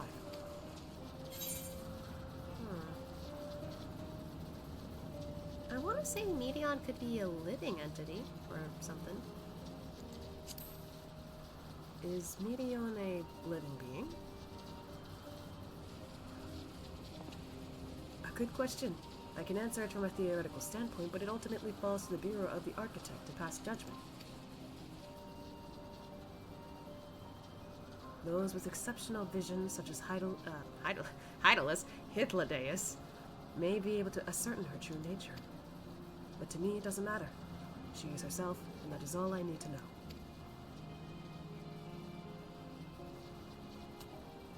Oh, you finished already? I'm sorry, I was in the way. Not to worry, my dear. They've missed nothing of note, and we'll have plenty of work for them to observe. Next, we will head east to the Morning Dew. I need to speak with some observers there.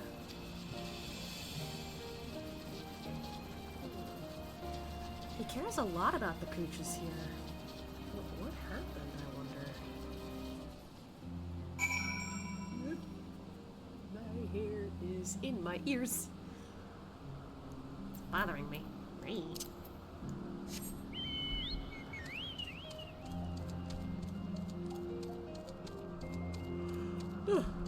Oh, this place. I was literally up there.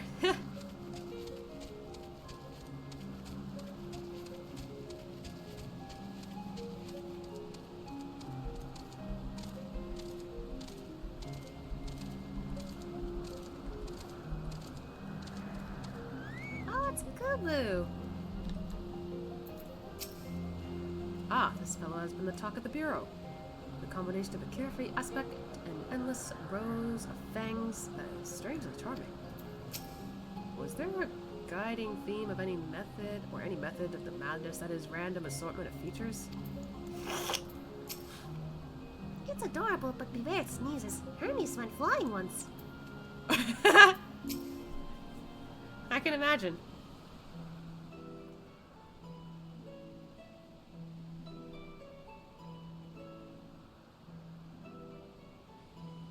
Amazing, is it not? The Amphilos, one of our newest subjects.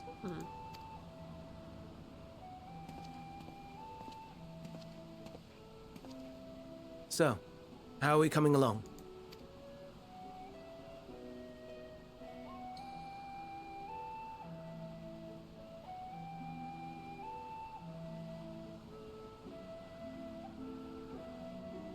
Oh. Albus flowers.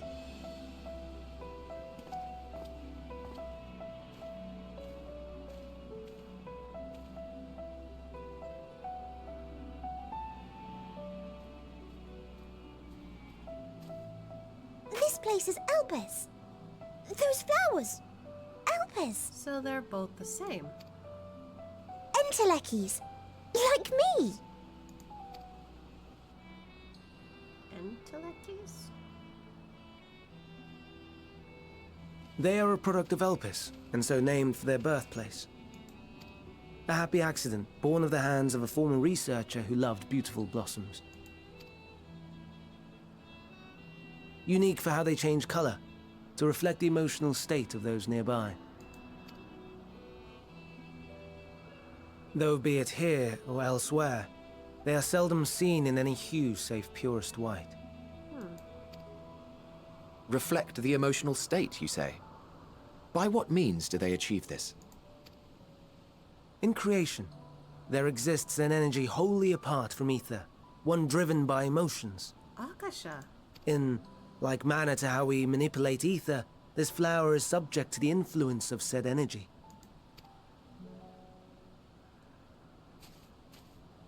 Well, it has no will of its own, It is sensitive to the prevailing emotion in the vicinity, and reacts by altering its color and vibrancy.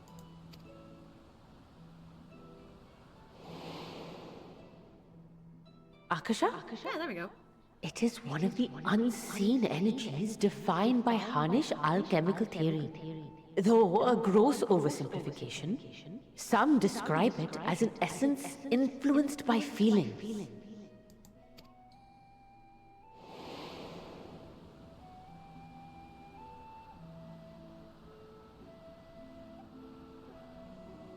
Akasha. Though I'm not familiar with the term, your description suggests it is the self-same energy. Dynamis, we call it. So the proper term is dynamis. Okay. And those entities like the Elpis flower that have the ability to interact with this energy, converting emotions into tangible phenomena, are Antelekis. That's me! That's me! An Enteleki! That you are, my dear. And no ordinary one at that, but the first possessed of free will. So a being that can feel emotions, but one Wait. that can... A form of energy other than ether? Dynamis? Yeah, but one that can move around and talk and pretty much be their own person. So, yeah. Okay, I keep saying that she's like an empath, but she, yeah, literally is one. Kind of like the flowers. I've never heard of such a thing. Hardly surprising. Dynamis cannot be seen, much less felt. And though its existence has long been theorized, we had no proof until the flower's serendipitous creation. What's more, Dynamis is far weaker than ether. Under normal circumstances, its effects are drowned out by the latter. On account of which, beings comprised of and reliant upon the ether, like you and I, are unable to make practical use of Dynamis. 'Tis a truly esoteric thing, known to but a select few scholars. Intriguing. Then, given the limitations you described, why create Meteon?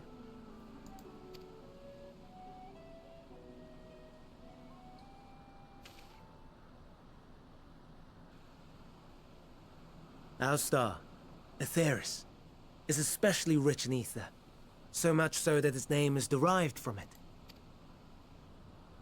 However, when we consider all energy in existence here and in the vast space beyond, Dynamis may account for as much as 68.3%. The more abundant form by far.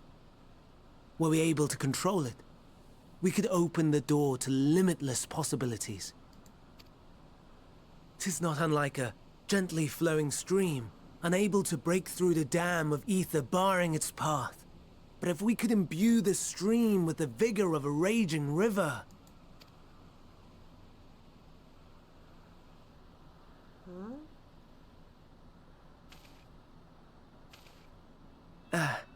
Not that I have such grand ambitions. Huh? Nay. I merely wish to create a being that could traverse the great expanse.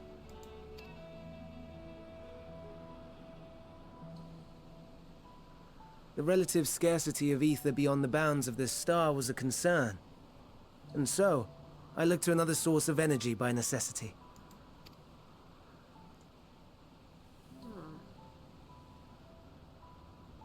That being Dynamis. No wonder her ether is so thin. Precisely. Yours is thin too. Like an Enteleki. Like me. Well, I mean, our circumstance is different, but... I guess it wouldn't be out of the question that Ashia could, like, have Dynamis too, I guess. Considering that, you know, now that I know Akasha and Dynamis are the same, I remember saying something about how Akasha, like, could also be, like, limit break, so... not out of the question. So... are we the same? Intelekis. If I'm thin, it's because Emmett Selk didn't do a proper job.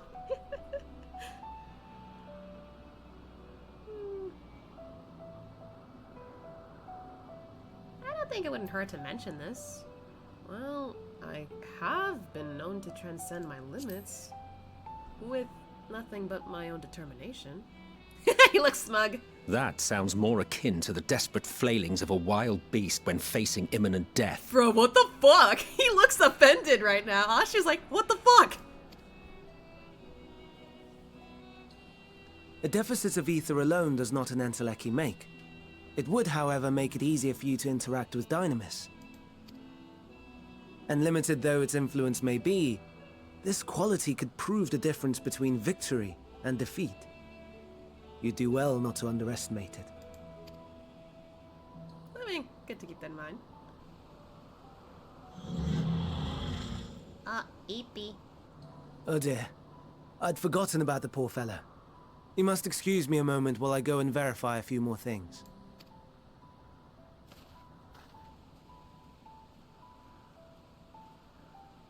But this is really interesting to learn. I wonder what else is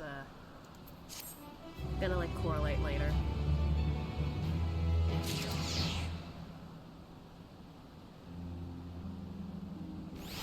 Oh yeah, they're still there.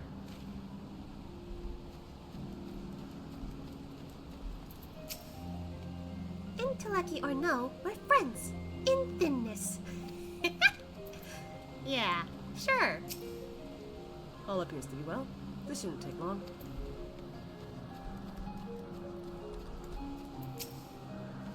Never before have I heard of Dynamis or Entelekis.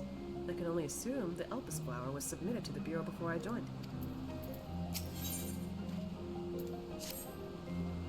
Not that I or anyone else would be able to make use of it, even if we knew, but it irks me to discover that there is an entirely different form of energy, and no one told me. That personal annoyance aside, Hermes' knowledge is undeniably impressive. Given that there are none among the 14 who specialize in the Celestial, he would be a welcome addition. Assuming he can be persuaded to join, that is. I still can't understand his hesitation.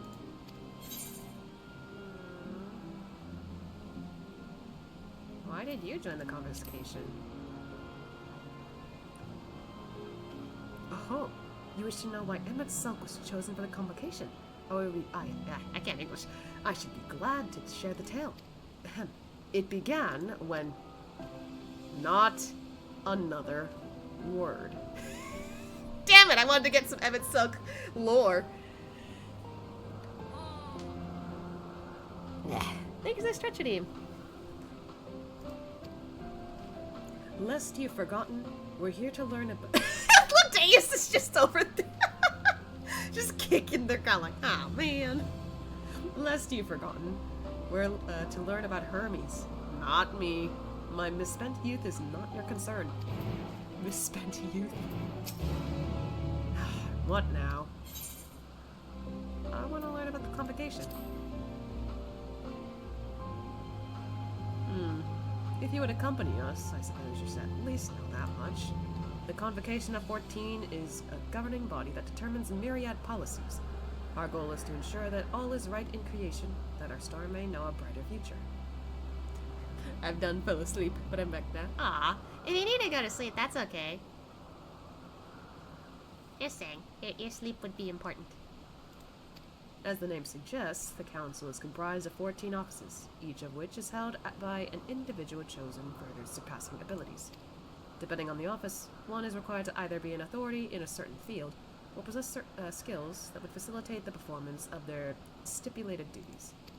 The former category includes matron, a specialist in aquatic life, lawgriff, specialist in terrestrial life, and husbandry, halmarut, specialist in fungal and plant life, emerolith, specialist in medicine and healing, and Lahabrea, specialist in creation magics, who has brought forth phantom beings of the highest complexity. So Lahabrea did that, okay, interesting. As for the latter category, there is Altima, advocate of the arts, Igerorum, champion of enlightenment and rhetoric, Pashteret, preserver of discipline and order. Emmett Silk, keeper of the ethereal realm, or underworld, in the vernacular. Van Daniel, pursuer of extant phenomena. And Azam, traveler of the world and counselor to the people.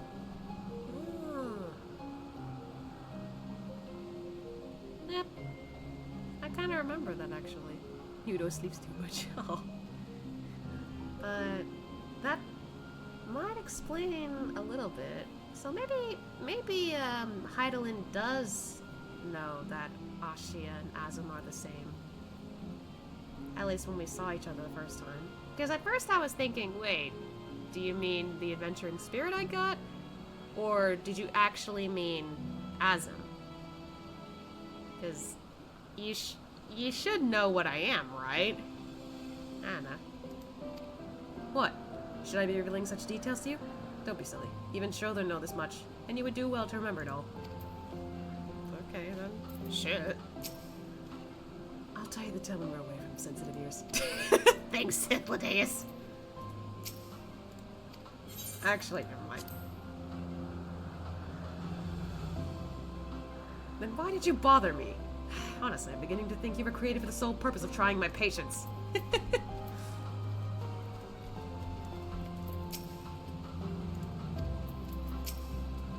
My apologies for the wait. I've inspected the Ampelos to my satisfaction. All is well with the creature, and I dare say it won't be long ere it is released into the world. Another creation, however, reportedly isn't faring so well. The Charybdis. That is what we shall tend to next. Oh boy! If you would follow me, my friends, we shall return to the main isle and head north. There they go. Oops. I went too early.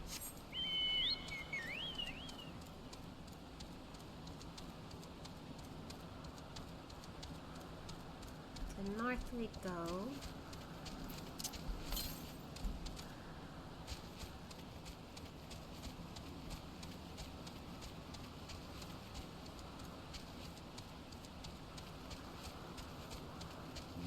I wonder how we'll get to certain places around here. Whoa, what? Oh my god! Okay. Why is this blue one and shiny? Why is this one blue and shiny? I actually don't know. A serpentine bird. Or winged snake.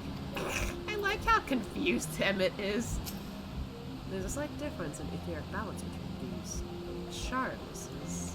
By this, it may be assumed that they aren't the original creations, but their offspring.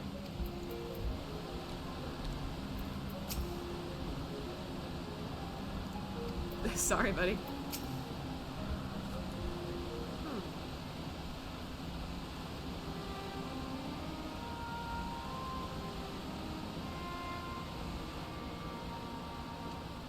I understand there's a problem with one of the Charybdis.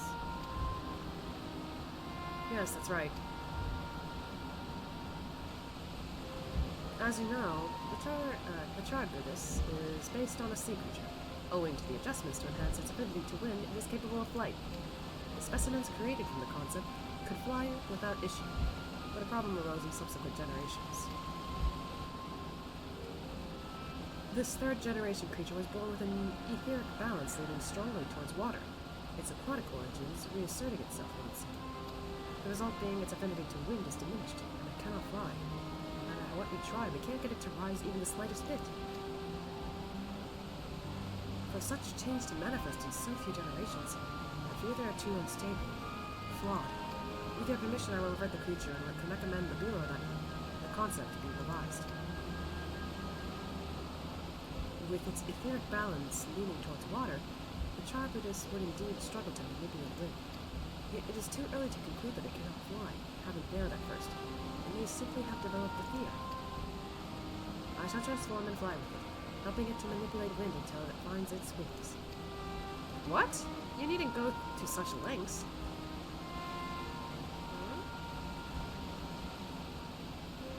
You don't know? But of course not. Transformation is an art in which one manipulates a vast quantity of ether to construct another body around oneself. In practice, this allows one to assume any conceivable form and thereby transcend the limits of one's flesh. Yet convenient though it may be, transforming the presence of others is considered vainglorious in the extreme, as uncouth and unseemly as running around robless.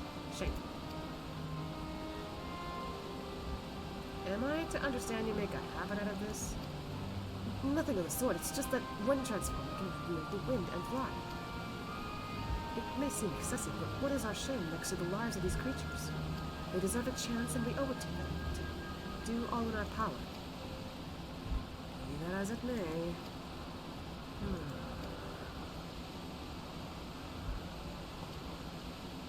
Yes, I believe I have a solution. Emetzelk, may I trouble you to move that Charybdis away from its fellows, somewhere out of sight.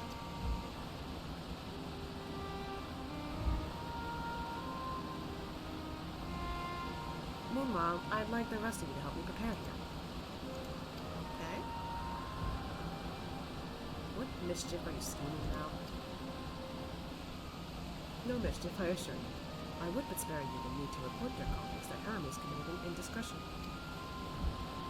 So have a little faith and run along. It's like, really, buddy?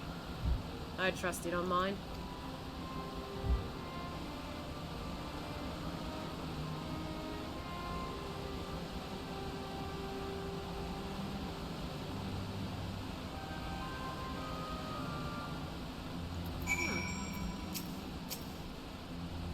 Alphinaud is a man of ideas. I wonder what he has thought up of this time.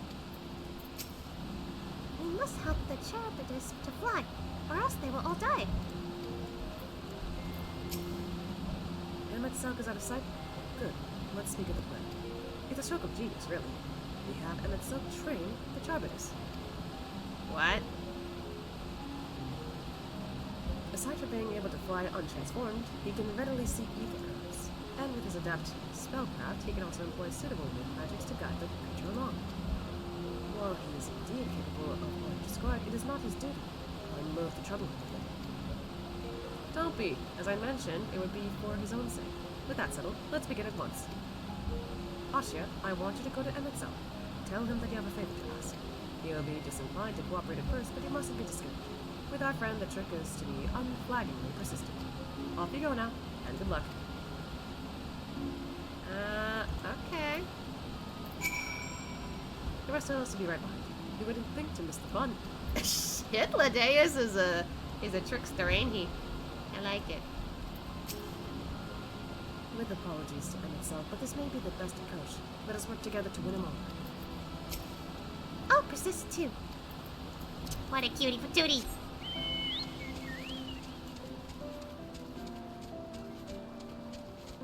Wow. That's cool looking. Like a horned bird.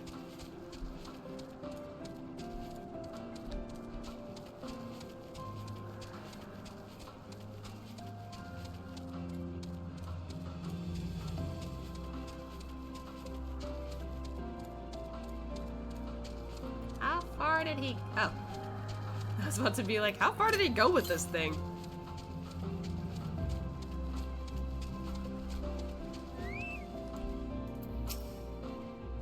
Well, I have preparations for the scheme that is clearly not a scheme complete. Okay, so we gotta say... I have a favor to ask.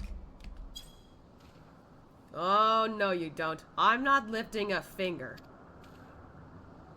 I don't know what Hitladeus is up to, and I will not be made to know. I refuse.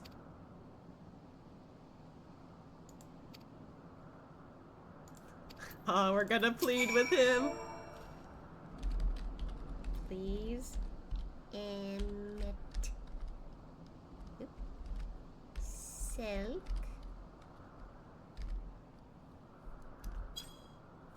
Please. No, no, no. You are not foisting this nonsense on me. I love this. Please! I'm given to understand you have the power to help the Charybdis, and should be quite willing to do so. And so I appeal to your better nature, most benevolent Emet-Selch. Please teach her to fly. Or else Hermes will transform. Right now.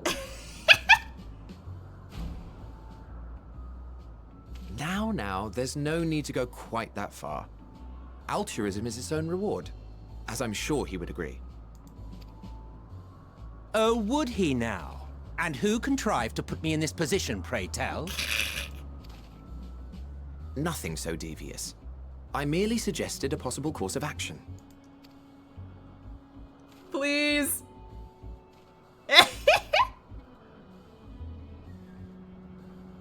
Please, Emet-Selch. Please. He's just so...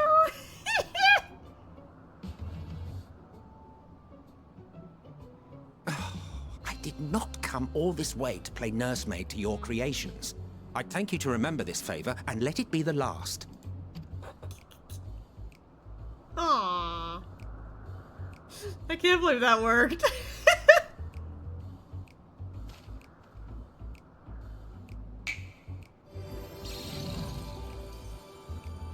Whoa.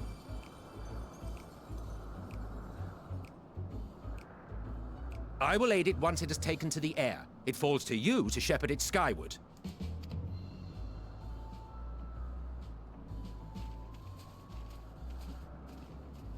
Wow. Well, let's relax and enjoy the spectacle, shall we?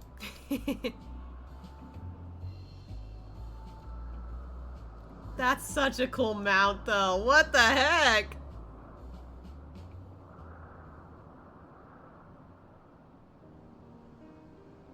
It's working. You were wondering why Emet-Selch joined the convocation. Oh. Okay, we're getting the story now. Truth be told, he wasn't the first choice for the office.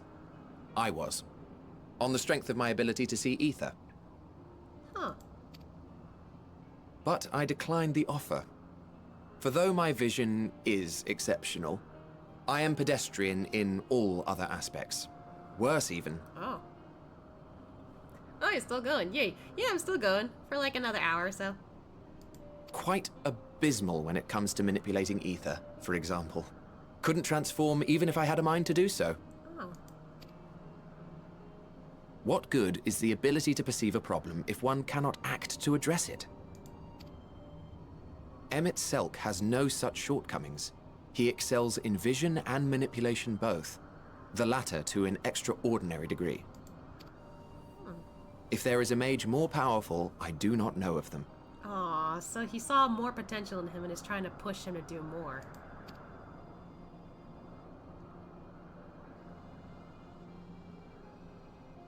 Thus did I recommend him for the office in my stead. And I wasn't the only one. Far from it. Countless others vouched for his skill and character. People the world over, to whom he had previously lent a helping hand. Aww. Oh, how surprised he was. Claimed he hadn't done anything remarkable for anyone. Modest to a fault. I wish I saw that side to him more. He deserved every bit of acclaim he received.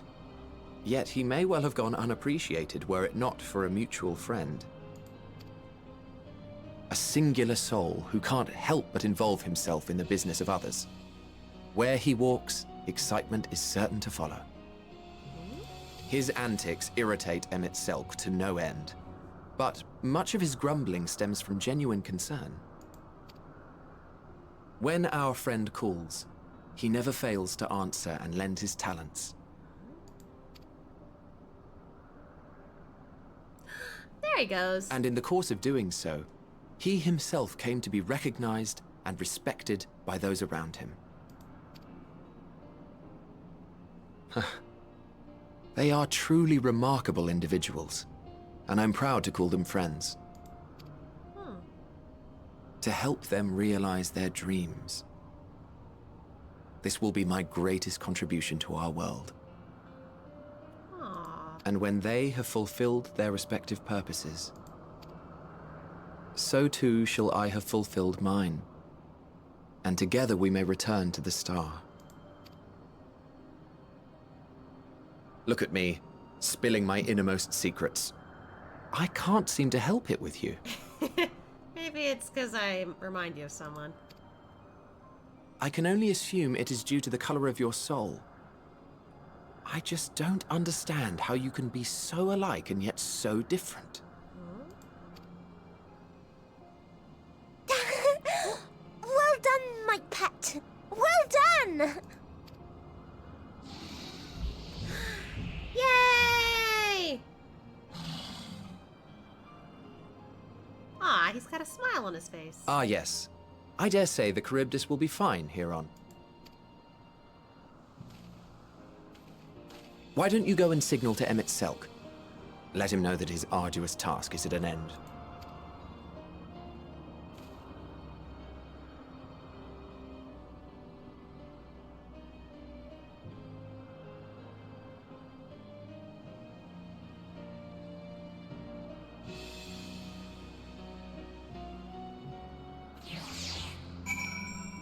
Talking about Azam, the one that annoys Emmett. I thought it was cool that Emmett had the Shadowbringers collection mount here. Oh, that's from the Shadow? Okay, I didn't know that. But okay, so then the other friend they're talking about is Emmett. Not Emmett. Azam. English! But, huh. So I guess that would mean the three of them were really close friends at one point. But he doesn't admit it that much, I guess. I wonder how different Azam is to Ashia. I'd like to make some, like, lore ideas with that eventually. If I didn't know better, I'd say Emmett Selk is enjoying himself. Not that he'd ever deign to admit it. Probably not.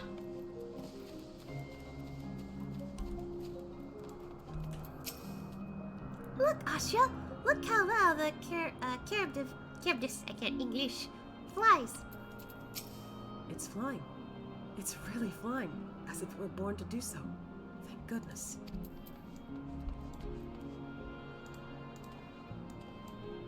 Oh, I get to wave.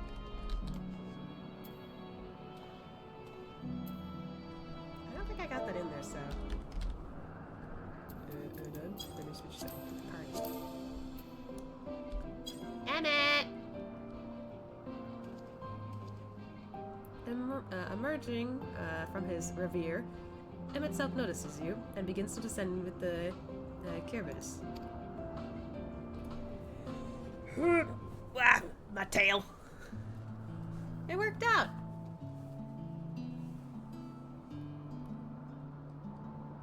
I have no words to express my gratitude. Thanks to you, the Charybdis has learned to fly. Aww. And Ashia and I could relax and have a pleasant chat? I'm sure you did. The creature needed some small assistance at first, but soon it was flying more or less on its own. I doubt you will need to repeat the lesson. That was truly impressive! I witnessed it all from afar. The Charybdis flies! Indeed, with this, we've proven that even a creature with skewed etheric balance is capable of flight. Though we helped it to achieve this, the Charybdis is a herd animal. They may well aid their struggling kin in like fashion if and when the need arises. Keeping this in mind, I bid you continue observing them. If that is what you want. But if I may say so, rather than hoping an idealistic possibility come to pass, would it not be simpler to have the concept adjusted? That way we could guarantee that anomalies such as this specimen are never born in the first place. These creatures are already here. We will spare no effort in giving them a chance to survive. As you wish, Chief. As you wish. I mean, I kind of get why everyone else thinks is like, oh, it's easier to do this. But he cares about everything. Hermes.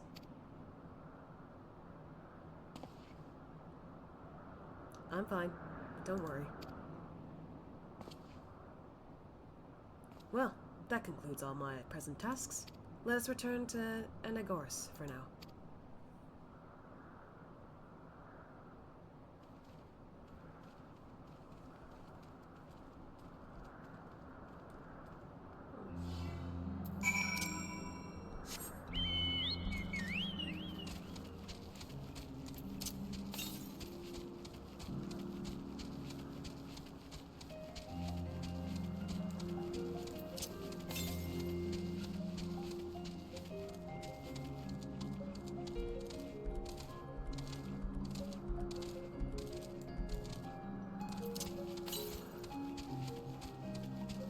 Whoops. I'm not in the correct spot, I think.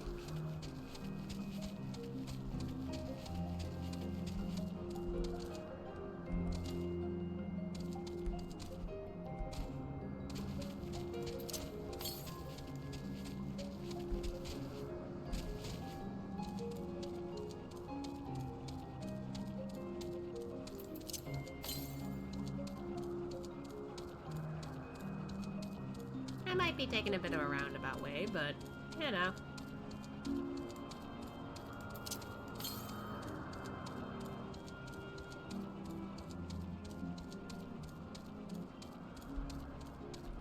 I can't go this way yet.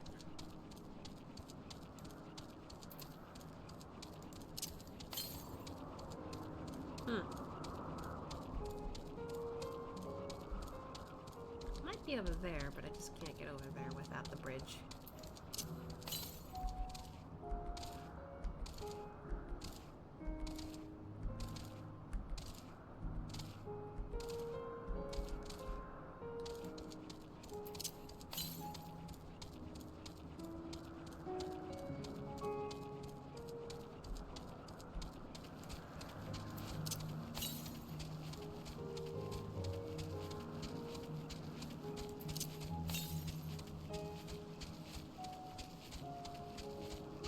Ay, ay. Leave me alone.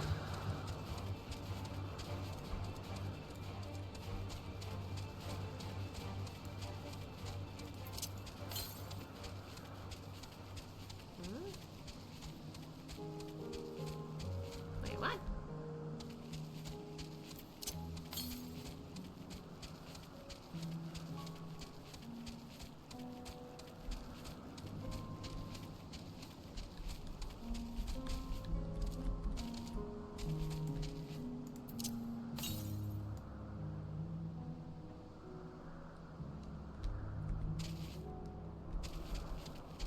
Definitely roundabout considering pretty sure this is your next destination. Oh. Well. Oh, there it is.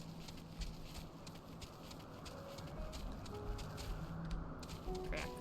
How do I get up there? Ah!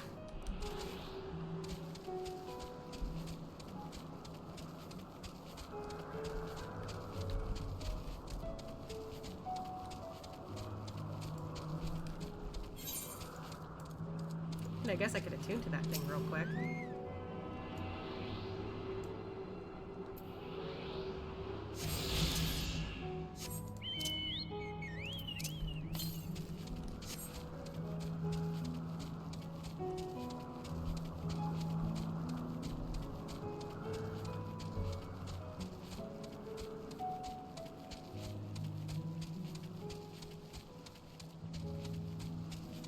This area looks pretty cool.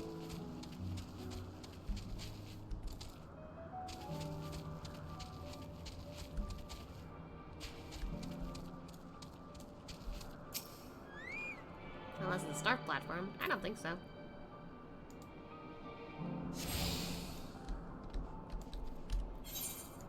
Alright, so we gotta head back over there. Oh wow. I guess it feels a lot bigger than I thought, but I've already gone through a lot of this place. Ticket. There we go.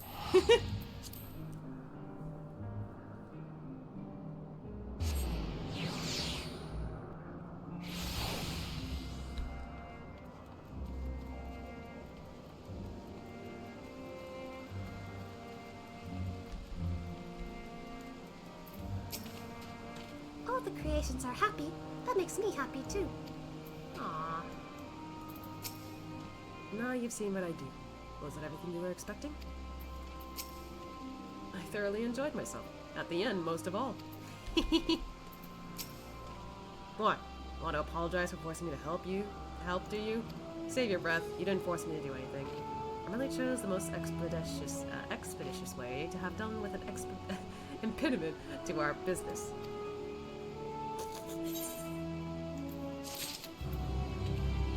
It's definitely a big area. Might feel small because they aren't really sending you out to do too many things. I don't know. Maybe. I'm tired. Leave me be.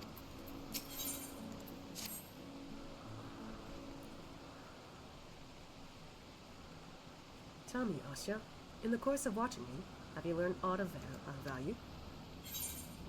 His face.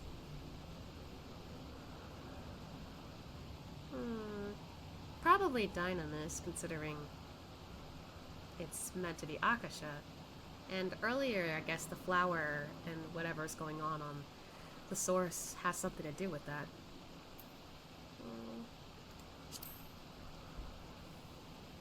Dynamis. Dynamis seems promising. Dynamis, you say? Curious that such an obscure phenomenon should be of interest to you.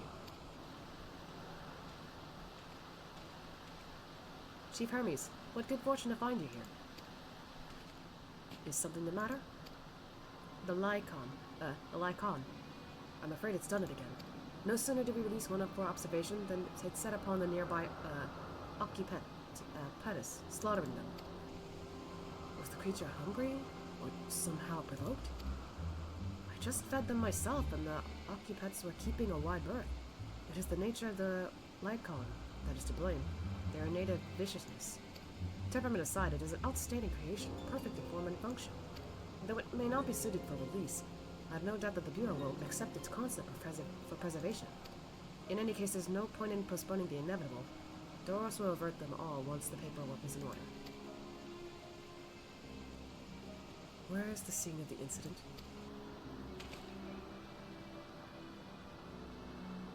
Just off the path of the 12 Wonders. As you make your way, you should see it on the left. I don't know if Doros is still there, however. Oh. Hermes, wait!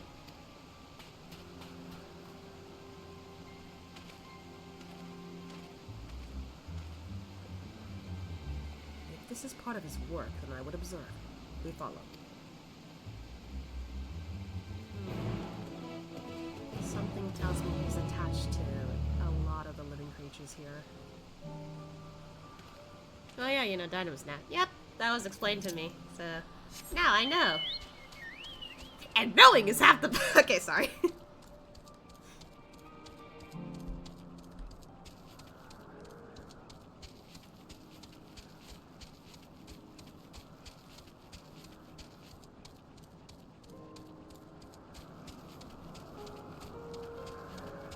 I was gonna type the joke on that. I'm way ahead of you. I remember, like, during Heaven's Ward, every time they actually said Heaven's Ward in the game, I'd always just go, roll credits.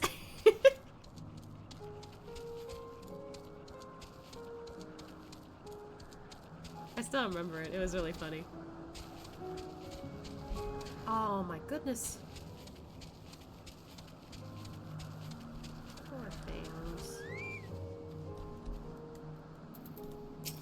A fearsome beast, this Lycon. But where's it now?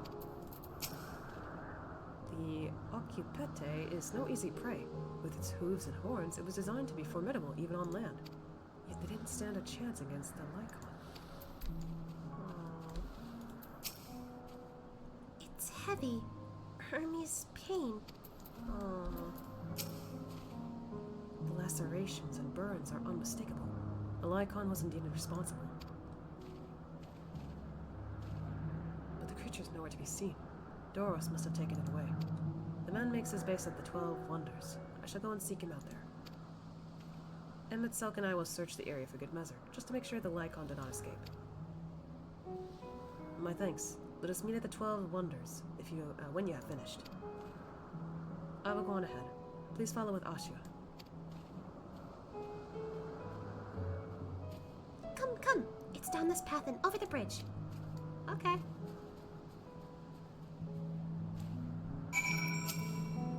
Are we the Watchers guy? Not really. She got his outfit now, yeah. Yeah, we got the outfit, but that's because everyone here wears it. A fearsome beast, this Lycon. Where is it now? Oh wait, I think I already read those two dialogues. Oh. What the fuck are these trees?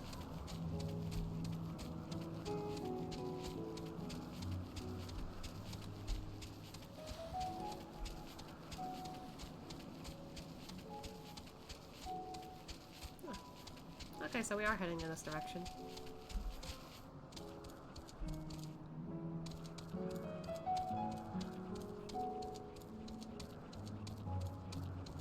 I decided to put it on just for the immersion because they're just like, so you don't stand out, put this on. And I'm just like, okay.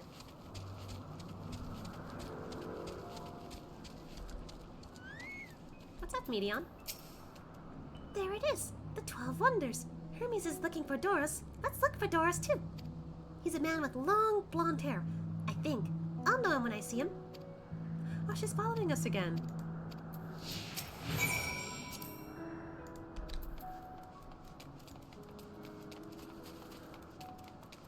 Goodness, she's so cute. Whoa, they got Pegasi.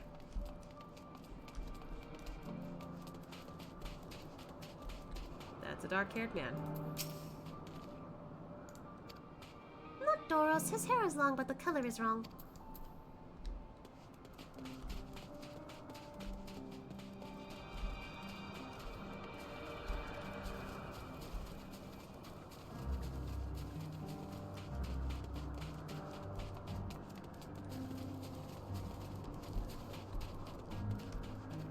This guy?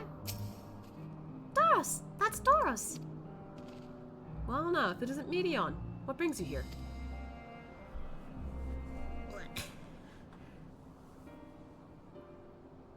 Ah, I thought I heard familiar voices.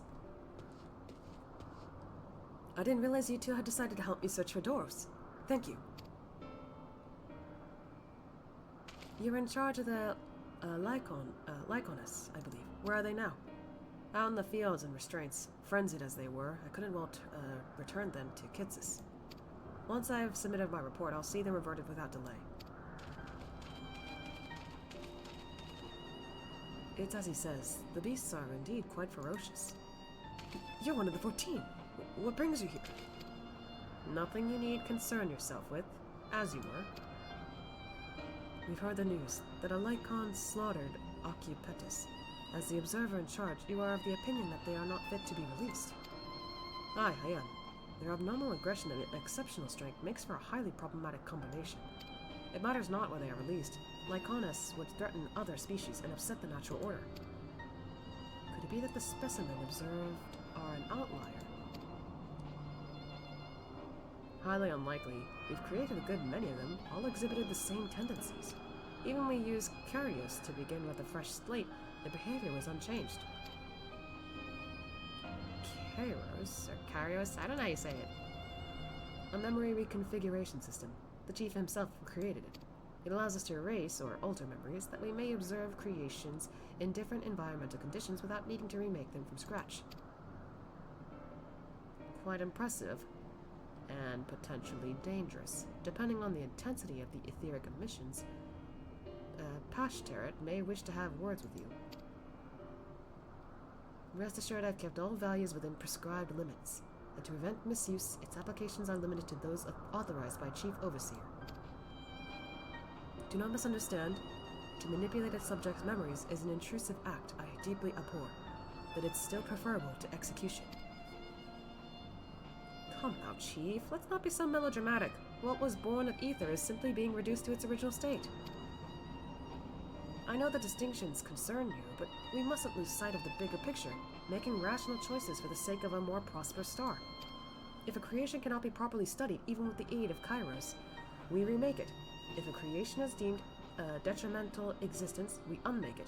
'Tis all for the greater good. and none question the necessity of such routine processes. I understand these things, I do. I would never think to unleash a clear and undeniable threat onto the world. Insignificant though their individual lives may be next to all creation, it is all the Lyconis have. Before we seal their fates, we owe it to these beings to exhaust all options, to ensure that nothing has been overlooked. If you insist, let me provide you with a full report and we may take it from there.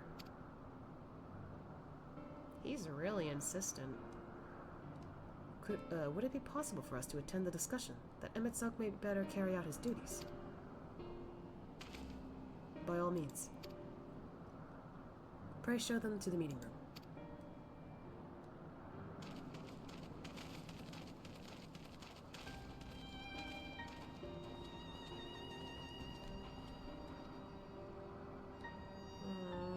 She's upset again.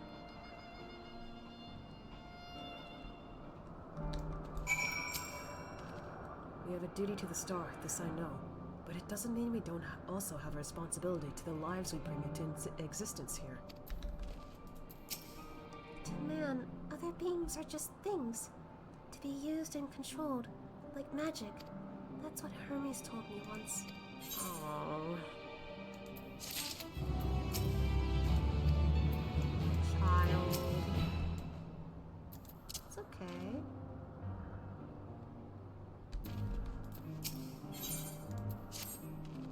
I fear this discussion may take a while, during which time... Meteon, are you feeling unwell? It's not me, Hermes. It's you. I won't go to the meeting. I'll stay with Asya. Loath though I am to oppose, may I leave Meteon in your care again?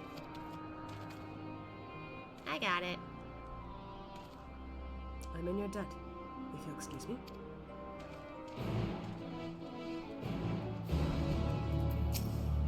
Can you help me with something, Asya? The meeting will make Hermes sad. I want to cheer him up with a flower. Hermes likes flowers the most. Of all the creations in Elpis, most creations are expected to be interesting or beautiful or strong, better in some way.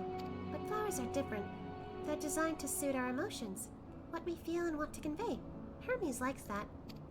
I can't make flowers, so I'll search for one, and I want you to search with me. Let's start here, at the 12 Wonders. Okay, she's following us once more. I'm fine with that. Oh. Here's something. They're purple. Does he like purple? They look kind of magenta, actually. Oh yeah, purple. Vibrant purple flowers bigger than your hands adorn the tree. Oh, so big and bright. I love them. But they might be too bright. You have to think of the recipient. That's what Hermes said. Okay. So not that. Slender tree. Are we able to find flowers here?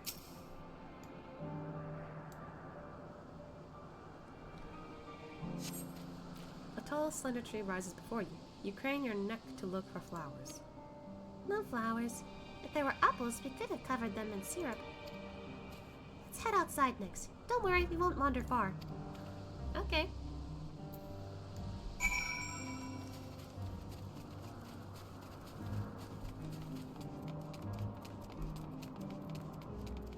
Ah. Oh, this is perfect. Look at all those flowers. An array of beautiful flowers grow in the bed, their mix of colors forming a pattern. These would be better for Hermes, but they're hedged in. That means we shouldn't touch them. They're either under observation or poisonous. Oh. Okay. Any other place should be fine, though. Let's keep looking. Okay.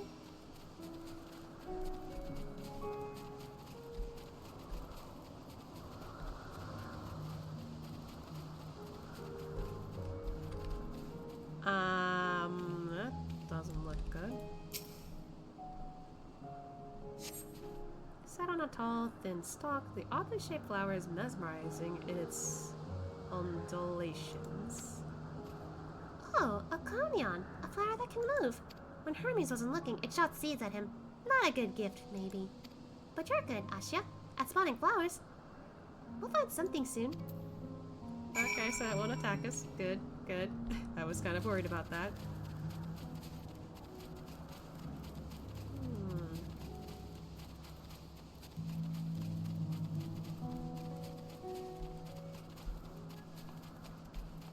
We're at a junction here. Where do we go? You find nothing promising nearby. At best, common-looking grass with some few tiny flowers. Nothing around here. Ah! Over there, Asya! Something big! Huge! Huh? Oh, this thing?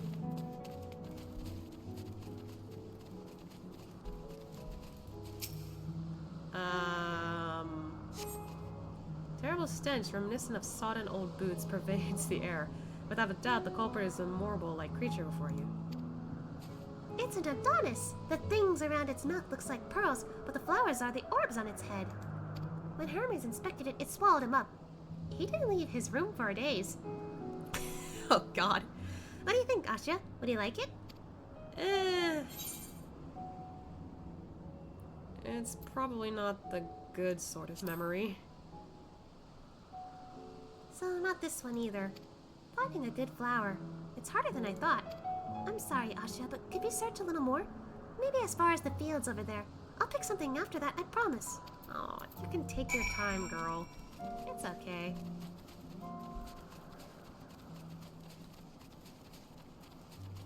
Keep away from the grips.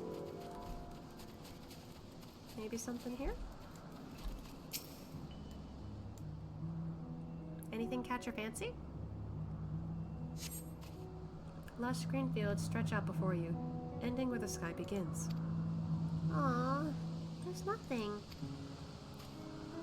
The shiny thing over there. What could it be? Huh? What shiny thing? Oh, Elpis!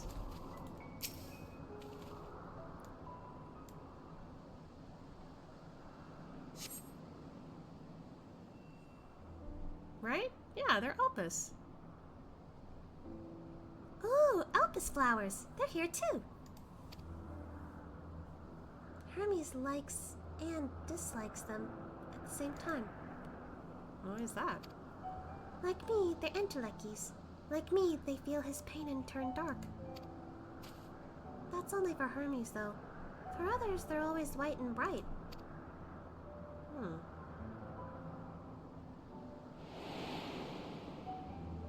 They were gray when we first saw them.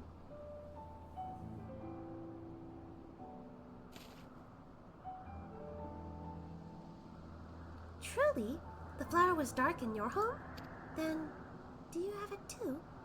A dark emotion?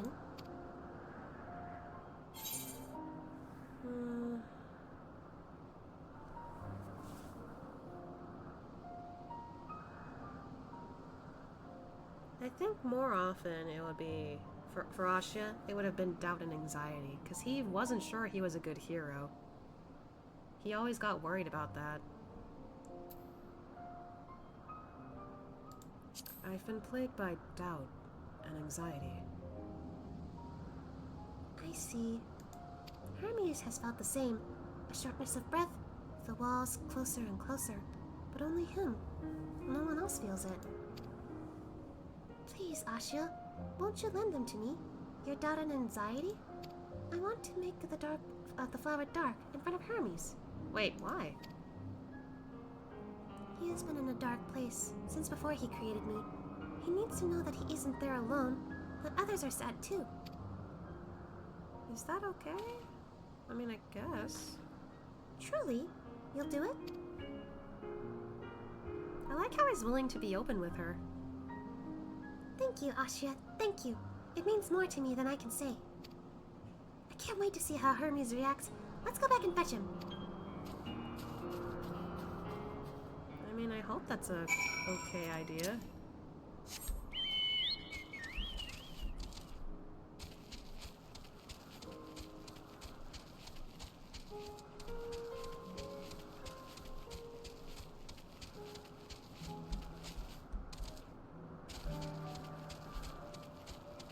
Yay!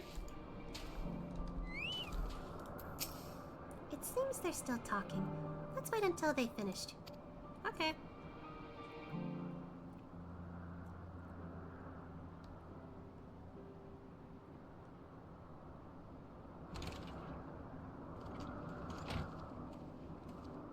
There he is. Hermes!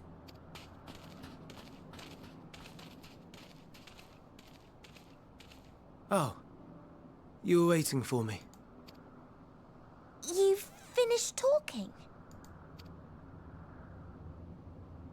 Yes. We've come to a decision. My thanks for keeping Meteon company. You're welcome. Emmett Selk and Hythlodaeus have already retired to their rooms. There is room for you too, if you would follow me.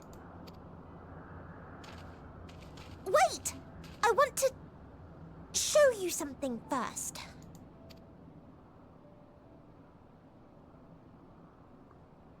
I hope this is okay.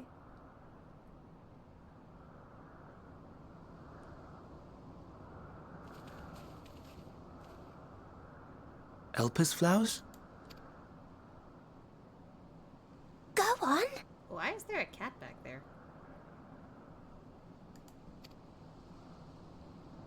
I don't even know if it's gonna work, but...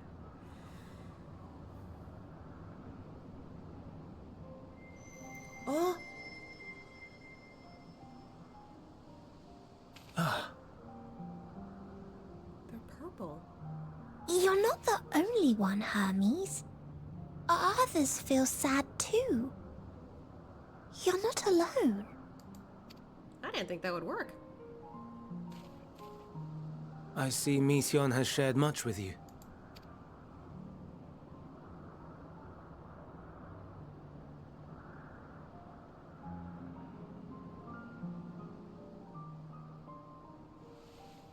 Oh.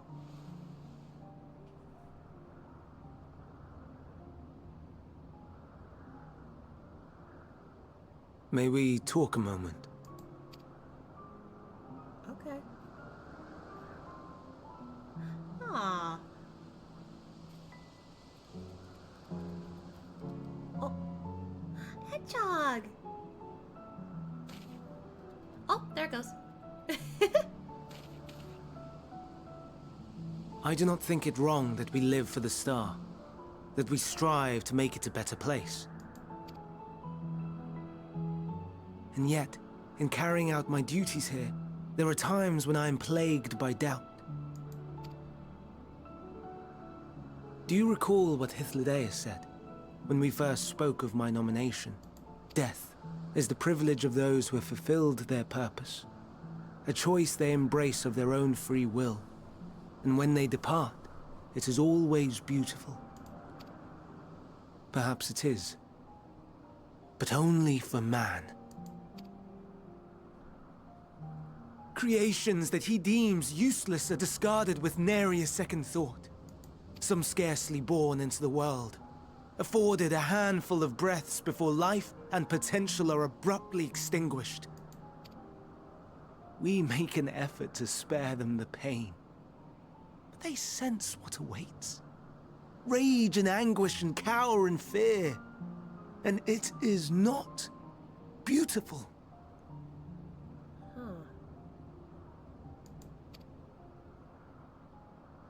Yet no one cares. No one. So fixated are we upon the duty that we do not pause to question the method. So he's very much empathetic to everything, and he's frustrated no one else feels the same. Pain and suffering, confusion and despair, writ plain in the eyes of those poor creatures. Yet no one sees. We turn a blind eye and carry on in blissful ignorance. Not amiss. And always, always the blossoms shine pure and white. A contradiction so blatant I could scream, want to scream. How can you all accept this aberration? Then I wonder, am I the aberration for thinking thus? and I am filled with dread.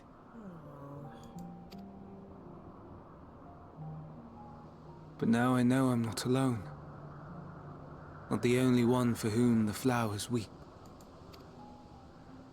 I won't ask what you thought as you kneeled beside the Alpis, or if you only did it at Meteon's insistence.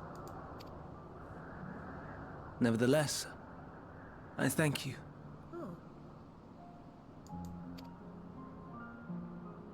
To know that you too have experienced suffering is a comfort.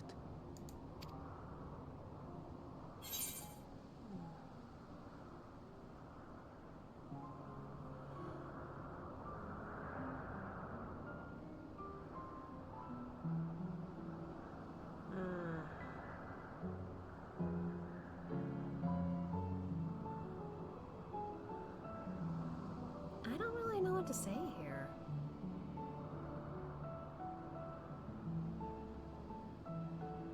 Maybe I could try to tell him to try and cheer up now that he knows he's not alone. Wouldn't hurt. Let's have no more brooding.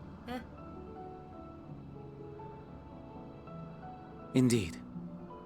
Difficult though it may be, I must endeavor to be strong like you. Yeah, there you go.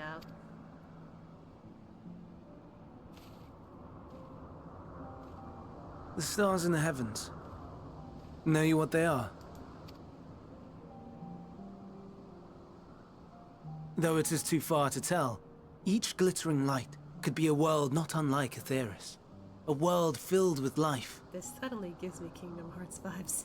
So many stars, so many lives. For us, there may be no higher purpose than to live for our world. But what of the other living beings out there?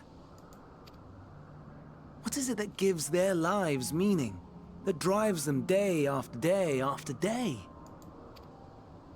To pose that question to our undiscovered cousins, I created beings of dynamis, who can traverse the vast emptiness between the stars. Meteon and her sisters. Oh, so there's multiple Meteon. I see the hedgehog in the background again. Aye, sisters. She has a great many of them. And they have already departed on their journey, traveling to one star and then the next in search of life. As one might expect, exploration on such a grand scale is rife with difficulties, and thus far I've naught to show for it. But I have faith that we will make some manner of discovery ere long. And when we do, I should be glad to share our findings with you, in gratitude for your kindness. It's getting rather late. We had best find our beds. It would not do for both of us to be sleep-deprived on the morrow. Come, Meteon. Let us head back. All right! She's so cute.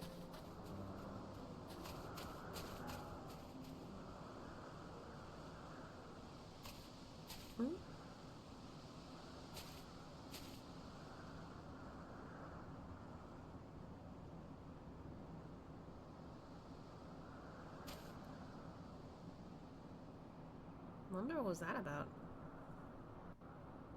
Maybe she felt something out there?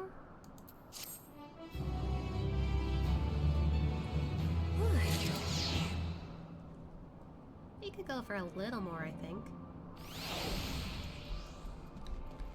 Oh, is this the next day? Were you able to get some rest? Please, do not hesitate to let us know if you're feeling tired. I worry we might exhaust your scarce reserves of ether. The prodigal familiar returns, and after causing all manner of trouble while we were in our meeting, I'm sure. Okay. I'm glad Hermes saw the flowers. Thank you, Asya. It will help. I hope. Today will be difficult for him. An all too brief interlude, perhaps, but it is time I attend to my next task. As Emet-Sok and Hythlodaeus are aware, we reached a verdict regarding the fate of the Lyconis. 7 were created for observation, and all 7 must be made unmade. Doros has followed the correct protocols, and as Chief Overseer, we can find no fault in his judgment. The Lyconis would disrupt the natural order, ravaging and consuming other species until they themselves starve and perish. They cannot be released into the wild, and they cannot be allowed to remain here on Elpis. I intend to petition the Bureau of the Architect to have the concept preserved as a restricted purpose hazardous life form. Ithlius has pledged to support me in this endeavor. Yet whatever the Bureau decides, the existing Lyconis have served their purpose. Doros has already isolated the creatures and is preparing to carry out the necessary measures. I will join him forthwith. It is my duty to witness the conclusion to the study. If you are resolved, then we have but to accompany you.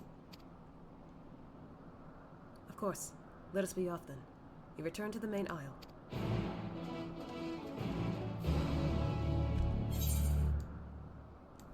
Oh, gotta run there.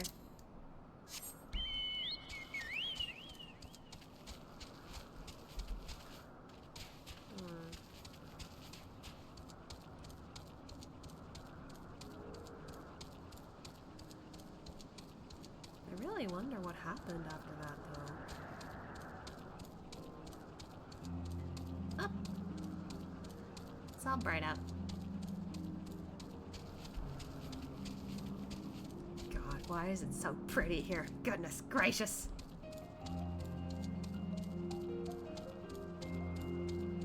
Oh. Oh, they're like Fenrir. What happened here? I only see 4. Doros, are you hurt? What happened here? They caught me off guard. I had them bound with ethereal shackles, but they became frenzied, even more so than usual, and broke free. I was able to stop 4. The other 3 escaped.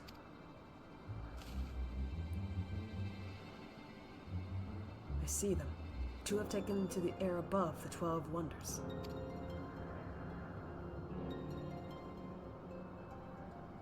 The last one is up ahead, lurking in the fields. You and Ashia handle that one. The pair in the sky you can leave to me. If this is how it must end, then so be it. I'll render assistance to Emmett Silk. Unneeded though it is. Unneeded, but okay. Moral support.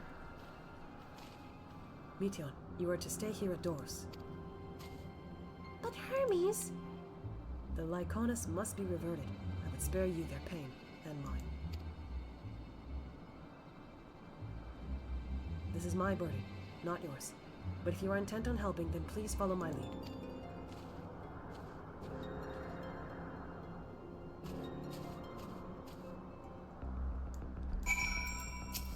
Stay with Hermes, Asha.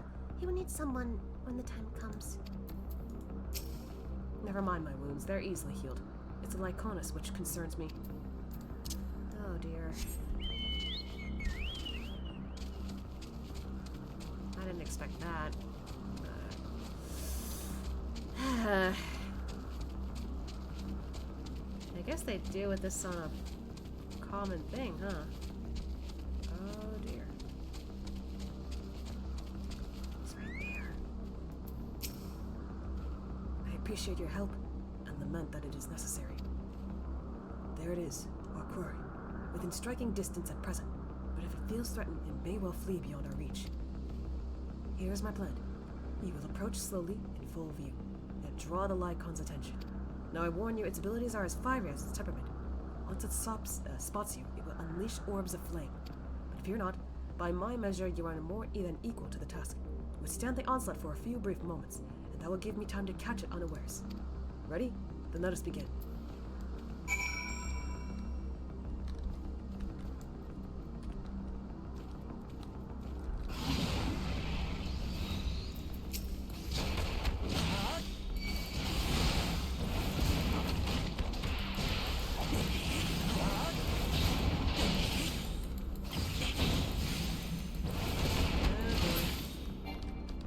What else you got? Uh-huh.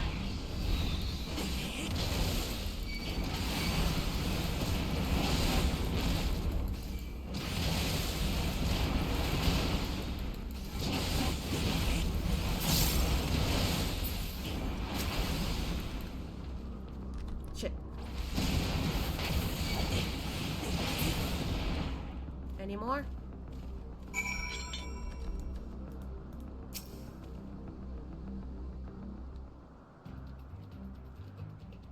It's kind of terrifying up close. But I fought, Now! I fought, you know, Fenrir. Oh!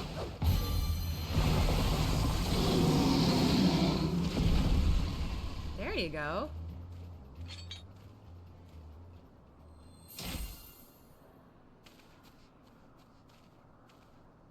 Oh. Forgive me. Please, forgive me. May you and your kin find peace. Wherever your souls may drift in the underworld, may you find tranquil seas.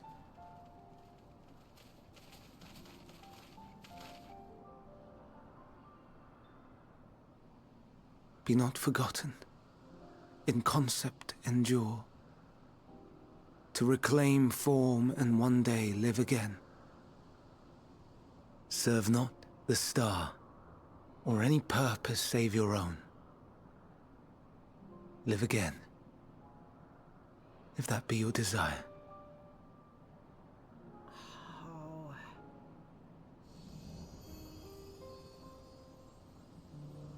Hate, if that be your want. We are worthy. But leave your suffering behind. Lay down your burdens, be born anew. Fly high. Fly free.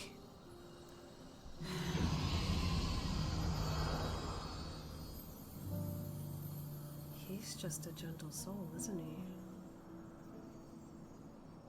I'm kind of worried because I can only imagine from there his soul just gets crushed.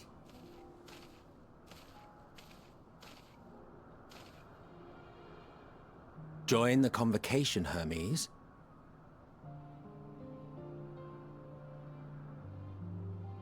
You do not belong here. Leave to replace another. To be replaced. It changes nothing. Tell me, do you think it right that we sacrifice all these lives for the sake of the star? And when the star has reached perfection, what then? If all who are satisfied choose to die, shall we all die in satisfaction?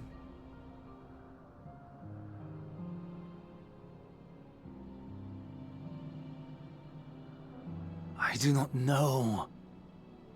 Were I to take up the seat of Van Daniel, it would be tantamount to approving my predecessor's death. I do not know if it is right. And to be torn by such thoughts, I do not know if I am fit to represent mankind. Hermes! Please don't be angry. It hurts so.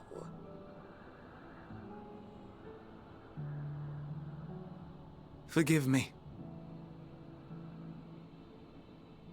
If you would still consider me in spite of everything, I beg some time to gather my thoughts. Meanwhile, Hythlodaeus, I fear I must trouble you to attend to the others. 'Tis no trouble at all. Take as long as you require.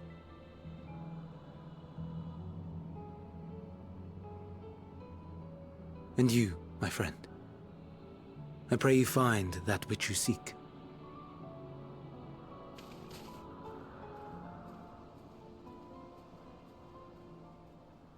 I expect we have some few matters to discuss. Shall we return to the 12 Wonders for a time? Aye. He didn't hesitate.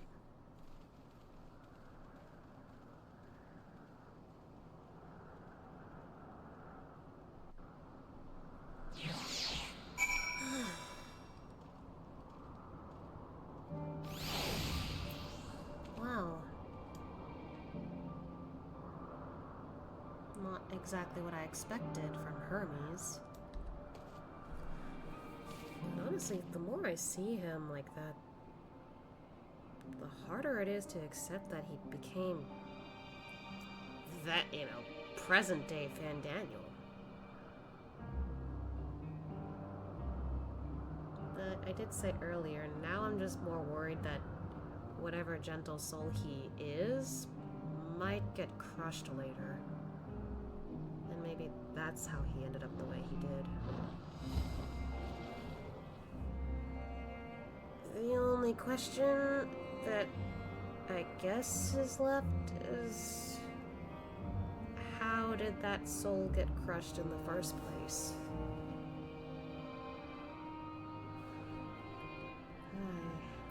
So many questions. So little to understand, though. It's been quite an exciting visit for you thus far. Oh, you weren't injured, were you? Good, good. The other Lyconists have been taken care of. The incident is resolved and life in Elpis continues as normal. Or ends, as the case may be. Rationally speaking, I understand Hermes' argument.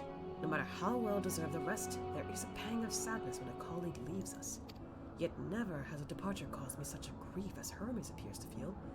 What must it like to experience such torment? I couldn't tell you. I don't know what answer he's searching for, or if it's within our power to give it, but I believe he would make a fine Fandaniel, and that if he rejects us out of hand, we'll all be lesser for it. Well, guess that's all we can do for now.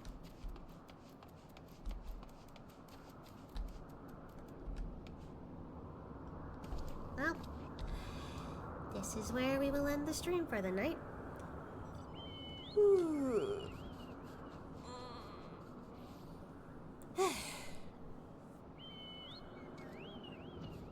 I don't know, like, suddenly this was kind of heavy. Kind of heavy to take in. And I'm pretty sure it's just gonna get worse from here. Because we gotta remember this happened in the past. Okay, so... tomorrow... Man, I almost forgot that tomorrow is basically the last time I stream this week. Maybe it'll be the end of the marathon? Who knows? But, yeah. Tomorrow, at 6 p.m. Eastern Standard Time, I will be streaming more Final Fantasy XIV. Another stretch redeem. Thank you. Technically, I already stretched already, but it was out of habit. Or out of necessity. Not really out of a redeem. But yeah, we're gonna stream more 14 tomorrow at 6 p.m. Eastern Standard Time. Not sure if we'll actually get to the end of this, but we'll see. If we get to the end, who knows? If we don't, I could always stream this on Thursday. Next Thursday. But who knows? I need to sleep. So, I guess with that, make sure you guys eat well, sleep well, and take care of yourselves first. You guys matter. And with that, I'll see you guys tomorrow. Bye-bye!